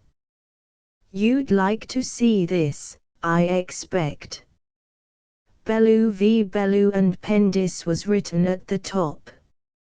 Mrs. Pendis stared at those words as though fascinated by their beauty. It was long before she got beyond them. For the first time the full horror of these matters pierced the kindly armor that lies between mortals and what they do not like to think of. 2 men and a woman wrangling, fighting, tearing each other before the eyes of all the world. A woman and two men stripped of charity and gentleness, of moderation and sympathy, stripped of all that made life decent and lovable, squabbling like savages before the eyes of all the world. Two men, and one of them her son, and between them a woman whom both of them had loved. Bellew v. Bellew and Pendis. And this would go down to fame in company with the pitiful stories she had read from time to time with a sort of offended interest, in company with Snooks v. Snooks and Styles, Horriday v. Horriday, Bethany v. Bethany and Sweetenham. In company with all those cases where everybody seemed so dreadful, yet where she had often and often felt so sorry, as if these poor creatures had been fastened in the stocks by some malignant, loutish spirit, for all that would to come and jeer at. And horror filled her heart. It was all so mean, and gross, and common. The letter contained but a few words from a firm of solicitors confirming an appointment. She looked up at Mr. Paramore. He stopped penciling on his blotting paper, and said at once, "I shall be seeing these people myself tomorrow afternoon. I shall do my best to make them see reason." She felt from his eyes that he knew what she was suffering, and was even suffering with her. "And if they won't, then I shall go on a different tack altogether, and they must look out for themselves." Mrs. Pendis sank back in her chair. She seemed to smell again that smell of leather and disinfectant, and hear a sound of incessant clicking. She felt faint, and to disguise that faintness asked at random, "What does 'without prejudice' in this letter mean?" Mr. Paramore smiled. "That's an expression we always use," he said. "It means that when we give a thing away, we reserve to ourselves the right of taking it back again." Mrs. Pendis, who did not understand, murmured, "I see. But what have they given away?" Paramore put his elbows on the desk, and lightly pressed his fingertips together. "Well," he said, "properly speaking, in a matter like this, the other side and I are cat and dog.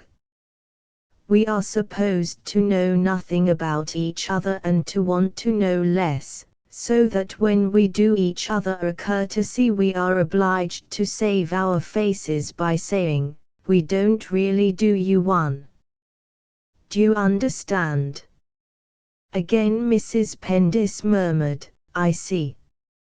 It sounds a little provincial, but we lawyers exist by reason of provincialism.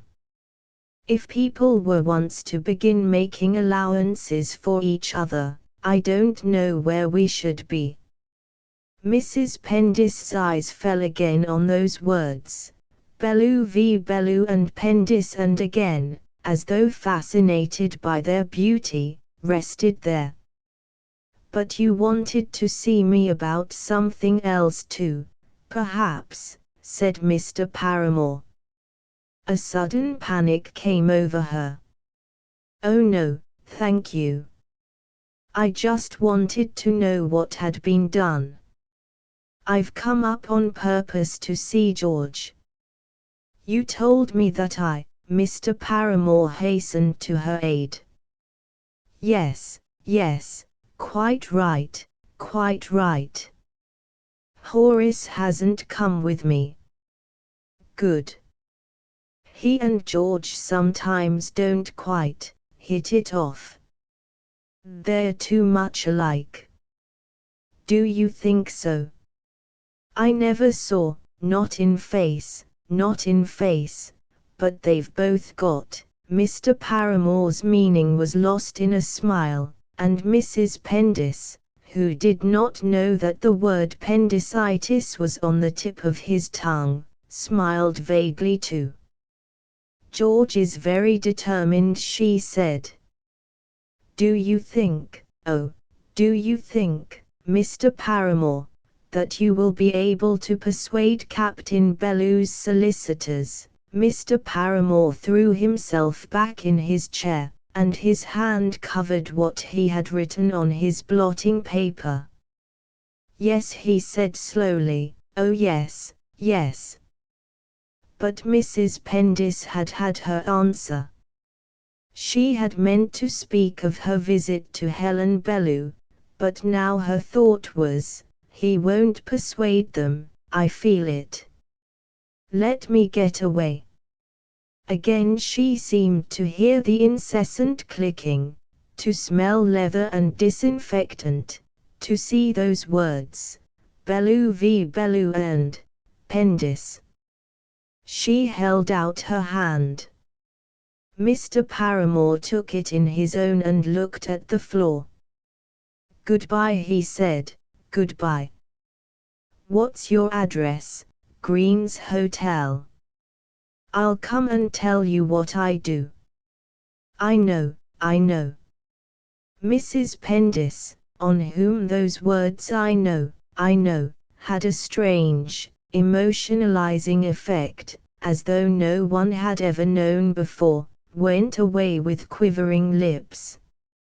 In her life no one had ever known, not indeed that she could or would complain of such a trifle, but the fact remained. And at this moment, oddly, she thought of her husband, and wondered what he was doing, and felt sorry for him. But Mr. Paramore went back to his seat and stared at what he had written on his blotting paper. It ran thus: "We stand on our petty rights here, and our potty dignity there. We make no allowance for others. They make no allowance for us. We catch hold of them by the ear. They grab hold of us by the hair. The result is a bit of a muddle that ends in a bit of a fuss." He saw that it neither rhymed nor scanned, and with a grave face he tore it up.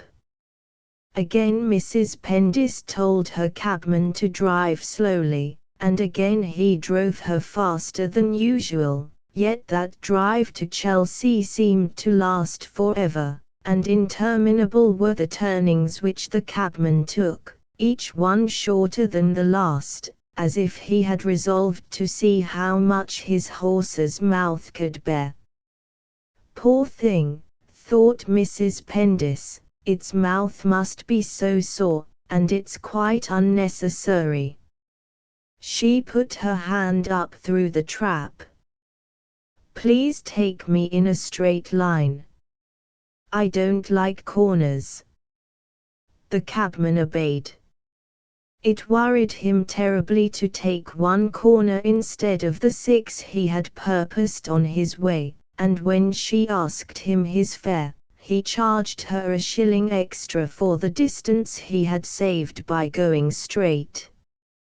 Mrs. Pendis paid it, knowing no better, and gave him 6pence over, thinking it might benefit the horse, and the cabman, touching his hat, said, "Thank you, my lady," for to say "my lady" was his principle when he received 18pence above his fare. Mrs. Pendis stood quite a minute on the pavement, stroking the horse's nose and thinking, "I must go in, it's silly to come all this way and not go in." But her heart beat so that she could hardly swallow. At last she rang. Mrs. Bellew was seated on the sofa in her little drawing-room whistling to a canary in the open window. In the affairs of men there is an irony constant and deep, mingled with the very springs of life. The expectations of Mrs. Pendis, those timid apprehensions of this meeting which had racked her all the way, were lamentably unfulfilled. She had rehearsed the scene ever since it came into her head. The reality seemed unfamiliar. She felt no nervousness and no hostility, only a sort of painful interest and admiration. And how could this or any other woman help falling in love with George? The first uncertain minute over, Mrs. Bellew's eyes were as friendly as if she had been quite within her rights in all she had done, and Mrs. Pendis could not help meeting friendliness halfway. "Don't be angry with me for coming. George doesn't know. I felt I must come to see you. Do you think that you two quite know all you're doing? It seems so dreadful, and it's not only yourselves, is it?" Mrs. Bellew's smile vanished. "Please don't say you two. She said. Mrs. Pendis stammered, "I don't understand." Mrs. Bellew looked her in the face and smiled, and as she smiled she seemed to become a little coarser. "Well, I think it's quite time you did. I don't love your son. I did once, but I don't now. I told him so yesterday, once for all." Mrs. Pendis heard those words, which made so vast, so wonderful a difference, words which should have been like water in a wilderness, with a sort of horror, and all her spirit flamed up into her eyes. "You don't love him," she cried. She felt only a blind sense of insult and affront. This woman tire of George? Tire of her son? She looked at Mrs. Bellew, on whose face was a kind of inquisitive compassion, with eyes that had never before held hatred. "You have tired of him. You have given him up. Then the sooner I go to him the better. Give me the address of his rooms, please." Helen Bellew knelt down at the bureau and wrote on an envelope, and the grace of the woman pierced Mrs. Pendis to the heart. She took the paper. She had never learned the art of abuse, and no words could express what was in her heart, so she turned and went out. Mrs. Bellew's voice sounded quick and fierce behind her. "How could I help getting tired? I am not you. Now go." Mrs. Pendis wrenched open the outer door. Descending the stairs, she felt for the banister. She had that awful sense of physical soreness and shrinking which violence, whether their own or others, brings to gentle souls. Chapter V. The mother and the son. To Mrs. Pendis, Chelsea was an unknown land, and to find her way to George's rooms would have taken her long had she been by nature what she was by name, for Pendises never asked their way to anything, or believed what they were told, but found out for themselves with much unnecessary trouble, of which they afterwards complained. A policeman first, and then a young man with a beard, resembling an artist, guided her footsteps. The latter, who was leaning by a gate, opened it. "In here," he said, "the door in the corner on the right." Mrs. Pendis walked down the little path, past the ruined fountain with its 3 stone frogs, and stood by the first green door and waited. And while she waited she struggled between fear and joy, for now that she was away from Mrs. Bellew she no longer felt a sense of insult. It was the actual sight of her that had aroused it, so personal is even the most gentle heart. She found the rusty handle of a bell amongst the creeper leaves, and pulled it. A cracked metallic tinkle answered her, but no one came, only a faint sound as of someone pacing to and fro. Then in the street beyond the outer gate a coster began calling to the sky, and in the music of his prayers the sound was lost. The young man with a beard, resembling an artist, came down the path. "Perhaps you could tell me, sir, if my son is out. I've not seen him go out, and I've been painting here all the morning." Mrs. Pendis looked with wonder at an easel which stood outside another door a little further on. It seemed to her strange that her son should live in such a place. "Shall I knock for you?" said the artist. "All these knockers are stiff. If you would be so kind." The artist knocked. "He must be in," he said. "I haven't taken my eyes off his door, because I've been painting it." Mrs. Pendis gazed at the door. "I can't get it," said the artist. "It's worrying me to death." Mrs. Pendis looked at him doubtfully. "Has he no servant?" she said. "Oh no," said the artist, "it's a studio. The light's all wrong. I wonder if you would mind standing just as you are for 1 second, it would help me a lot." He moved back and curved his hand over his eyes, and through Mrs. Pendis there passed a shiver. "Why doesn't George open the door?" she thought. What is this man doing?" The artist dropped his hand. "Thanks so much," he said. "I'll knock again. There. That would raise the dead." And he laughed. An unreasoning terror seized on Mrs. Pendis. "Oh," she stammered, "I must get in, I must get in." She took the knocker herself, and fluttered it against the door. "You see," said the artist, "they're all alike, these knockers are as stiff as pokers." He again curved his hand over his eyes. Mrs. Pendis leaned against the door, her knees were trembling violently. "What is happening?" she thought. "Perhaps he's only asleep, perhaps, oh God." She beat the knocker with all her force. The door yielded, and in the space stood George. Choking back a sob, Mrs. Pendis went in.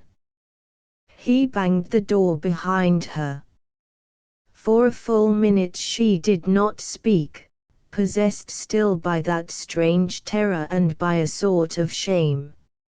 She did not even look at her son, but cast timid glances round his room. She saw a gallery at the far end, and a conical roof half made of glass. She saw curtains hanging all the gallery length, a table with tea things and decanters, a round iron stove, rugs on the floor, and a large full-length mirror in the center of the wall. A silver cup of flowers was reflected in that mirror.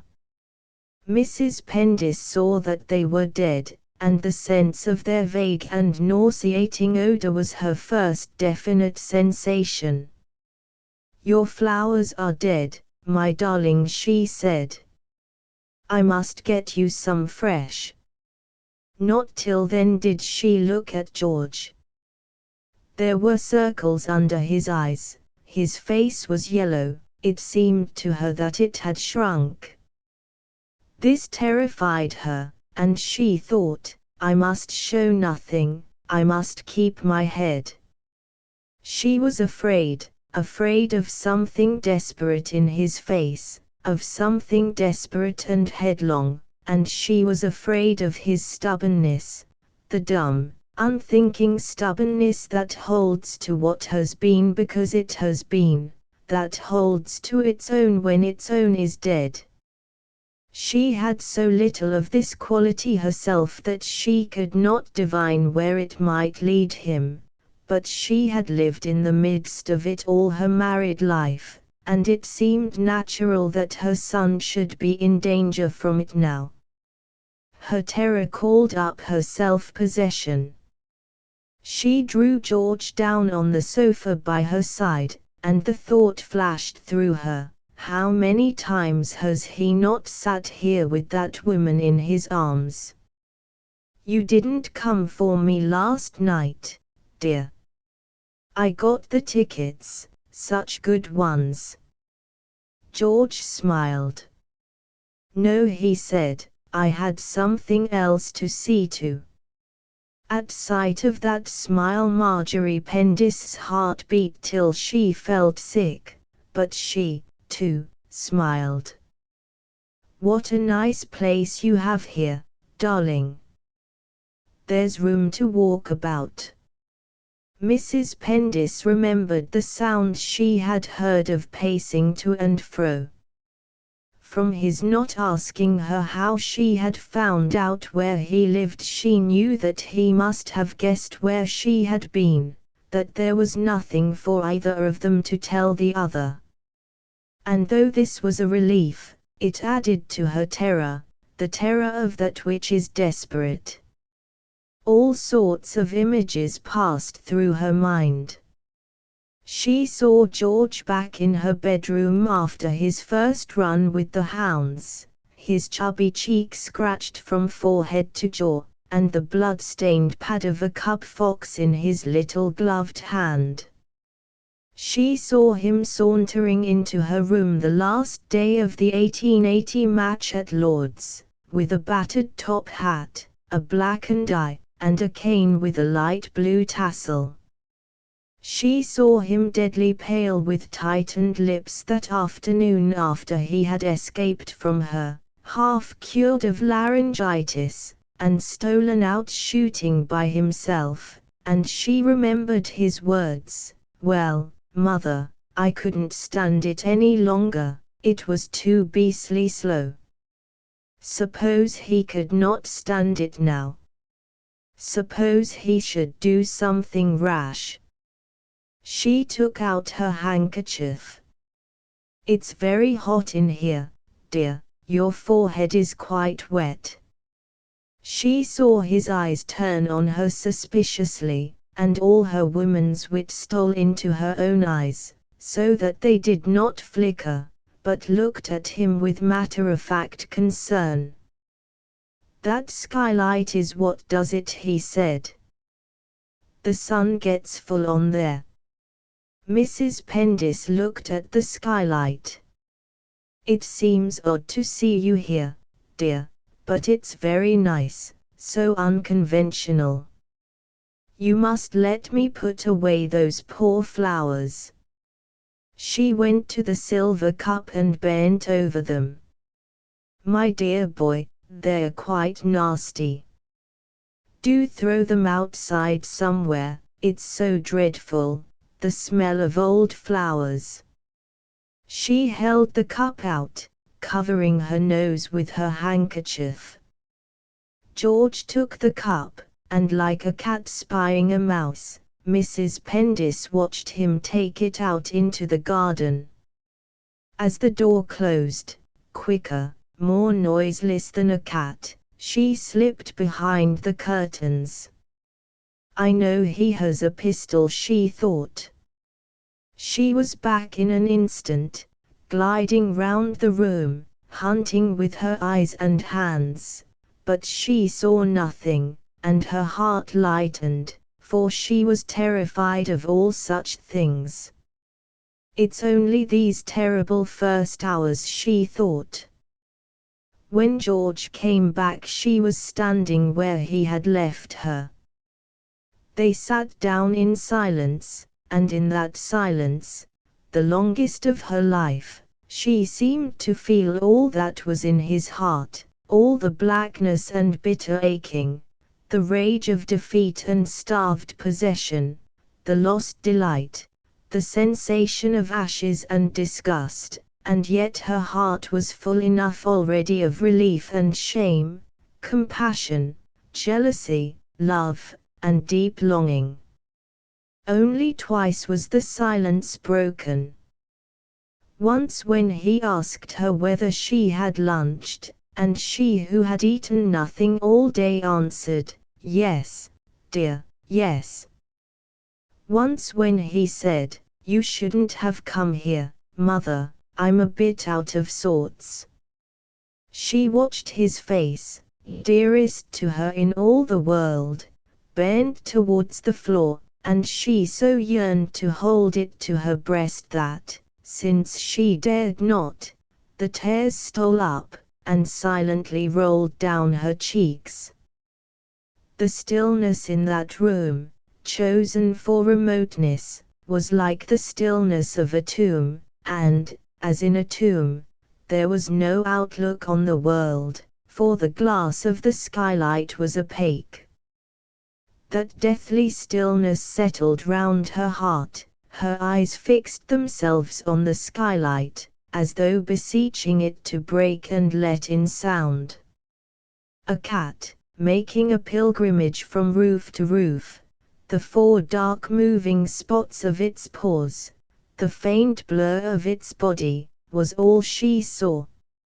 And suddenly, unable to bear it any longer, she cried, "Oh, George, speak to me. Don't put me away from you like this." George answered, "What do you want me to say, Mother?"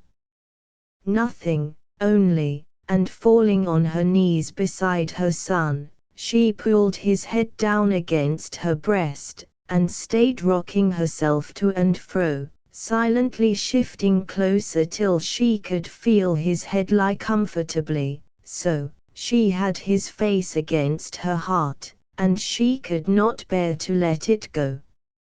Her knees hurt her on the boarded floor, her back and all her body ached, but not for worlds would she relax an inch, believing that she could comfort him with her pain, and her tears fell on his neck. When at last he drew his face away, she sank down on the floor, and could not rise, but her fingers felt that the bosom of her dress was wet. He said hoarsely, "It's all right, Mother, you needn't worry." For no reward would she have looked at him just then, but with a deeper certainty than reason she knew that he was safe. Stealthily on the sloping skylight the cat retraced her steps, its 4 paws dark moving spots, its body a faint blur. Mrs. Pendis rose. "I won't stay now, darling. May I use your glass?" Standing before that mirror, smoothing back her hair, passing her handkerchief over her cheeks and eyes and lips, she thought, "That woman has stood here. That woman has smoothed her hair, looking in this glass, and wiped his kisses from her cheeks. May God give to her the pain that she has given to my son." But when she had wished that wish she shivered. She turned to George at the door with a smile that seemed to say, "It's no good to weep, or try and tell you what is in my heart, and so, you see, I'm smiling. Please smile, too, so as to comfort me a little." George put a small paper parcel in her hand and tried to smile. Mrs. Pendis went quickly out. Bewildered by the sunlight, she did not look at this parcel till she was beyond the outer gate. It contained an amethyst necklace, an emerald pendant, and a diamond ring. In the little grey street that led to this garden with its poplars, old fountain, and green gate, the jewels glowed and sparkled as though all light and life had settled there. Mrs. Pendis, who loved color and glowing things, saw that they were beautiful. That woman had taken them, used their light and color, and then flung them back. She wrapped them again in the paper, tied the string, and went towards the river. She did not hurry, but walked with her eyes steadily before her. She crossed the embankment, and stood leaning on the parapet with her hands over the grey water. Her thumb and fingers unclosed, the white parcel dropped, floated a second, and then disappeared. Mrs. Pendis looked round her with a start. A young man with a beard, whose face was familiar, was raising his hat. "So your son was in," he said. "I'm very glad. I must thank you again for standing to me just that minute, it made all the difference. It was the relation between the figure and the door that I wanted to get. Good morning." Mrs. Pendis murmured good morning, following him with startled eyes, as though he had caught her in the commission of a crime. She had a vision of those jewels, buried, poor things, in the grey slime, a prey to gloom, and robbed forever of their light and color. And, as though she had sinned, wronged the gentle essence of her nature, she hurried away. Chapter 6 Gregory looks at the sky. Gregory Vigil called Mr. Paramore a pessimist. It was because, like other people, he did not know the meaning of the term, for with a confusion common to the minds of many persons who have been conceived in misty moments, he thought that, to see things as they were, meant, to try and make them worse. Gregory had his own way of seeing things that was very dear to him, so dear that he would shut his eyes sooner than see them any other way. And since things to him were not the same as things to Mr. Paramore, it cannot, after all, be said that he did not see things as they were. But dirt upon a face that he wished to be clean he could not see. A fluid in his blue eyes dissolved that dirt while the image of the face was passing on to their retinae. The process was unconscious, and has been called idealism. This was why the longer he reflected, the more agonizedly certain he became that his ward was right to be faithful to the man she loved, right to join her life to his. And he went about pressing the blade of this thought into his soul. About 4 o'clock on the day of Mrs. Pendis's visit to the studio, a letter was brought him by a page boy. Green's Hotel, Thursday. Dear Grig, I have seen Helen Bellew, and have just come from George. We have all been living in a bad dream. She does not love him, perhaps has never loved him. I do not know, I do not wish to judge. She has given him up. I will not trust myself to say anything about that. From beginning to end it all seems so unnecessary, such a needless, cross-grained muddle. I write this line to tell you how things really are, and to beg you, if you have a moment to spare, to look in at George's club this evening and let me know if he is there and how he seems. There is no one else that I could possibly ask to do this for me. Forgive me if this letter pains you. Your affectionate cousin, Marjorie Pendis. To those with the single eye, the narrow personal view of all things human, by whom the irony underlying the affairs of men is unseen and unenjoyed, whose simple hearts afford that irony its most precious smiles, who, vanquished by that irony, remain invincible. To these no blow of fate, no reversal of their ideas, can long retain importance. The darts stick, quaver, and fall off, like arrows from chain armor, and the last dart, slipping upwards under the harness, quivers into the heart to the cry of what, you? No, no, I don't believe you're here. Such as these have done much of what has had to be done in this old world, and perhaps still more of what has had to be undone. When Gregory received this letter he was working on the case of a woman with the morphia habit. He put it into his pocket and went on working. It was all he was capable of doing. Here is the memorandum, Mrs. Shortman.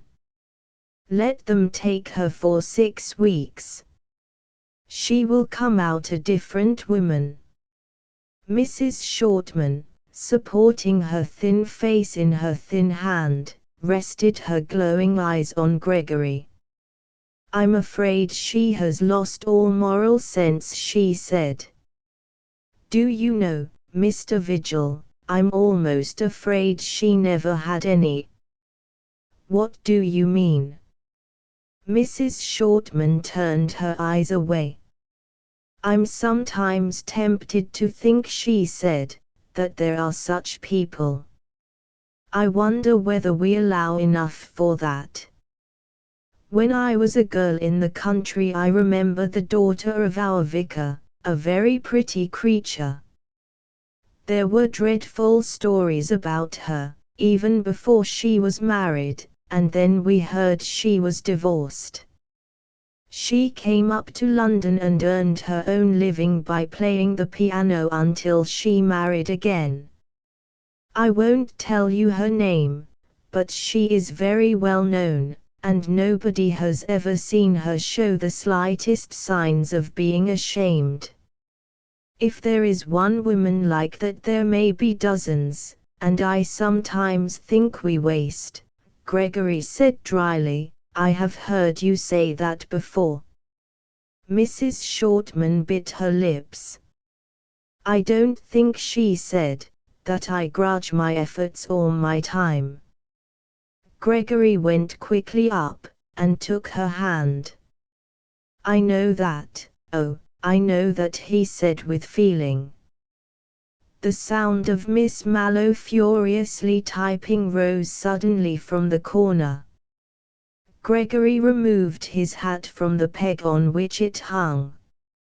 I must go now, he said. Good night.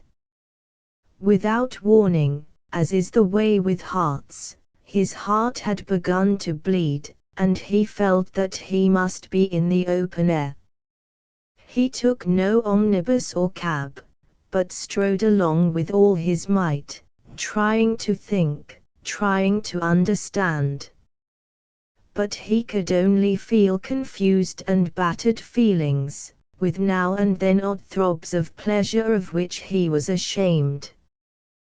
Whether he knew it or not, he was making his way to Chelsea, for though a man's eyes may be fixed on the stars, his feet cannot take him there, and Chelsea seemed to them the best alternative.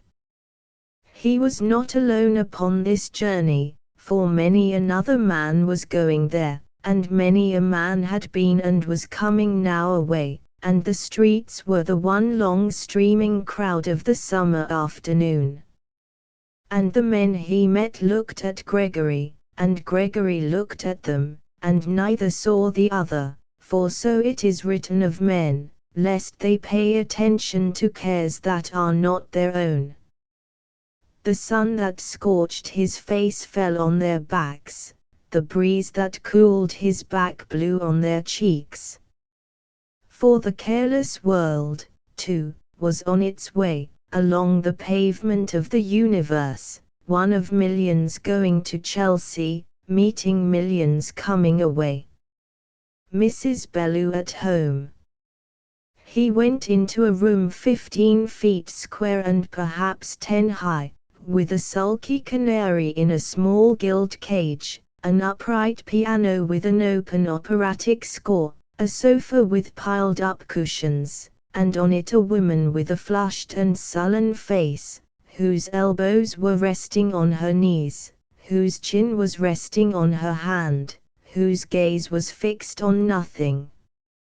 It was a room of that size, with all these things, but Gregory took into it with him something that made it all seem different to Gregory. He sat down by the window with his eyes carefully averted, and spoke in soft tones broken by something that sounded like emotion. He began by telling her of his woman with the morphia habit, and then he told her that he knew everything. When he had said this he looked out of the window, where builders had left by inadvertence a narrow strip of sky. And thus he avoided seeing the look on her face, contemptuous, impatient, as though she were thinking, "You are a good fellow, Gregory, but for heaven's sake do see things for once as they are. I have had enough of it."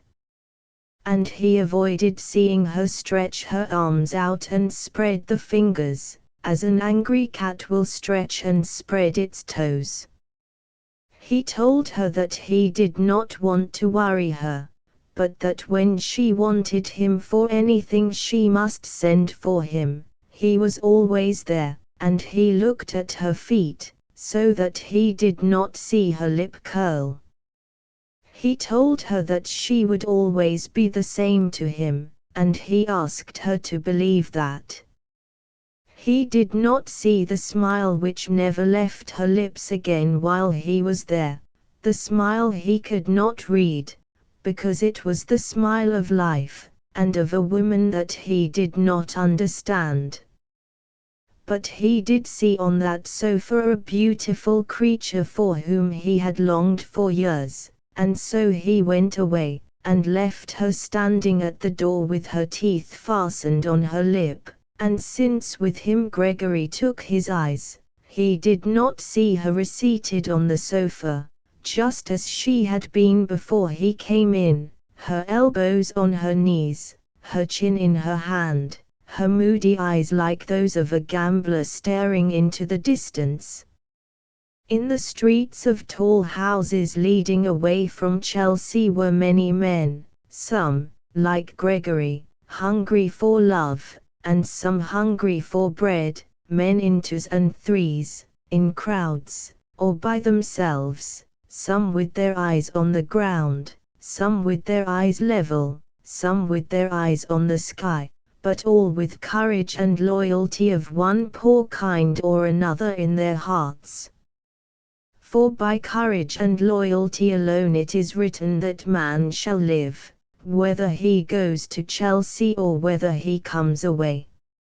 Of all these men, not one but would have smiled to hear Gregory saying to himself, "She will always be the same to me. She will always be the same to me." And not one that would have grinned.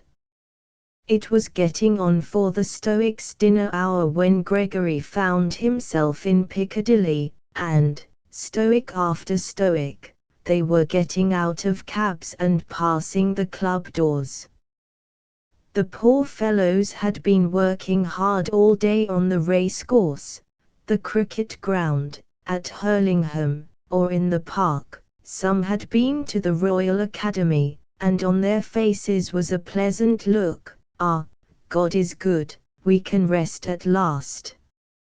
And many of them had had no lunch, hoping to keep their weights down, and many who had lunched had not done themselves as well as might be hoped, and some had done themselves too well, but in all their hearts the trust burned bright that they might do themselves better at dinner, for their God was good, and dwelt between the kitchen and the cellar of the Stoics' Club.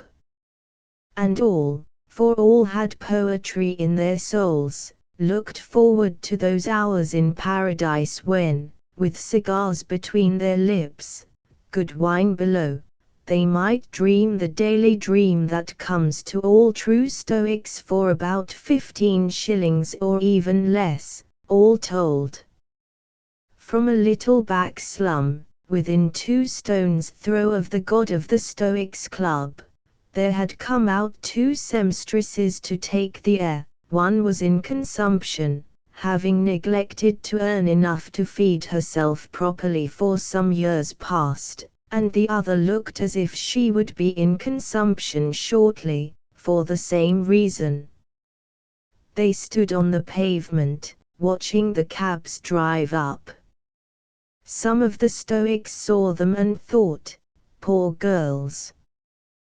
They look awfully bad. 3 or 4 said to themselves, it oughtn't he to be allowed.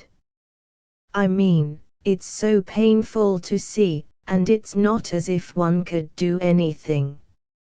They're not beggars, don't you know, and so what can one do? But most of the Stoics did not look at them at all, feeling that their soft hearts could not stand these painful sights, and anxious not to spoil their dinners. Gregory did not see them either, for it so happened that he was looking at the sky, and just then the 2 girls crossed the road and were lost among the passers-by, for they were not dogs, who could smell out the kind of man he was. Mr. Pendis is in the club, I will send your name up, sir. And rolling a little, as though Gregory's name were heavy, the porter gave it to the boy, who went away with it. Gregory stood by the empty hearth and waited, and while he waited, nothing struck him at all, for the Stoics seemed very natural, just mere men like himself, except that their clothes were better, which made him think, I shouldn't care to belong here and have to dress for dinner every night. Mr. Pendis is very sorry, sir, but he's engaged. Gregory bit his lip, said thank you and went away. That's all Marjorie wants, he thought, the rest is nothing to me, and, getting on a bus, he fixed his eyes once more on the sky. But George was not engaged. Like a wounded animal taking its hurt for refuge to its lair, he sat in his favorite window overlooking Piccadilly. He sat there as though youth had left him, unmoving, never lifting his eyes. In his stubborn mind a wheel seemed turning, grinding out his memories to the last grain. And Stoics, who could not bear to see a man sit thus throughout that sacred hour, came up from time to time. Aren't you going to dine, Pendis? Dumb brutes tell no one of their pains, the law is silence. So with George. And as each Stoic came up, he only set his teeth and said, presently, old chap. Chapter 7 Tour with the Spaniel John. Now the Spaniel John, whose habit was to smell of heather and baked biscuits when he rose from a night's sleep, was in disgrace that Thursday. Into his long and narrow head it took time for any new idea to enter, and not till 40 hours after Mrs. Pendis had gone did he recognize fully that something definite had happened to his master.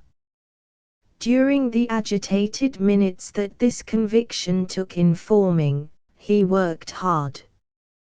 Taking 2.5 brace of his master's shoes and slippers, and placing them in unaccustomed spots, he lay on them one by one till they were warm, then left them for some bird or other to hatch out, and returned to Mr. Pendis's door.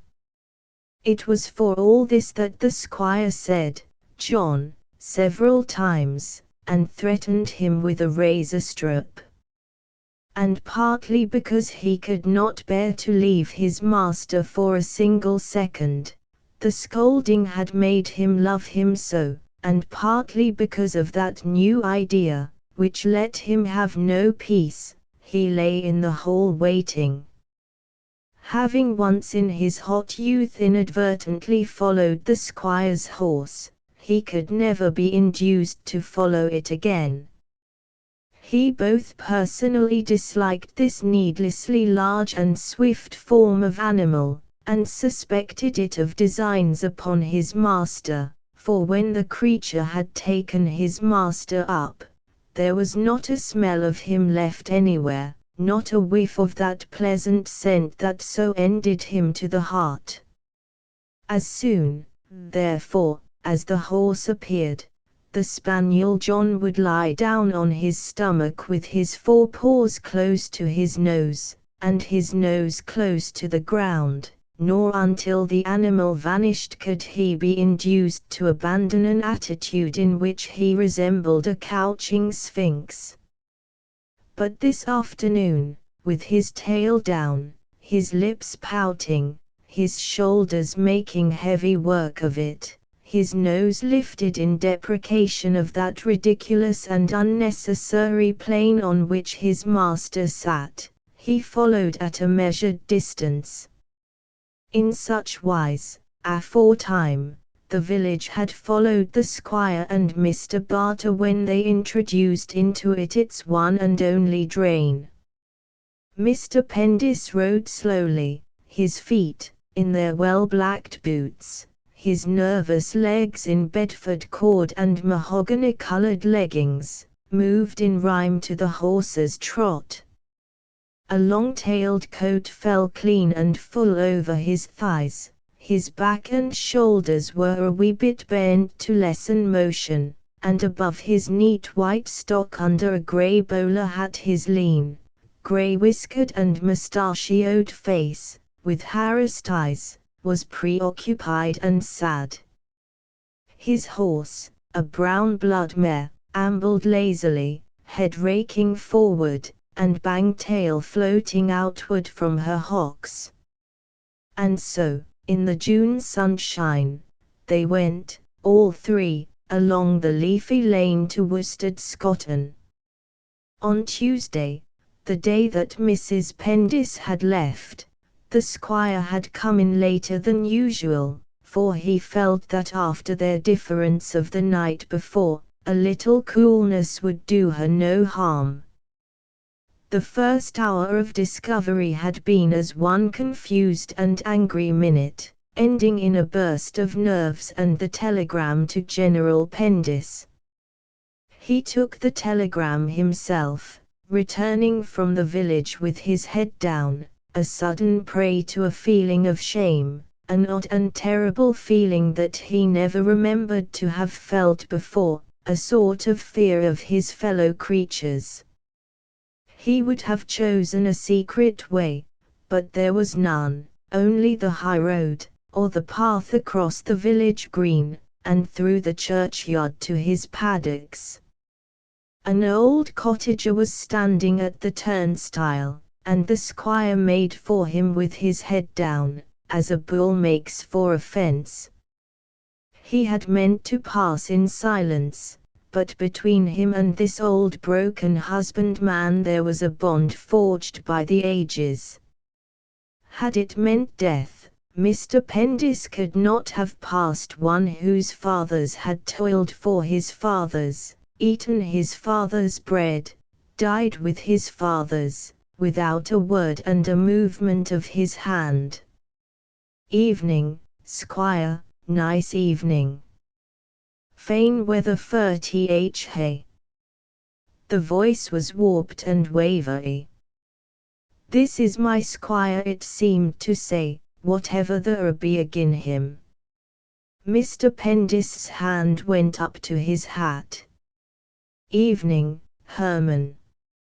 Aye, fine weather for the hay. Mrs. Pendis has gone up to London. We young bachelors, ha. He passed on. Not until he had gone some way did he perceive why he had made that announcement.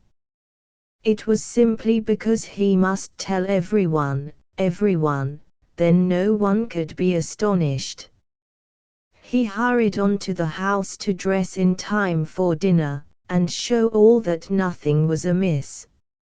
7 courses would have been served him had the sky fallen, but he ate little, and drank more claret than was his wont. After dinner he sat in his study with the windows open, and in the mingled day and lamplight read his wife's letter over again. As it was with the spaniel John, so with his master, a new idea penetrated but slowly into his long and narrow head. She was cracked about George, she did not know what she was doing, would soon come to her senses. It was not for him to take any steps. What steps, indeed, could he take without confessing that Horace Pendis had gone too far, that Horace Pendis was in the wrong? That had never been his habit, and he could not alter now. If she and George chose to be stubborn, they must take the consequences, and fend for themselves. In the silence and the lamplight, growing mellower each minute under the green silk shade, he sat confusedly thinking of the past. And in that dumb reverie, as though of fixed malice, there came to him no memories that were not pleasant, no images that were not fair. He tried to think of her unkindly, he tried to paint her black, but with the perversity born into the world when he was born, to die when he was dead, she came to him softly, like the ghost of gentleness, to haunt his fancy. She came to him smelling of sweet scents, with a slight rustling of silk, and the sound of her expectant voice, saying, "Yes, dear," as though she were not bored. He remembered when he brought her first to Worstead Skeynes 34 years ago, that timid, and like a rose, but a lady every inch, the love, as his old nurse had said. He remembered her when George was born, like wax for whiteness and transparency, with eyes that were all pupils, and a hovering smile. So many other times he remembered her throughout those years, but never as a woman faded, old, never as a woman of the past. Now that he had not got her, for the first time Mr. Pendis realized that she had not grown old, that she was still to him timid, and like a rose, but a lady every inch, the love. And he could not bear this thought, it made him feel so miserable and lonely in the lamplight, with the grey moths hovering round, and the spaniel John asleep upon his foot. So, taking his candle, he went up to bed. The doors that barred away the servants' wing were closed. In all that great remaining space of house his was the only candle, the only sounding footstep. Slowly he mounted as he had mounted many thousand times, but never once like this, and behind him, like a shadow, mounted the spaniel John. And she that knows the hearts of men and dogs, the mother from whom all things come, to whom they all go home, was watching, and presently, when they were laid, the one in his deserted bed, the other on blue linen, propped against the door, she gathered them to sleep. But Wednesday came, and with it Wednesday duties.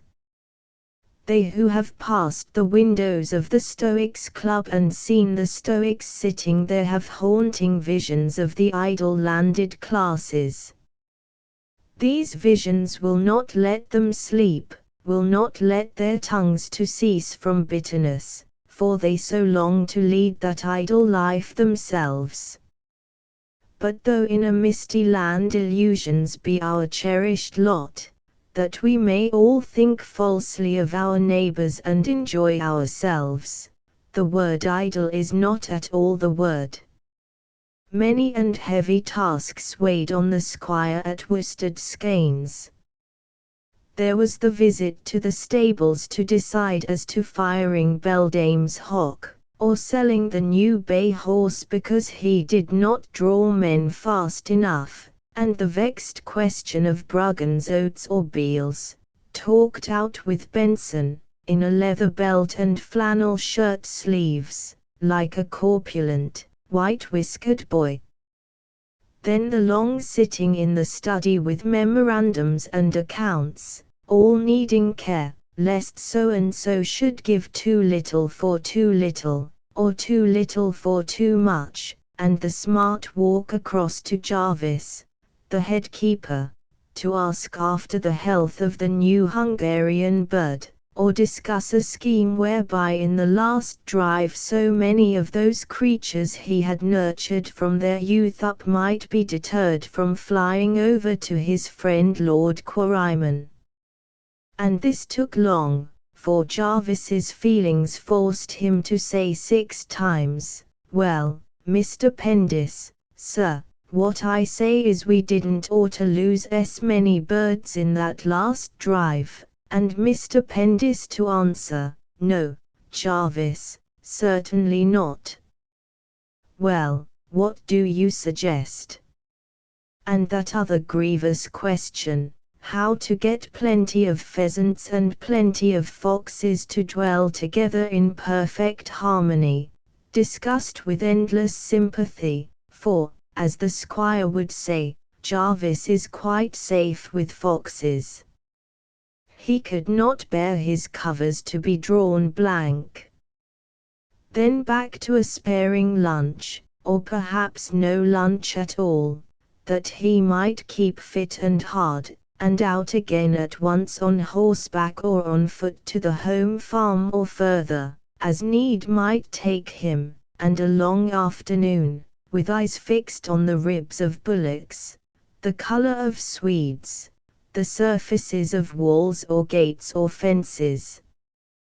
Then home again to tea and to the Times, which had as yet received but fleeting glances, with close attention to all those parliamentary measures threatening, remotely, the existing state of things, except, of course, that future tax on wheat so needful to the betterment of Worsted Skeins.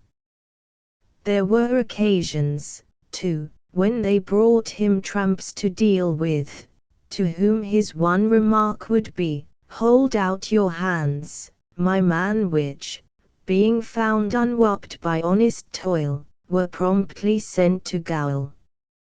When found so warped, Mr. Pendis was at a loss, and would walk up and down, earnestly trying to discover what his duty was to them.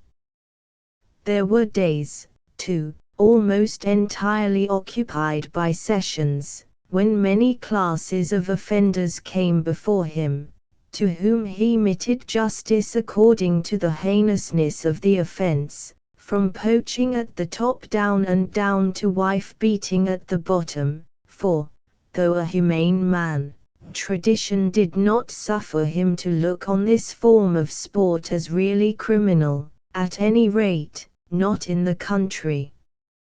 It was true that all these matters could have been settled in a fraction of the time by a young and trained intelligence, but this would have wronged tradition, disturbed the squire's settled conviction that he was doing his duty, and given cause for slanderous tongues to hint at idleness.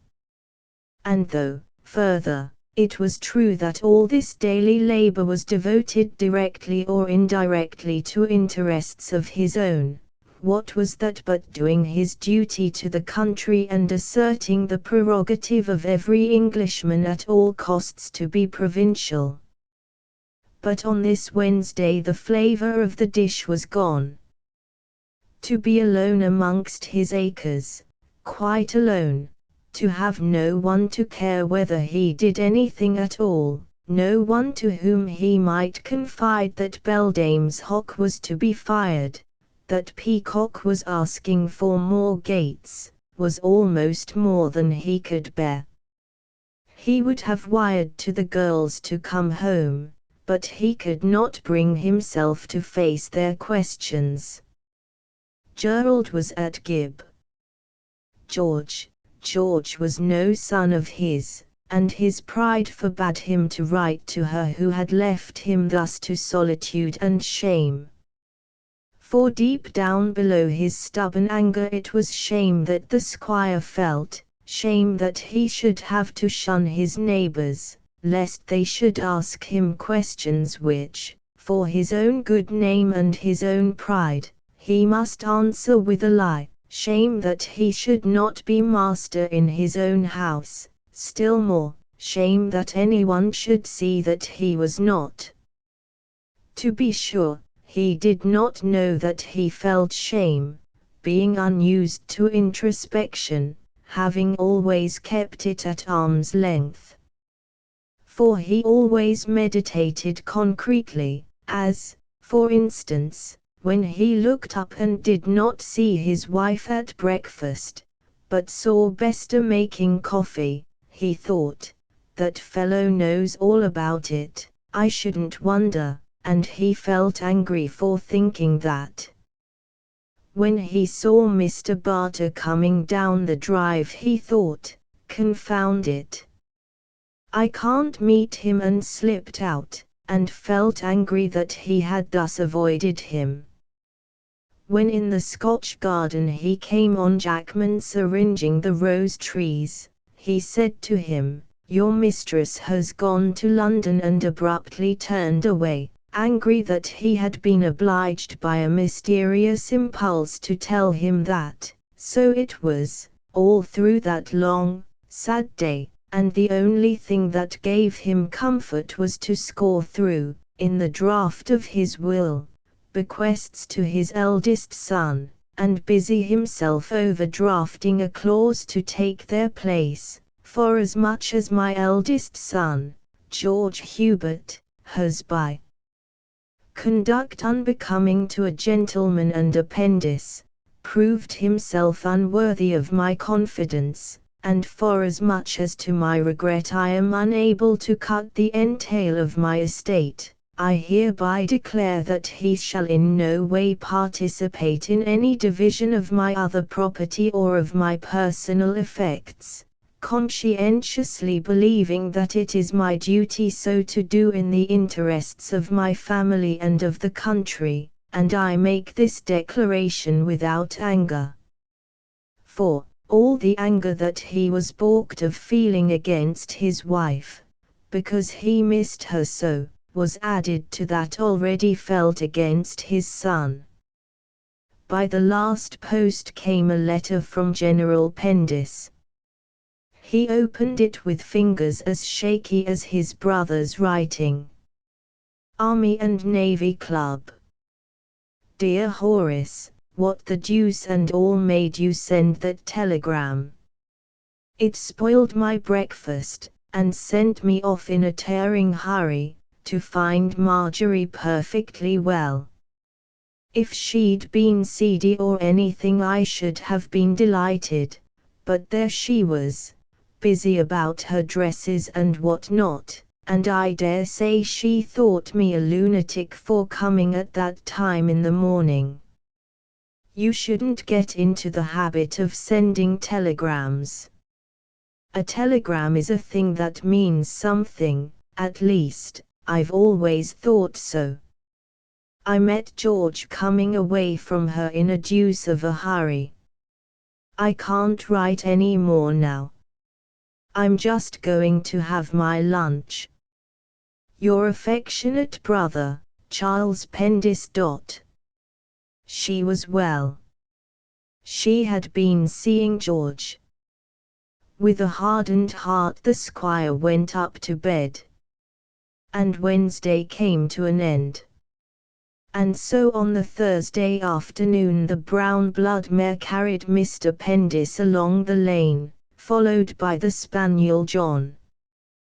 They passed the furze, where Bellew lived, and, bending sharply to the right, began to mount towards the common, and with them mounted the image of that fellow who was at the bottom of it all, an image that ever haunted the squire's mind nowadays, a ghost, high-shouldered, with little burning eyes, clipped red moustaches, thin-bowed legs.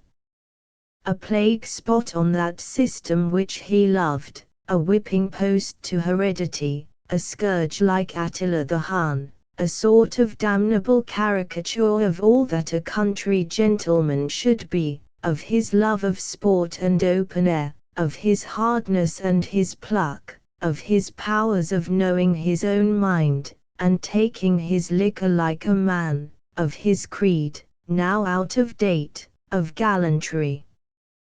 Yes, a kind of cursed bogey of a man, a spectral follower of the hounds, a desperate character, a man that in old days someone would have shot, a drinking, white-faced devil who despised Horace Pendis, whom Horace Pendis hated, yet could not quite despise. Always one like that in a hunting country. A black dog on the shoulders of his order. Post equitem sedet Jasper Bellew. The squire came out on the top of the rise, and all Worsted Scotton was in sight. It was a sandy stretch of broom and gorse and heather, with a few Scotch firs. It had no value at all, and he longed for it, as a boy might long for the bite someone else had snatched out of his apple. It distressed him lying there, his and yet not his, like a wife who was no wife, as though fortune were enjoying her at his expense. Thus was he deprived of the fullness of his mental image, for as with all men, so with the squire, that which he loved and owned took definite form, a something that he saw. Whenever the words Worsted Skeins were in his mind, and that was almost always, there rose before him an image defined and concrete, however indescribable, and whatever this image was, he knew that Worsted Scotton spoiled it. It was true that he could not think of any use to which to put the common, but he felt deeply that it was pure dog-in-the-mangerism of the cottagers, and this he could not stand. Not one beast in 2 years had fattened on its barrenness. 3 old donkeys alone eked out the remnants of their days. A bundle of firewood or old bracken, a few peat sods from one especial corner, were all the selfish peasants gathered. But the cottagers were no great matter, he could soon have settled them. It was that fellow Peacock whom he could not settle, just because he happened to abut on the common, and his fathers had been nasty before him. Mr. Pendis rode round looking at the fence his father had put up, until he came to the portion that Peacock's father had pulled down, and here, by a strange fatality, such as will happen even in printed records, he came on Peacock himself standing in the gap, as though he had foreseen this visit of the squire's.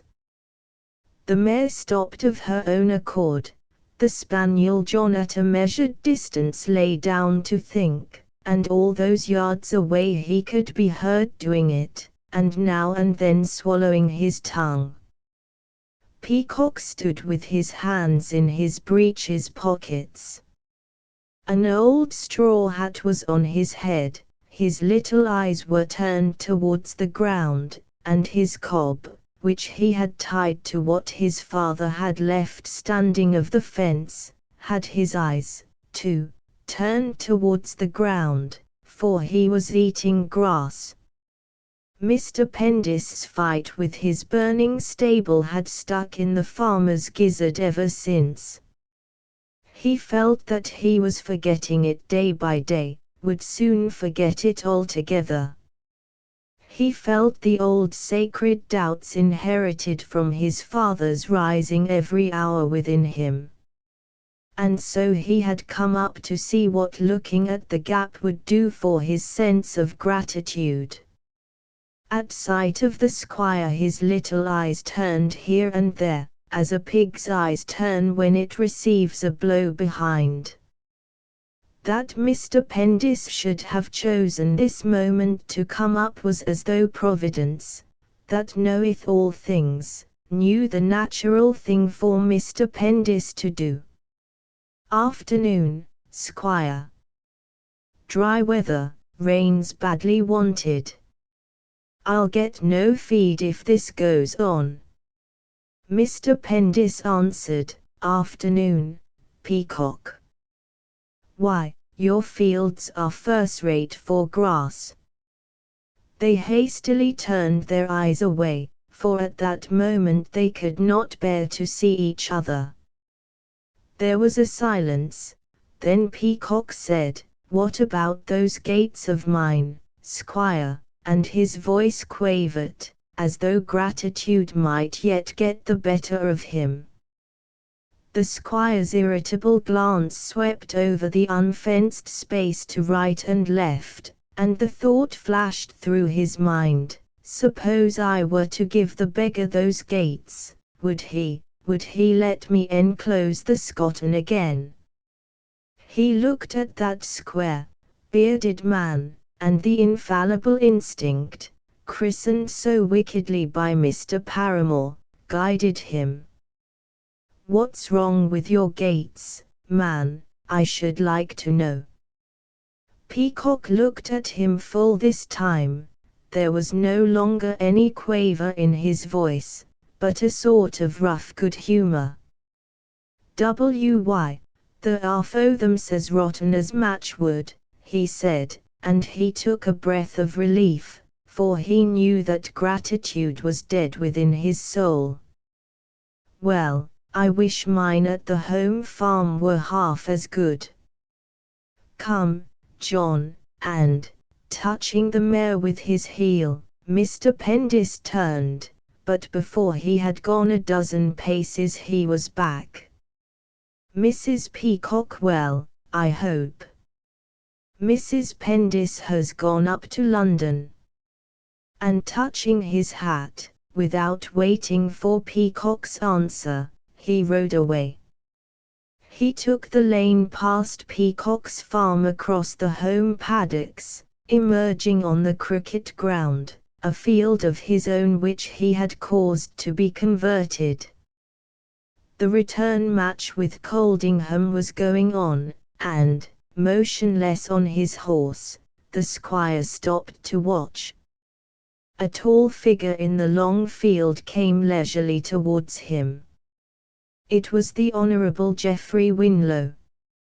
Mr. Pendis subdued an impulse to turn the mare and ride away.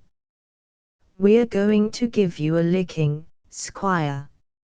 How's Mrs. Pendis? My wife sent her love. On the squire's face in the full sun was more than the sun's flush. Thanks, he said, she's very well. She's gone up to London. And aren't you going up yourself this season? The squire crossed those leisurely eyes with his own. I don't think so, he said slowly. The Honourable Geoffrey returned to his duties. We got poor old Barter for a blob, he said over his shoulder. The squire became aware that Mr. Barter was approaching from behind. You see that left-hand fellow, he said, pouting. Just watch his foot. Do you mean to say that wasn't a no ball? He bowled me with a no ball. He's a rank no batter.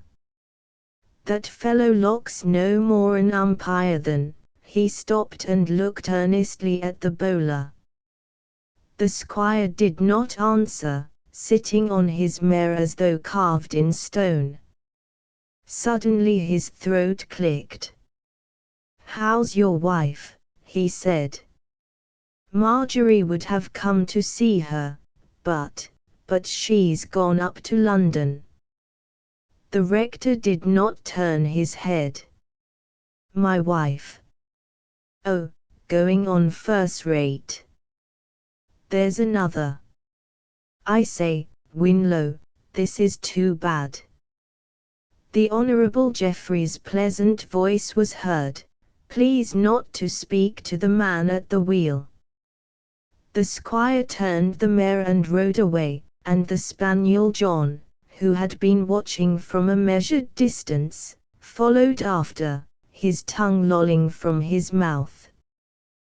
The squire turned through a gate down the main aisle of the home covert, and the nose and the tail of the spaniel John, who scented creatures to the left and right, were in perpetual motion. It was cool in there.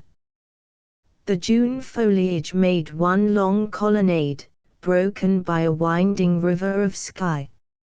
Among the oaks and hazels, the beeches and the elms, the ghostly body of a birch tree shone here and there, captured by those grosser trees which seemed to cluster round her, proud of their prisoner, loath to let her go, that subtle spirit of their wood.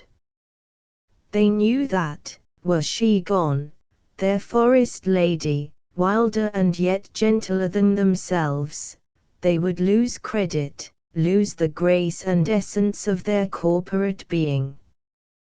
The squire dismounted, tethered his horse, and sat under one of those birch trees, on the fallen body of an elm. The spaniel John also sat and loved him with his eyes. And sitting there they thought their thoughts, but their thoughts were different.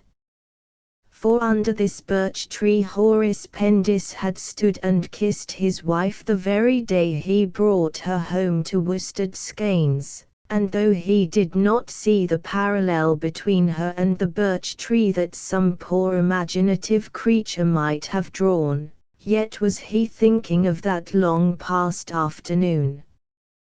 But the spaniel John was not thinking of it, his recollection was too dim, for he had been at that time 28 years short of being born.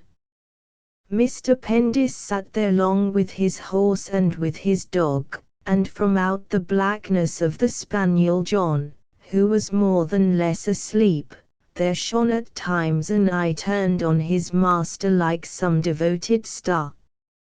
The sun, shining too, gilded the stem of the birch tree.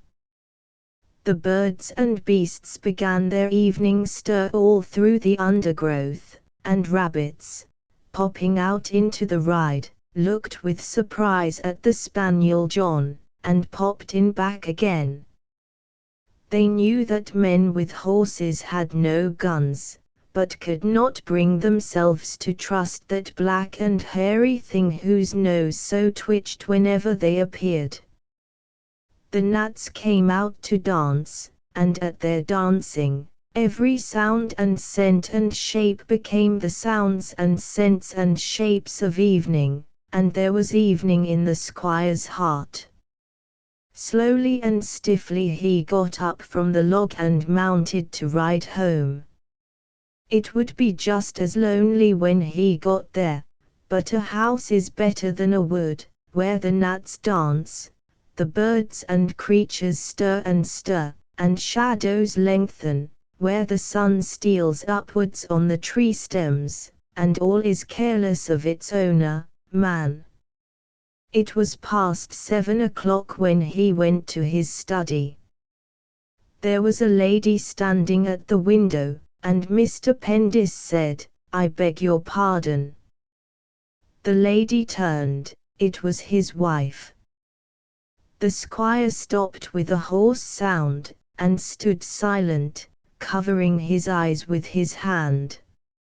Chapter 8 Acute attack of appendicitis. Mrs. Pendis felt very faint when she hurried away from Chelsea. She had passed through hours of great emotion, and eaten nothing. Like sunset clouds or the colors in mother o' pearl, so, it is written, shall be the moods of men, interwoven as the threads of an embroidery, less certain than an April day, yet with a rhythm of their own that never fails, and no one can quite scan. A single cup of tea on her way home, and her spirit revived. It seemed suddenly as if there had been a great ado about nothing. As if someone had known how stupid men could be, and been playing a fantasia on that stupidity. But this gaiety of spirit soon died away, confronted by the problem of what she should do next. She reached her hotel without making a decision. She sat down in the reading room to write to Gregory, and while she sat there with her pen in her hand, a dreadful temptation came over her to say bitter things to him, because by not seeing people as they were he had brought all this upon them. But she had so little practice in saying bitter things that she could not think of any that were nice enough, and in the end she was obliged to leave them out. After finishing and sending off the note she felt better. And it came to her suddenly that, if she packed at once, there was just time to catch the 5.55 to Worsted Skeins. As in leaving her home, so in returning, she followed her instinct, and her instinct told her to avoid unnecessary fuss and suffering. The decrepit station fly, mouldy and smelling of stables, bore her almost lovingly towards the hall. Its old driver, clean-faced, cheery, somewhat like a bird, drove her almost furiously, for, though he knew nothing, he felt that 2 whole days and half a day were quite long enough for her to be away.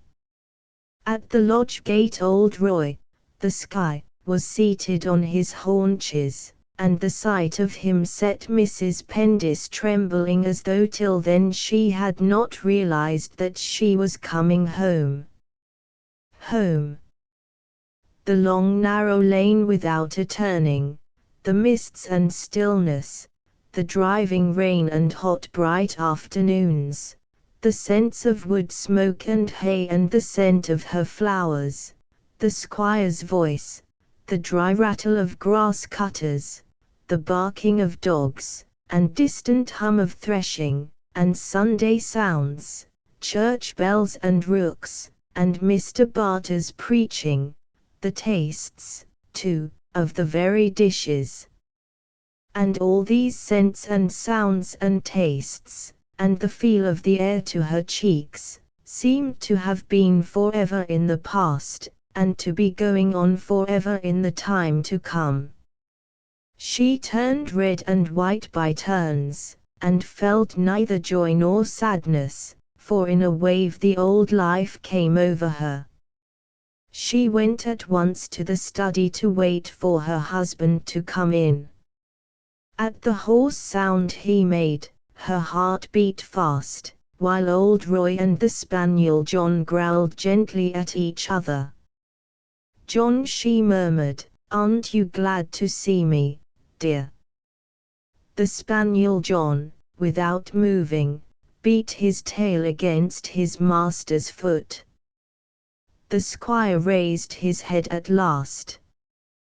"Well, Marjorie," was all he said. It shot through her mind that he looked older, and very tired. The dinner gong began to sound, and as though attracted by its long monotonous beating, a swallow flew in at one of the narrow windows and fluttered round the room. Mrs. Pendis's eyes followed its flight. The squire stepped forward suddenly and took her hand. "Don't run away from me again, Marjorie," he said, and stooping down, he kissed it. At this action, so unlike her husband, Mrs. Pendis blushed like a girl. Her eyes above his grey and close-cropped head seemed grateful that he did not reproach her, glad of that caress. "I have some news to tell you, Horace. Helen Bellew has given George up." The squire dropped her hand. "And quite time too," he said. "I dare say George has refused to take his dismissal. He's as obstinate as a mule. I found him in a dreadful state." Mr. Pendis asked uneasily, "What's that?" He looked so desperate. "Desperate," said the squire, with a sort of startled anger. Mrs. Pendis went on, "It was dreadful to see his face." "I was with him this afternoon," the squire said suddenly. "He's not ill, is he?" "No, not ill." "Oh, Horace, don't you understand? I was afraid he might do something rash. He was so miserable." The squire began to walk up and down. Is he safe now?" he burst out. Mrs. Pendis sat down rather suddenly in the nearest chair. "Yes," she said with difficulty, I think so." "Think? What's the good of that? What, are you feeling faint, Marjorie?" Mrs. Pendis, who had closed her eyes, said, "No dear, it's all right." Mr. Pendis came close, and since air and quiet were essential to her at that moment, he bent over and tried by every means in his power to rouse her, and she, who longed to be let alone, sympathized with him, for she knew that it was natural that he should do this. In spite of his efforts, the feeling of faintness passed, and, taking his hand, she stroked it gratefully. "What is to be done now, Horace?" "Done?" cried the squire. "Good God, how should I know? Here you are in this state, all because of that d fellow Bellew and his d wife. What you want is some dinner." So saying, he put his arm around her, and half leading, half carrying, took her to her room. They did not talk much at dinner, and of indifferent things, of Mrs. Barter, Peacock, the roses, and Beldame's hock. Only once they came too near to that which instinct told them to avoid, for the squire said suddenly, "I suppose you saw that woman?" And Mrs. Pendis murmured, "Yes." She soon went to her room, and had barely got into bed when he appeared, saying as though ashamed, "I'm very early." She lay awake, and every now and then the squire would ask her, "Are you asleep, Marjorie?" hoping that she might have dropped off, for he himself could not sleep. And she knew that he meant to be nice to her, and she knew, too, that as he lay awake, turning from side to side, he was thinking like herself, what's to be done next? And that his fancy, too, was haunted by a ghost, high-shouldered, with little burning eyes, red hair, and white freckled face. For, save that George was miserable, nothing was altered, and the cloud of vengeance still hung over Worsted Skeynes. Like some weary lesson she rehearsed her thoughts, Now Horace can answer that letter of Captain Bellows, can tell him that George will not, indeed, cannot, see her again. He must answer it. But will he?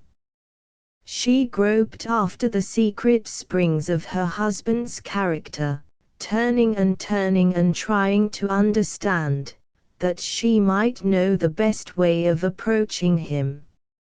And she could not feel sure, for behind all the little outside points of his nature, that she thought so funny yet could comprehend, there was something which seemed to her as unknown, as impenetrable as the dark, a sort of thickness of soul, a sort of hardness, a sort of barbaric what.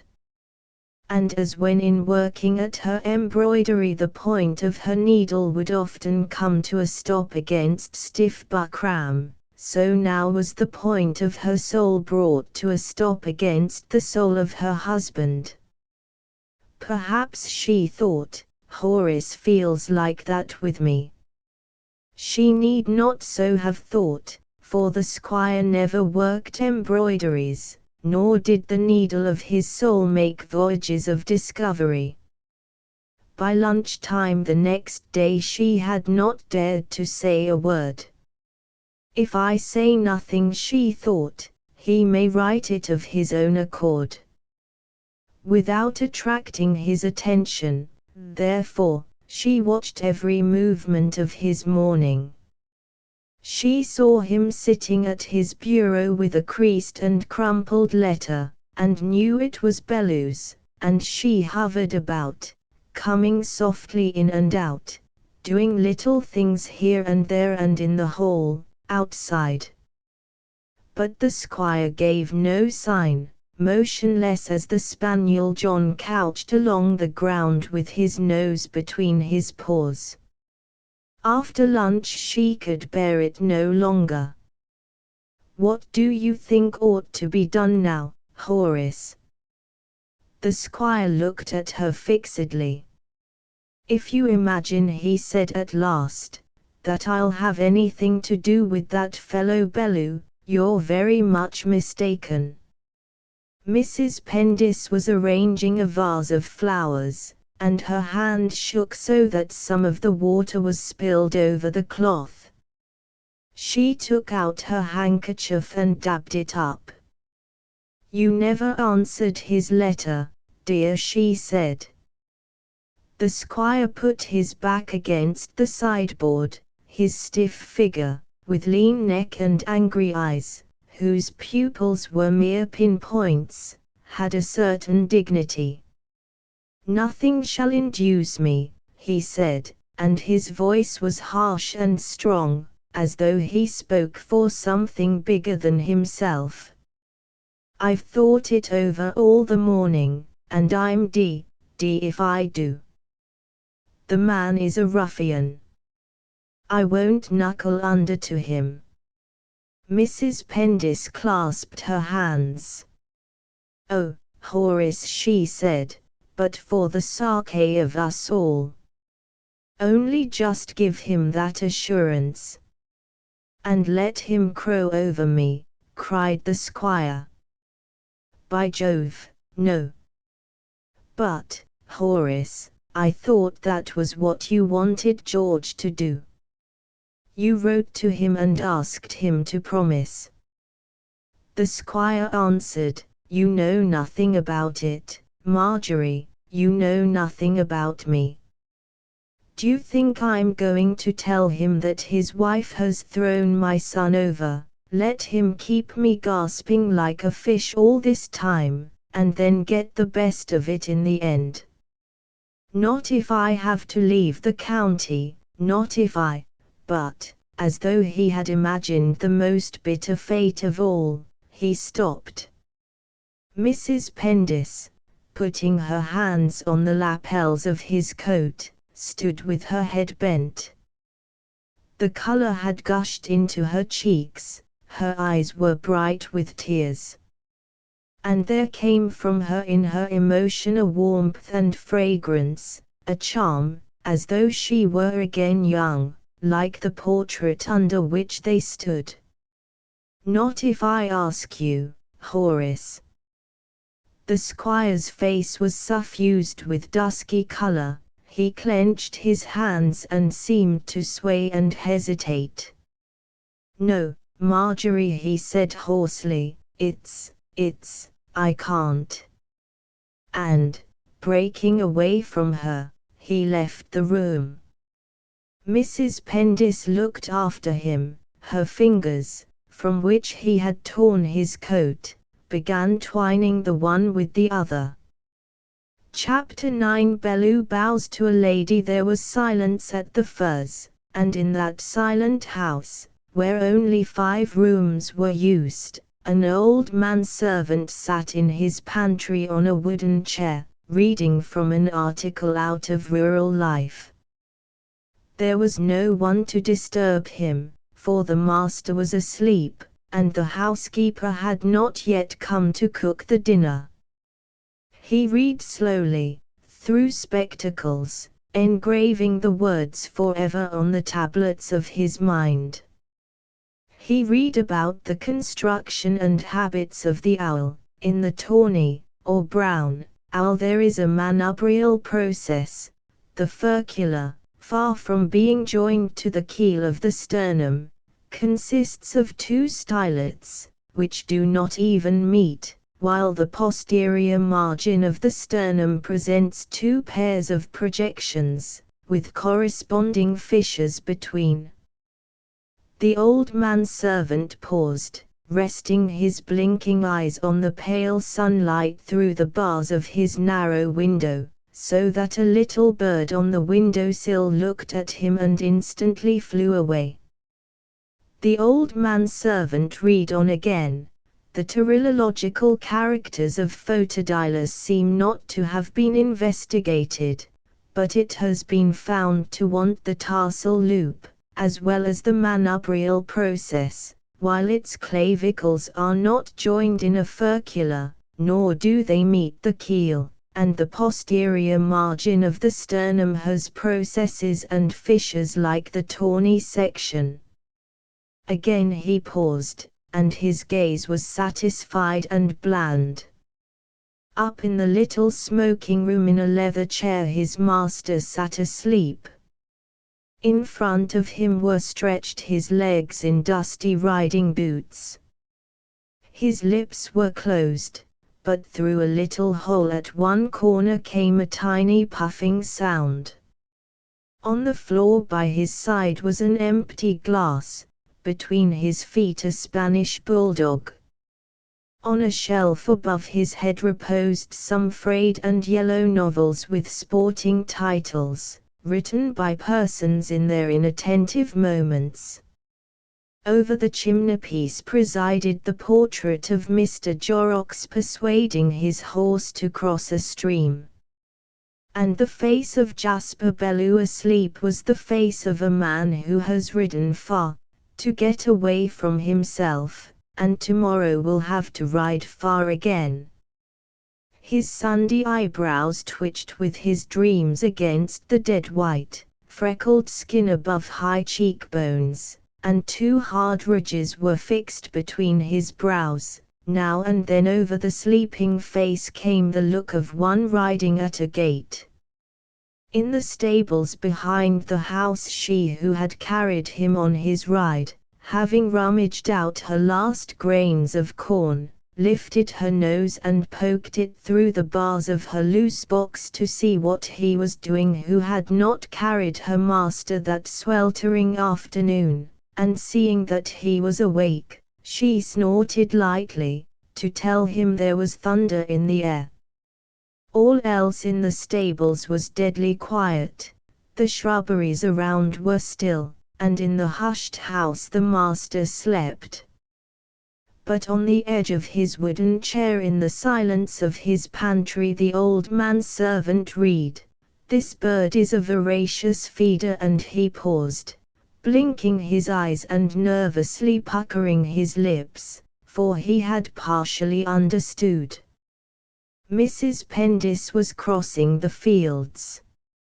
She had on her prettiest frock, of smoky grey crepe, and she looked a little anxiously at the sky. Gathered in the west, a coming storm was chasing the whitened sunlight. Against its purple the trees stood blackish green. Everything was very still, not even the poplars stirred, yet the purple grew with sinister, unmoving speed. Mrs. Pendis hurried, grasping her skirts in both her hands, and she noticed that the cattle were all grouped under the hedge. "What dreadful-looking clouds," she thought. "I wonder if I shall get to the furze before it comes." But though her frock made her hasten, her heart made her stand still, it fluttered so, and was so full. Suppose he were not sober? She remembered those little burning eyes, which had frightened her so the night he dined at Worsted Skeynes and fell out of his dog-cart afterwards. A kind of legendary malevolence clung about his image. "Suppose he is horrid to me," she thought. She could not go back now, but she wished, how she wished, that it were over. A heat drop splashed her glove.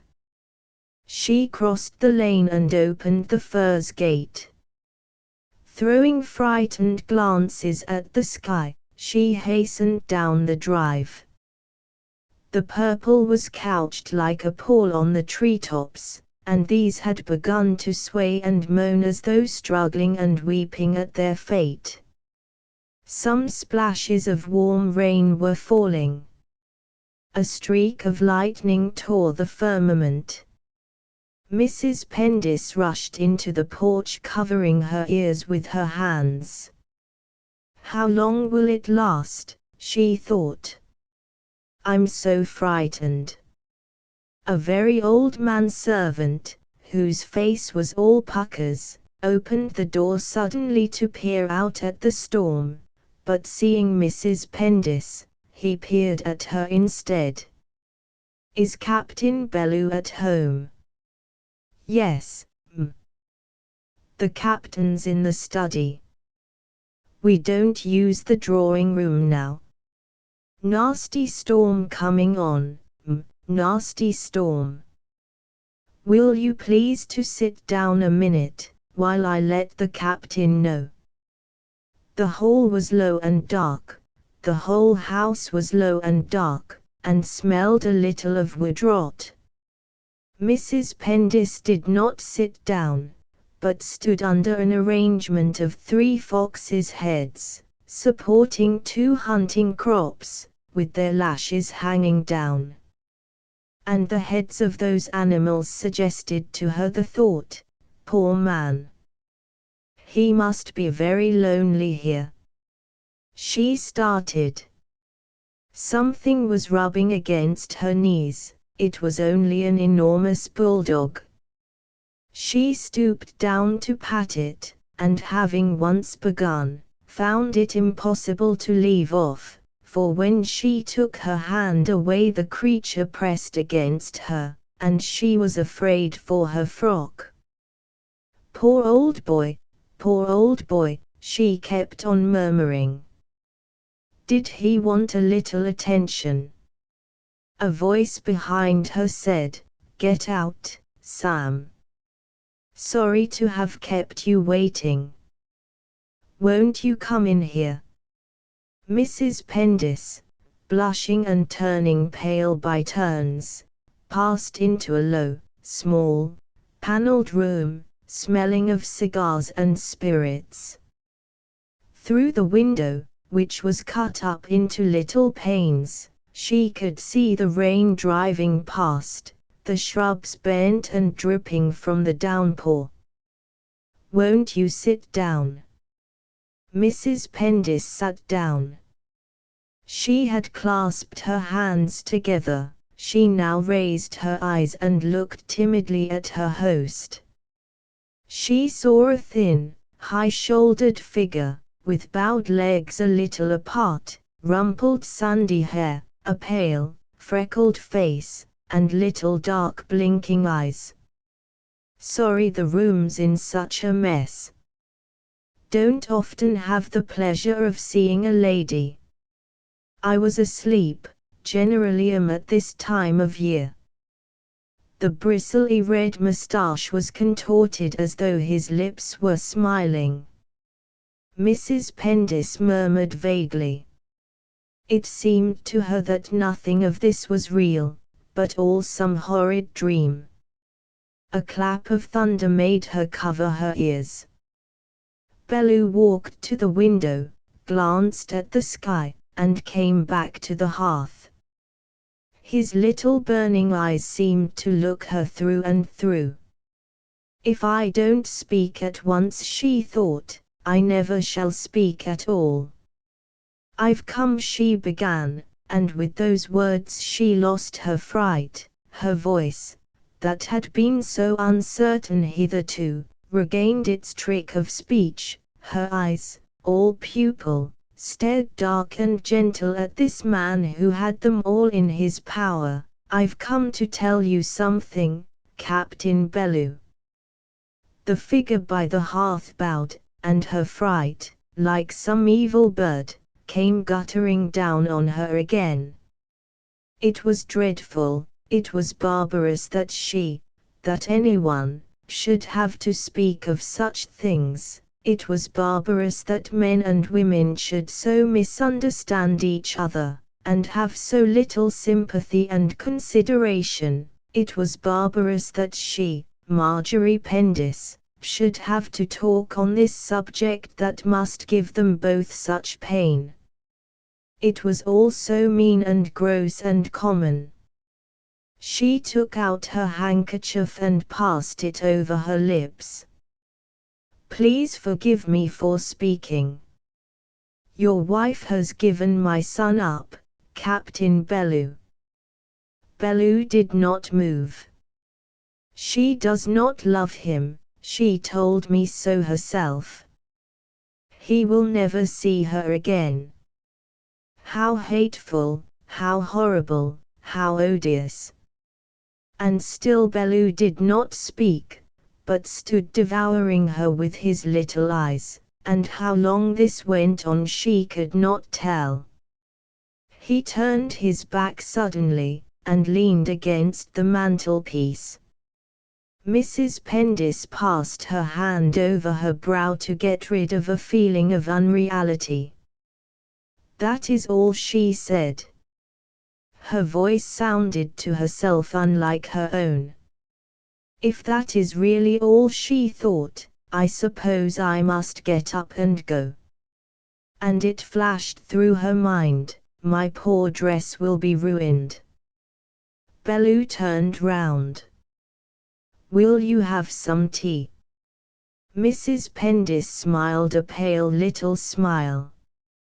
"No, thank you, I don't think I could drink any tea." "I wrote a letter to your husband." "Yes."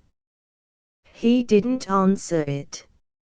"No." Mrs. Pendis saw him staring at her, and a desperate struggle began within her. Should she not ask him to keep his promise, now that George was not that what she had come for? Ought she not for all their sakes?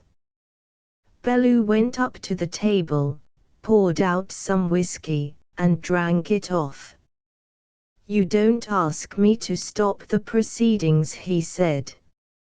Mrs. Pendis's lips were parted, but nothing came through those parted lips. Her eyes, black as sloes in her white face, never moved from his. She made no sound. Bellew dashed his hand across his brow. "Well, I will," he said, "for your sake. There's my hand on it.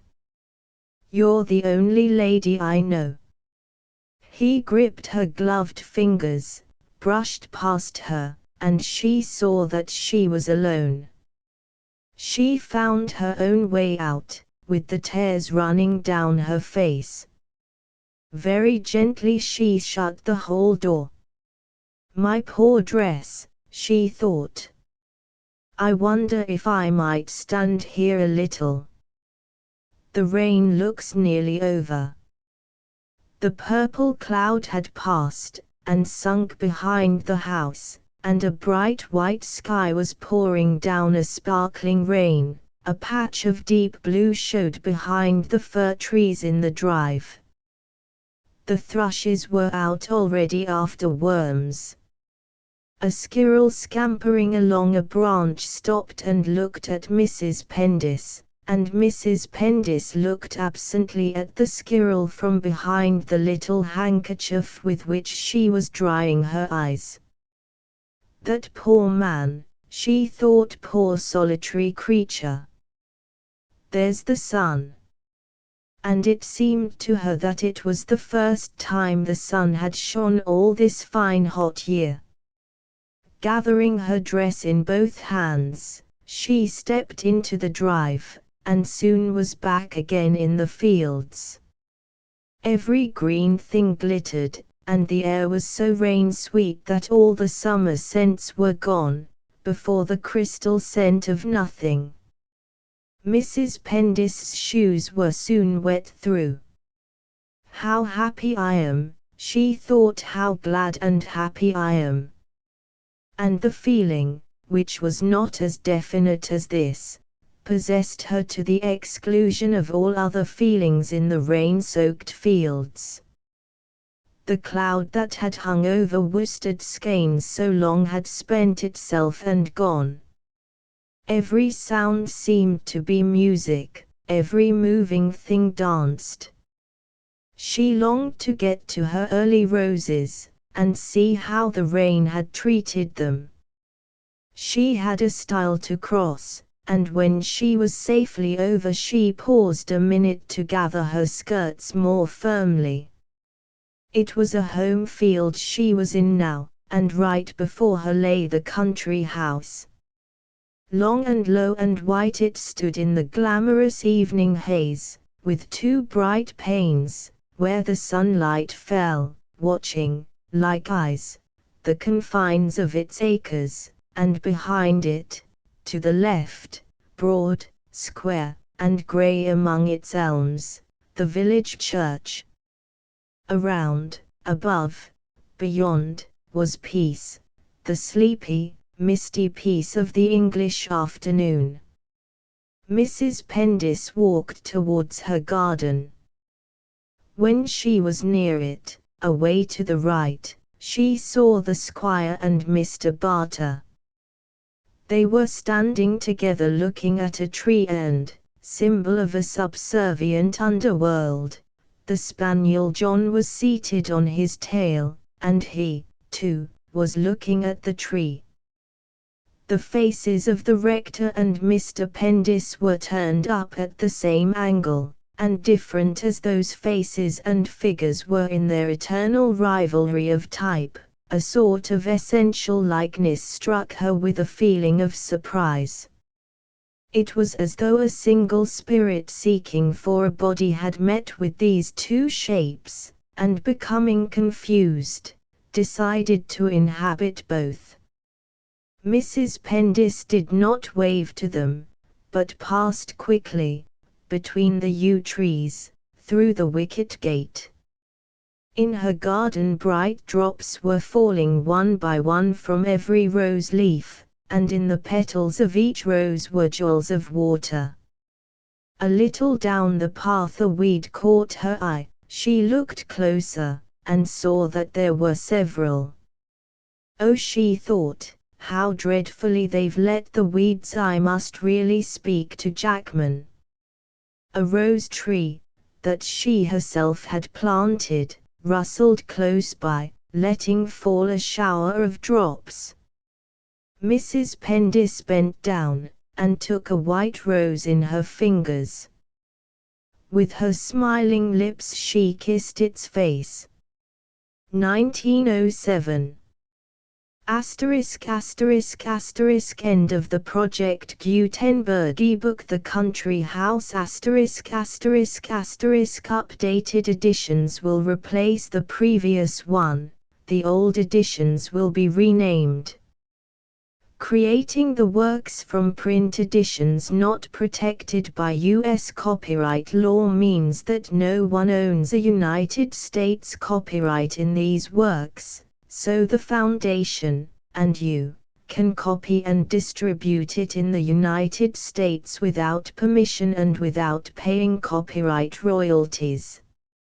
Special rules, set forth in the general terms of use part of this license, apply to copying and distributing Project Gutenberg trademark symbol electronic works to protect the Project Gutenberg trademark symbol concept and trademark. Project Gutenberg is a registered trademark, and may not be used if you charge for an ebook, except by following the terms of the trademark license, including paying royalties for use of the Project Gutenberg trademark. If you do not charge anything for copies of this ebook, complying with the trademark license is very easy. You may use this ebook for nearly any purpose, such as creation of derivative works, reports, performances and research. Project Gutenberg ebooks may be modified and printed and given away. You may do practically anything in the United States with ebooks not protected by U.S. copyright law.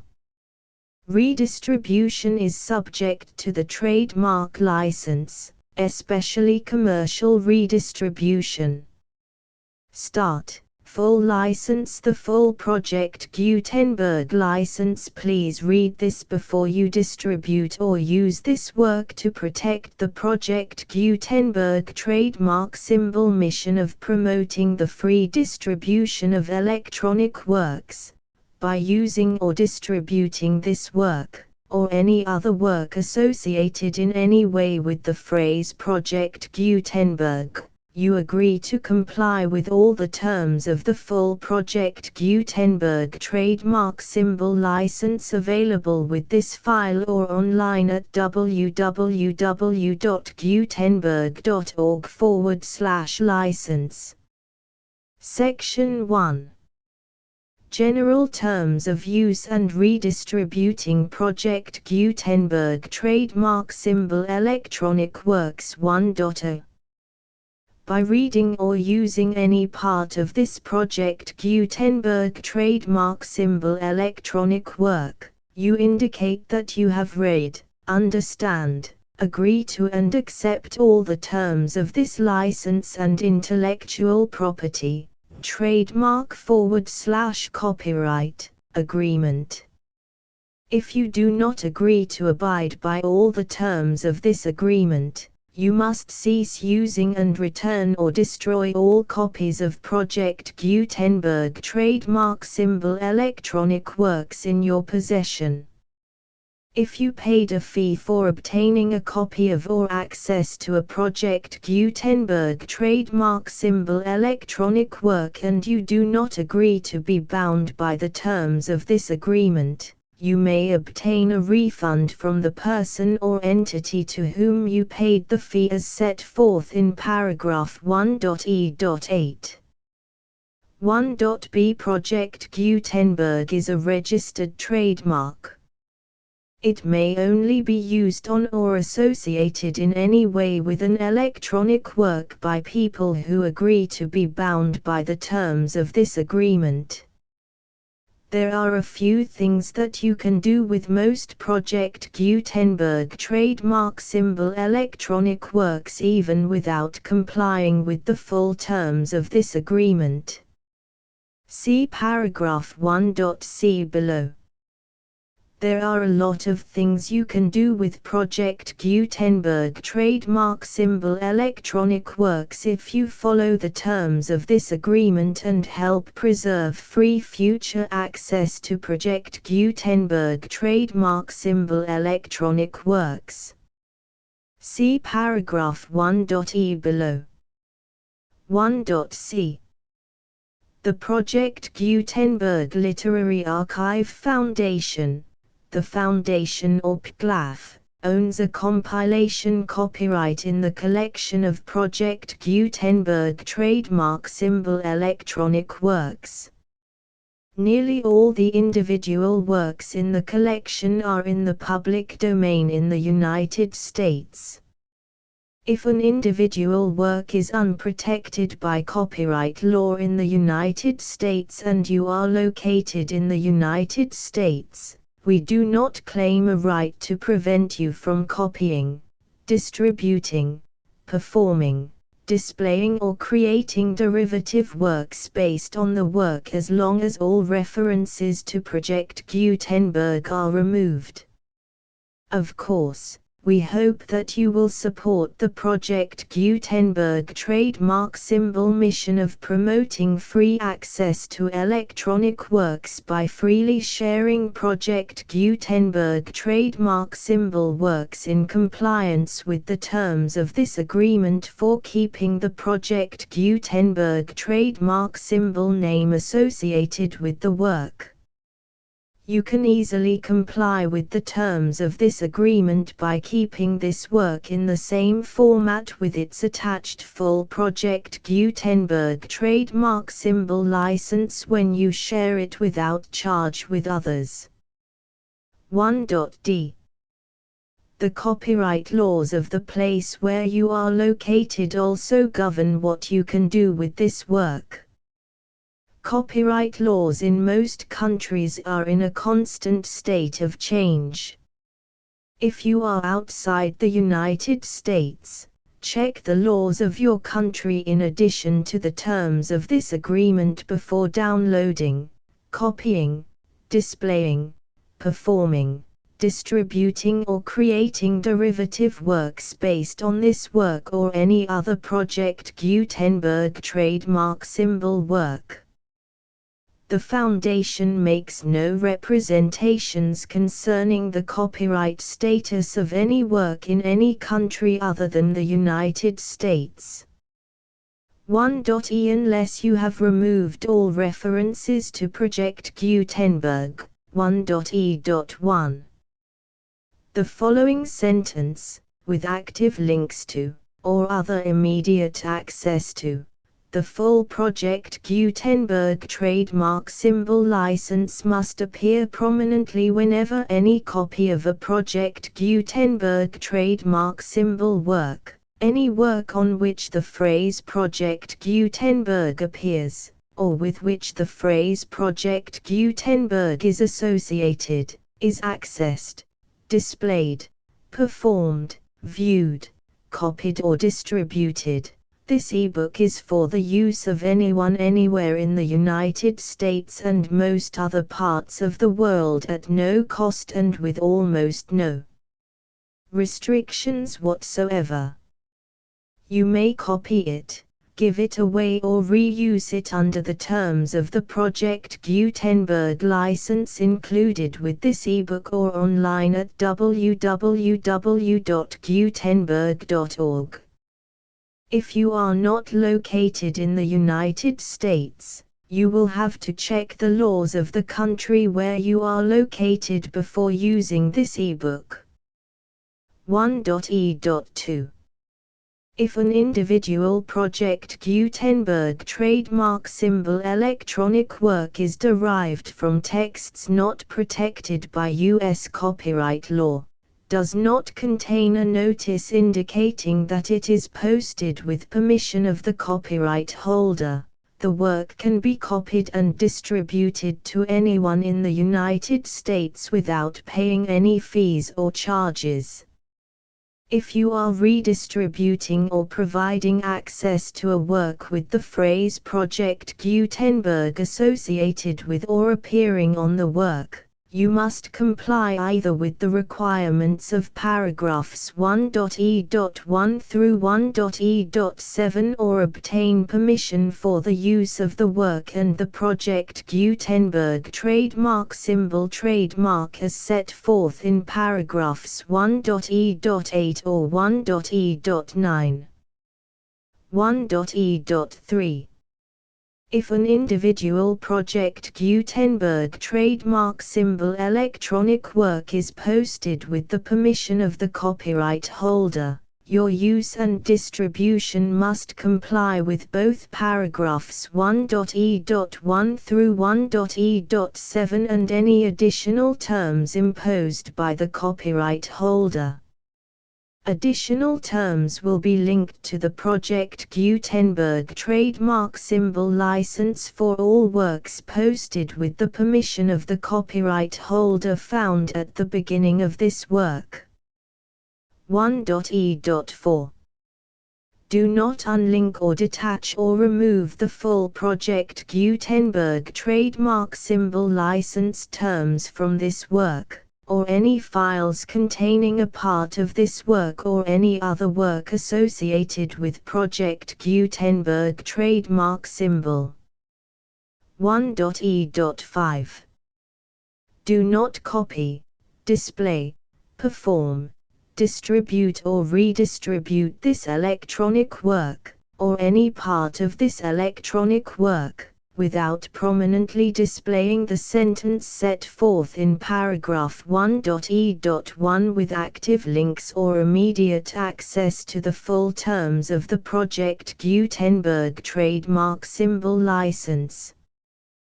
1.e.6. You may convert to and distribute this work in any binary, compressed, marked up, non-proprietary or proprietary form, including any word processing or hypertext form.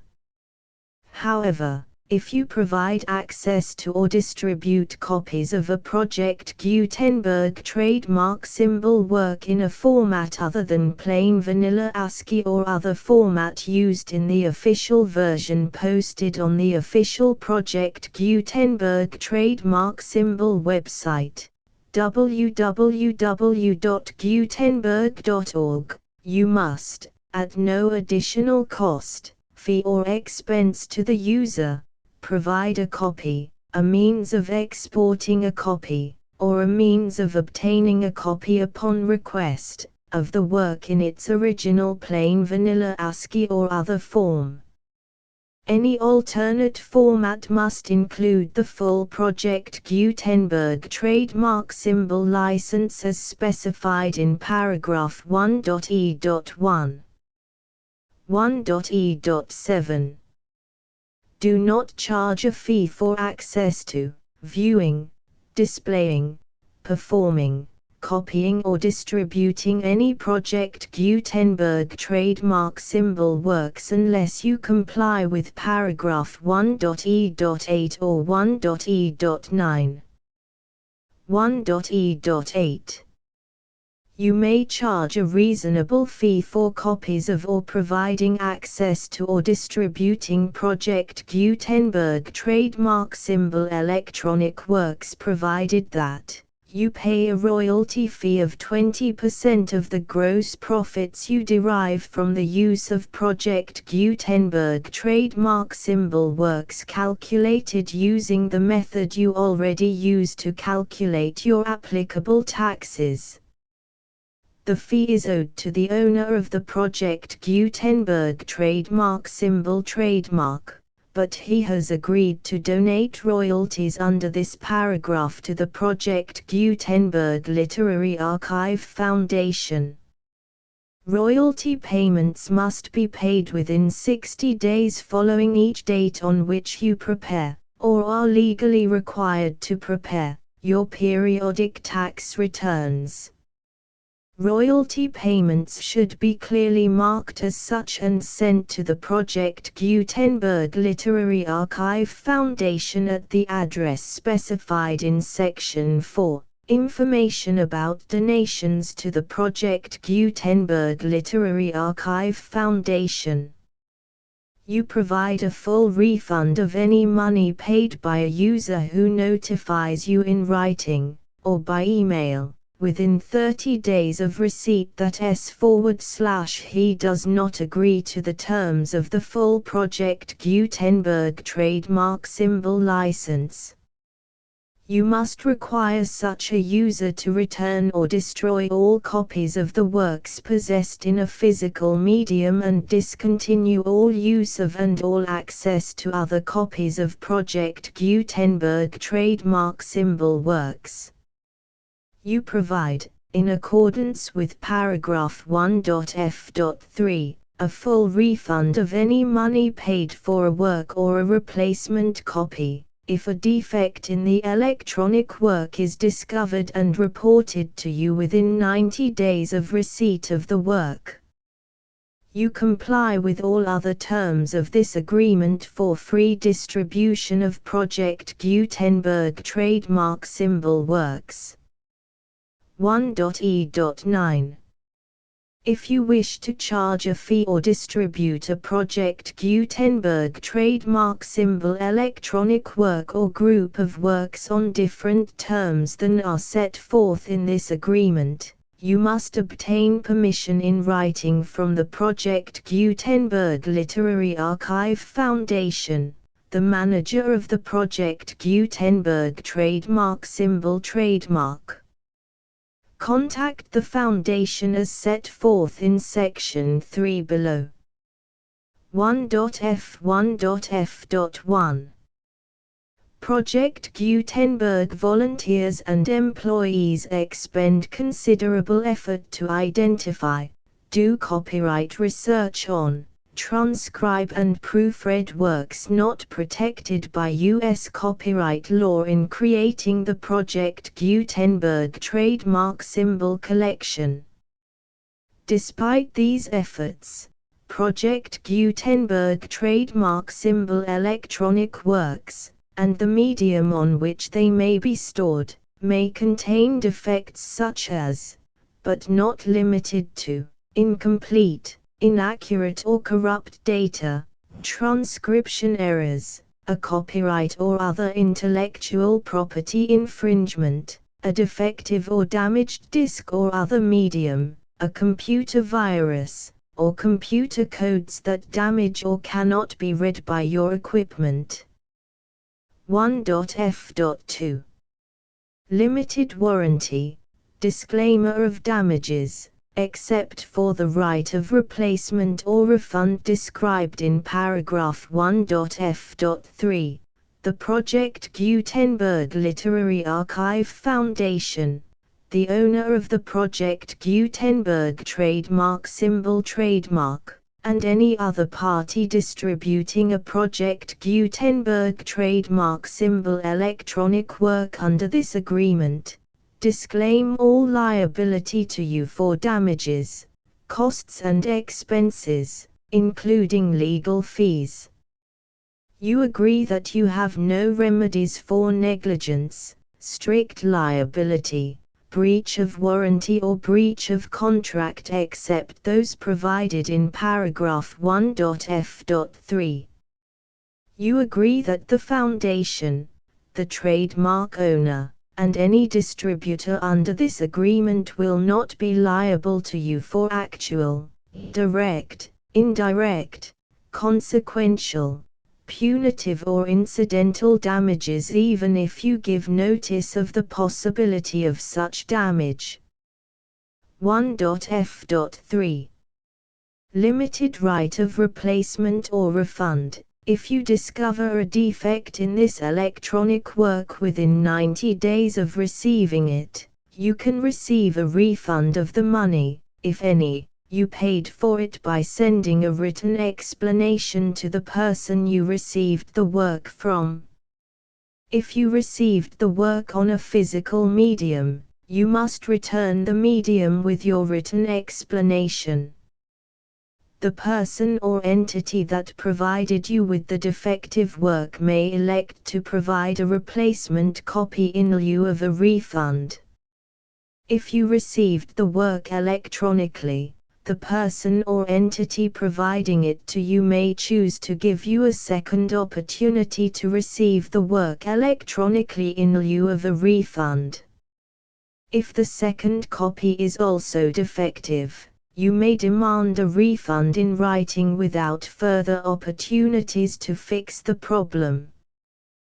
1.f.4 Except for the limited right of replacement or refund set forth in paragraph 1.f.3, this work is provided to you as is, with no other warranties of any kind, express or implied, including but not limited to warranties of merchantability or fitness for any purpose.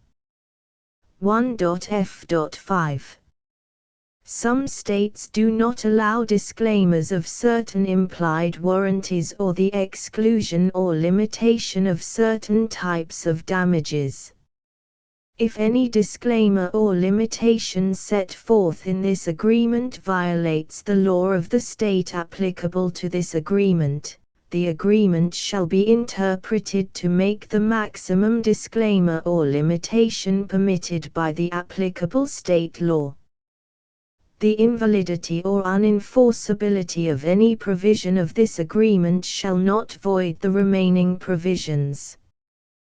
1.f.6 Indemnity. You agree to indemnify and hold the foundation, the trademark owner, any agent or employee of the foundation, anyone providing copies of Project Gutenberg trademark symbol electronic works in accordance with this agreement, and any volunteers associated with the production, promotion and distribution of Project Gutenberg trademark symbol electronic works, harmless from all liability, costs and expenses, including legal fees, that arise directly or indirectly from any of the following which you do or cause to occur. A. Distribution of this or any Project Gutenberg trademark symbol work. B. Alteration, modification, or additions or deletions to any Project Gutenberg trademark symbol work, and C. Any defect you cause. Section 2. Information about the mission of Project Gutenberg trademark symbol. Project Gutenberg trademark symbol is synonymous with the free distribution of electronic works in formats readable by the widest variety of computers, including obsolete, old, middle-aged and new computers. It exists because of the efforts of hundreds of volunteers and donations from people in all walks of life. Volunteers and financial support to provide volunteers with the assistance they need are critical to reaching Project Gutenberg trademark symbol's goals and ensuring that the Project Gutenberg trademark symbol collection will remain freely available for generations to come. In 2001, the Project Gutenberg Literary Archive Foundation was created to provide a secure and permanent future for Project Gutenberg trademark symbol and future generations. To learn more about the Project Gutenberg Literary Archive Foundation and how your efforts and donations can help, see sections 3 and 4 and the Foundation information page at www.gutenberg.org. Section 3.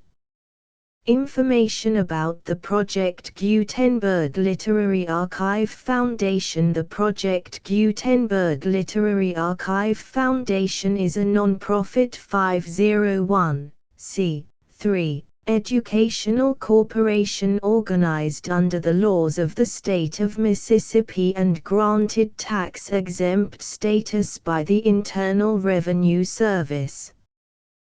The Foundation's IN or Federal Tax Identification Number is 64-6221541.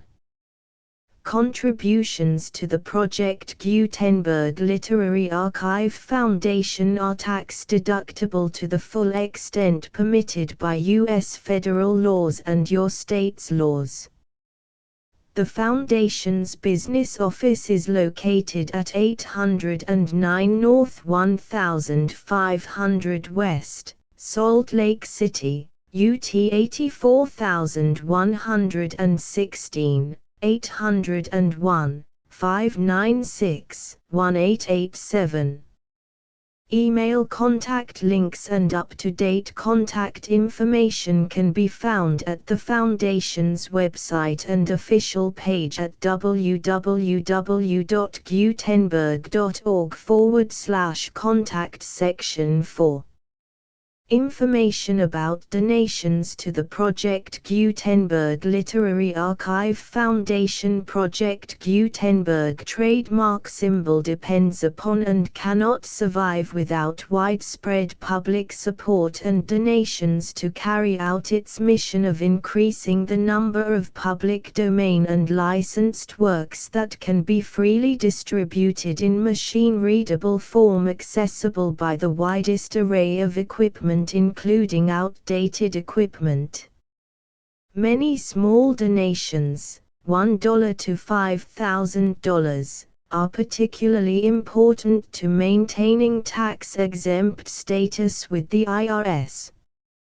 The Foundation is committed to complying with the laws regulating charities and charitable donations in all 50 states of the United States. Compliance requirements are not uniform and it takes a considerable effort, much paperwork and many fees to meet and keep up with these requirements. We do not solicit donations in locations where we have not received written confirmation of compliance. To send donations or determine the status of compliance for any particular state, visit www.gutenberg.org/donate. While we cannot and do not solicit contributions from states where we have not met the solicitation requirements, we know of no prohibition against accepting unsolicited donations from donors in such states who approach us with offers to donate. International donations are gratefully accepted, but we cannot make any statements concerning tax treatment of donations received from outside the United States. U.S. laws alone swamp our small staff. Please check the Project Gutenberg web pages for current donation methods and addresses. Donations are accepted in a number of other ways including checks, online payments and credit card donations. To donate, please visit www.gutenberg.org/donate. Section 5. General information about Project Gutenberg trademark symbol electronic works. Professor Michael S. Hart was the originator of the Project Gutenberg trademark symbol concept of a library of electronic works that could be freely shared with anyone. For 40 years, he produced and distributed Project Gutenberg trademark symbol ebooks with only a loose network of volunteer support. Project Gutenberg trademark symbol ebooks are often created from several printed editions, all of which are confirmed as not protected by copyright in the U.S. unless a copyright notice is included. Thus, we do not necessarily keep ebooks in compliance with any particular paper edition. Most people start at our website, which has the main PG search facility, www.gutenberg.org. This website includes information about Project Gutenberg trademark symbol, including how to make donations to the Project Gutenberg Literary Archive Foundation, how to help produce our new ebooks, and how to subscribe to our email newsletter to hear about new ebooks.